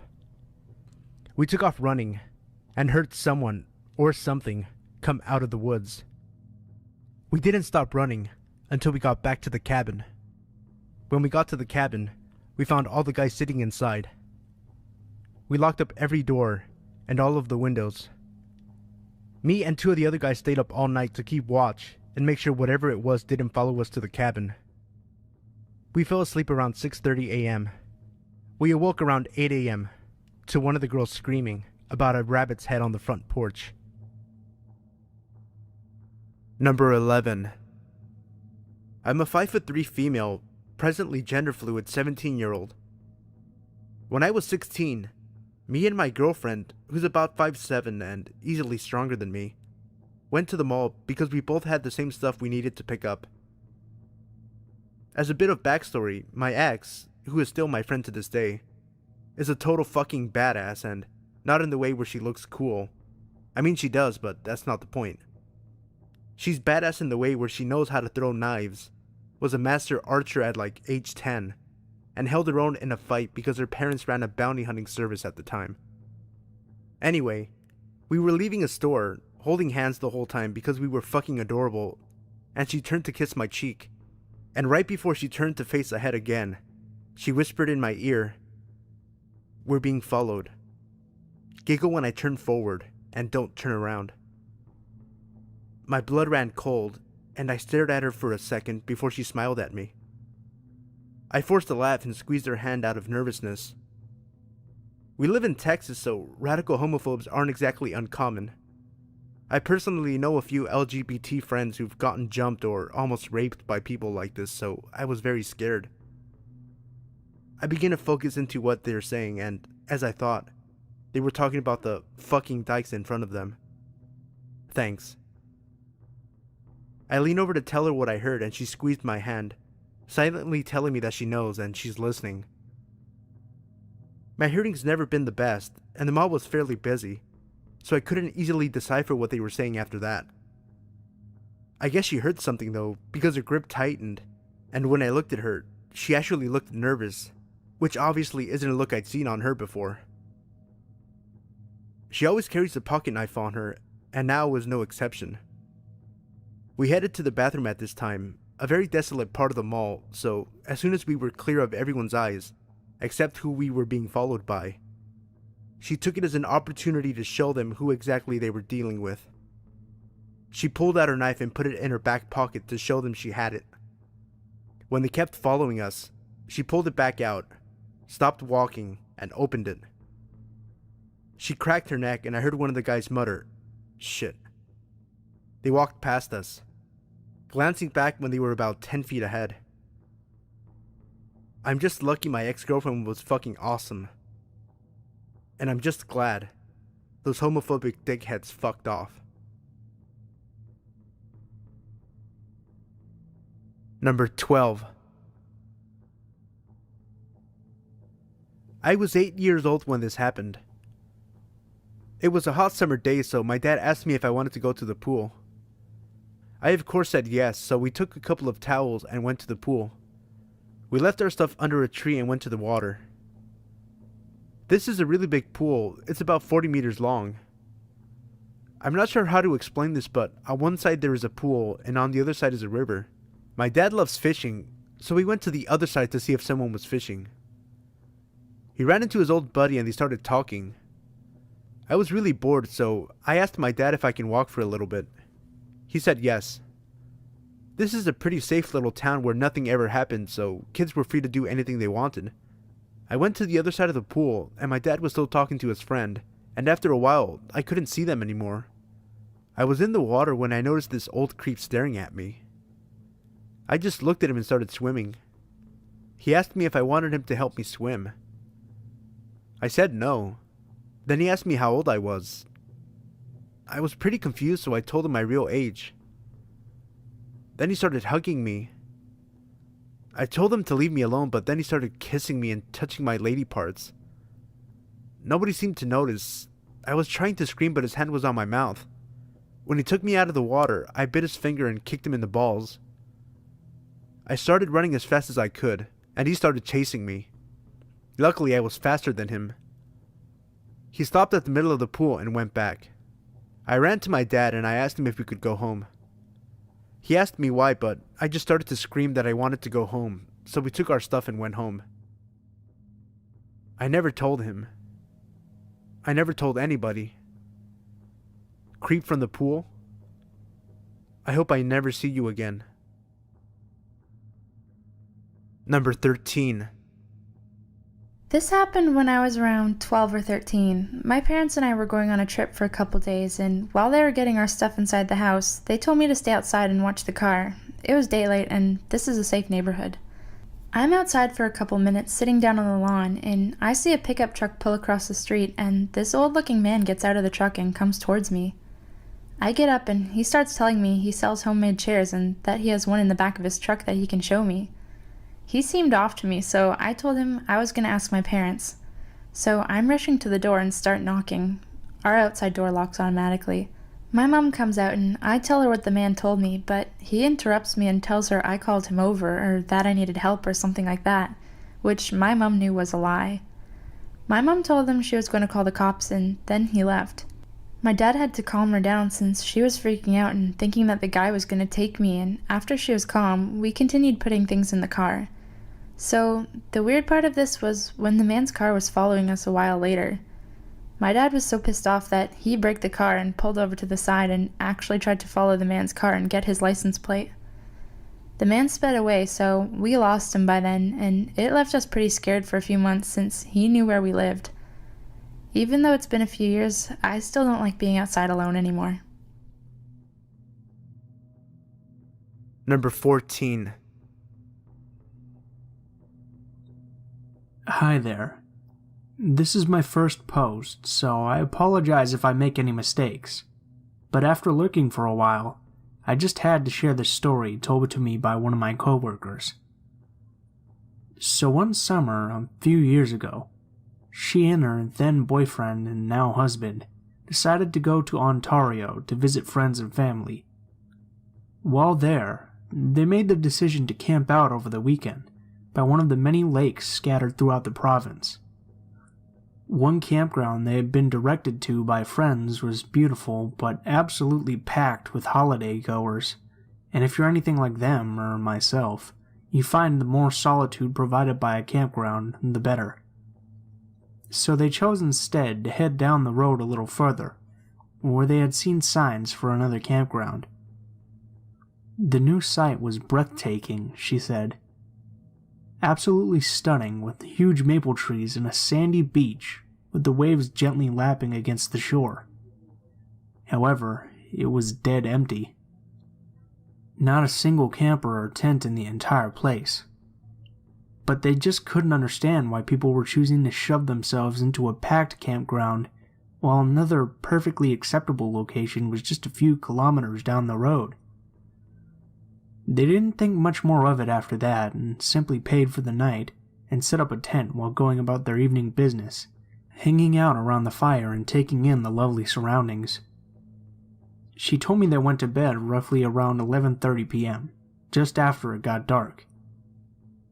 My coworker woke in the middle of the night to a strange feeling. She knew something was wrong, but couldn't put her finger on it immediately in her sleepy haze.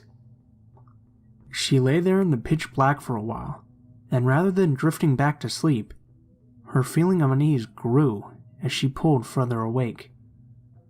Suddenly, she realized what was wrong. There was breathing. Extra breathing. Not that of herself or her boyfriend, but the sound of someone else just beyond the walls of their tent.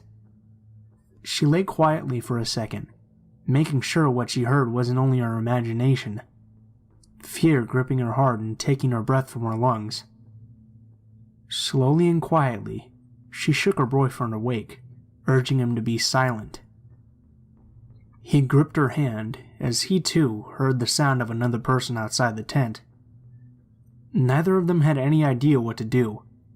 Sure, they could emerge from the tent and confront the person, but what if there was more than one hiding in the dark? What if they had a weapon? My coworker and her boyfriend didn't have anything to defend themselves with other than basic camping necessities, so they spent the night wide awake, listening, while whoever was standing just beyond the protection of the tent breathed easy, occasionally moving from one side of the shelter to the other, but never doing anything more than lurking. The next morning, as the sun came up, they heard footsteps of someone slowly walking away from the tent.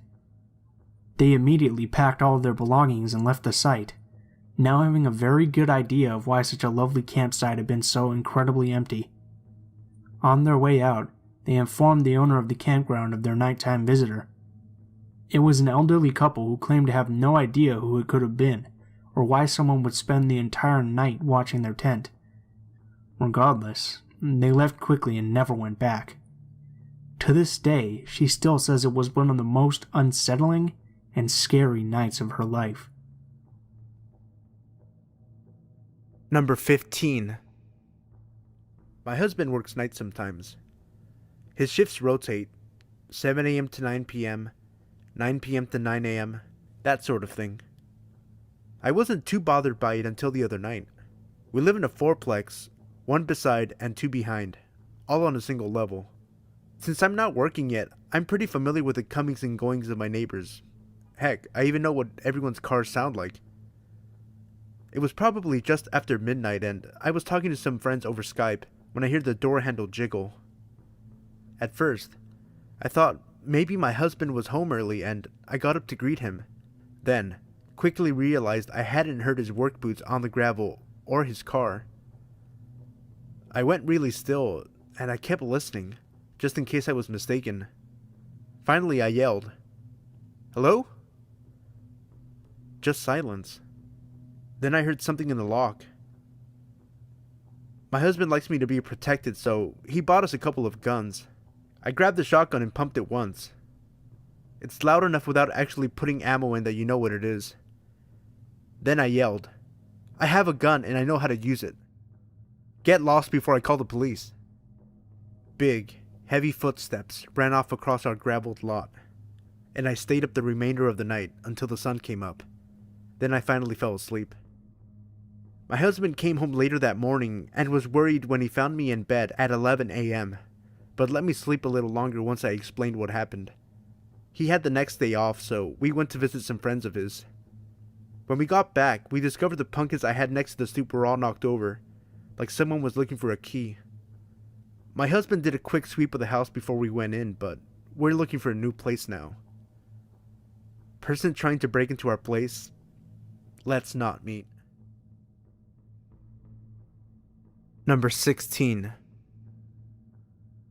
A few years back, me and a few friends had walked across our town to go to the town center. We were around 13 at the time. Our town was not huge, but it was one of the bigger towns in the county.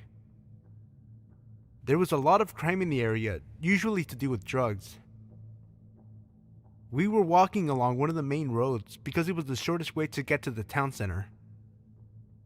We were all staying at our friend John's house later that night, and we wanted to get some snacks and maybe some new games if they were cheap. We made it to the town center, all was well and good. But on the way back is when it got a bit creepy. About halfway between John's house, which is on the really bad side of town, and the town center, while walking down the main road, we noticed a man in a dark jacket walking behind us. It was around 5 p.m. and it was February, so it was getting a bit darker. We thought nothing of it initially, but as we walked further and further, we noticed he was still following us. We decided to pick up our pace to try and get back as fast as we possibly could, while trying to remain calm.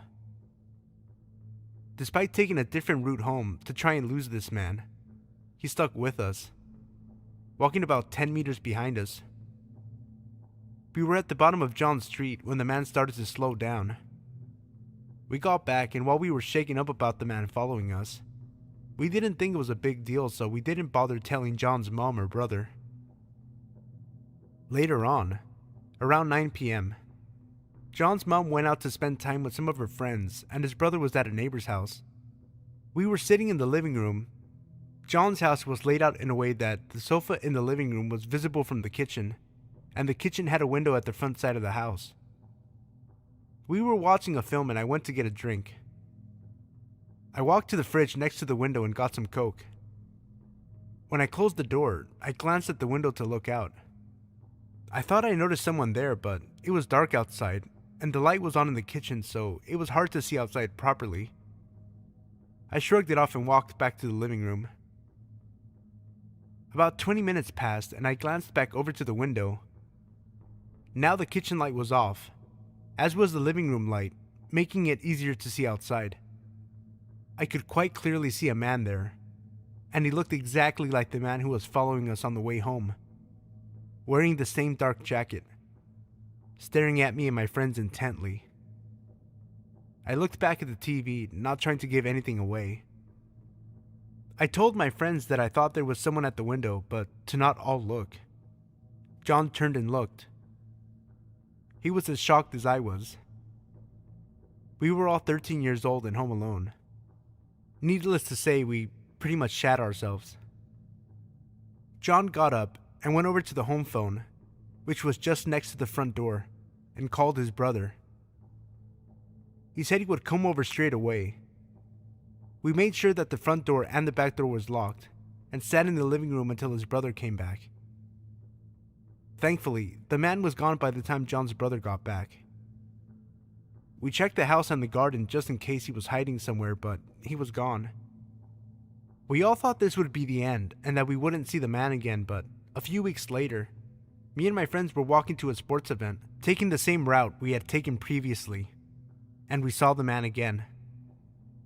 This time he didn't follow us, but as we walked past, he stared at us intently. None of us knew who this man was or why he followed us. None of us have seen the man since, and hopefully we never will. Number 17. This still haunts me to this day. I remember it pretty vividly, and I consider myself to have a bad memory. When I was 10, my mother needed to go to Walmart to grab some groceries. Being the hard-headed kid I was, I didn't want to go inside, so she let me stay in the car. I was reading a book and listening to music when all of a sudden, an old, beat-up tan car parks next to me. I look over and it's some guy in his 50s. The guy then opens his car door and he's completely naked except for a trench coat. I freak out and lock the doors. He begins to masturbate profusely while staring at me, and I just avoid eye contact. This goes on for about 10 minutes until he finishes and leaves. My mom comes back about 20 minutes later and I tell her what happened. She's pissed and flags the security officer, but she didn't know English, so I don't think it got through. My mom never left me alone in the car again until I was in my teens, when I would just stay home. I also never found out any more information about him. Guy that robbed me of my innocence? Let's never meet. Number 18. I lived on campus during my first year at my university, but it was a fun little college town. One night, my friends Alexander, Anna, and I left our dorm to go to a sandwich place a little over a mile away. I'm paranoid as hell and always think I'm being followed when I'm out at night, but on our way back, Alexander started to make me feel really uneasy. He kept glancing back over his shoulder, so I told him to stop because he was making me freak out a little bit. He told me he was sure someone was following us. Alexander is a pretty big dude, 6'4", so someone following us made me feel really weird, because it didn't exactly look like we were skinny little girls walking alone. He made us walk in front of him so that he would be between the guy and ourselves, but I was starting to panic. We got into our residence hall and made a beeline for the doors that led to the rooms. You need to have a resident keycard to get in. This is the first time I can get a look at the homeless dude who's been following us, since I can finally see him in the light of the lobby. He follows us all the way to the door with the lock, puts his face up to the window, and smiles as he watches us take off down the hall. On the stairs, we heard the door open, and Anna and I almost screamed and sprinted to her room. Alexander went back to either confront him or report him. We talked to the police about it, and the next day, they did a follow-up with us. Apparently, that night, the same guy had gone into another resident hall on campus and found a door that had been propped open. He raped a girl in the bathroom. Number 19. So, a little backstory to start. I live in a flat with only one neighbor above me. I have a son who is from a previous relationship that also lives along with me and my wife. So, this started a few years back in 2013 when we first moved into the flat. Everything went well and we were happy to have our own home. We were really friendly with the neighbors, especially the neighbor that lived above us. We were fine for the first year or so. She was an older lady in her late 50s. As a young couple, aged in our early 20s, it was nice to have someone who was so nice when we first moved in. We were approached within the first few weeks by our other neighbors, explaining how she was a little weird. Stories including vandalizing the previous tenant's car and throwing paint on the door. These even went as far as giving full bottles of vodka to an alcoholic that lived on our street because whenever he drank he got violent. This creeped us out a little, but she seemed so opposite of what we heard of her. We'd been alright with each other for months. That's when things took a turn. We got a knock on the door from the police stating that we had been abusing my son. I was shocked. He was around 2 at this age and was happy as can be. I remember letting the police officer in, and he came in, saw my son playing with his blocks in the living room. Then the police officer rolled his eyes, apologized to me, and left. We spoke to the neighbor upstairs about it, and she seemed to suggest it was another neighbor, as she overheard them speaking about it. Thinking it was no good to dwell on it, we left it, and nothing happened for a few weeks. A few weeks later, my son's mother came around and was rather distressed. She showed me some messages she got on Facebook from someone called John Smith. They explained that they worked at the nursery that my son attended and was concerned about my son, going into a lot of detail about how we would shout at him and abuse him. I flipped my shit and even gave her a copy of the recordings from my son's baby monitor. See, since the last time we were accused of anything, we installed a baby monitor that stored the last 7 days onto a server I have. This is linked to my mobile, perhaps due to paranoia after hearing of all the kidnappings that can happen. The funny thing that made no sense was that in the message, it had my full address. She and my wife's full names and details of our house, even about the background that I had on my computer, which was a payday background. It made no sense at all, and the only person in my house was the neighbor upstairs and my parents. I don't like people within my space, and she used to come around and use our bathroom and shower as her bathroom was being converted into a wet room. Later on, I got a phone call from the neighbor, and she said that some white nationalist was trying to find me. Now, I'm half Cass Indian. Apparently I said something they didn't like and they came to batter me. She explained what they looked like and that they had leather gloves, but she lied and said I didn't live there. I phoned the police and we were on a watch list due to the threats that were said. All passed to me from her upstairs and no one else. She got an interview with the police and denied any of it happening, and she said that I was on drugs. Now, I have not touched drugs in years, and even then it was only a little bit of cannabis. Things got a bit weird and she had her son starting to live with her. One evening, we were playing D&D and around 9:30 p.m. we got a text from her explaining she wanted quiet or else. Things had been slowly escalating up until this point. I replied, "Fuck off, it's 9:30, we finish at 11. I wouldn't have minded, but this had been a regular occurrence for a few weeks. We play on Saturday nights and this had not been a problem for a year or so. Things escalated further. She started banging on the floor, put the vacuum on, and threatened to send her son down to come do me in. I confronted him the next day about this, and he denied everything and said that his mom was a bit sensitive. Turns out she has bipolar. This all makes sense now, from poisoning my plants and lawn to threatening me with her sons. She is now left and has a for sale sign on her flat, and that explains why the house was so cheap when we got it. So, sociopath neighbor, please don't move back in. I now know that some people just want to watch the world burn.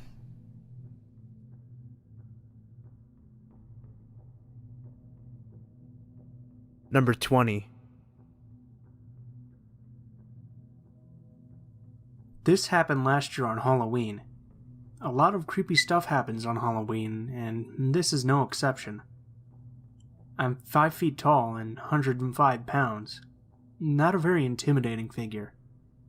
I'm transgender, and I look a little more on the feminine side of things. I was out on Halloween with my girlfriend at the time. We'd gone into the city. We're from a college out in a small town, to go to a haunted house, and we were walking back to the train station from the haunted house at about 12:30 a.m. to go home. We were both dressed up like witches, both wearing high heels, and I had my purse with me. My girlfriend's hands were cold, so I was holding her hand and walking very close to her. Yes, these are all very important details. The city was almost like a ghost town as we were walking back. We saw almost nobody else. We were walking along a main road, just going under an overpass, when a car full of 20-somethings drove by us, going the opposite way, and a guy hung out the window and shouted, "Ugliest lesbian couple ever!"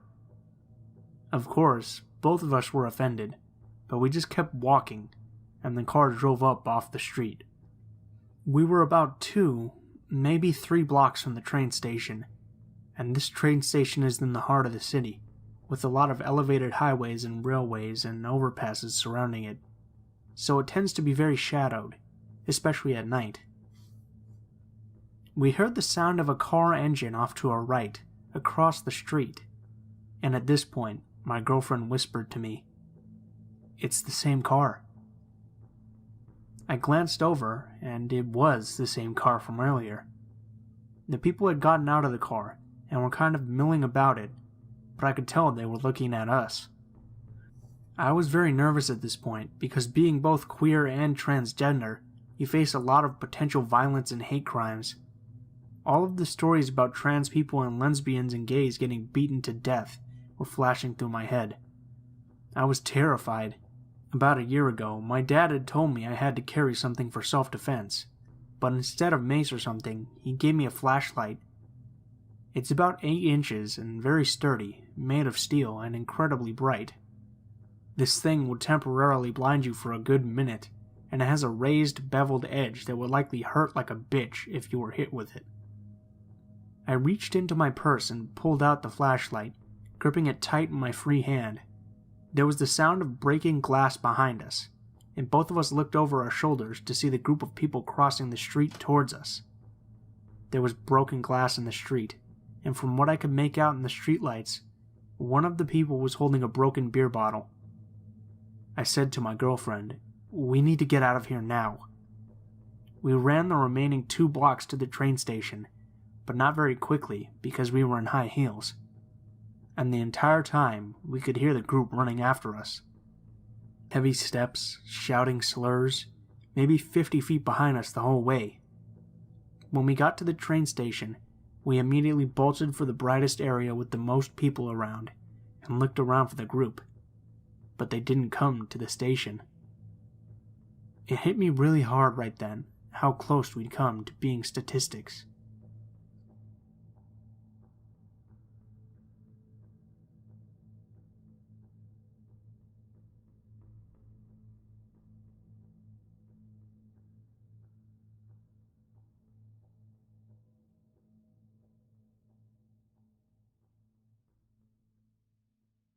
When I was 19, I was a venture scout. It's sort of like Boy Scouts, only for older kids, and it's gender mixed. I decided to go to this week-long mixed scouting crew camping trip with a friend of mine. But a few days before going, my friend from Venture Scouts bailed, so I'd be going up into the mountains alone with a bunch of strangers, which was no big deal for me. I can handle myself. When I got there, I was the only Venture Scout, and the only girl. It was a little awkward, but most of the Boy Scouts were pretty nice and easy to get along with. Although they weren't used to camping with a girl, they happily accepted me as just one of the guys. But there was this one guy, Danny. From the first day of camp, he wouldn't take his eyes off me. He'd just stare at me. It was a little uncomfortable, yeah, but I figured he was just socially inept with girls or something, and I tried to pay him no mind. The next day, while we were hiking, we all split off into pairs, and it turned out I was paired with Danny. He looked a little too excited about the idea of hiking with me alone. His eyes always seemed a little too wide, a bit crazy looking, but he was a small guy. Spindly, unkempt hair, a little shorter than I was at 5'7". I figured I'd be able to take him out in a fight if he tried anything, so I didn't raise a fuss about it. Before settling out to the hike, he kept asking me if I needed help putting on my sunscreen. Even though I kept declining, he kept pushing the question and tried to put sunscreen on me until one of the guys told him to cut it out. While we were hiking together, he kept probing me. "How old are you?" he'd ask. 19, almost 20, I'd reply. Don't lie. You must be 14 or something. You're so innocent. Young, innocent girls are always the cutest. He kept asking innocent enough questions, like where I lived, if I had siblings, what my favorite color was, but he then started asking me if I'd ever heard of BDSM. I was taken aback by this and was more than a little uncomfortable, so I'd pretend to not know what he was talking about, all the while trying to give as many cues as possible for him to drop the subject. But he then started going on about what BDSM was, about tying girls up, about hitting them and burning them. At this point, I was freaking out a little bit, but keeping my cool. I didn't want to show him my distress, any chinks in my armor, because I knew he'd probably get off on making me squirm. The only thought I had was, what the fuck? Seriously, what the fuck? Then, he started complimenting my skin. "You don't see a lot of girls with pale skin. Do you use moisturizer?" he'd ask, attempting to touch my hand. but I kept my arms close to me, held fast to my backpack. I was incredibly tense, and every muscle in my body was screaming. I sorely regretted wearing a tank top, as I could feel his eyes on me. He started telling me how pale skin is beautiful, since you can see the rope burns and the bruises better. The way he said it sent chills down my spine, and the anxious knots forming in my stomach grew tighter. He asked if I was a virgin. Then he asked me if I fantasized about rape, and if I'd like to try out rape play. Wide-eyed in disbelief, I turned my gaze away from the dirt path and looked at him. He was smiling, a creepy, childish sort of smile that was just chilling.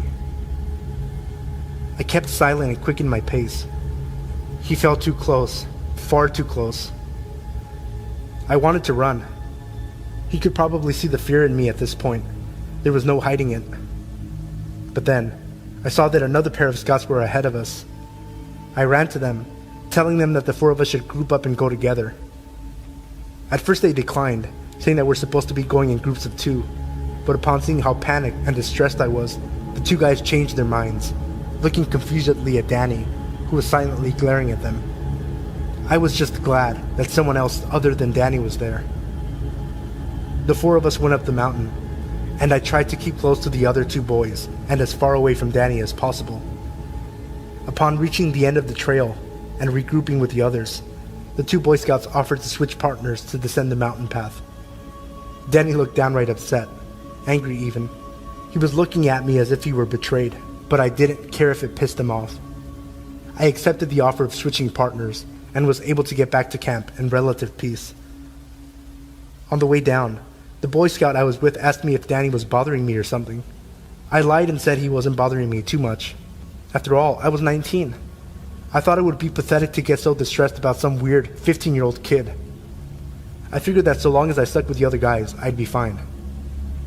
But then, that night, I was alone in my tent. Everyone else got to sleep in pairs of 2 or 3, but since I was the only girl, I had to be alone in my tent. It's always a little creepy being alone and isolated in the forest, away from everyone else. The scoutmasters insisted my tent be far away from the boys' tents so that they wouldn't bother me, but it only put me in a more vulnerable, isolated position. I sorely wished I'd been closer to the protection of the rest of the group. Late at night, I heard rustling outside. I figured it was just a deer or an elk or something, as it usually was, and went back to sleep. But then I heard my tent opening. Opening my eyes, I peeked through the crack in my sleeping bag to see what it was, and there, I saw the white of an eye looking back at me. Looking through the opening of my small tent. It was Danny, staring at me. I froze, holding my breath. I held my dad's hunting knife close to me, hiding in my sleeping bag, not moving a muscle, staring Danny down, pretending to be asleep, ready to fight at any moment should he take one step into my tent. But he didn't do anything. He just stared, watching me, breathing heavily and muttering incoherently to himself. "Are you there?" I thought I could hear him say. Eventually, after what felt like an hour, he left. The next morning, exhausted, I caught naps when, and if I could, and kept close to the other scouts in my group. It was difficult to maintain my calm and cool composure. The scout leaders were a little frustrated with me, since it seemed like I wasn't paying much attention to their instructions. But at this point, I didn't care much for it. I was always on some level of alert, as Danny would sometimes creep up behind me and caress my neck, or play with and try to smell my hair. And every night, Danny was there, watching. One night, he went digging through my backpack, looking for something. Unfortunately for him, I kept all my clothes and personals tucked away with me in my sleeping bag. He left with nothing. I grew up in rough situations and circumstances, so I always felt I can only rely on myself. Asking for help was never an option as a kid. Asking for help meant you're weak, so it hardly even occurred to me. I was prepared to tough out the rest of the week, but a little over halfway through the week, Danny was called away by the scoutmasters and sent home. I got the feeling that the Boy Scout that helped me before saw what he was doing and sent in a complaint about him to the staff, While everyone else was confused and happily saying bye, he just crossed his arms firmly and stared as Danny left. Danny looked so bewildered and confused by it all, like he didn't understand what he did to deserve being kicked out of camp. It was so strange. I tried my best to forget about it, and the rest of the week went off without a hitch. But the more I think back on it, the more I realize how damn freaky and bizarre that kid really was. I fear he may end up being some kind of serial rapist or something when he grows up. All I know for certain is that he was very disturbed.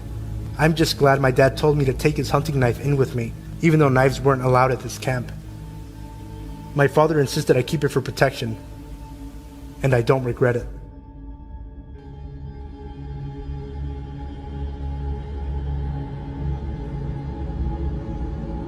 This happened to me a few months ago. I was at the store with my mom. She had to return some things. I can't remember what or why.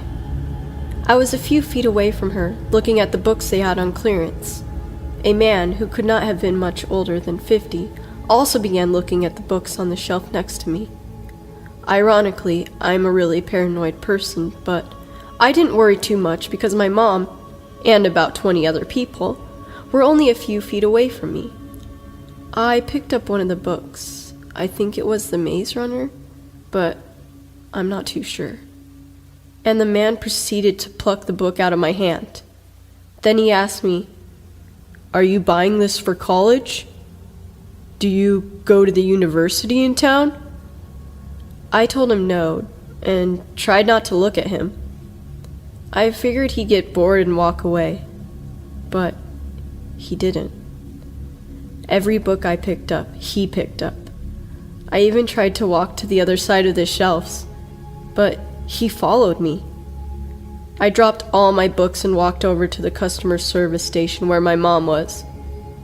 I told her about him, but she told me to knock it off, that I was just being paranoid. I finally let it go when I saw him walk off toward the clothing sections. While we waited, my mom asked if I could go grab a bottle of aspirin.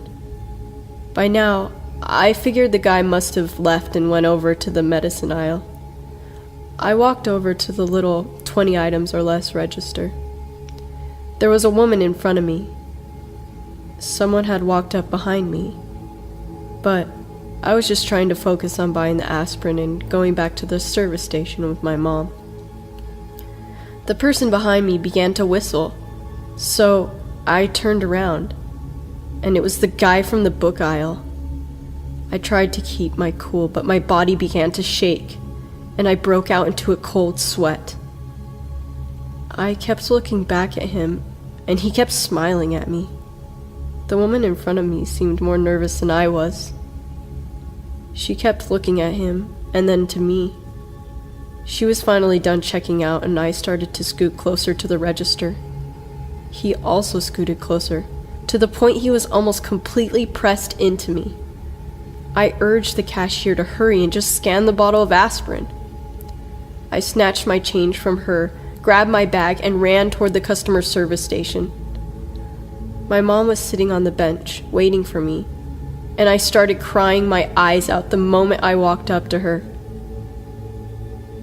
When I told her what happened, she became angry this time, and started walking towards the register I was at. But he had already left.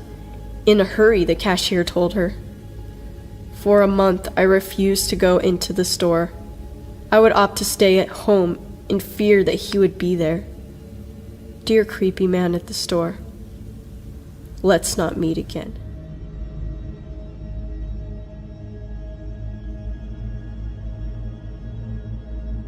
So I used to work in a public library. I absolutely loved my job and all the interesting people who came through. As with any job in public though, you do occasionally get some creeps. One night I was working a close with one other coworker, and this older gentleman comes in. He's probably pushing 60, skinny with stringy hair. He had come from one of our other locations, as we were open later than other branches, to use the computer. I set him up on one, and within minutes he was at the desk, asking to exchange the headphones he'd purchased earlier that day.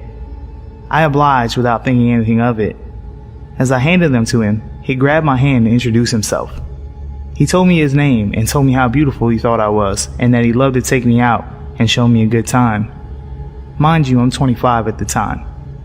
I politely declined and he storms back to his computer till closing time, where upon leaving, he mumbled some very choice words under his breath. The next day, I was working again, but setting up for a program in the conference room. One of my good friends who I work with came running in and told me some old dude came barreling through the library, mumbling about the girl with dark hair. She came to warn me, but luckily I was heading out for the night. She called me after I'd gotten home to inform me that some dude, turned out to be Creepface, called and asked if and when I was working again. At this point, I was becoming legitimately concerned and contacted my supervisor about how to handle this. She told me to contact security and do what I felt best. The next day, I was at work and I was on edge constantly. I had my husband on standby and a good friend of mine who happened to be off that day to hang around the library for the last leg of my shift. And lo and behold, Creepface is making a beeline for me. I run to the back office, locked with a security code, to hide. He followed me the whole way, then waited outside the door, preventing me from coming back out front for almost an hour. The maintenance guy comes to the back to check on me, where I start hyperventilating when I heard someone touch the door. I told him the scenario and he told the dude off and never to come back. I had a friend and family follow me home for weeks to be safe, and I always took a different route home. One of the more terrifying experiences of my life. So creepy old dude, let's not meet again.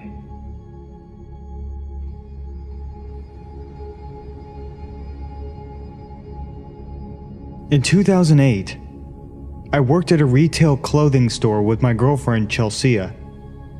We were both 18 years old, and we tried to work as many shifts together as possible to maximize our time together because she was still in school. My grandfather had recently purchased a Dodge Sprinter van for his business, and my car was being serviced overnight, so I got to drive the van. Chelsea and I loved the nights that we got to take the van, because it usually had back seats installed, and the tinted windows meant that we could have some privacy, which is great for teens who still live at home. That night, we only had one row of seats in the back, and it was the row just behind the driver and passenger. Chelsea and I parked near each other, like we always did, and worked our evening shift, closing the store with a few of our coworkers. We all leave together, and I help the manager lock up because the glass doors need to be aligned properly for the lock to engage. It's early March in Pennsylvania, and it's still very cold outside. So Chelsea usually starts her car to warm it up, and then sits with me as my car warms up. When I get to the vehicles, her car is idling because she is already in the van. I don't even realize that I still have my keys, and I never unlock the doors. She sits with me chatting for a while. She sits on my lap, and we kiss in the front seats, and we decide it's too late and too cold to have a little fun in the back. Every night, we drive home separately from work while talking on the phone. She usually gets home first, and I stay on the line while she walks up her long driveway in the dark. That night, I made it home first for some reason, and I knew I had a lot of stuff to carry in, so when I'm close to home, I tell her I'll call her in a little bit. She asked me to stay on the line because she's almost home, and she doesn't like walking past the dark bushes next to her driveway. I stay on the phone and fumble with all of my things that I'm carrying out of the van. I know I locked and armed the van because I was using a key fob to lock the vehicle. I dropped a few things while struggling to keep the phone to my ear. The motion lights have illuminated the whole area, so I'm able to see everything that I dropped. We both make it inside safely, and then we also decide not to stay on the phone because she had school in the morning. I began to doze off immediately in my bedroom. I lived with my grandparents who built a house to accommodate my grandfather's aging parents suffering from Alzheimer's, my great-grandparents, so they didn't have to go in a home. The driveway runs parallel to a daylight basement that has two garage doors, an entrance door, and the French doors to my bedroom. I'm falling asleep as all of the motion lights finally turn off, and now my room is completely dark. It wasn't 20 minutes later when I'm jarred awake by the alarm sirens of the van. All the motion lights are on, and the flashing lights of the van alarm are filling my room. I left the key fob upstairs in the main part of the house, so I ran upstairs to silence the alarm.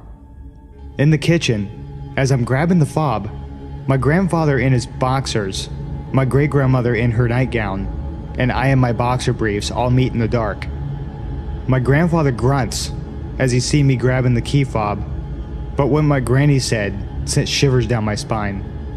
"What in the Sam Hill are you doing running outside at this time of night, darling?" I wasn't outside. I explained that I was sleeping, and she insisted that I was outside making the van alarm. My great-grandparents' bedrooms sits above the garage doors looking down and over the driveway and the van. I'm assuming she's confused. She has Alzheimer's after all. The goosebumps from her exclamation prompted me to grab a knife from the butcher's block, and my grandfather followed with a baseball bat. We both walk outside wearily, in our boxers, in the cold, but highly illuminated and loud dead of night. The van is still going crazy. The interior lights are all flashing, and I remember that specifically because I'd never seen a car alarm do that. We silence the alarm and start looking around. My grandfather says he thinks a deer may have ran out of the woods in the dark and hit the van. I don't say anything as we investigate.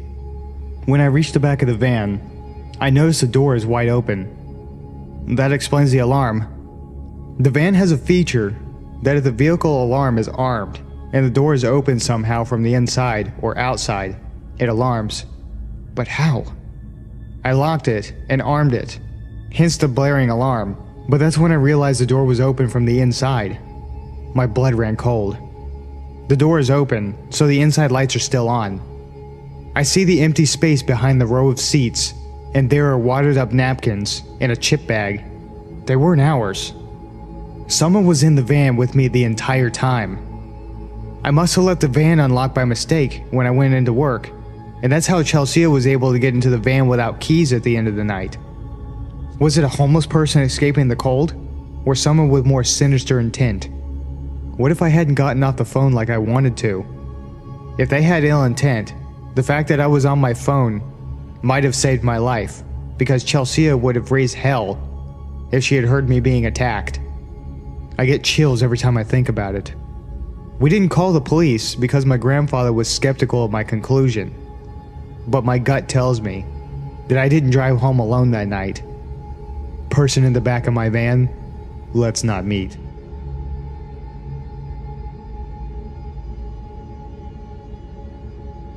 Just the other night, there was a windstorm that blew through my town.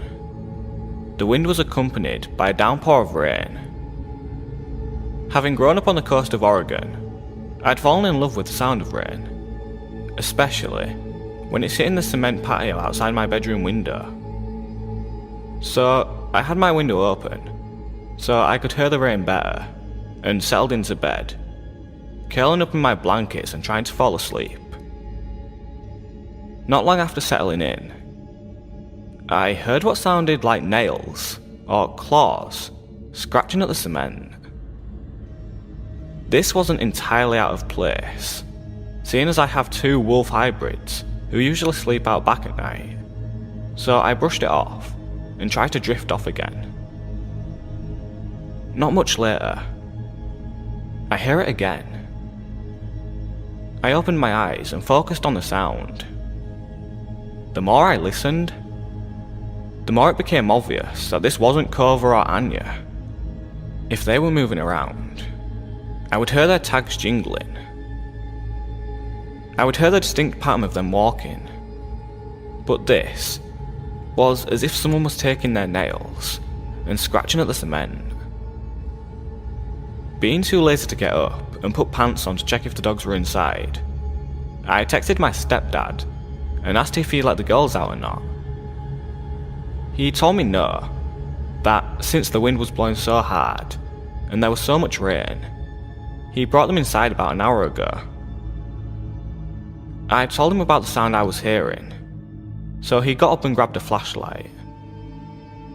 I heard him walk by my bedroom door and open the back door directly outside my window. He came back in and told me he didn't see anything, but if I heard it again, to just look outside. So he went back to bed, and I stayed there, listening. It was quiet for a bit, so I figured maybe I was just hearing leaves sliding across the ground. I had finally begun to fall asleep when I heard a hard thud on the outside of my bedroom wall. It startled me and I got up, peeking out of the window to see what the hell it was. There was no way it could have been a raccoon, because since we got our dogs, they haven't bothered coming into our yard. I see something small and black bolt across the yard. That was honestly the last thing I expected to see. I decided to just sit and listen. I wrapped myself up in my blanket and got my phone, texting my friend Justin to tell him about the sound. There's something outside my window, and it just ran into the side of the house. It didn't take long for him to reply, since he had just gotten off work. It's probably just a raccoon or something. No, they don't come to our yard anymore. Not since we got Clover. And it's too small to be a raccoon, unless it's a baby. Well, if you're unsettled by it, I can stay up and talk with you if you want. Yeah, I'd like that. For the next half hour, I was hearing fast skittering, tapping, thumping, and hissing coming from outside my window, until it stopped suddenly. I thought that would be the end of it, until I heard what sounded like claws scraping the wall. Pressing my ear to the wall, it sounded as if something was slowly crawling up the side of the house. Justin! Shit, it sounds like it's climbing up the wall. Dude, it's under my window. What the fuck is this thing? Shit, that's creepy. Just try to relax. Thanks, man. Real helpful. Continuing to listen, the sound stopped and I was thinking I was just tripping myself out, until I heard a soft tap, tap, tap on the glass. By this point, I'm freaking the fuck out. Justin, it's tapping on my window. It's tapping my goddamn window. Of course. Now of all times, he doesn't answer, and I yell for my stepdad, who is snoring like a bear in the other room. But almost as soon as I yell for him, my two dogs come bolting into my room, barking and growling. As soon as the dogs came in barking, I heard whatever it is hiss and scrape down my wall, before I heard the grass in the yard being disturbed. I was sitting in my bed, freaking out as Clover and Anya lay beside my bed and stare at the window. After a few minutes, I get a text from Justin. Shit, my roommates needed help with something. Is everything okay? I told him yes, that the dogs had scared it off, and I was going to go on my laptop to distract myself. He ended up calling and talking to me until I fell asleep. There's no way it was just an animal. If it was, the dogs would not have reacted the way they did. I've encountered a lot of things, but never at my own home. I really hope that it never happens again.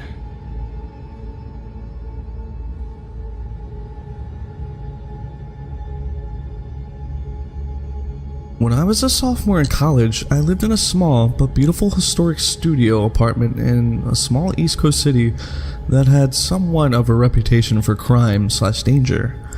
However, the neighborhood I lived in was usually considered one of the good neighborhoods.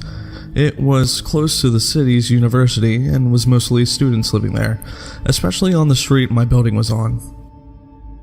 My building was a huge 4-story townhouse, if you can really call it that. It was really a mansion as a whole, built in 1895.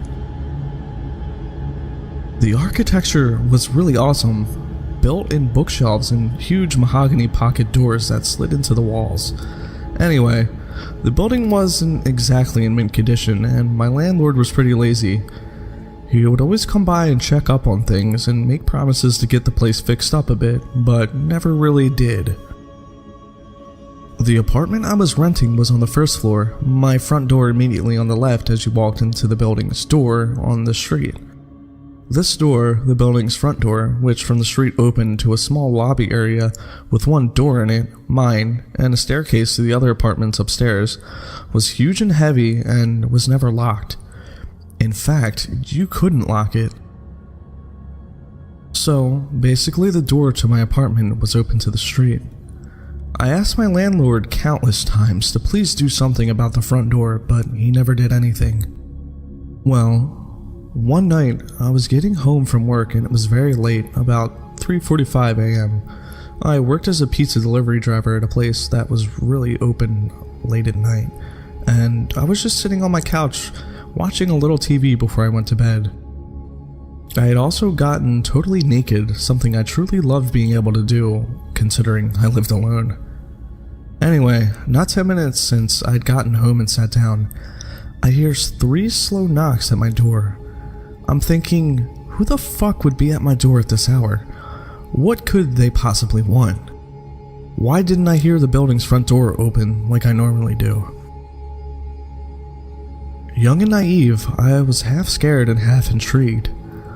I put a robe on and slowly crept toward the door, which, by the way, was literally right next to the couch where I was sitting. At this point in time, my door didn't have a peephole, so I kinda had to take a leap of faith and open the door. When I did, a tall, emaciated, middle-aged man stood staring me down with low eyes and a grin. He was wearing all black, many layers, and a big black trench coat. The first thing he said was, "Can I come in?" With the door barely open, I had a deep pit in my stomach and just went, no man, what's up?" He just kind of stared into my eyes for a second, clearly disappointed, and then said, "I've seen you around," and started to grin again. The pit in my stomach had evolved into a churning sensation, and I was starting to get nauseous. "Yeah, I've been watching you, and I like the way you look," he said. "So, you gay? Bisexual?" I was just like, "I don't know, but it's late and I'm going to bed. Bye." He kinda nodded and lingered for a second, as did I, watching to make sure I saw him leave the building. Once he did, I closed the door, locked it, and stood with my hand still on the knob for a good minute at least. After I snapped out of my shock, I ran over to my couch and pushed it up against the door. I ended up sleeping on the couch that night even though it was right there. It just made me feel safer, like I could hear something if it happened. Well, nothing happened that night. It wasn't about until a week later on one of my nights off from work that I was sitting around my apartment, winding down by myself after I had some friends over drinking and smoking a little bit as college kids will do. All of a sudden, I hear a weird rattling noise coming from across the room, so I turned off the music I was playing to find out what it was, coming from none other than my front doorknob. I looked at it for a second and saw that both the knob and the top lock were jiggling. Someone was trying to get in. Like a deer in headlights, I was frozen, staring at the things wiggle and shake until I started to see the top lock actually budge and start to turn. I leapt up from my chair and soared to the door, grabbing tightly on the lock and forcefully twisting it back to being locked. The jiggling of the lock and knob stopped for a second because whoever it was clearly knew now that I knew. It was only a second, though, before they just started struggling again, and I had to use all my might to keep it still. Sweat was dripping down my forehead and my ribcage, and after about 15 seconds of wrestling with the intruder, it suddenly stopped, and I heard the building door open and close, and footsteps run down the stairs of the stoop to the sidewalk. Just like I was before, I was paralyzed with my hands at the door for a good while before I realized I was crying and shaking and that I needed to call someone. My instinct was to call the police, but in hindsight, I regret doing this for the following reasons. I was having basically a panic attack while I was on the phone with 911, and I actually threw up during the call. And I think that's when they decided I was just fucked up or something. When the two police got to my apartment, they stood in my doorway as I struggled to recount to them what had happened as I'm shaking and crying.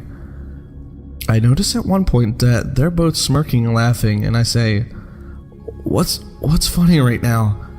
One of them goes, "It reeks of marijuana." I was just like, okay, and basically argued with them after that. Long story short, they ended up confiscating a bunch of shit from my apartment and basically turning the whole situation into a little mini drug bust. Although they said they weren't going to charge me with anything, just take my shit. Nothing about this attempted break-in besides keep your door locked.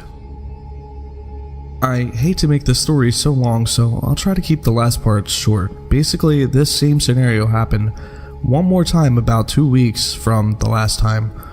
Only instead of calling the police, I called my dad, who raced down in an 2-hour drive from his house to this place, with a crowbar up his sleeve. Unfortunately, by the time he had gotten there, whoever it was had already left. My dad ended up cussing out my landlord and demanding he get the door fixed and install a new lock and a peephole on my door. He did make this happen within a reasonable amount of time, and I also got one of those bars you wedge between the doorknob and the floor, as well as an aluminum baseball bat to protect myself, so I felt a lot better from then now on. Needless to say though, I ended my lease for that apartment a month early and never moved back to that street. I never found out for sure who was trying to pick my locks and if it was that guy who had come to my door the first time, but whoever it was, let's not meet.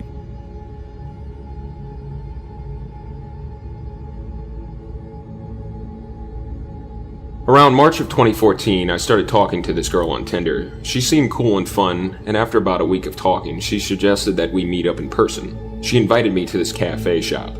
I accepted. However, the day of, she started messaging me saying she had to tell me something. Her pictures on her Tinder weren't actually of her, and yes, she was a guy. He claimed he really liked talking to me though, and begged me to still meet up with him. Naturally, I declined. I blocked his profile and continued on with my life. About a week later, I started talking to another girl. Once again, she seemed cool and fun and we hit it off. She asked me if I spoke to people on Tinder frequently, and rather stupidly, I told her about my previous encounter with the man lady. She asked me if I wanted to meet up. I said sure, as long as it was in a public place. We decided on a cafe. The next day, I sat at a table waiting.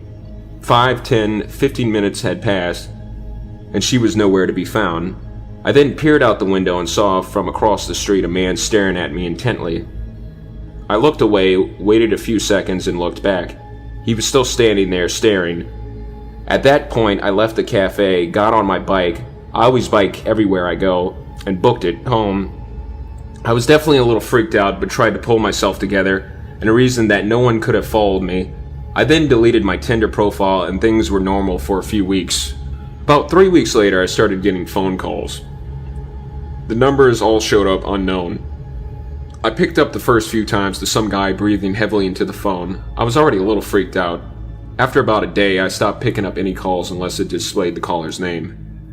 I then started receiving texts. At first they were pretty harmless, calls for attention and begging me to meet up in person. It then changed to very sexual texts until eventually the messages became threatening, and whoever was messaging me started throwing out my family and friends' names and whereabouts, saying he/she would get them involved unless I answered. Because they were texting me, I could see the displayed number. But when I called phone providers, they told me the number couldn't be traced. It was probably a track phone. Great. I waited about 2 weeks not responding to texts, thinking I shouldn't feed the troll, but eventually it became too much. I started getting upwards of 50 calls and texts a day. I would wake up to 10-20 texts every morning. I then decided to change my number altogether.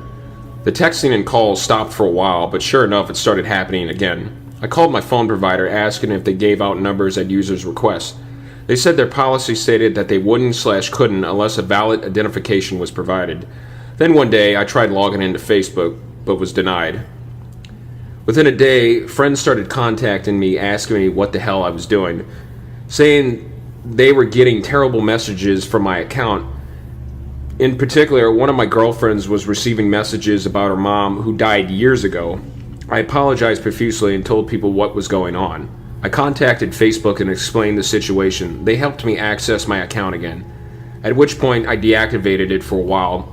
Enough was enough. I decided to contact the FBI, explaining what had been going on for a month now. Documented everything, but told me since I or any of my friends/relatives were in no immediate danger, they probably wouldn't be able to do anything. At that point, I felt stuck. I thought about hiring a private investigator or a hacker. I decided against it, however, just hoped it would fade out. I never answered. I left my Facebook deactivated, ignored any text/phone calls. I never had any trouble at home. Some of my closest friends would receive an occasional text as well, which weirded us all out. I hated that they got dragged into it.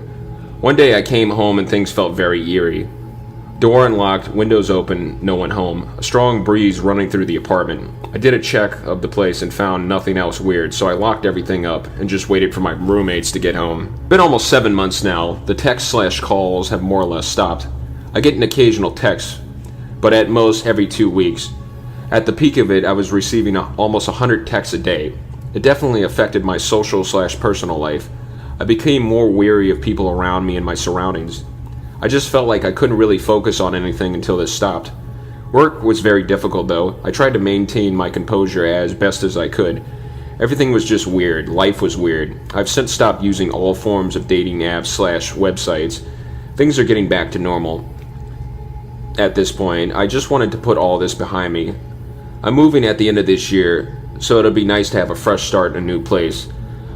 I'm not going to sit here and say all dating apps are dangerous and no one should ever use them, but definitely cover your bases. Ask more questions before meeting someone. FaceTime them first, Skype, anything. I was naive about it, and I regret it. Be safe, stick close to your friends, and try meeting people in more traditional ways. Weird Tinder stalker, let's not meet.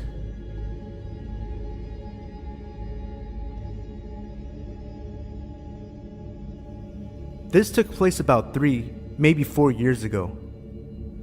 It was a calm winter evening, and my parents were gone for a couple of days on Christmas Eve to relax after a very tiring last day at work. It was just me, my video games, and my dog, Chase. I'm a 14-year-old male, 6'1" at the time, so I was a pretty big dude for my age. I had taken up MMA, and I had also started going to the gym for a couple of years by that time, so I could take care of myself if needed to. Now, back to the story. I was home alone, playing some Battlefield on my PS3, all chores taken care of. My dog is fed, and lying next to me. I did my usual routine as every other night. Played some PS3 until about 12:30 a.m. Wash my teeth, mess around on my phone for a bit, and then go to sleep. It was about 1:20 a.m. I was on my phone when I heard something. Like faint footsteps going around my backyard. Onto the left side of the house, where the bathroom window is. It's basically like this. To give an insight of how my house is from the inside, there are 2 floors. The first is where the kitchen, living room, and bathroom are. There's a staircase to the left of the bathroom door, which goes upstairs to the bedroom. My room is the first door to the right, as soon as you walk up the stairs. My parents' room is a few steps to the left. Chase is a very protective dog, so when he hears anything, he stands up and bolts it downstairs to the front door. Only now, he just stood up and went to the start of the staircase, just staring down onto the bathroom door. As soon as I exited my bedroom to check out what was going on, I heard what sounded like the bathroom window shuffling. I froze. Slowly, I made my way into my bedroom, calling Chase behind me with a hand gesture. I turned off the lights in my room, as they were the only ones on in the house, and I made my way to the staircase again. I don't know why I did that. Dumb move, I know, but I did. So yeah. I crouch walked down the stairs, and on the second to last step, the bathroom window opened. With a slight thump, as it hit the top of its frame. Right then and there, fight or flight kicked in. If I made a run for it, there was a very high chance he would see me, and I didn't know if he had a gun on him, so I stood there, unarmed, with my only options being whatever I had learned over the course of 5 years of MMA and my dog. I waited for what seemed like a minute, which in real life couldn't have been more than 10 seconds, and then I see him. Black hood on, black skinny jeans, black all-stars, and long, greasy blonde hair. He hadn't seen me yet, but if he turned around, me and Chase were ready for a fight. He turned around, and as soon as his eyes met mine, my fist had already connected with his bottom jaw. I hit him hard enough to hit his head against the wall. He then proceeded to lose consciousness with Chase growling on top of him. After that, I called my mom, and then the cops. The police showed up in 10, maybe 15 minutes, and they arrested the dude. My parents arrived the next day, never to leave me home alone again.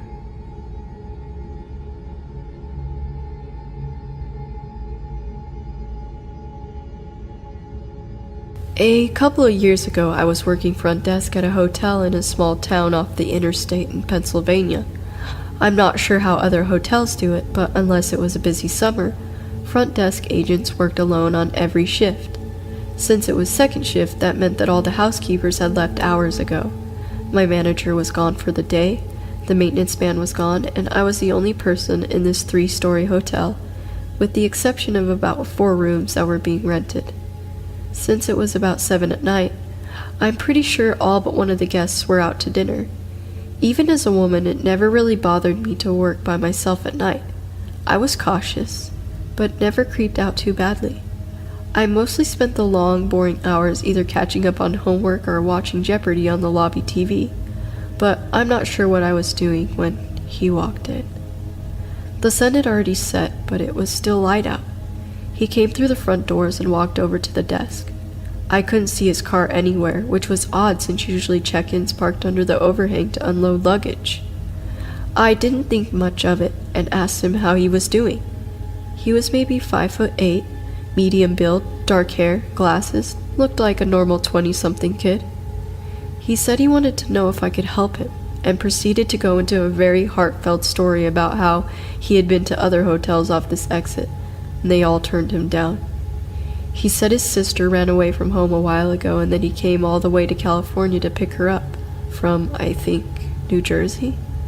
Being that he wasn't from California, it was starting to be gross winter weather here. I laughed a little and said, "Yeah, sorry it's so awful here." He paused. He stared at me completely stone-faced, as if I had just made a joke at his expense. "What do you mean?" "Just the weather," I tried to recover.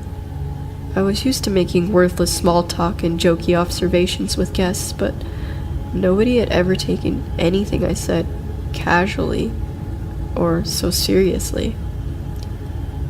"It's not exactly California weather outside." "I love it here. I think it's beautiful," he said, and again stared. I didn't know what to say. Think about it. What would you say to that?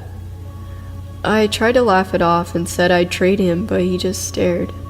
Finally he goes, "Anyway, the reason I'm here is that I've been driving almost non-stop for a couple days and I've honestly got almost no money to me." Here it comes, I thought. Some guy is gonna ask me for a room at a crazy low rate because he sees the parking lot is almost empty. Before I can say anything, he continues, "I don't want a room, I just need a place to take a shower really quick. I swear I won't touch anything or mess anything up. I honestly just need a shower really badly." I thought about it for a minute. At the time, I hated my manager. I knew she'd never allow it. And for whatever reason, nothing in my brain screamed stranger dangers, so I finally agreed. He told me he could give me his driver's license to hold on to until he was done, but I trusted him. He ran out to his car to get some clothes, and I gave him a handful of tiny soaps and shampoos, and some towels so he didn't fuck up the ones the maids put in the room this morning. I put him in a room right down the hall from the front desk so that I could keep an eye on him. He went in and I went back to watching YouTube videos. A couple minutes later, he comes down to the desk. I don't know what's wrong with me. I can't figure out how to turn the shower on. Could you come show me? I'm sure you're thinking exactly what I was thinking when I looked back on this situation, but no, I didn't see why this was a dangerous situation at the time. A young woman, alone in a hotel room with a stranger who hasn't left any kind of trail or identification, with no other employees on property, and almost no other guests. Yeah, I'm stupid. I got up and switched the phone lines from switchboard to cordless and took the receiver with me into the back. I grabbed the keys and locked up the front desk area before following him down the hallway to his room. I had easily 50 pounds on him and about 2 inches height, so I felt secure.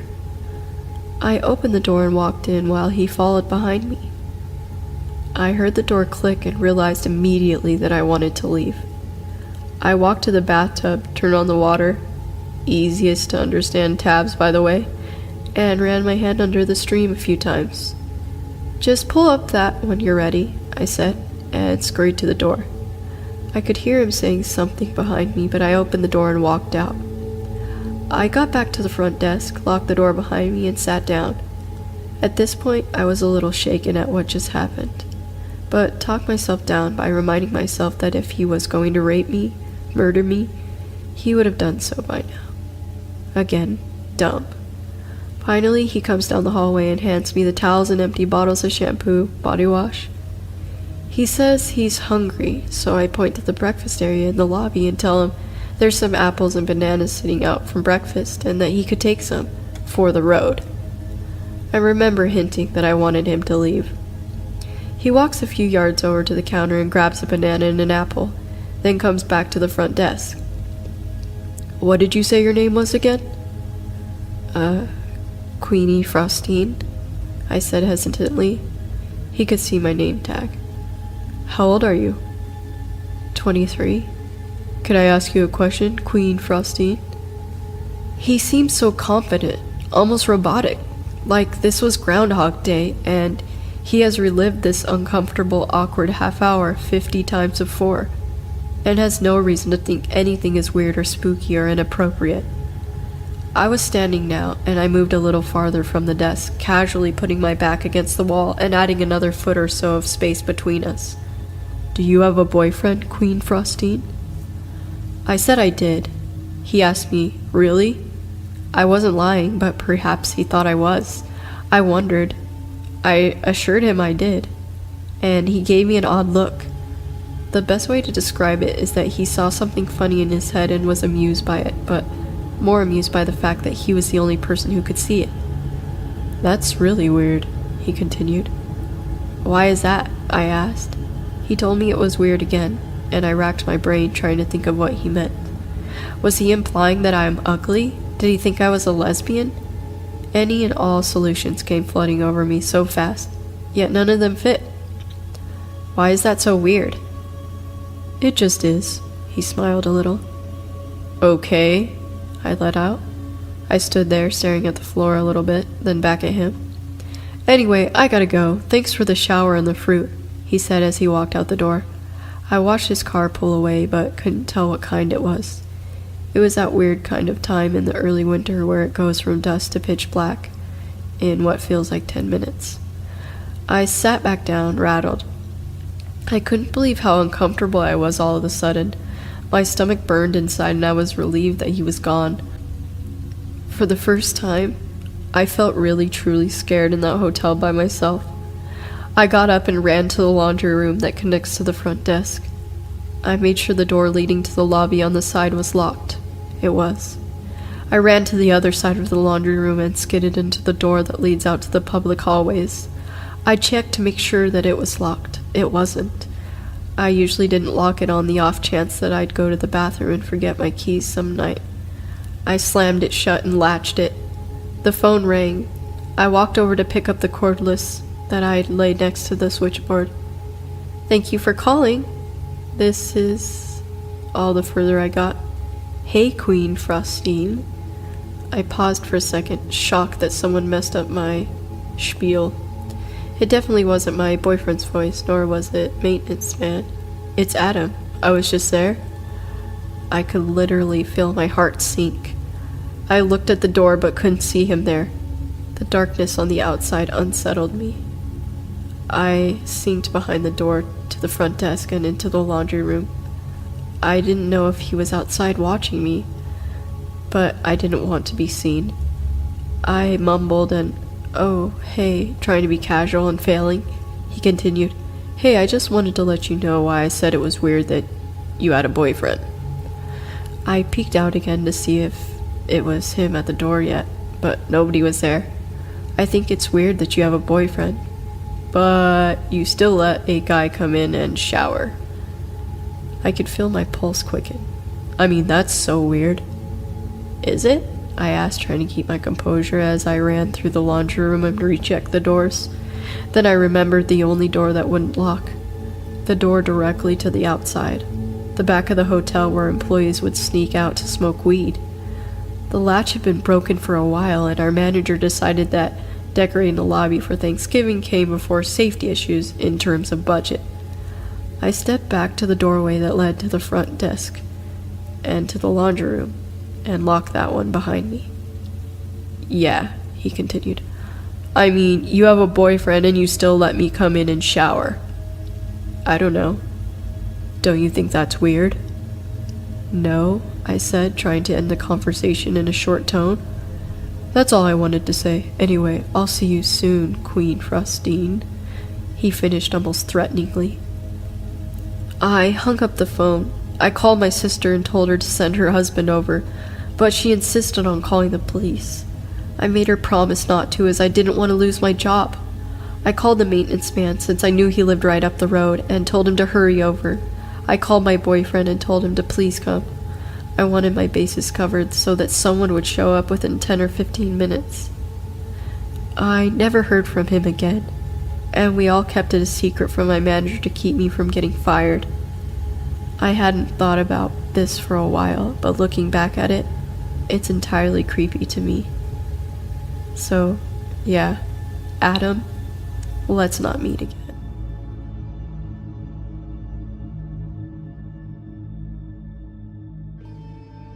About 3 years ago, I moved into my first apartment. I lived alone on the first floor of a 3-story shotgun house built in the mid-1800s. The house was beautiful, albeit a little creepy due to its age. It was on the nicer end of a rough neighborhood near the university I was attending at the time, and break-ins were pretty common. But I always felt safe because my landlord and his wife lived in the 2 floors right above me. They were in their late 60s, but it felt good to know that I wasn't totally alone. It was the first fall I was living there, and the days were getting shorter. On this particular evening, it was already good and dark outside by 6 p.m. I was in the kitchen making dinner when suddenly the power cut out. I was a little startled, but luckily the flame from the gas range was still going, so I could see well enough to grab my phone to use as a flashlight. Aside from the flame flickering under the pot of soup, the house was pitch dark. I double-checked the light switch in the kitchen, but got nothing. The only thought that occurred to me was that it was a strange time for the power to go out. It wasn't storming, and it wasn't particularly hot outside or anything. I used the light from my phone to navigate from the kitchen towards the front of the house. I peeked out the blinds in the living room, but couldn't see from that vantage point whether any of the other houses had lights on. I decided it would be a good time to call the landlord, because I sure as hell wasn't going down to our creepy stone basement to mess with the 100-year-old fuse box. I knew they were home since I kept hearing them go up and down the stairs earlier, so I rang them up. Being older folks, they only had a house phone, and when I called it, it was disconnected. Of course, it was connected to the power. Still standing there in the pitch darkness, I wasn't quite sure what to do. I remembered the burner I left on and was heading back toward the kitchen when I heard their front door slam shut and heavy footsteps in the entryway that separated our apartments. Then I heard 2 men's muffled voices. You know that primal fear people talk about when something bad is about to happen to them? I felt it. Every hair on my body stood up. In half an instant, my heart was in my throat. I stood paralyzed in the doorway to the kitchen. Luckily, I snapped myself out of it and grabbed the closest weapon I could find, a bright pink chef's knife on the kitchen counter. I'm a small woman, and certainly not strong. I had my doubts about whether I could fend off one intruder, but two? I crept as quietly as possible back toward the front door, clutching the knife in one hand and my phone in the other. I stood a couple feet from the door, and the men were still out in the entryway talking. Their voices were rough sounding, and definitely not from the area. "Well, do what you gotta do. I'll be waiting in the van," said one. With that, I heard the front door open and close. At this point, my heart was beating out of my chest, and I felt like I was going to be sick. Were they just breaking in, or did they intend to hurt me? Had they already hurt the landlord and his wife? Shit. I made my way over to the blinds and peeked out the window again. Sure enough, I saw a man in dark clothes hop into a white van parked across the street, just to the left. I live at the end of a dead-end street, where you can only park facing one direction, and the van was facing the wrong way, ready to head up the street. I tried to collect myself. There was nowhere to hide, really. Perhaps I stood a chance that this guy wasn't expecting me to be ready when he came in.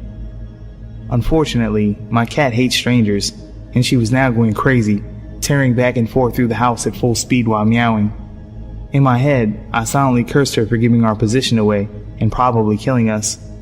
Then suddenly, I heard the landlord's apartment door open and close again, and the man went back upstairs. A million thoughts raced through my head. My car was parked just up the street. If I sprinted, I could make it and drive somewhere safe. I don't know why I didn't just call the police. I think I was afraid the men would hear my voice and know where I was. In any case, I had my hand on the doorknob, psyching myself up to run. I couldn't hear the man moving around anymore, which probably meant he was on the third floor. His buddy was still waiting in the van, lights off. I peeked one last time to make sure no one was waiting near the front stoop before I ripped the door open and ran full tilt out the front door and up the sidewalk about 100 feet to my car. I hopped in and locked the doors when suddenly my phone started vibrating in my hand. It startled me so badly, I almost chucked it across the car. I didn't recognize the number, but I picked up. "Hello?" I managed to choke out. It was my landlord, sounding as calm as ever. I said something along the lines of, "Are you okay?" and was about to tell him not to go in the house. I was so scared and out of breath that it came out more like, "Don't, men, house." He seemed confused, and before I could collect my words, he started telling me that, yes, they were fine and the power was out on the whole street apparently. He'd just phoned the energy company on his new cell phone to check on it. I should probably take down the number while he's got me on the line, and he hoped I didn't mind, but some repairmen were at the house to check on the heating and cooling system. They might need access through my apartment to get to the basement. Shame they came by right before the power outage. Slowly, the dust began to settle in my mind. I had been at the point of maybe having a heart attack and definitely wetting myself over some repairmen, one of whom was still waiting outside in the van and had just seen me haul ass up the street with a giant pink knife in my hand. I was too embarrassed to walk back to the apartment, so I just told the landlord to go ahead and let them in if he needed to. I'd be surprised if that repairman didn't call the police himself to report a crazy woman with a knife running through the streets. On the bright side, I learned I can run quite fast if I need to.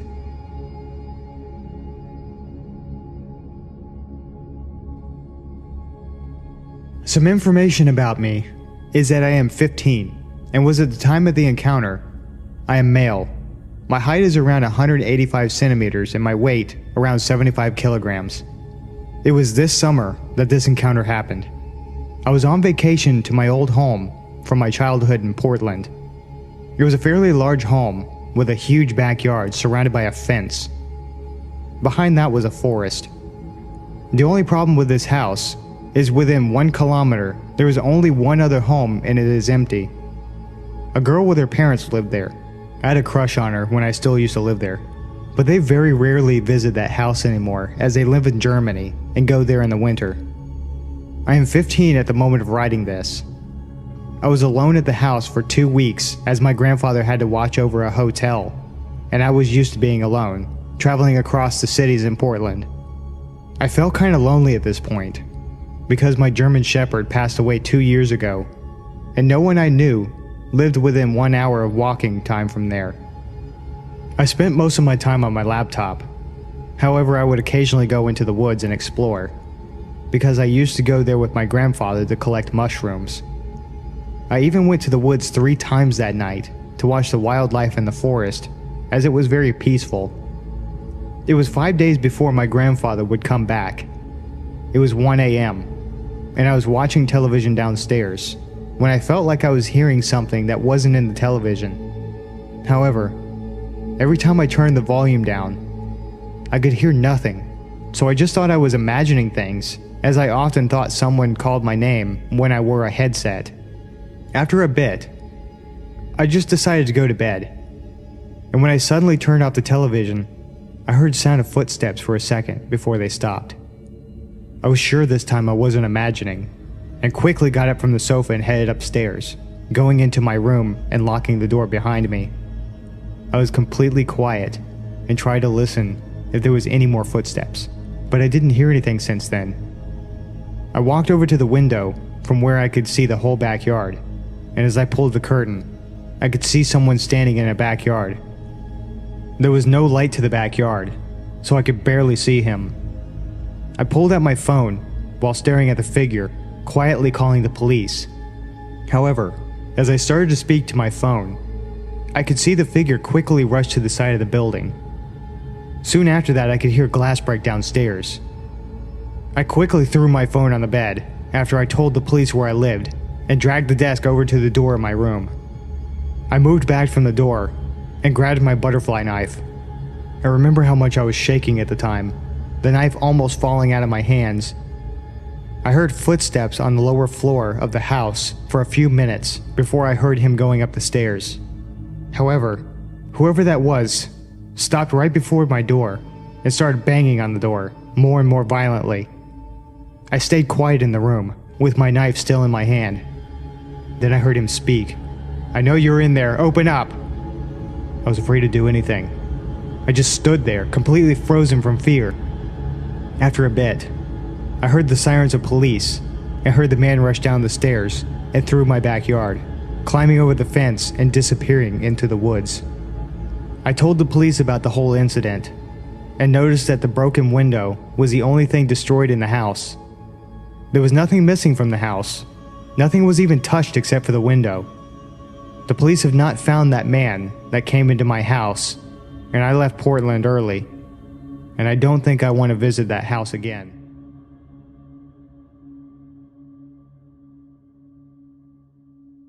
In 2007, I was 20 years old and lived with my girlfriend. Neither of us had a vehicle at the time, so when we got into an argument one night, I left and started walking the 8 miles to my mum's house to give things a chance to settle down.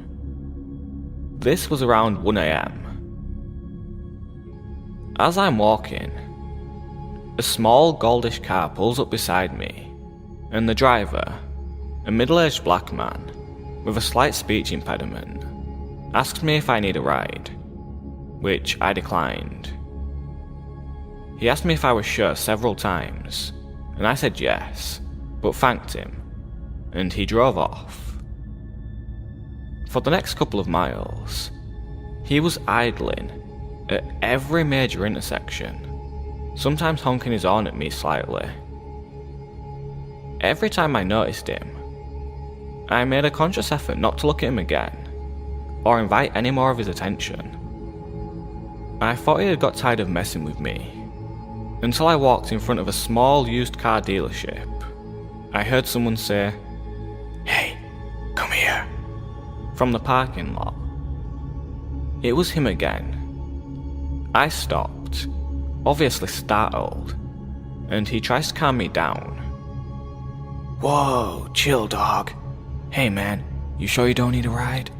I'm not busy at all, and I really don't mind." I again declined, and he starts asking me questions left and right. I talked to him for a good 45 minutes or so, hoping it'd make him leave me alone before I go on a less busy street. He asked me what my name was several times, as if to check if I gave him a fake one.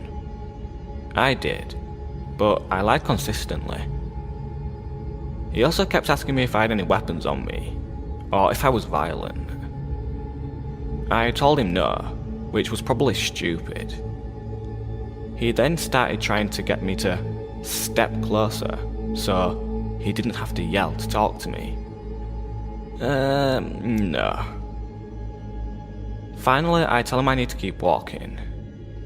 He again offers me a ride, is again rejected, and then says, "Look man, I'm really just trying to get some weed."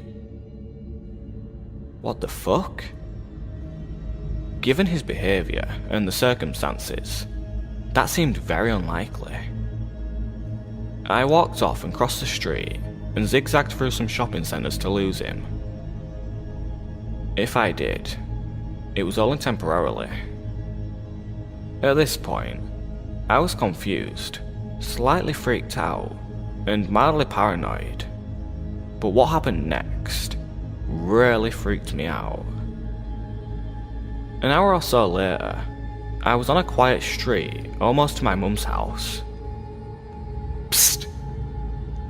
I look to my right, and I see a chubby but attractive Hispanic woman smiling really big and waving me in to approach her. She was in a driveway of a yard full of plants, a man-made jungle type thing. Can't see a lot of the yard from the street. She did not live there. Yeah? What's up? I asked her, not moving towards her at all. Hey baby, wanna come home? No thanks, I told her. Oh, you have a girlfriend? I just don't know you, I say, and then continue walking.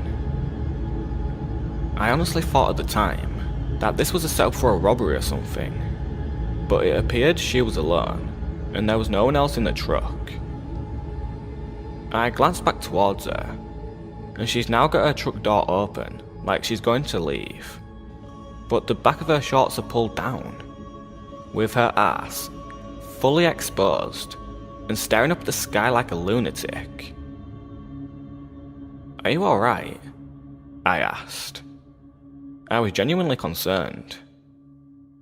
Yes, I'm just waiting for someone.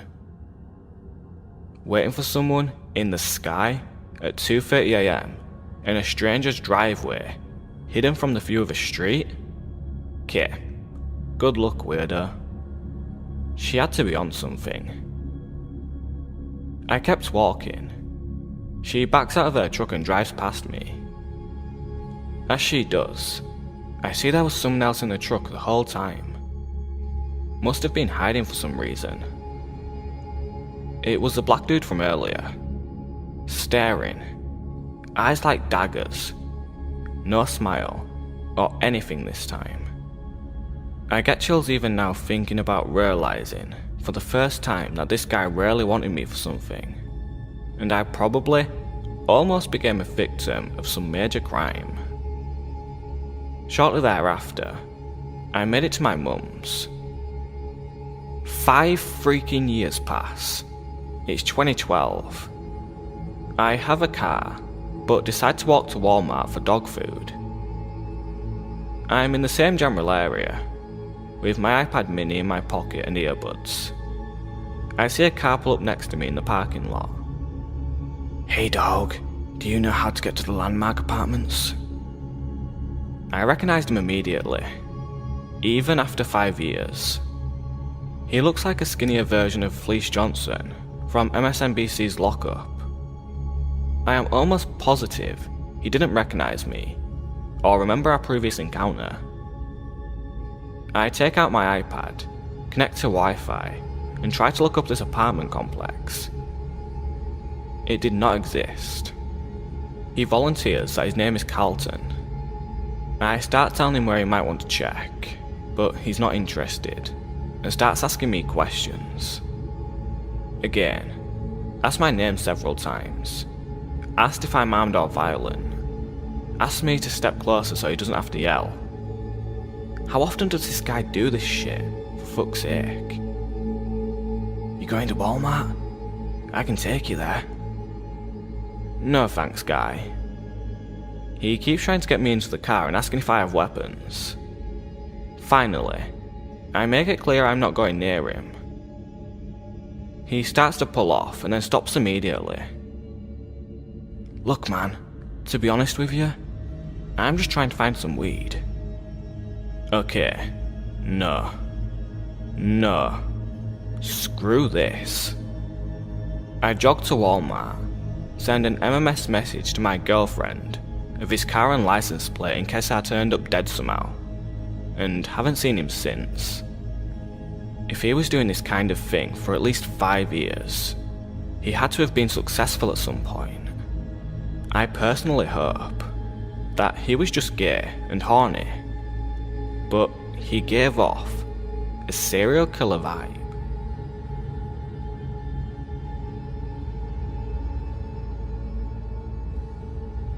So, I'll start off by saying that this story is pretty long and is gonna make my friend and I sound like complete fucking idiots.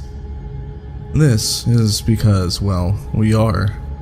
We completely ignored everything we've been told about stranger danger and basic safety because, hey, we are both 20-year-old college dudes. I also am not the best writer, so bear with me. This happened last Sunday. So, my parents are pretty well off and love to travel to exotic destinations. They planned a trip to St. Lucia and extended an invitation to my sister, her boyfriend, and my friend Vince and I. St. Lucia is a small mountainous island near the coast of Venezuela. It's significantly underdeveloped nation with an all-cash economy where few taxes are collected and spent for the good of the commons. Violent crime on the island is not unheard of. There are a few paved roads, a few major favela-like towns, and a couple of small, secluded, high-end boat-accessible resorts. We stayed at one of these resorts. My parents were in one room, and the rest of us stayed in a room next door. The rooms were more like little huts open entirely to the outdoors with easy accessible rooftops above and below. All was well for most of the trip. We went hiking, snorkeling, and relaxed on the beach. As much as my friend and I enjoyed it, this resort was meant for honeymooners, not for college kids looking to have a wild time. One night, Vince and I were up drinking late at the bar, which was not extremely lively as usual, and we get to talking with the bartender, Gustavo. We bond with Gustavo over our interests in Easy Weezy and girls, and nothing seemed off at all. We asked him if he knew any clubs or where to go to have a good time in town. He told us about how we really had to leave the resort to experience St. Lucia as we expected. He offered to take us to his place sometime to show us the good time we'd been looking for. He then showed us a picture of his house. This should have been the first red flag, but we were drinking and had no reason not to trust our new friend. Gustavo had a massive house for St. Lucian standards, complete with a huge flat-screen TV, pool table, bar, and a Camaro. We'd been around the island a bit at this point and had not seen a house or car half as nice as his. We told him we'd be interested, but would have to let him know when we could go later. The next day, we get a text from Gustavo midday saying that a boat was at the dock to pick us up. This was strange to Vince and I since we didn't really agree upon a time. We told him that we had plans and couldn't go during the day anyway. This seemed to piss him off just a little bit. The next day, whenever Vince and I would see Gustavo at the resort, he lacked enthusiasm and ignored us as we said hello to him. The following day, however, Gustavo was off work and texting us like we were best friends again. He asked us if we could come to his place and told us he was making pizza, had girls lined up, and some of that good. Knowing that my parents would never let me do something so risky, we told him that we would go out after 10 because my parents were most likely going to be asleep at that point. He agreed, but was kind of annoyed and made it sound like we owed him and better not bail again. On a side note, I've never done coke, but my friend Vince has. I was slightly worried, but I figured I'd just say no, like Dare taught me or whatever, and still could have a good time. Besides, we couldn't really bail on him twice. As 10 o'clock rolled around, my parents had gone to sleep, my sister and her boyfriend had gone elsewhere, and Vincent and I had finished up pre-gaming at the bar near the dock until it closed for the night. It started getting very dark, and soon Vincent and I were about the only ones down at the dimly lit beach area. This is when things really started to get sketchy. Around 10:15, we get a call from Gustavo saying something along the lines of, "The plans have changed. The boat taxi is no longer being arranged through the resort. My guy is coming to pick you guys up. The fare is going to be a little more expensive now, around $100 plus tip. He's nice, but he has a little temper, and he's in a hurry, so don't piss him off. Look for the green and yellow boat and just get in." The unfamiliar flat and low tone of his voice that he used sent chills down my spine, and suddenly we knew we were in serious trouble. We only had $140 on us together and immediately agreed that we would wait for the boat, give him the cash, and say we couldn't go anymore. A few minutes later, we got another call saying, "My guy is going to be a little late. He has some drop-offs to make, but if you're not gonna dock when he gets there, he will be knocking on room 17. Don't make him knock." Room 17 is the room my parents are staying in. Vincent is about to throw up at this point. Trying to calm down, I suggest that we hide our phones and wallets nearby just in case they try to mug us. There was nobody but us at the beach at this point. I could barely make out some small boats far out in the bay, but they hadn't moved in a while. We were standing on a small rock peninsula at the side of a cliff surrounded by black water with a single dim lamp overhead. We cannot run and we cannot hide. My parents and my sister and her boyfriend may be in serious danger if we do. 11:30 p.m., we get another call from Gustavo. "There will be 3 boats coming. Just get in." This is now obviously fucked. We are fucked. We are so fucked. Why the fuck are there 3 boats? Vincent and I are pretty skinny guys. There's no way we could fight more than one person. It's the perfect kidnapping, I thought to myself. Vince and I are weak young adults who come from apparent well-off families, who didn't tell anyone where they were going or what they were doing. Gustavo knew all of these things and obviously had the resources and connections to pull abduction off, or worse. I spot what appears to be a security guard making rounds down the beach a ways and immediately walk as fast as I can to him with Vincent. I explained, without using Gustavo's name, that we were supposed to be picked up by 3 boats and we feel extremely uncomfortable after recent events and just want to pay the boat captain and leave. My hope was that if we did get kidnapped, at least one person would know where the fuck we went or what happened to us. He assured us that no boats come around this time of night and we shouldn't wait too much longer. We walk not 100 feet before we get the single most chilling text I've ever read. "Did you just talk to the security?" Vince and I both froze and stared at each other for a few seconds. We decided to reply and said we were just chatting with him and heading back and that we can't go anymore because it's too late. He quickly replied, "Don't worry, haha."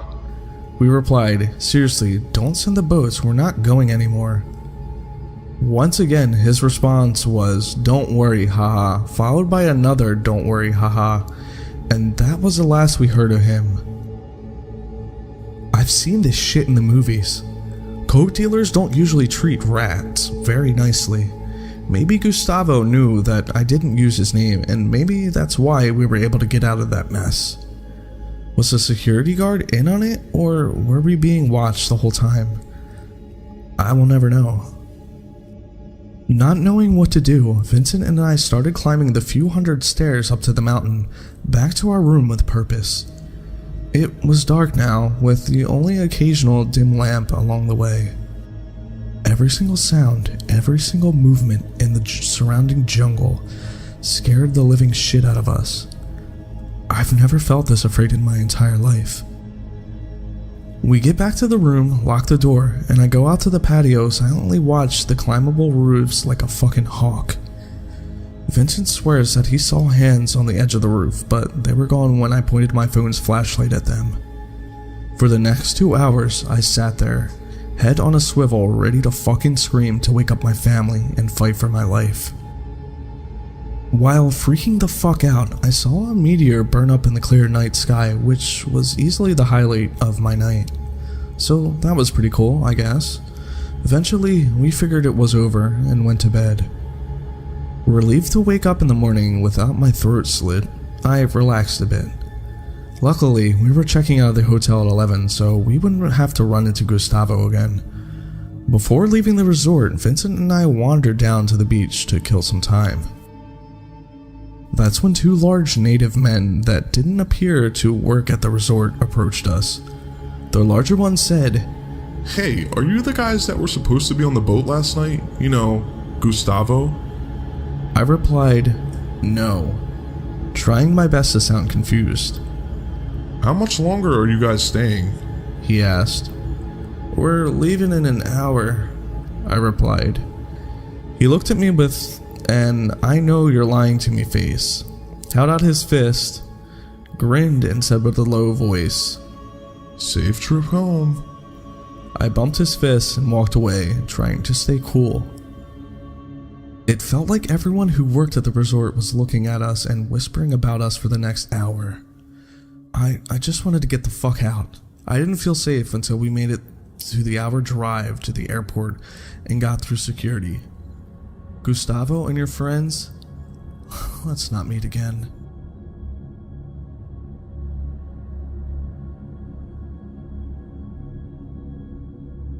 I've only ever mentioned this story in this video, but I'll never truly feel ready to go into details about what really happened that night on my YouTube channel. Just a warning, I'm no English major, so sorry if it goes off on tangents or doesn't make sense.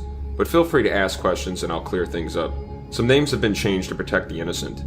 I was 18 at the time I got accepted into university. The same day, me and my then boyfriend got into a fight. I decided to have a few drinks with my cousin Becky, her boyfriend whom she had a child with, Eugene, his housemate, Ken, and the neighbor Hadley. Sounds like a safe scenario, right? Wrong. Around that night, we were all playing drinking games, and I thought I was having a ball in my best t-shirt without my boyfriend. This only being the second night I'd gone out since I'd moved out of my family's because of issues and only went to school, work, sports, school clubs, and the first night was going to my cousin's birthday. I noticed Ken kept staring at me the whole night, but I never tried anything, and Becky told me to stay away from him because he would sleep with anyone, including Hadley. I wasn't going to sleep with him because of a disagreement with my boyfriend. It got late. Becky asked if I wanted to stay at Dad's house while she was away or sleep in the spare room. I told her I felt a lot safer if I slept in the same room with her and Eugene, since I always got a creepy vibe in the spare room since it was small, cold, and cramped. My half-sister used to have the house before my cousin got it, and it used to be my half-sister's room. That was also where I watched The Exorcist. I didn't feel safe sleeping alone in my dad's house. Ken and Hadley slept on the couch. I noticed Ken kept following me around all night, making derogatory remarks. Later on in the night, Ken started licking and sucking on my feet and toes, and tries to move up. I'm paralyzed with fear because I only had one incident where I had almost gotten raped. Again, the first time I thought it was a safe environment with family. He tries to move up my leg. I pretend I'm trying to toss and turn and cover up my zipper of my pants. But he forcefully and quietly moves my hand away and goes back to sucking and licking on my feet. Eventually goes back to Hadley. I hear her giggling. Prepare myself for the worst and think if he comes back in here, I'll wake up my cousin. Of course he comes back in. I nudge and shove and shake my cousin's arm quietly, fearing Ken would do something violent if he found out. Turned out to be Eugene's. He grabs my hand, I squeeze it tightly, once again tossing and turning so Ken doesn't travel any further up my feet. Eugene apologizes when Ken leaves and tells him he didn't do anything and feels guilty. Maybe it's because Ken was bigger than him and he was under the influence of drugs. I didn't know he did crystal meth until later, but Eugene says he'll say something if he came back in. Yep, and he did. Eugene asks, "What the fuck are you doing in my room?" Ken nervously musters up an, "Oh, I'm sorry," and quickly walks off. This is now dawnbreak. Eugene profusely apologizes when I told him he could have woken up Becky. Then Eugene grabs my hand and I feel something erect. I pull my hand away. He tries it again. I move my hand away and tell him I gotta go back to my house. I take the longest shower of my life. Then I couldn't even wash the disgusting feeling I felt. I walked back to my home. I'm greeted with why it's my fault and I should have never left or fought or an argument, unfinished business with my boyfriend's mom. I burst out crying, tell her everything for the first time. She hugs me, they call the police, and report both of them. I never went to work that day. Around then, Ken decides to quickly move the fuck out. Eugene and Becky are confused and ask my cousin if it wasn't touching what I think it was, what the fuck was I touching then? That was so important that I had to remove my hands twice. Eugene wanted to talk to me, one-on-one, but I refused. 2 weeks and 2 days later, he hangs himself, writes a letter to my cousin. I had no idea I was actually at my dad's house at the time after another argument with my boyfriend. Eugene only lives next door. His workmates actually found him when he didn't show up to work for 2 to 3 days. My dad tricked me into going to Thailand, said it was my fault I almost got raped. He drugged me. I'll never know if this was true. Against my will, the police decided to drop the charges since I was living in another country. That was 7 years ago, I gotta say. Ken does a damn good job at hiding his tracks. While I was writing this story, I did manage to find his Facebook. Please do not mention that you found this story out of respect for my family, in case he finds my YouTube channel or Facebook and intends to hurt me. If you do, you're giving the perpetrator fuel and just as bad. I'm living in another country, but I'm still terrified of him in some ways, if he can get away with it once. I feel this sickening and horrifying sense of guilt about Eugene, since I was the one that reported him. I was responsible for his death. He was my niece's father. I love her so much, but I'll always be reminded for taking her dad away from her. Here's his Facebook. Worse has already been done to him, so don't try anything malicious. Months later in 2010, I was on visit to New Zealand. I found out the day we met Ken, he was staring at Becky. One day while she was sleeping in the same bed with Eugene, he was just staring at her. She woke up. She got lucky. I have to wonder how much worse the situation would have gotten if I slept in the spare room or went back to my house all alone. The moral of this story is no matter how safe or careful you are in an environment, you can never truly be sure, and people you think you can trust can be turned in a heartbeat.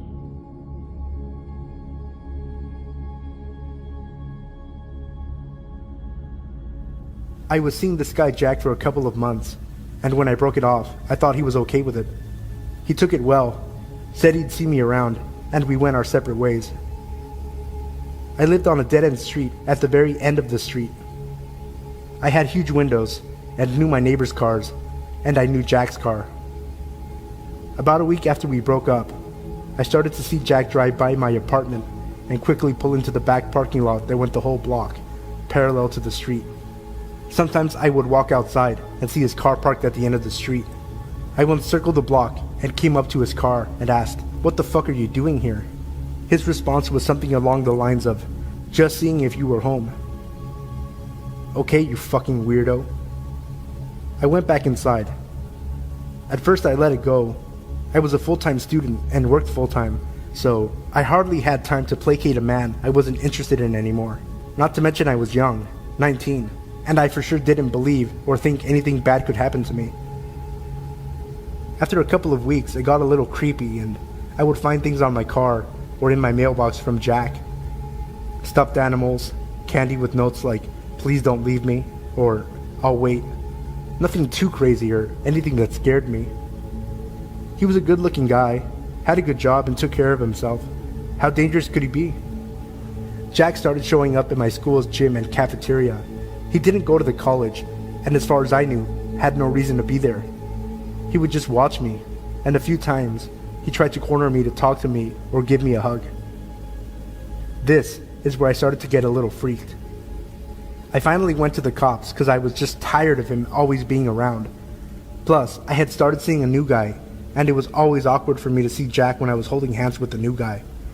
He hadn't actually done anything illegal, but I lived alone, and far from any good friends or family at the time, so I was a little nervous. After I went to the police, he completely changed.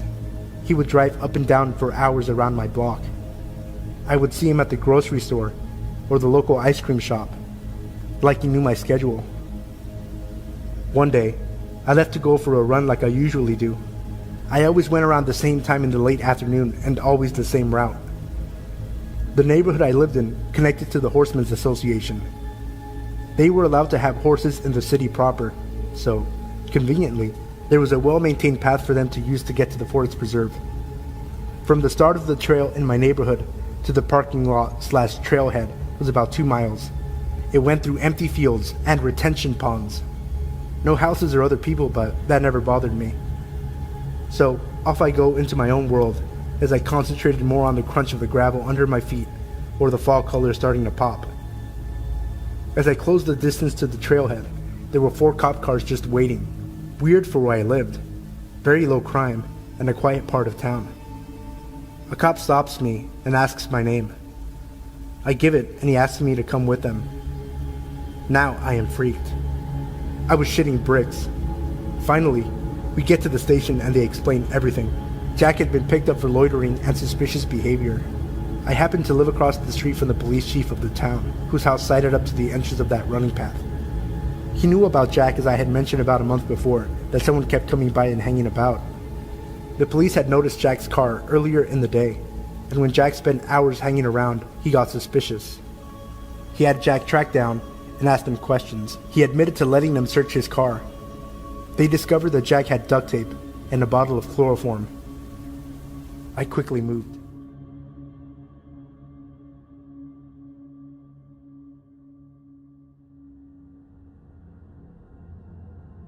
This happened about a year ago in Seattle. I was managing a coffee shop just down the road from my apartment.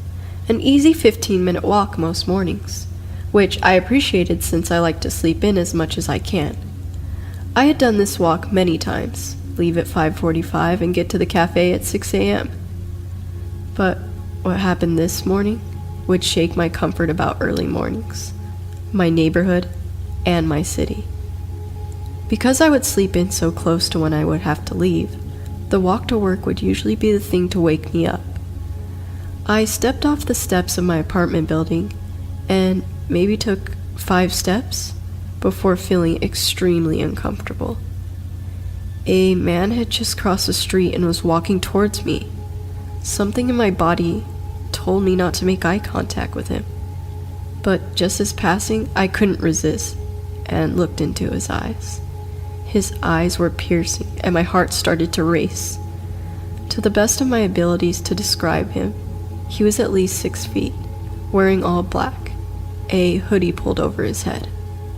But his eyes are what haunt me to this day. I wasn't sure if he was African American because his skin was black, and there were large white circles around his eyes, almost as if he had painted black onto his face, which I am certain to be the case. With that one glance, I knew something was wrong. I walked quickly and crossed the street to the other side.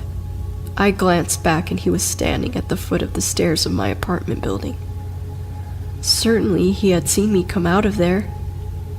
At this point, I was about a block away from him, hiding behind a tree in the doorway of another apartment building, calling my boyfriend over and over. I watched as he looked at my building for what felt like an hour, and proceeded down the sidewalk the opposite way I was walking. I was shaken and relieved. I was thinking about all the things I would have done, running to the police station that was 2 blocks away, calling the security guard I knew was working in the building I worked. All of these different things came to mind. I continued to walk down the block, but felt the urge to take a glance behind me. And thankfully I did. I couldn't see the man walking on the block. He surely would have still been on. I wasn't sure what to make of it until I saw him, on the same block as me, across the street, coming closer. I started to run and he matched my pace. I ran the 2 blocks to the police station, and he was gone. I went in and made a report and called the owner of the cafe to come get me. It took a while before I felt comfortable walking to work alone. Even alone, I couldn't listen to music or anything, always aware of my surroundings. Thankfully, I have never had another encounter with this man. So, weird creepy dude on 12th Ave, let's not ever meet again.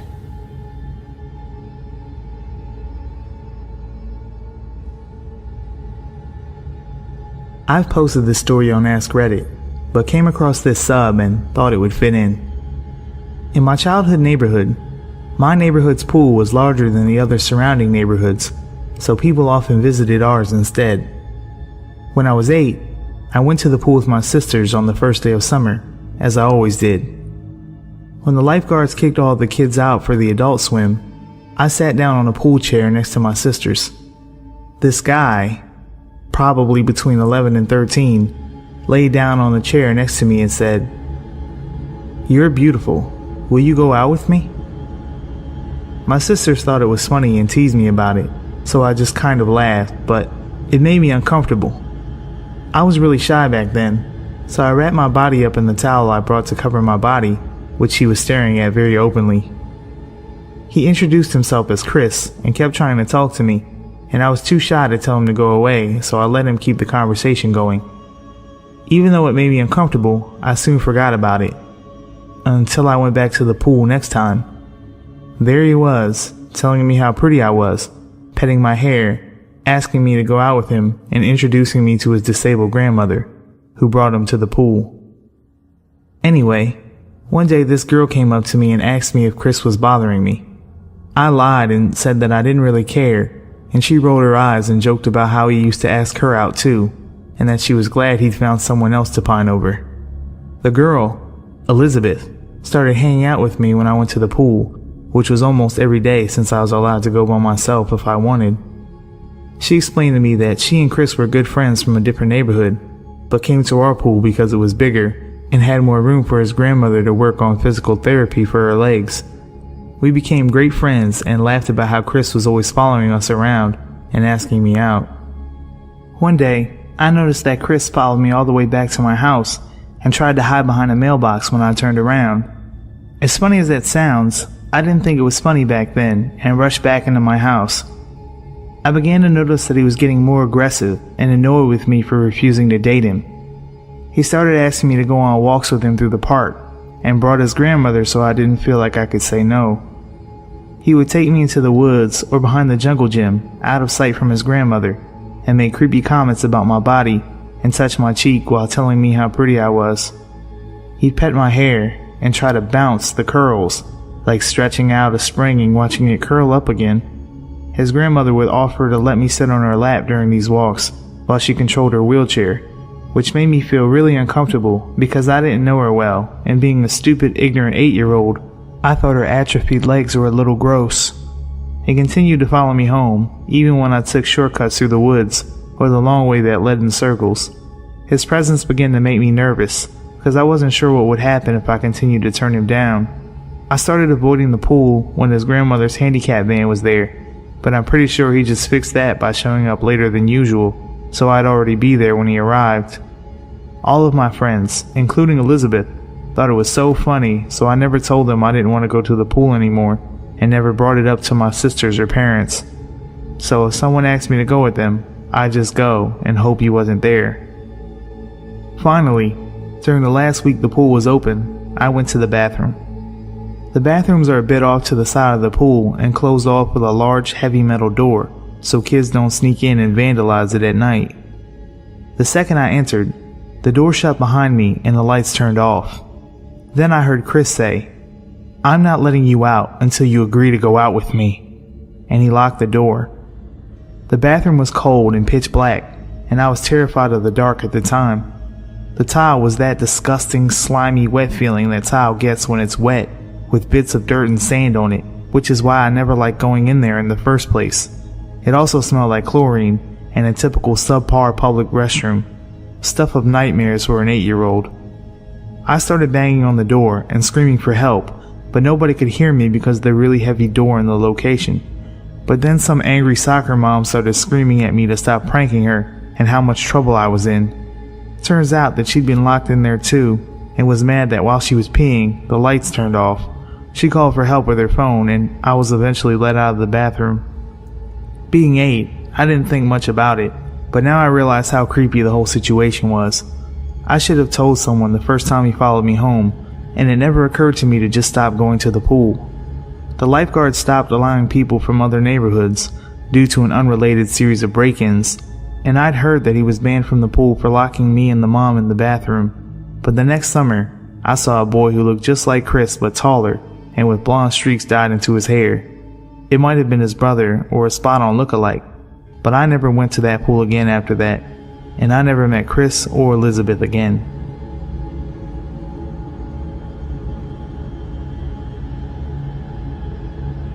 Some background info. I attended a private high school, but our tuition did not cover the school trips and the like. This incident took place during the summer of my junior year, during the last few months of school. During high school, I was part of the Language National Honor Society, a club that will only let you in if you have an A and are overall level 3. 3 years of language study in a non-English language. Mine was Japanese. I had taken several classes over the summer and tested from level 2 to level 4. I was ecstatic to join the club and do all the activities advertised, including traveling to our respective countries of study.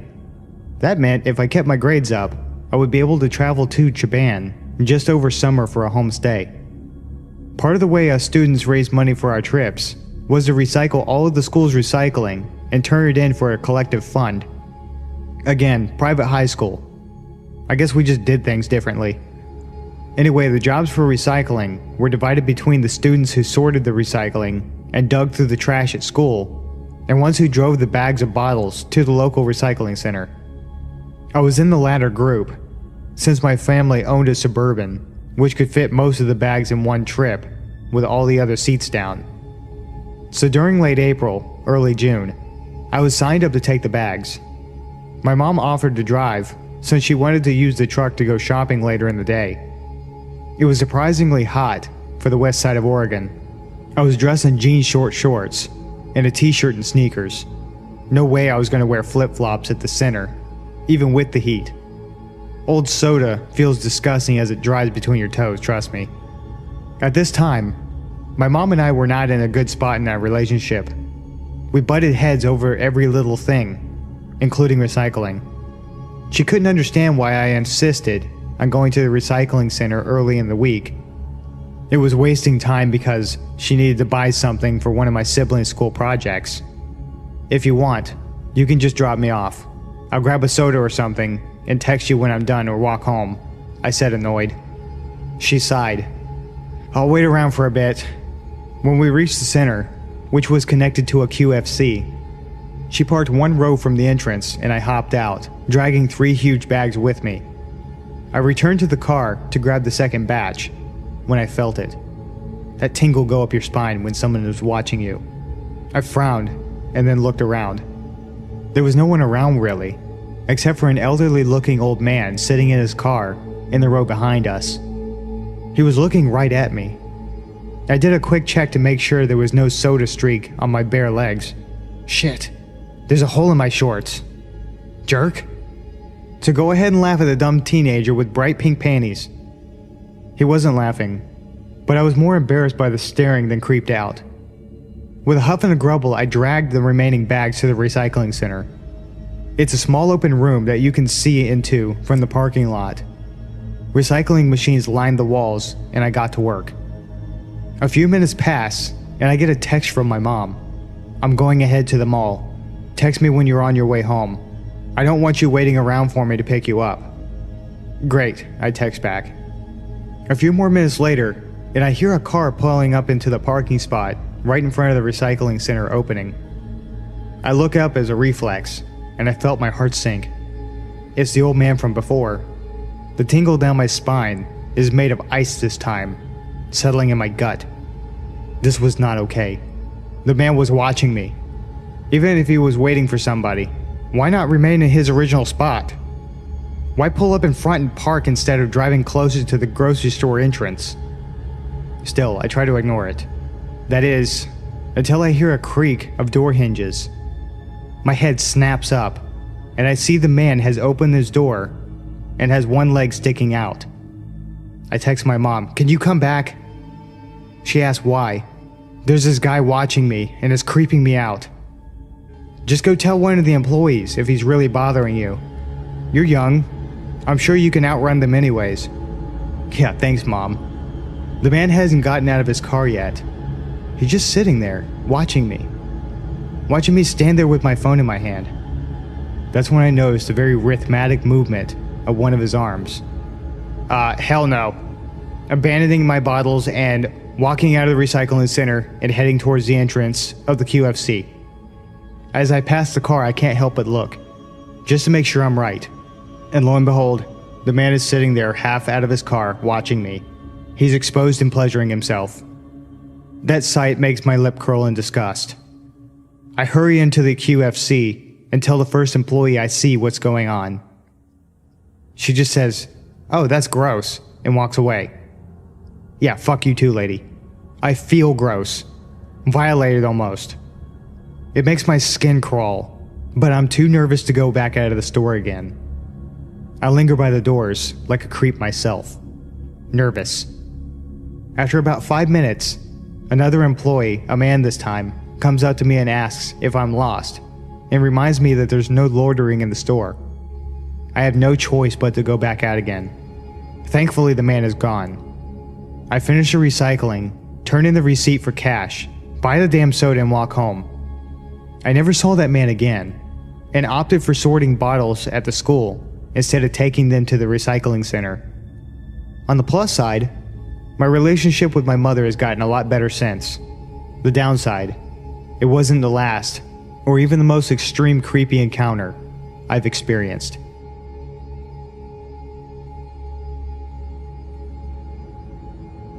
When I was a sophomore in college, I lived in a small but beautiful historic studio apartment in a small East Coast city that had somewhat of a good reputation for crime or danger. However, the neighbourhood I lived in was usually considered one of the good neighbourhoods. It was close to the city's university, and was mostly students living there, especially on the street my building was on. My building was a huge 4-story townhouse, if you can really call it that. It was really a mansion as a whole, built in 1895. The architecture was really awesome. Built-in bookshelves and huge mahogany pocket doors that slid into the walls. Anyway, the building wasn't exactly in mint condition, and my landlord was pretty lazy. He would always come by and check up on things, and make promises to get stuff fixed, but never really got around to doing much of anything. The apartment I was renting was on the first floor. My front door was immediately on the left as you walk into the building's door from the street. This door, the building's front door, which from the street opened to a small lobby area with only one door in it, mine, and a staircase to the other apartments upstairs, was huge and heavy and was never locked. In fact, you couldn't lock it. And in fact, it didn't even close all the way. So basically, the door to my apartment was open to the street. I asked my landlord countless times to please do something about the front door, but he never did anything. Well, one night, I was getting home from work and it was very late, about 3:45 AM. I worked as a pizza delivery driver at a place that was open really late every night. And I was just sitting on my couch watching a little TV before I went to bed. I'd also gotten totally naked, something I truly loved being able to do, considering I lived alone. Haha. Anyway, not even 10 minutes since I'd gotten home and sat down, I heard 3 slow knocks at my door. I'm thinking, who the fuck would be at my door at this hour? What could they possibly want? Why didn't I hear the building's front door open like I normally do? Young and naive, I was half scared and half intrigued. I put a robe on and slowly crept towards the door, which, by the way, was literally right next to the couch where I was sitting. At this point in time, my door didn't have a peephole, so I just had to kind of take a leap of faith and open the door. When I did, a tall, emaciated, middle-aged man stood staring down at me, with low eyes and a grin. He was wearing all black, many layers, and a big black trench coat. The first thing he said was, "Can I come in?" With the door barely open, I got a deep pit in my stomach and just went, no man, what's up? He just stared into my eyes for a second, clearly disappointed, and then said, "I've seen you around," and started to grin again. The pit in my stomach had evolved into a churning sensation, and I was starting to get nauseous. "Yeah, I've been watching you, and I like the way you look," he said. "So you gay? Bisexual?" I was just like, "I dunno, but it's late and I'm going to bed. Bye." He kind of nodded and lingered for a second, as did I, watching to make sure I saw him leave the building. Once he did, I closed the door, locked it, and stood with my hand still on the knob for a good minute at least.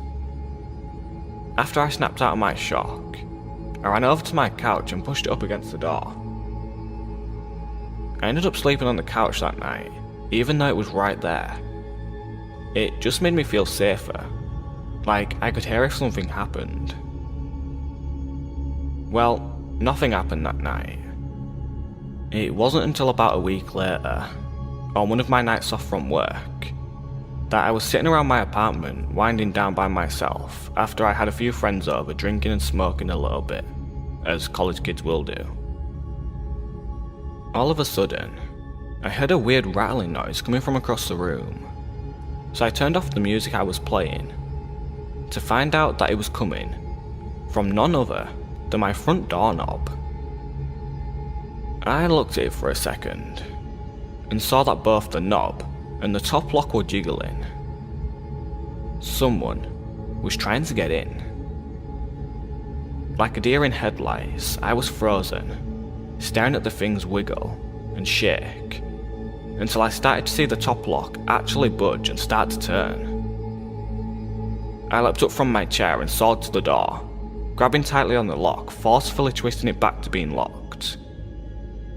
The jiggling of the lock and knob stopped for a second, because whoever it was clearly knew that I knew. It was only a second though, because I started struggling again, and I had to use all my might to keep it still. Sweat was dripping down my forehead and my ribcage, and after about 15 seconds of wrestling with this intruder, it suddenly stopped, and I heard the building door open and close, and footsteps run down the stairs of the stoop to the sidewalk. Just like I was before, I was paralysed with my hands at the door for a good while before I realised I was crying and shaking and that I needed to call someone. My instinct was to call the police. In hindsight, I regret this for the following reasons. I was basically having a panic attack while I was on the phone with 911 and actually threw up during the call. And I think that's when they decided I was just fucked up or something. When the two police got to my apartment, they stood in my doorway as I struggled to recount to them what had happened, as I'm shaking and crying. I notice at one point that they're both smirking and laughing, and I say, "What's funny right now?" One of them goes, "It reeks of marijuana." I was just like, okay, and basically argued with them after that. Long story short, they ended up confiscating a bunch of shit from my apartment and basically turning the whole situation into a little mini drug bust. Although they say they weren't going to charge me with anything. Just take my shit. Nothing about this attempted break-in besides, keep your door locked. I was devastated and felt so helpless. I hate to make this story so long, so I'll try to keep the last part short. Basically, this same scenario happened one more time about 2 weeks from the last time. Only, instead of calling the police, I called my dad, who raced down in an hour, which is a 2-hour drive from his house to this place, and he had a crowbar up his sleeve, haha. Unfortunately, by the time he had gotten there, whoever it was had already left. They didn't struggle very hard this time. My dad ended up cussing out my landlord, and demanding he get the door fixed and install a new lock, and a peephole on my door. He did make this happen, within a reasonable amount of time. And I also got one of those bars you wedge between the doorknob and the floor, as well as an aluminium baseball bat to protect myself with, so I felt a lot better from then on. Needless to say though, I ended my lease for that apartment a month early, and never moved back to that street. I never found out for sure who was trying to pick my locks, and if it was the guy who had come to my door the first time. But whoever it was, let's not meet.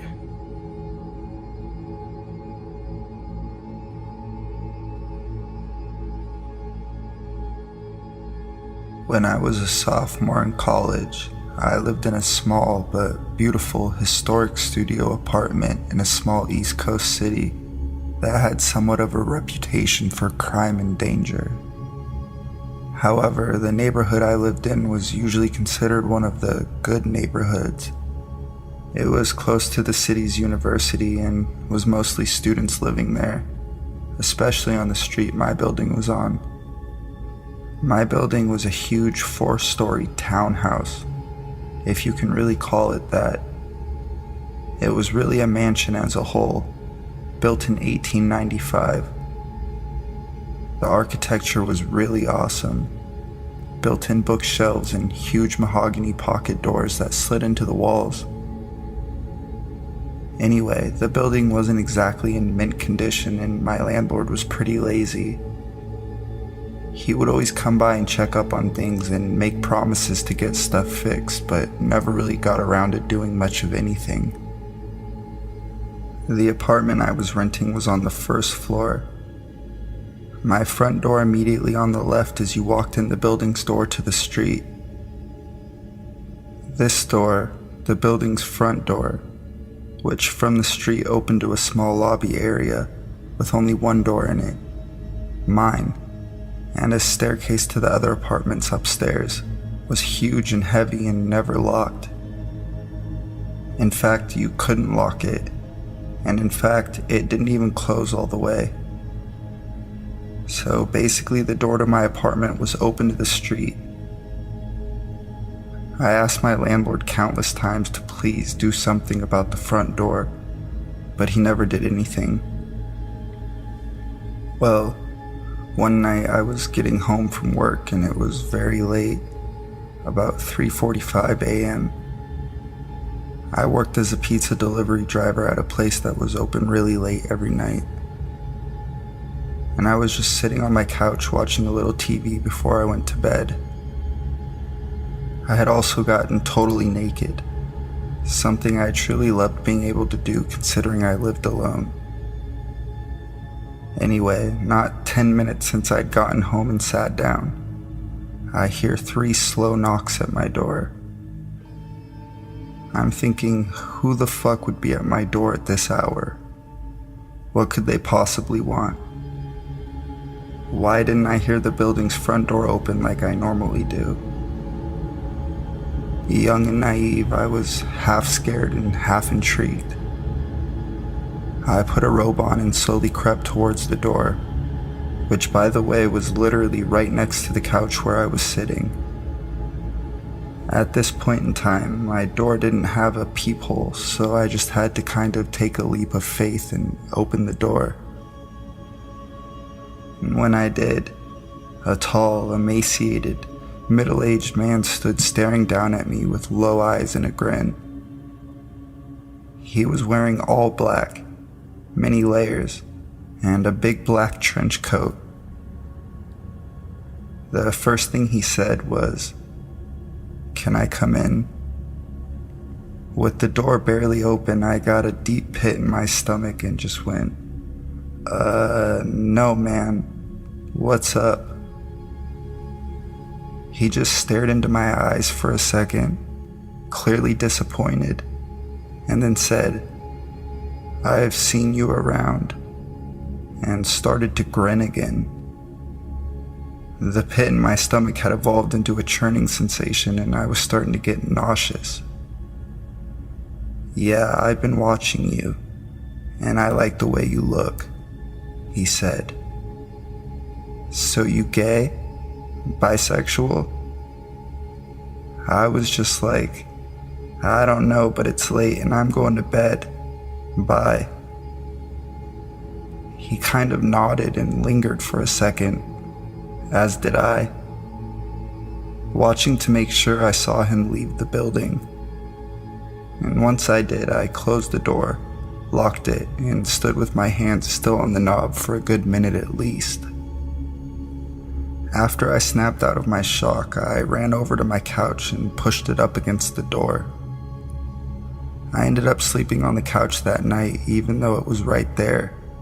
It just made me feel safer, like I could hear if something happened. Well, nothing happened that night. It wasn't until about a week later, on one of my nights off from work, that I was sitting around my apartment winding down by myself after I had had some friends over drinking and smoking a little bit, as college kids will do. All of a sudden, I hear a weird rattling noise coming from across the room, so I turn off the music I was playing to find out that it was coming from none other than my front doorknob. I looked at it for a second and saw that both the knob and the top lock were jiggling. Someone was trying to get in. Like a deer in headlights, I was frozen, staring at the things wiggle and shake until I started to see the top lock actually budge and start to turn. I leapt up from my chair and soared to the door, grabbing tightly on the lock and forcefully twisting it back to being locked. The jingling of the lock and knob stopped for a second because whoever it was clearly knew now that I knew. It was only a second though before they just started struggling again, and I had to use all my might just to keep it still. Sweat was dripping down my forehead and my ribcage, and after about 15 seconds of wrestling with this intruder, it suddenly stopped, and I heard the building door open and close, and footsteps run down the stairs of the stoop to the sidewalk. Just like I was before, I was paralyzed with my hands on the door for a good while before I realized I was crying and shaking and that I needed to call someone. My instinct was to call the police. In hindsight, I regret this for the following reasons. I was having basically a panic attack while I was on the phone with 911 and actually threw up during the call. And I think that's when they decided I was just fucked up or something. When the two police got to my apartment, they stood in my doorway as I struggled to recount to them what had happened, as I'm shaking and crying. I noticed at one point they're both smirking and laughing, and I say, "What's funny right now?" And one of them goes, "It reeks of marijuana."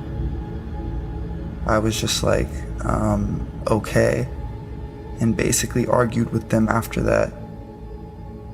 Long story short, they ended up confiscating a bunch of my shit from my apartment and basically turning the whole situation into a little mini drug bust. Although they said they weren't going to charge me with anything, just take my shit. Nothing about this attempted break-in besides, keep your doors locked. I was devastated and felt so helpless. I hate to make this story so long, so I'll try to keep this last part short. Basically, this same scenario happened one more time about 2 weeks from the last time. Only instead of calling the police, I called my dad, who raced down in an hour, 2-hour drive from his place to this place, with a crowbar up his sleeve. Unfortunately, by the time he'd gotten there, whoever it was had already left. They didn't struggle very hard this time. My dad ended up cussing out my landlord and demanding he get the door fixed and install a new lock and a peephole on my door. He did make this happen within a reasonable amount of time, and I also got one of those bars you wedge between the doorknob and the floor, as well as an aluminum baseball bat to protect myself with, so I felt a lot better from then on. Needless to say, though, I ended my lease for that apartment a month early and never moved back to that street. I never found out for sure who was trying to pick my locks and if it was the guy who would come to my door the first time. But whoever it was, let's not meet.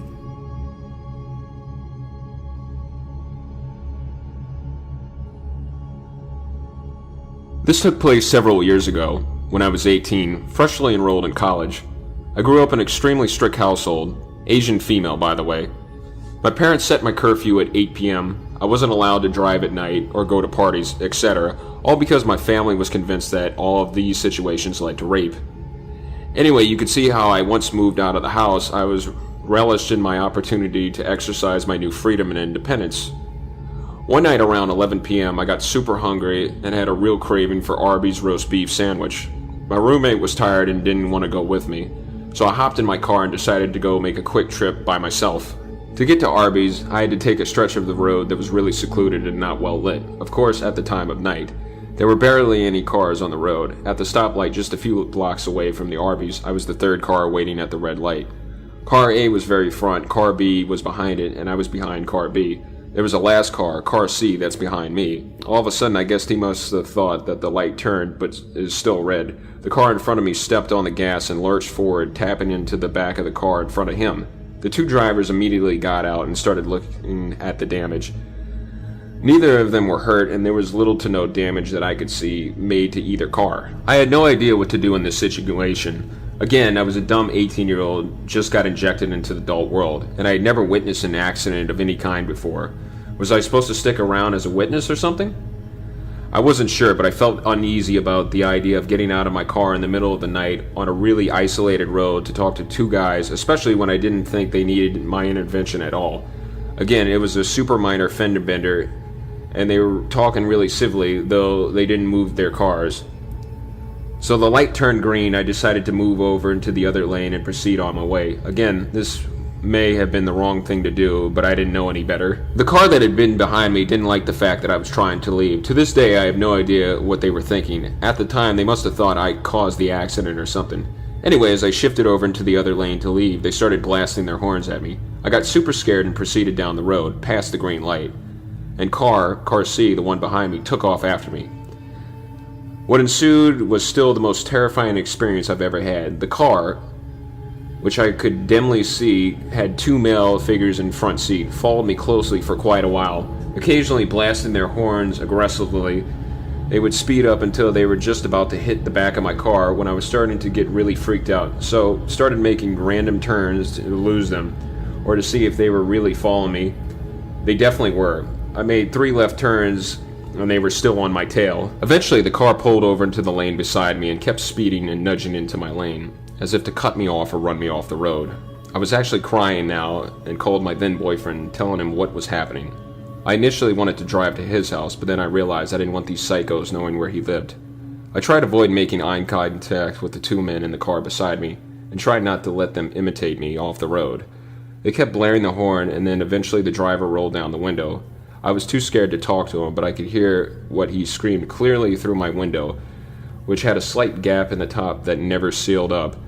"We're gonna catch you, bitch, and I'm gonna rape your dumb ass." I think the guy next to him said something like, "Don't slow down" or something, but I couldn't hear it clearly over the rushing of the wind and the sounds of our cars accelerating. My boyfriend heard them shouting over the phone and directed me to the nearest police station, which was about 8 minutes away from where I was. It was actually hard for him to find the police station to give me any directions to it because he had no idea where I was. 2 guys kept shouting things at me, but I didn't know what was said. I was too busy blubbering to my boyfriend. Maybe it was really hard to remember what went on in those moments. Physically, I was speeding so fast to try to get away from those guys. At this point, I was just hoping a cop would stop me. There were no cars on any of the roads we went down, and it just made everything worse. And then my phone battery decided it was time to die. I seriously thought it was one of those horror stories my parents had always told me about. Eventually, I finally saw the police station my boyfriend had given me directions to. Almost drove past it. Turned into the parking lot, the car followed me and the passenger door actually opened before the car even stopped. But I think they noticed where we were and drove out of there fast. I sat in my car too terrified to get out because I thought moving would provoke them into coming back. Literally 60 seconds later, my boyfriend pulled into the parking lot next to my car and climbed out with a baseball bat.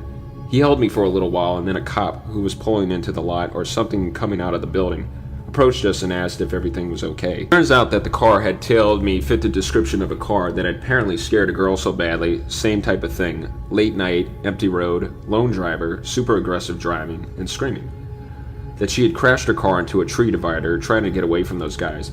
Neither she or I got the license plate, though, and to this day, I don't know if they ever caught those guys.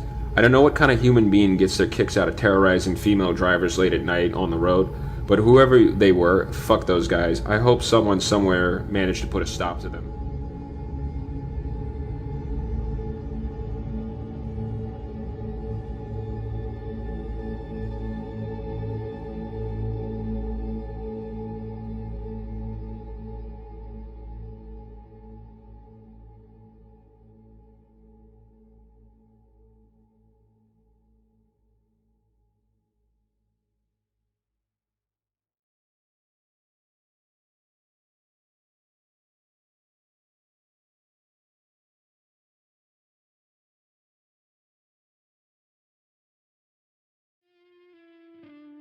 Hey everybody, it's Sino. Before the video gets started, I just wanted to thank you all for all of your support.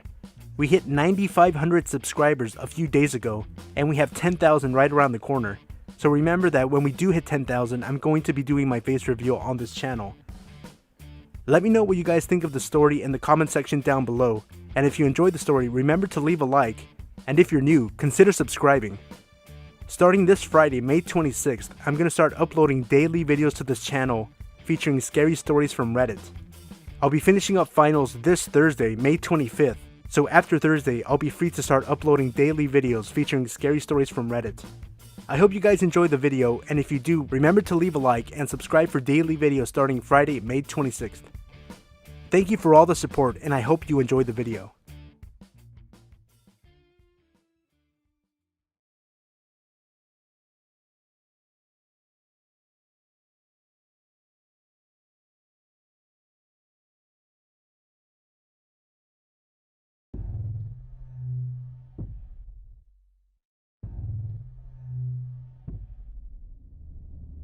Last June, my boyfriend and I were living with our roommates and my 2 kids.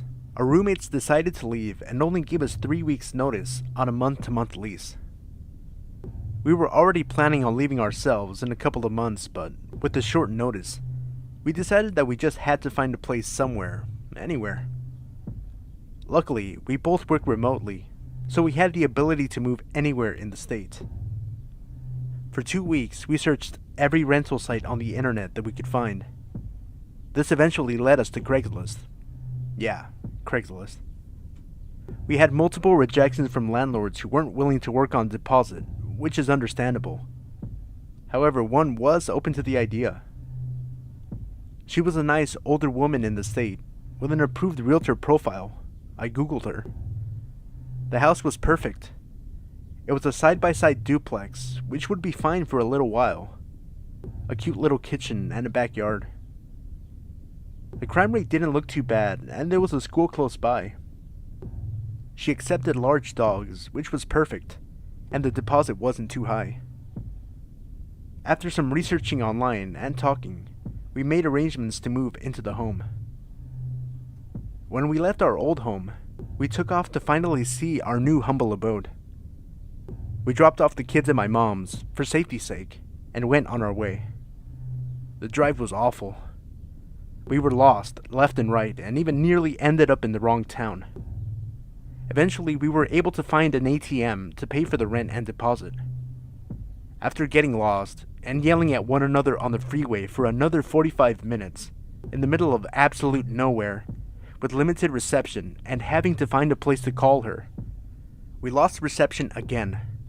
But we eventually found the gate where she met us to let us in. Something was immediately off. She seemed fidgety and nervous. She didn't look like her pictures. She kept wiping her nose with her sleeve, saying she was sick. She was a little older and maybe like she had been on drugs at some point. Or maybe still. We went through the gate and drove about a half mile down to her home. Apparently, her office was also her home. I didn't know that. The property was filled with old trucks, boats, and buses. It was like a graveyard for oversized vehicles. My boyfriend looked at me completely frustrated. In his failed attempt at humor, he blurted out, "Well, we're either going to get a house or we're going to die. Let's go find out." We parked and met with a woman outside. She seemed really, really anxious and was telling us random things about her many, many projects. I assumed tweaker. Sorry, but that's just what I assumed, and it's a common problem in that area. We went inside the house, which strangely was well decorated and very modern. The rest of the house was a little trashy. She claimed that our office was flooded and we'd just have to sign the paperwork here. We agreed.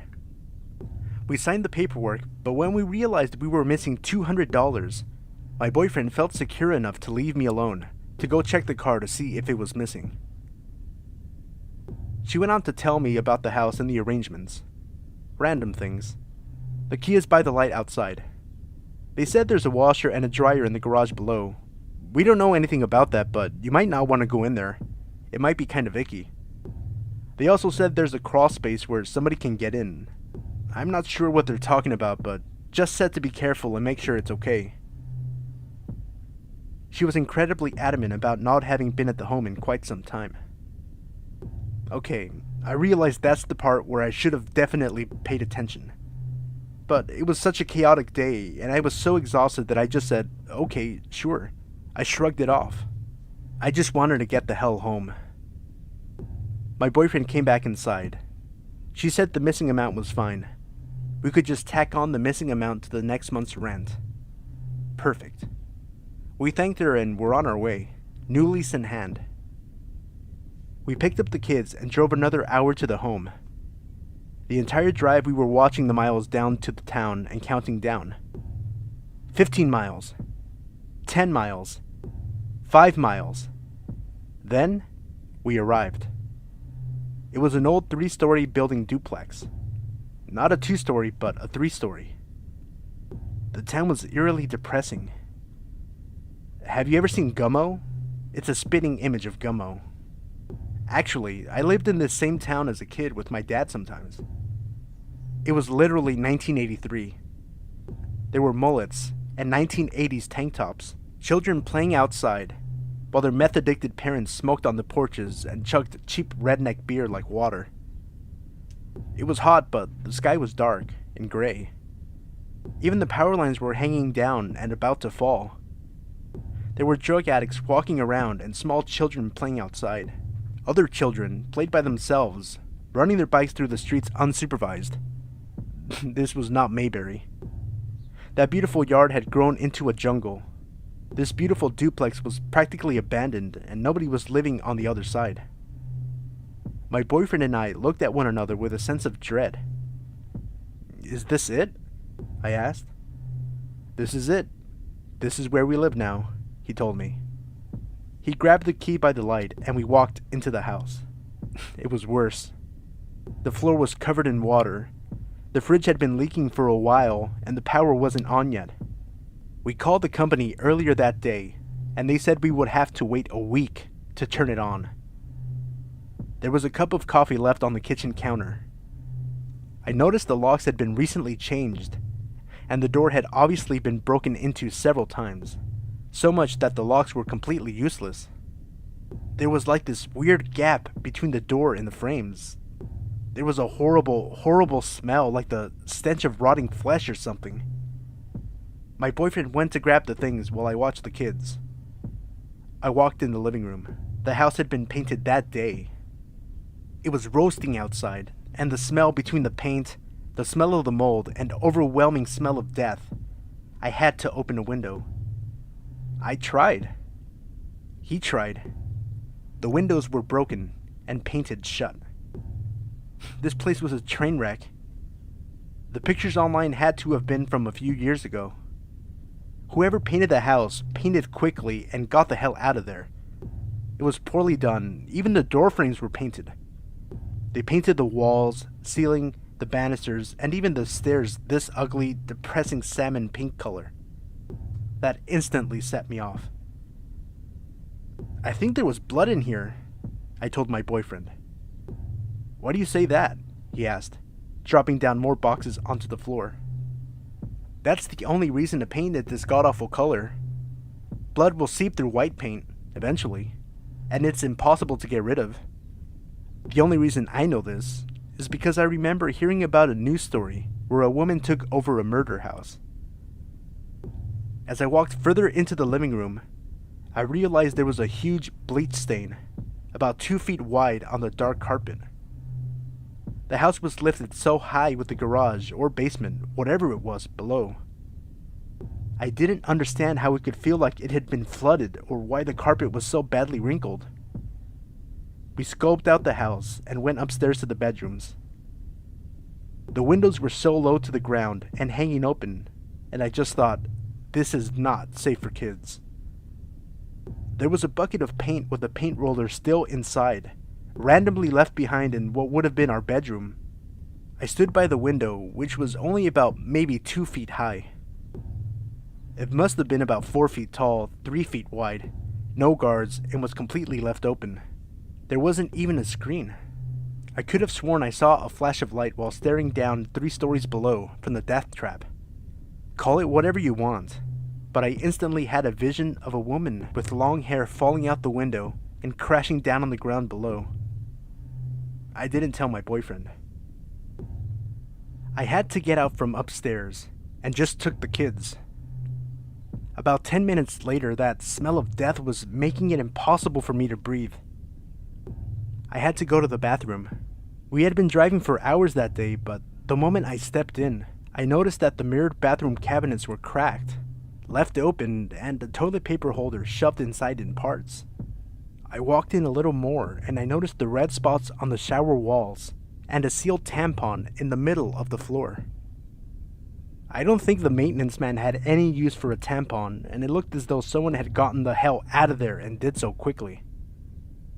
I was about to go in, but something held me back, and a little voice in my head said, "Don't go into the bathroom."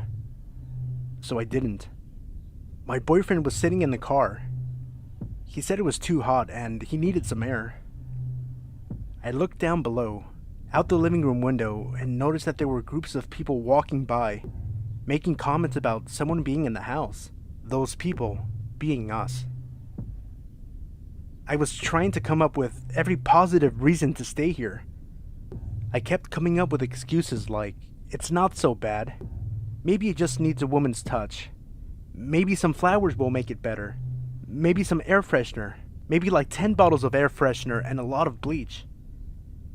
I kept trying to convince myself by looking around and thinking how to make it work. I opened up the closet and then peeked inside to see that it led further down behind the wall. Keep in mind this house was probably built in the very early 1900s and is around 100 years old, if not more.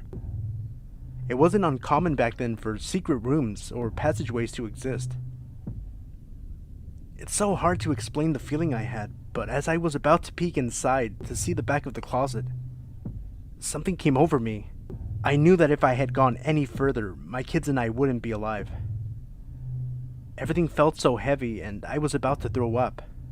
This was the closest I had ever felt in my entire life to not just death, but hell, pure evil. I can't even possibly explain the amount of dread and discomfort. I was so uncomfortable. My son, who is always positive, came closer, excited and shouting, "Is that another room?" I full-on went pissed off mother bear, pushed him away and closed the door. Suddenly, the words that the landlord told me ran through my head again. They said there's a crawl space where someone could get in. Just then, I heard something else in the house. Something like someone moving around, somewhere around behind that closet area. I stood there for a moment and I had that eerie thought creep into my head. You're all going to die if you stay here. That very thought set me into a panic, and with my heart pounding, I quickly grabbed my kids and ran out to the car. I could tell that my boyfriend was visibly upset with the home, giving me an opportunity to skip beating around the bush. "Hey, let's just go," I told him. I was a little bit hysterical, and I don't remember exactly what I said, but it was on the lines of, "It will be fine. We will find something. We don't belong here. We need to get the fuck out. Let's just go. I don't care. I'm not mad. Let's just fucking go." He was relieved. Neither of us wanted to disappoint the other, but after talking things through, it turned out that we had the same feeling of dread and death in us. He was just as afraid of dying as I was. I was absolutely positive that one night there would have killed us. I asked him to take pictures so that the landlord would know the situation. As we were leaving, we noticed that there was actually another window on our side of the duplex, which we believe was a secret room. I heard the neighbors across the street laughing and saying things like, "It looks like they're leaving. That didn't last long." We slept in the car at a nearby gas station. We were so exhausted. I cried, of course, and then called my mom to see if we could stay the night, but would have to wait until early in the morning. My boyfriend did his best to comfort me, and we explained to the landlord that we didn't move in, that we had taken pictures and there were multiple health code violations. We would send them if she needed them. She didn't even hesitate or want to see the photos, and within minutes offered to write a check for our money back. I swear there was someone else in that house.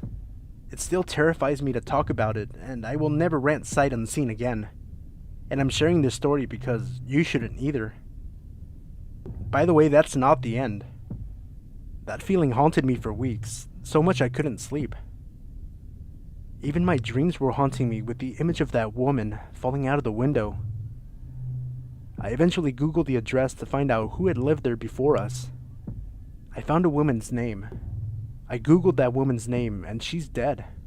She was beaten to death with a baseball bat, apparently stabbed, allegedly by her daughter and her daughter's boyfriend. They stuffed the body in a car for weeks, after hiding it in a garage, and it was found a couple of hours away. I don't believe that the news story says that the murder took place in that house. I don't even know, but it still feels like it was somehow involved, or something else happened. I'm not sure. I just know one thing. Someone is hiding something, and I definitely believe that someone else was in that house.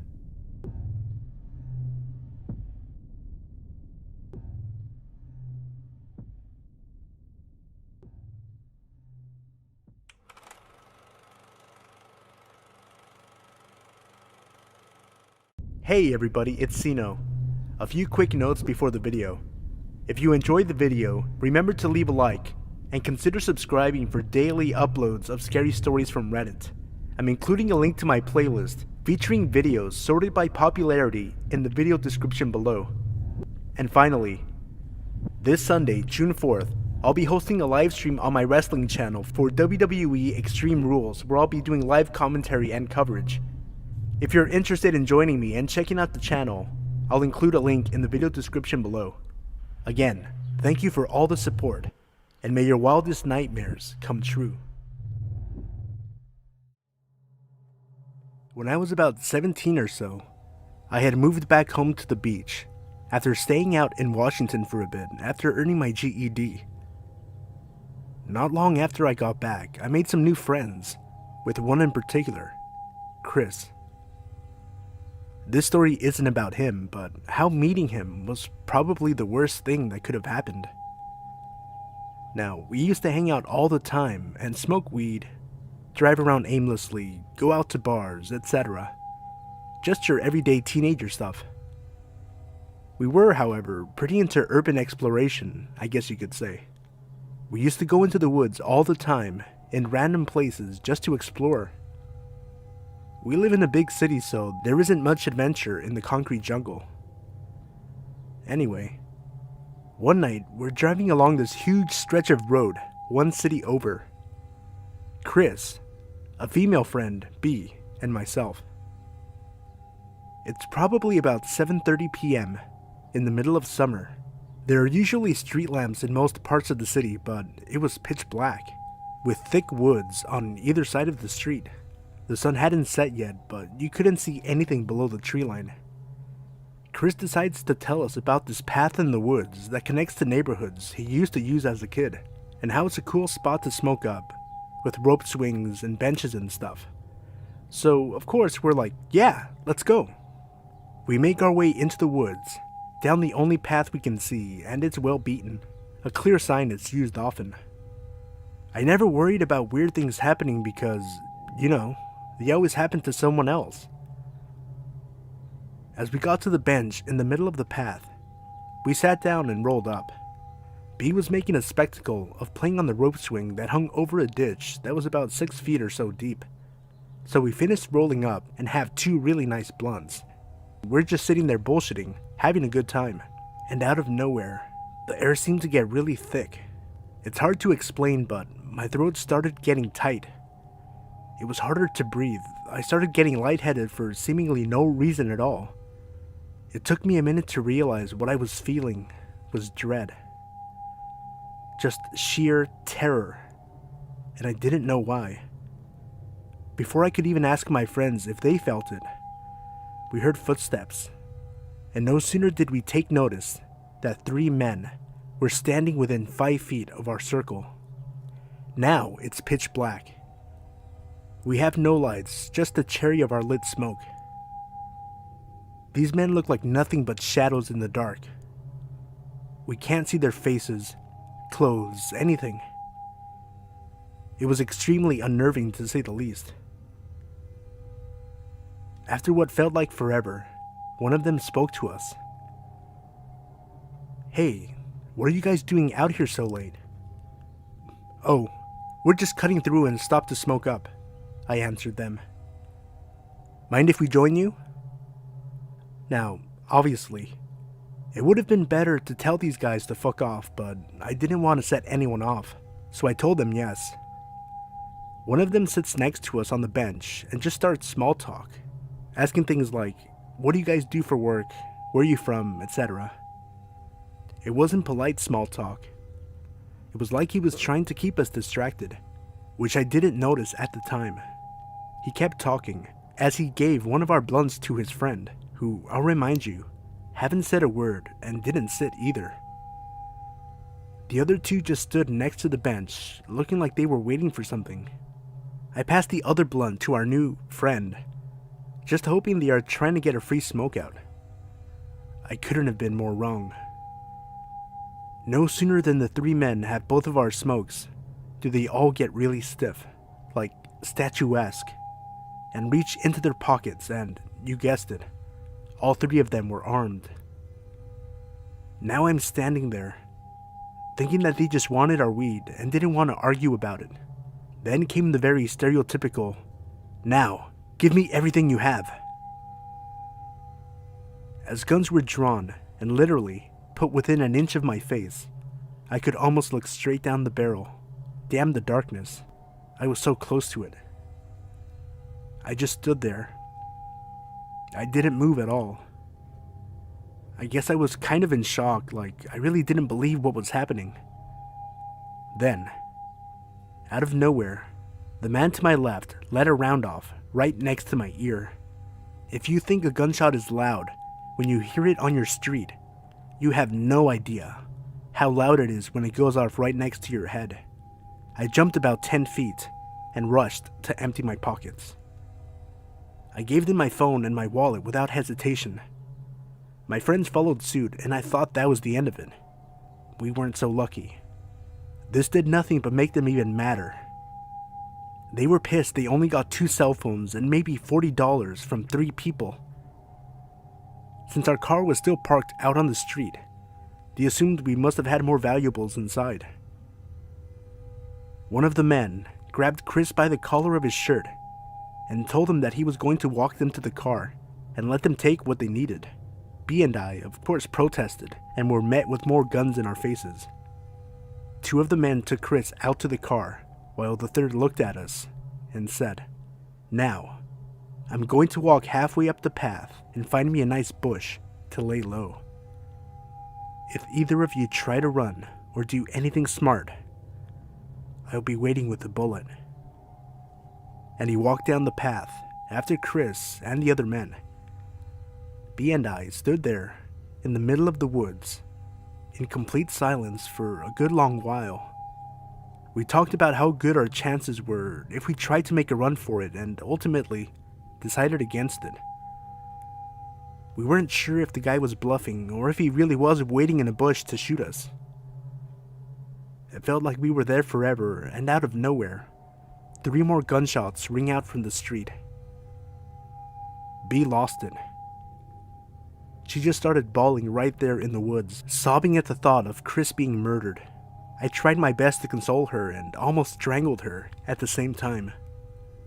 When I leaned in to hug her, I could see the light from her phone in her back pocket that she refused to give up.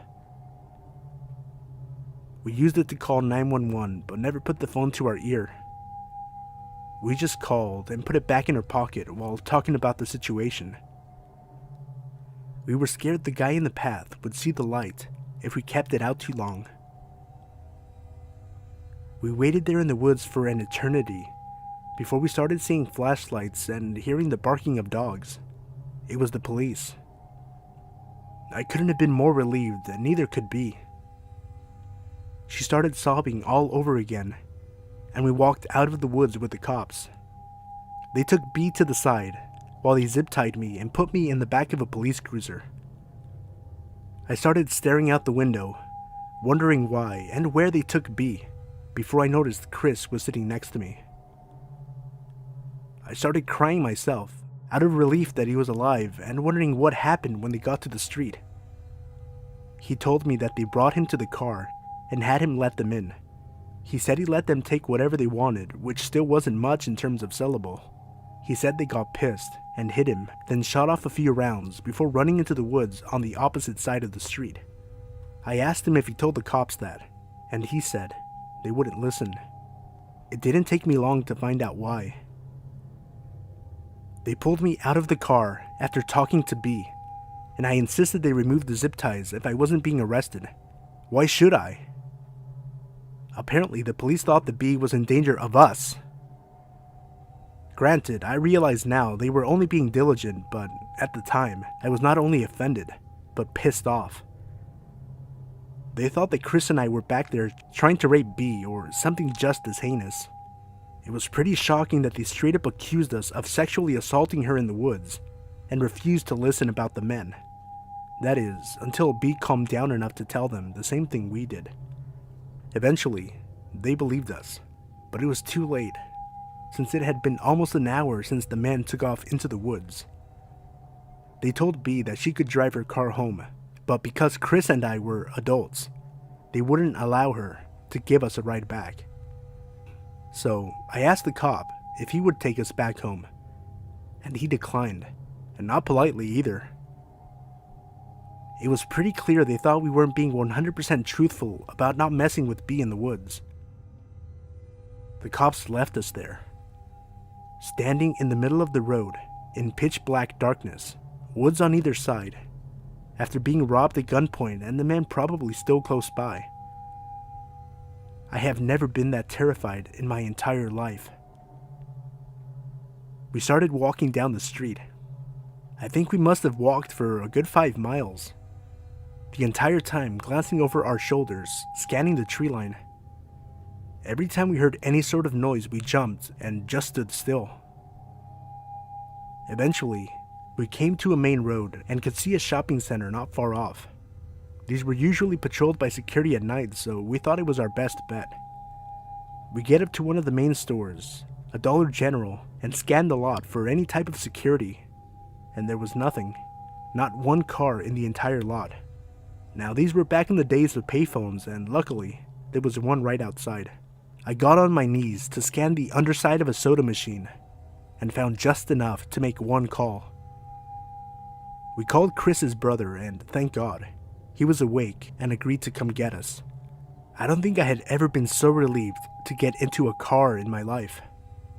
He got us home safely, and all I could think about was if I would be deaf in my left ear forever while trying to stop shaking. I lost my first cell phone I ever had, a new lost wallet, and almost my hearing. But I'm extremely glad I'm still alive despite everything. Creepy men in the woods, stalking teens and robbing them. Let's never meet again.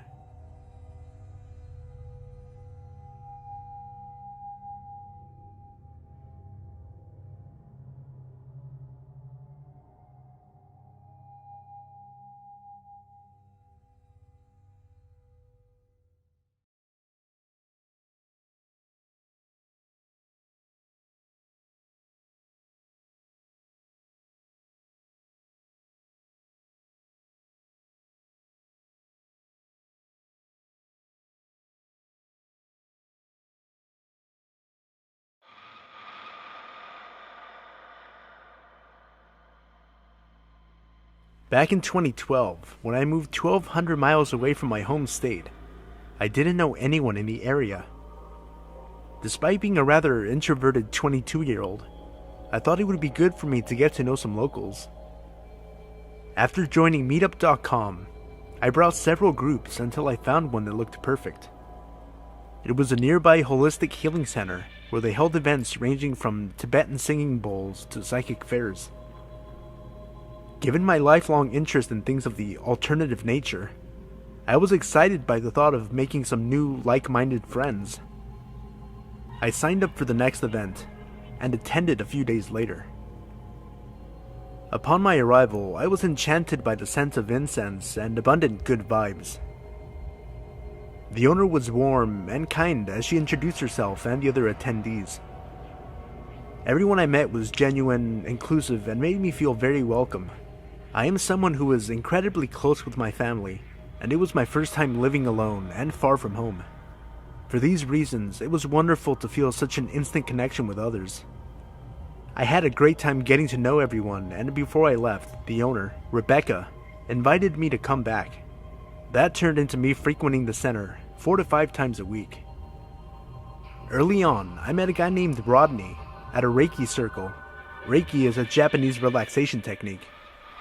He was a middle-aged man who was at the early stages of balding and kept his long hair in a low ponytail. His skin was tan and he was in good shape with muscular arms. Compared to my petite frame, he towered over me at about 6 foot tall. Following the Reiki, everyone would always hug one another and chat. Rodney was the first to come over and give me a very long, tight embrace. As we spoke, he told me how he was a single father and introduced me to his teenage son. The three of us hit it off immediately. Rodney and I seemed to have a lot in common, from our love of raw vegan food to scuba diving. It felt like I'd met a kindred spirit, and the energy he exuded was calm and peaceful. He was easy to trust and open up to. Over the coming months, I became Reiki certified and was spending a lot of time at the center. There was a core group of us that became inseparable. Rodney was always part of the gang. We would hold full moon ceremonies at the beach, drum circles at night, and healing sessions by day. Once a week in the evenings, we would go to Panera to get some tea and enjoy each other's company. All in all, it was a very fun time in my life. As time went on, I would see Rodney often. We would meet at farmers markets. I volunteered to help him run a haunted house attraction he was managing, and attended his yoga classes while he was getting his instructor education completed. Rodney and I developed a deep friendship, but nothing more than that. After all, I didn't have those feelings for him. I never got the impression that he did either, and I was close with his girlfriend, who he seemed to be very much in love with. If anything, I would say he was more of a fatherly figure to me. For all these reasons, I let my guard down. A year later, the lease on my apartment was ending, and I decided to move in with my boyfriend who lived about 40 minutes away. The distance, combined with a busy new job, left me with less and less time to visit the center.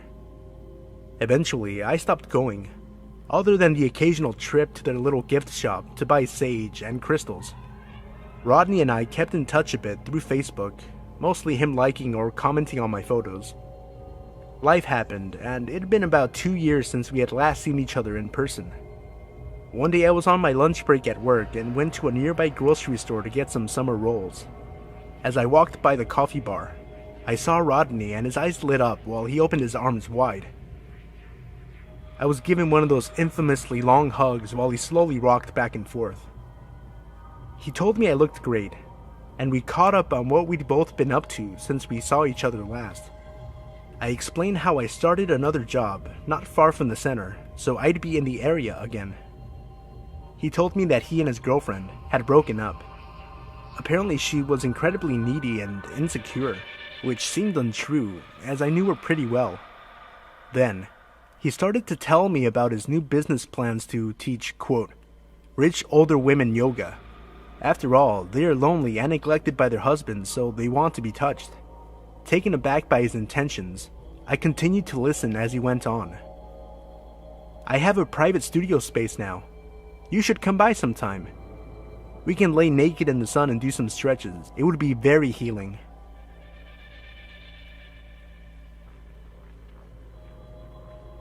I was beginning to feel very uncomfortable.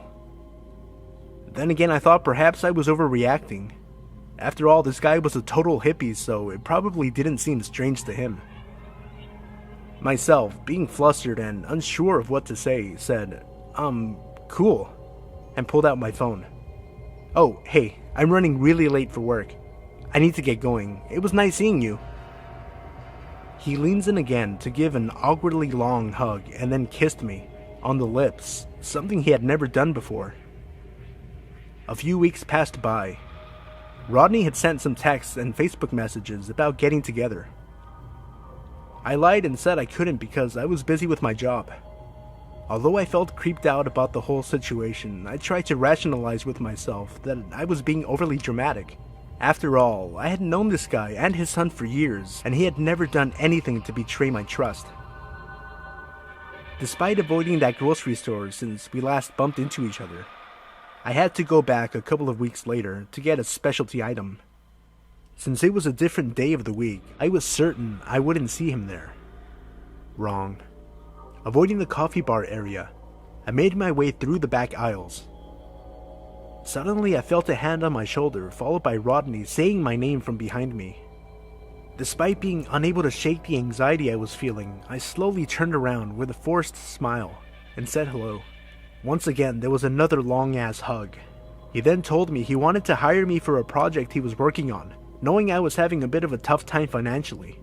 I have a vision for the space I'm working on.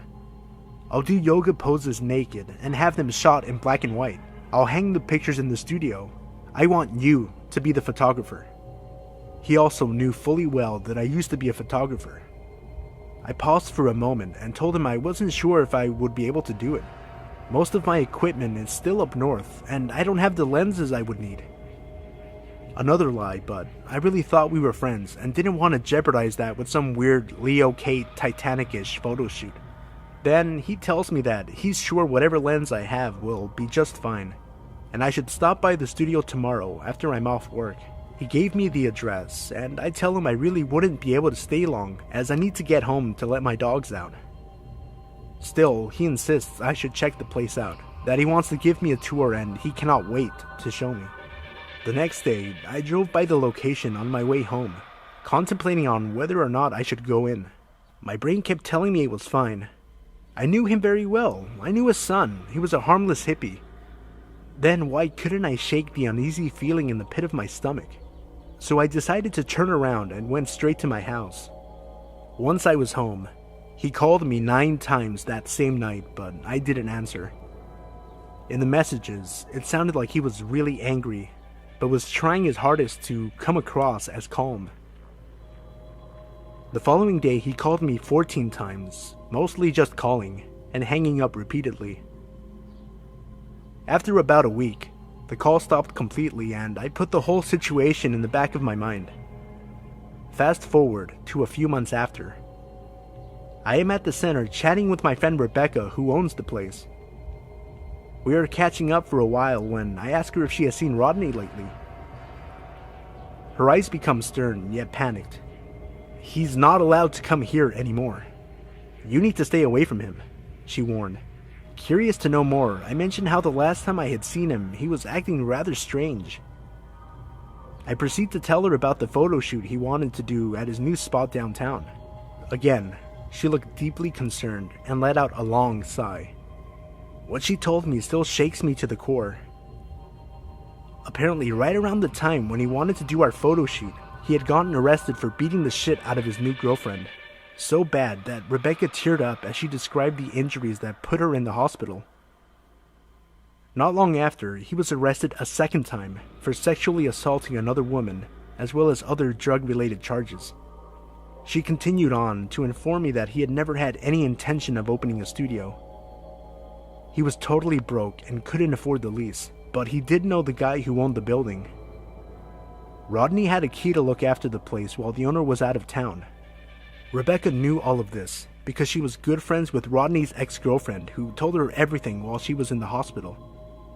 My mouth dropped and my heart sank when I heard all of this. A person that I had known for years had attacked women and purposely fabricated a story to get me alone with him. One of the scariest parts to me is that I'm usually such a good judge of character, and he had me completely fooled for a long time. It really made me question my instincts and gave me a lot of trust issues. At least in the end, I did listen to my gut feeling. Not to be dramatic, but it could have saved my life. It's terrifying to think of what his intentions were for me that night. In retrospect, I can see other situations that should have been red flags. I guess hindsight really is 20/20. Looking back, there were things that I overlooked which all make perfect sense now. Maybe, for some, the outcome seems obvious, but at the same time, I really thought he was a great person. Perhaps my younger self was naive and too trusting. All things considered, I can certainly say that I am much more cautious now. I'm sharing this story in the hopes that even just one person will learn something from my cautionary tale. And Rodney, please, let's never meet again. Update. While obtaining verification documentation, I discovered that Rodney is a sexual predator and had a felony warrant issued shortly after our encounter.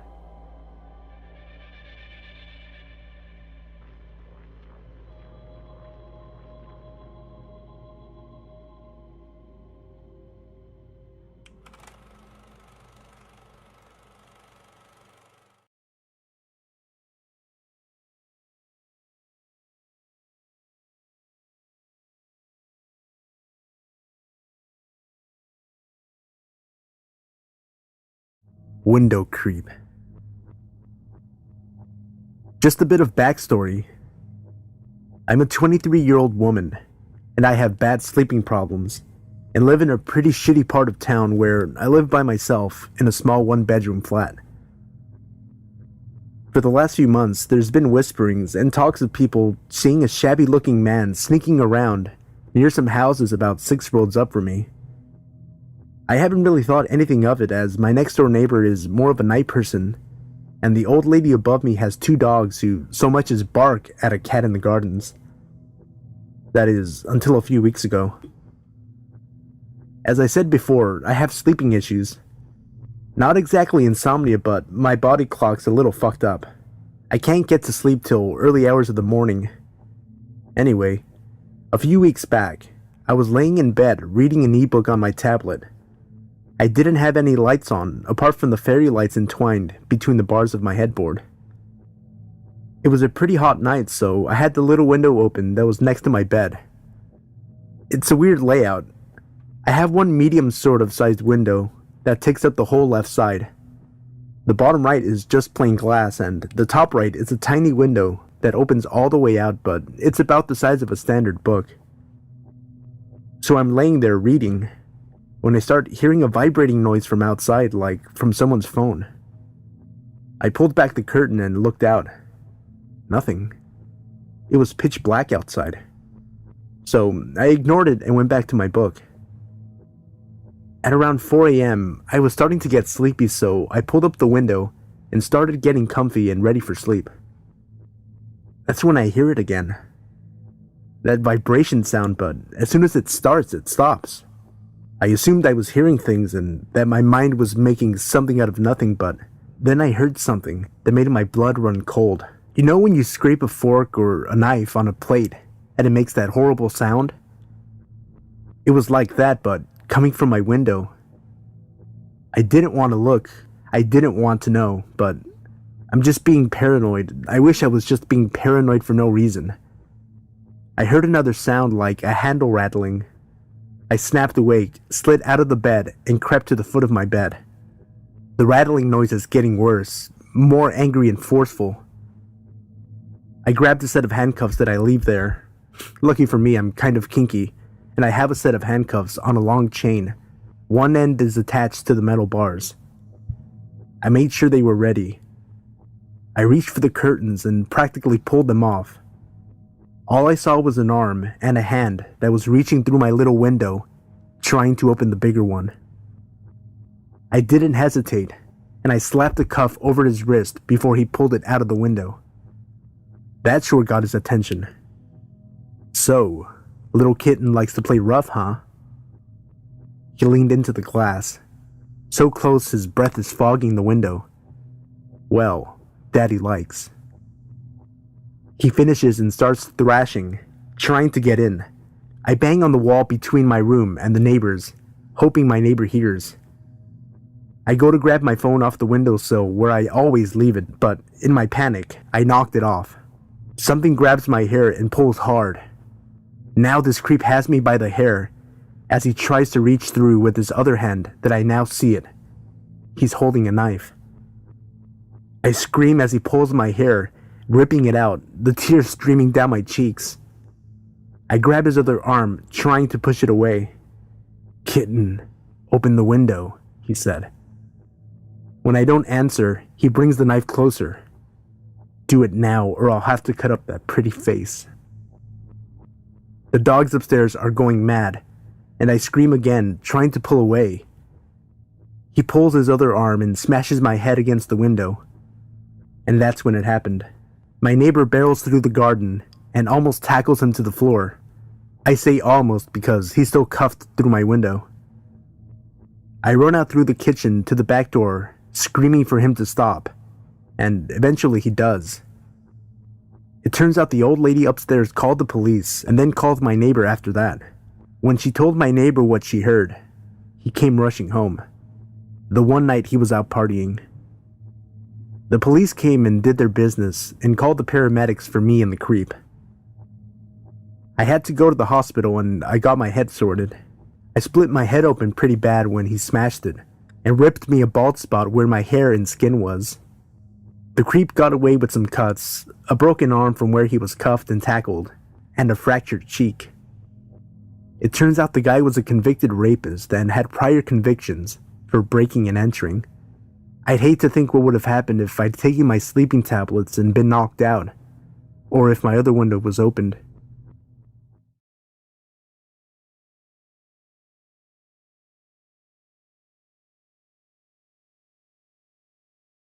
Hey everybody, it's Sino. A few quick notes before the video. If you enjoyed the video, remember to leave a like, and consider subscribing for daily uploads of scary stories from Reddit. I'm including a link to my playlist featuring videos sorted by popularity in the video description below. And finally, this Sunday, June 4th, I'll be hosting a live stream on my wrestling channel for WWE Extreme Rules, where I'll be doing live commentary and coverage. If you're interested in joining me and checking out the channel, I'll include a link in the video description below. Again, thank you for all the support, and may your wildest nightmares come true.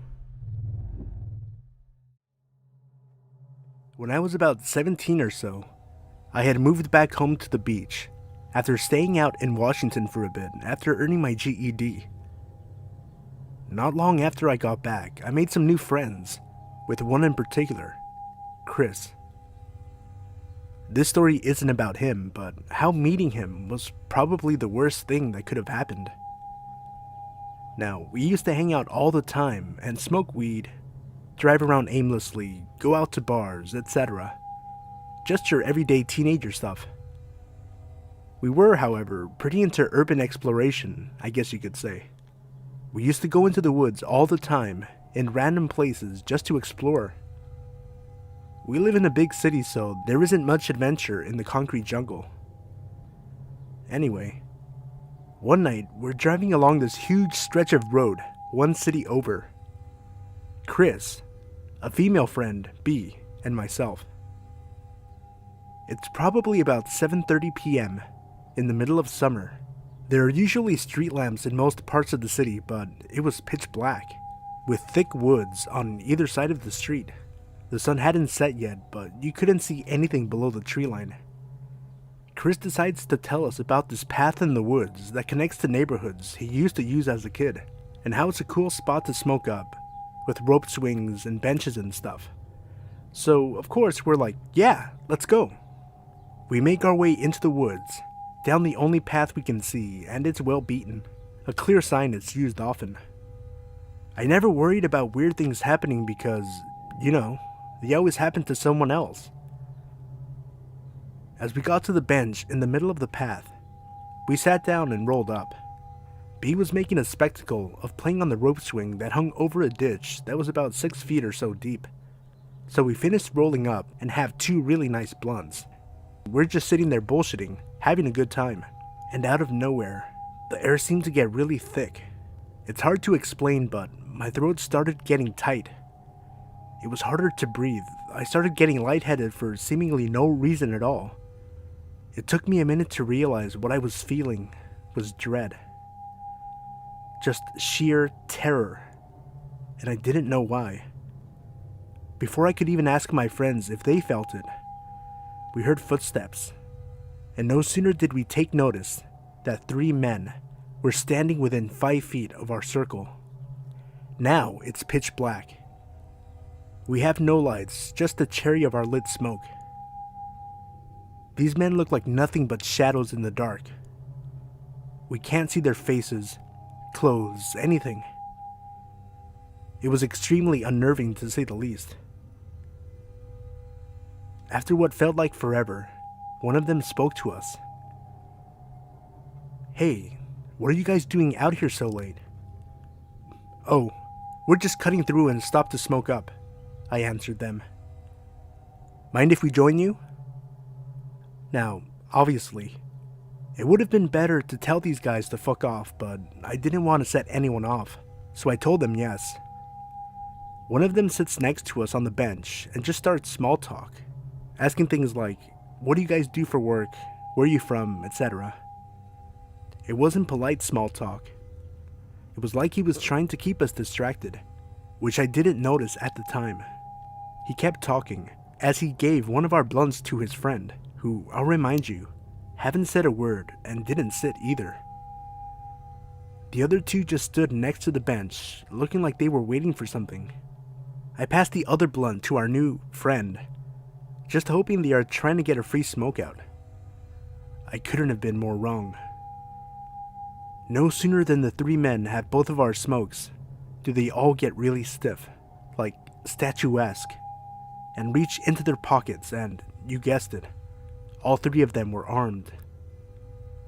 Now I'm standing there, thinking that they just wanted our weed and didn't want to argue about it.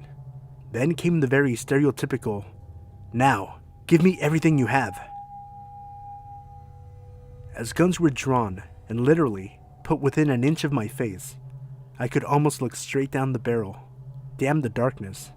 I was so close to it. I just stood there. I didn't move at all. I guess I was kind of in shock, like I really didn't believe what was happening. Then, out of nowhere, the man to my left let a round off right next to my ear. If you think a gunshot is loud when you hear it on your street, you have no idea how loud it is when it goes off right next to your head. I jumped about 10 feet and rushed to empty my pockets. I gave them my phone and my wallet without hesitation. My friends followed suit, and I thought that was the end of it. We weren't so lucky. This did nothing but make them even madder. They were pissed they only got 2 cell phones and maybe $40 from 3 people. Since our car was still parked out on the street, they assumed we must have had more valuables inside. One of the men grabbed Chris by the collar of his shirt and told him that he was going to walk them to the car and let them take what they needed. B and I, of course, protested and were met with more guns in our faces. 2 of the men took Chris out to the car while the 3rd looked at us and said, "Now, I'm going to walk halfway up the path and find me a nice bush to lay low. If either of you try to run or do anything smart, I'll be waiting with a bullet." And he walked down the path after Chris and the other men.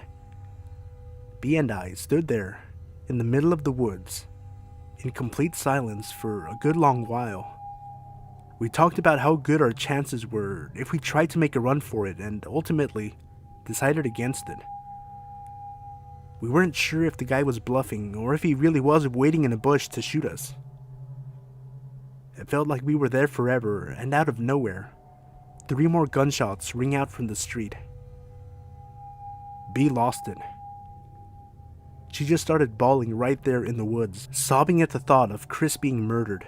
I tried my best to console her and almost strangled her at the same time. When I leaned in to hug her, I could see the light from her phone in her back pocket that she refused to give up. We used it to call 911, but never put the phone to our ear. We just called and put it back in her pocket while talking about the situation. We were scared the guy in the path would see the light if we kept it out too long. We waited there in the woods for an eternity before we started seeing flashlights and hearing the barking of dogs. It was the police. I couldn't have been more relieved, and neither could B.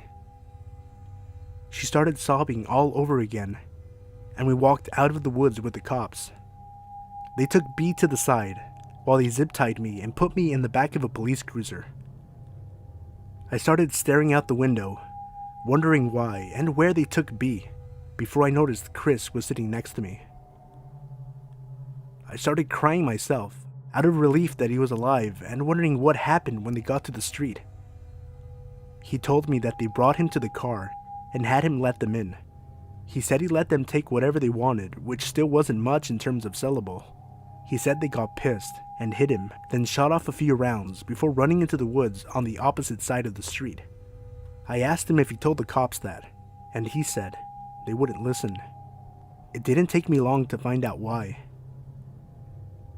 They pulled me out of the car after talking to B, and I insisted they remove the zip ties if I wasn't being arrested.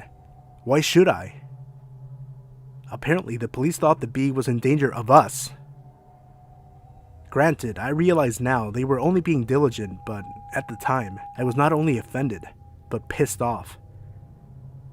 They thought that Chris and I were back there trying to rape B or something just as heinous. It was pretty shocking that they straight up accused us of sexually assaulting her in the woods and refused to listen about the men. That is, until B calmed down enough to tell them the same thing we did.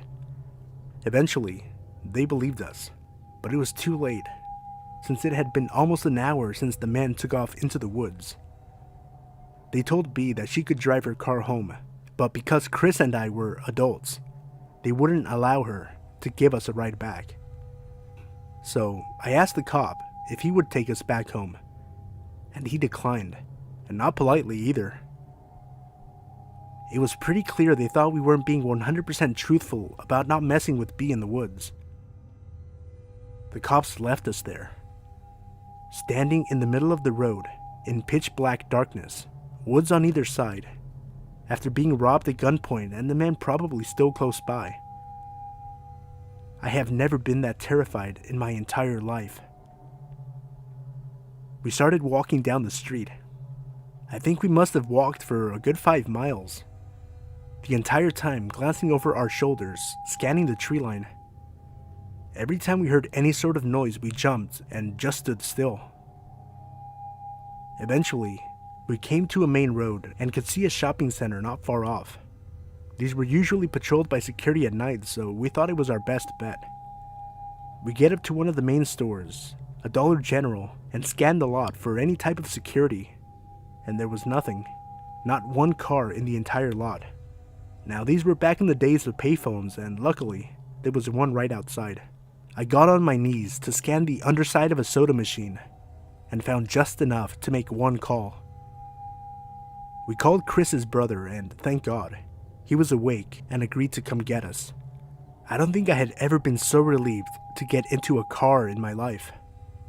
He got us home safely, and all I could think about was if I would be deaf in my left ear forever while trying to stop shaking. I lost my first cell phone I ever had, a new lost wallet, and almost my hearing. But I'm extremely glad I'm still alive despite everything. Creepy men in the woods, stalking teens and robbing them. Let's never meet again.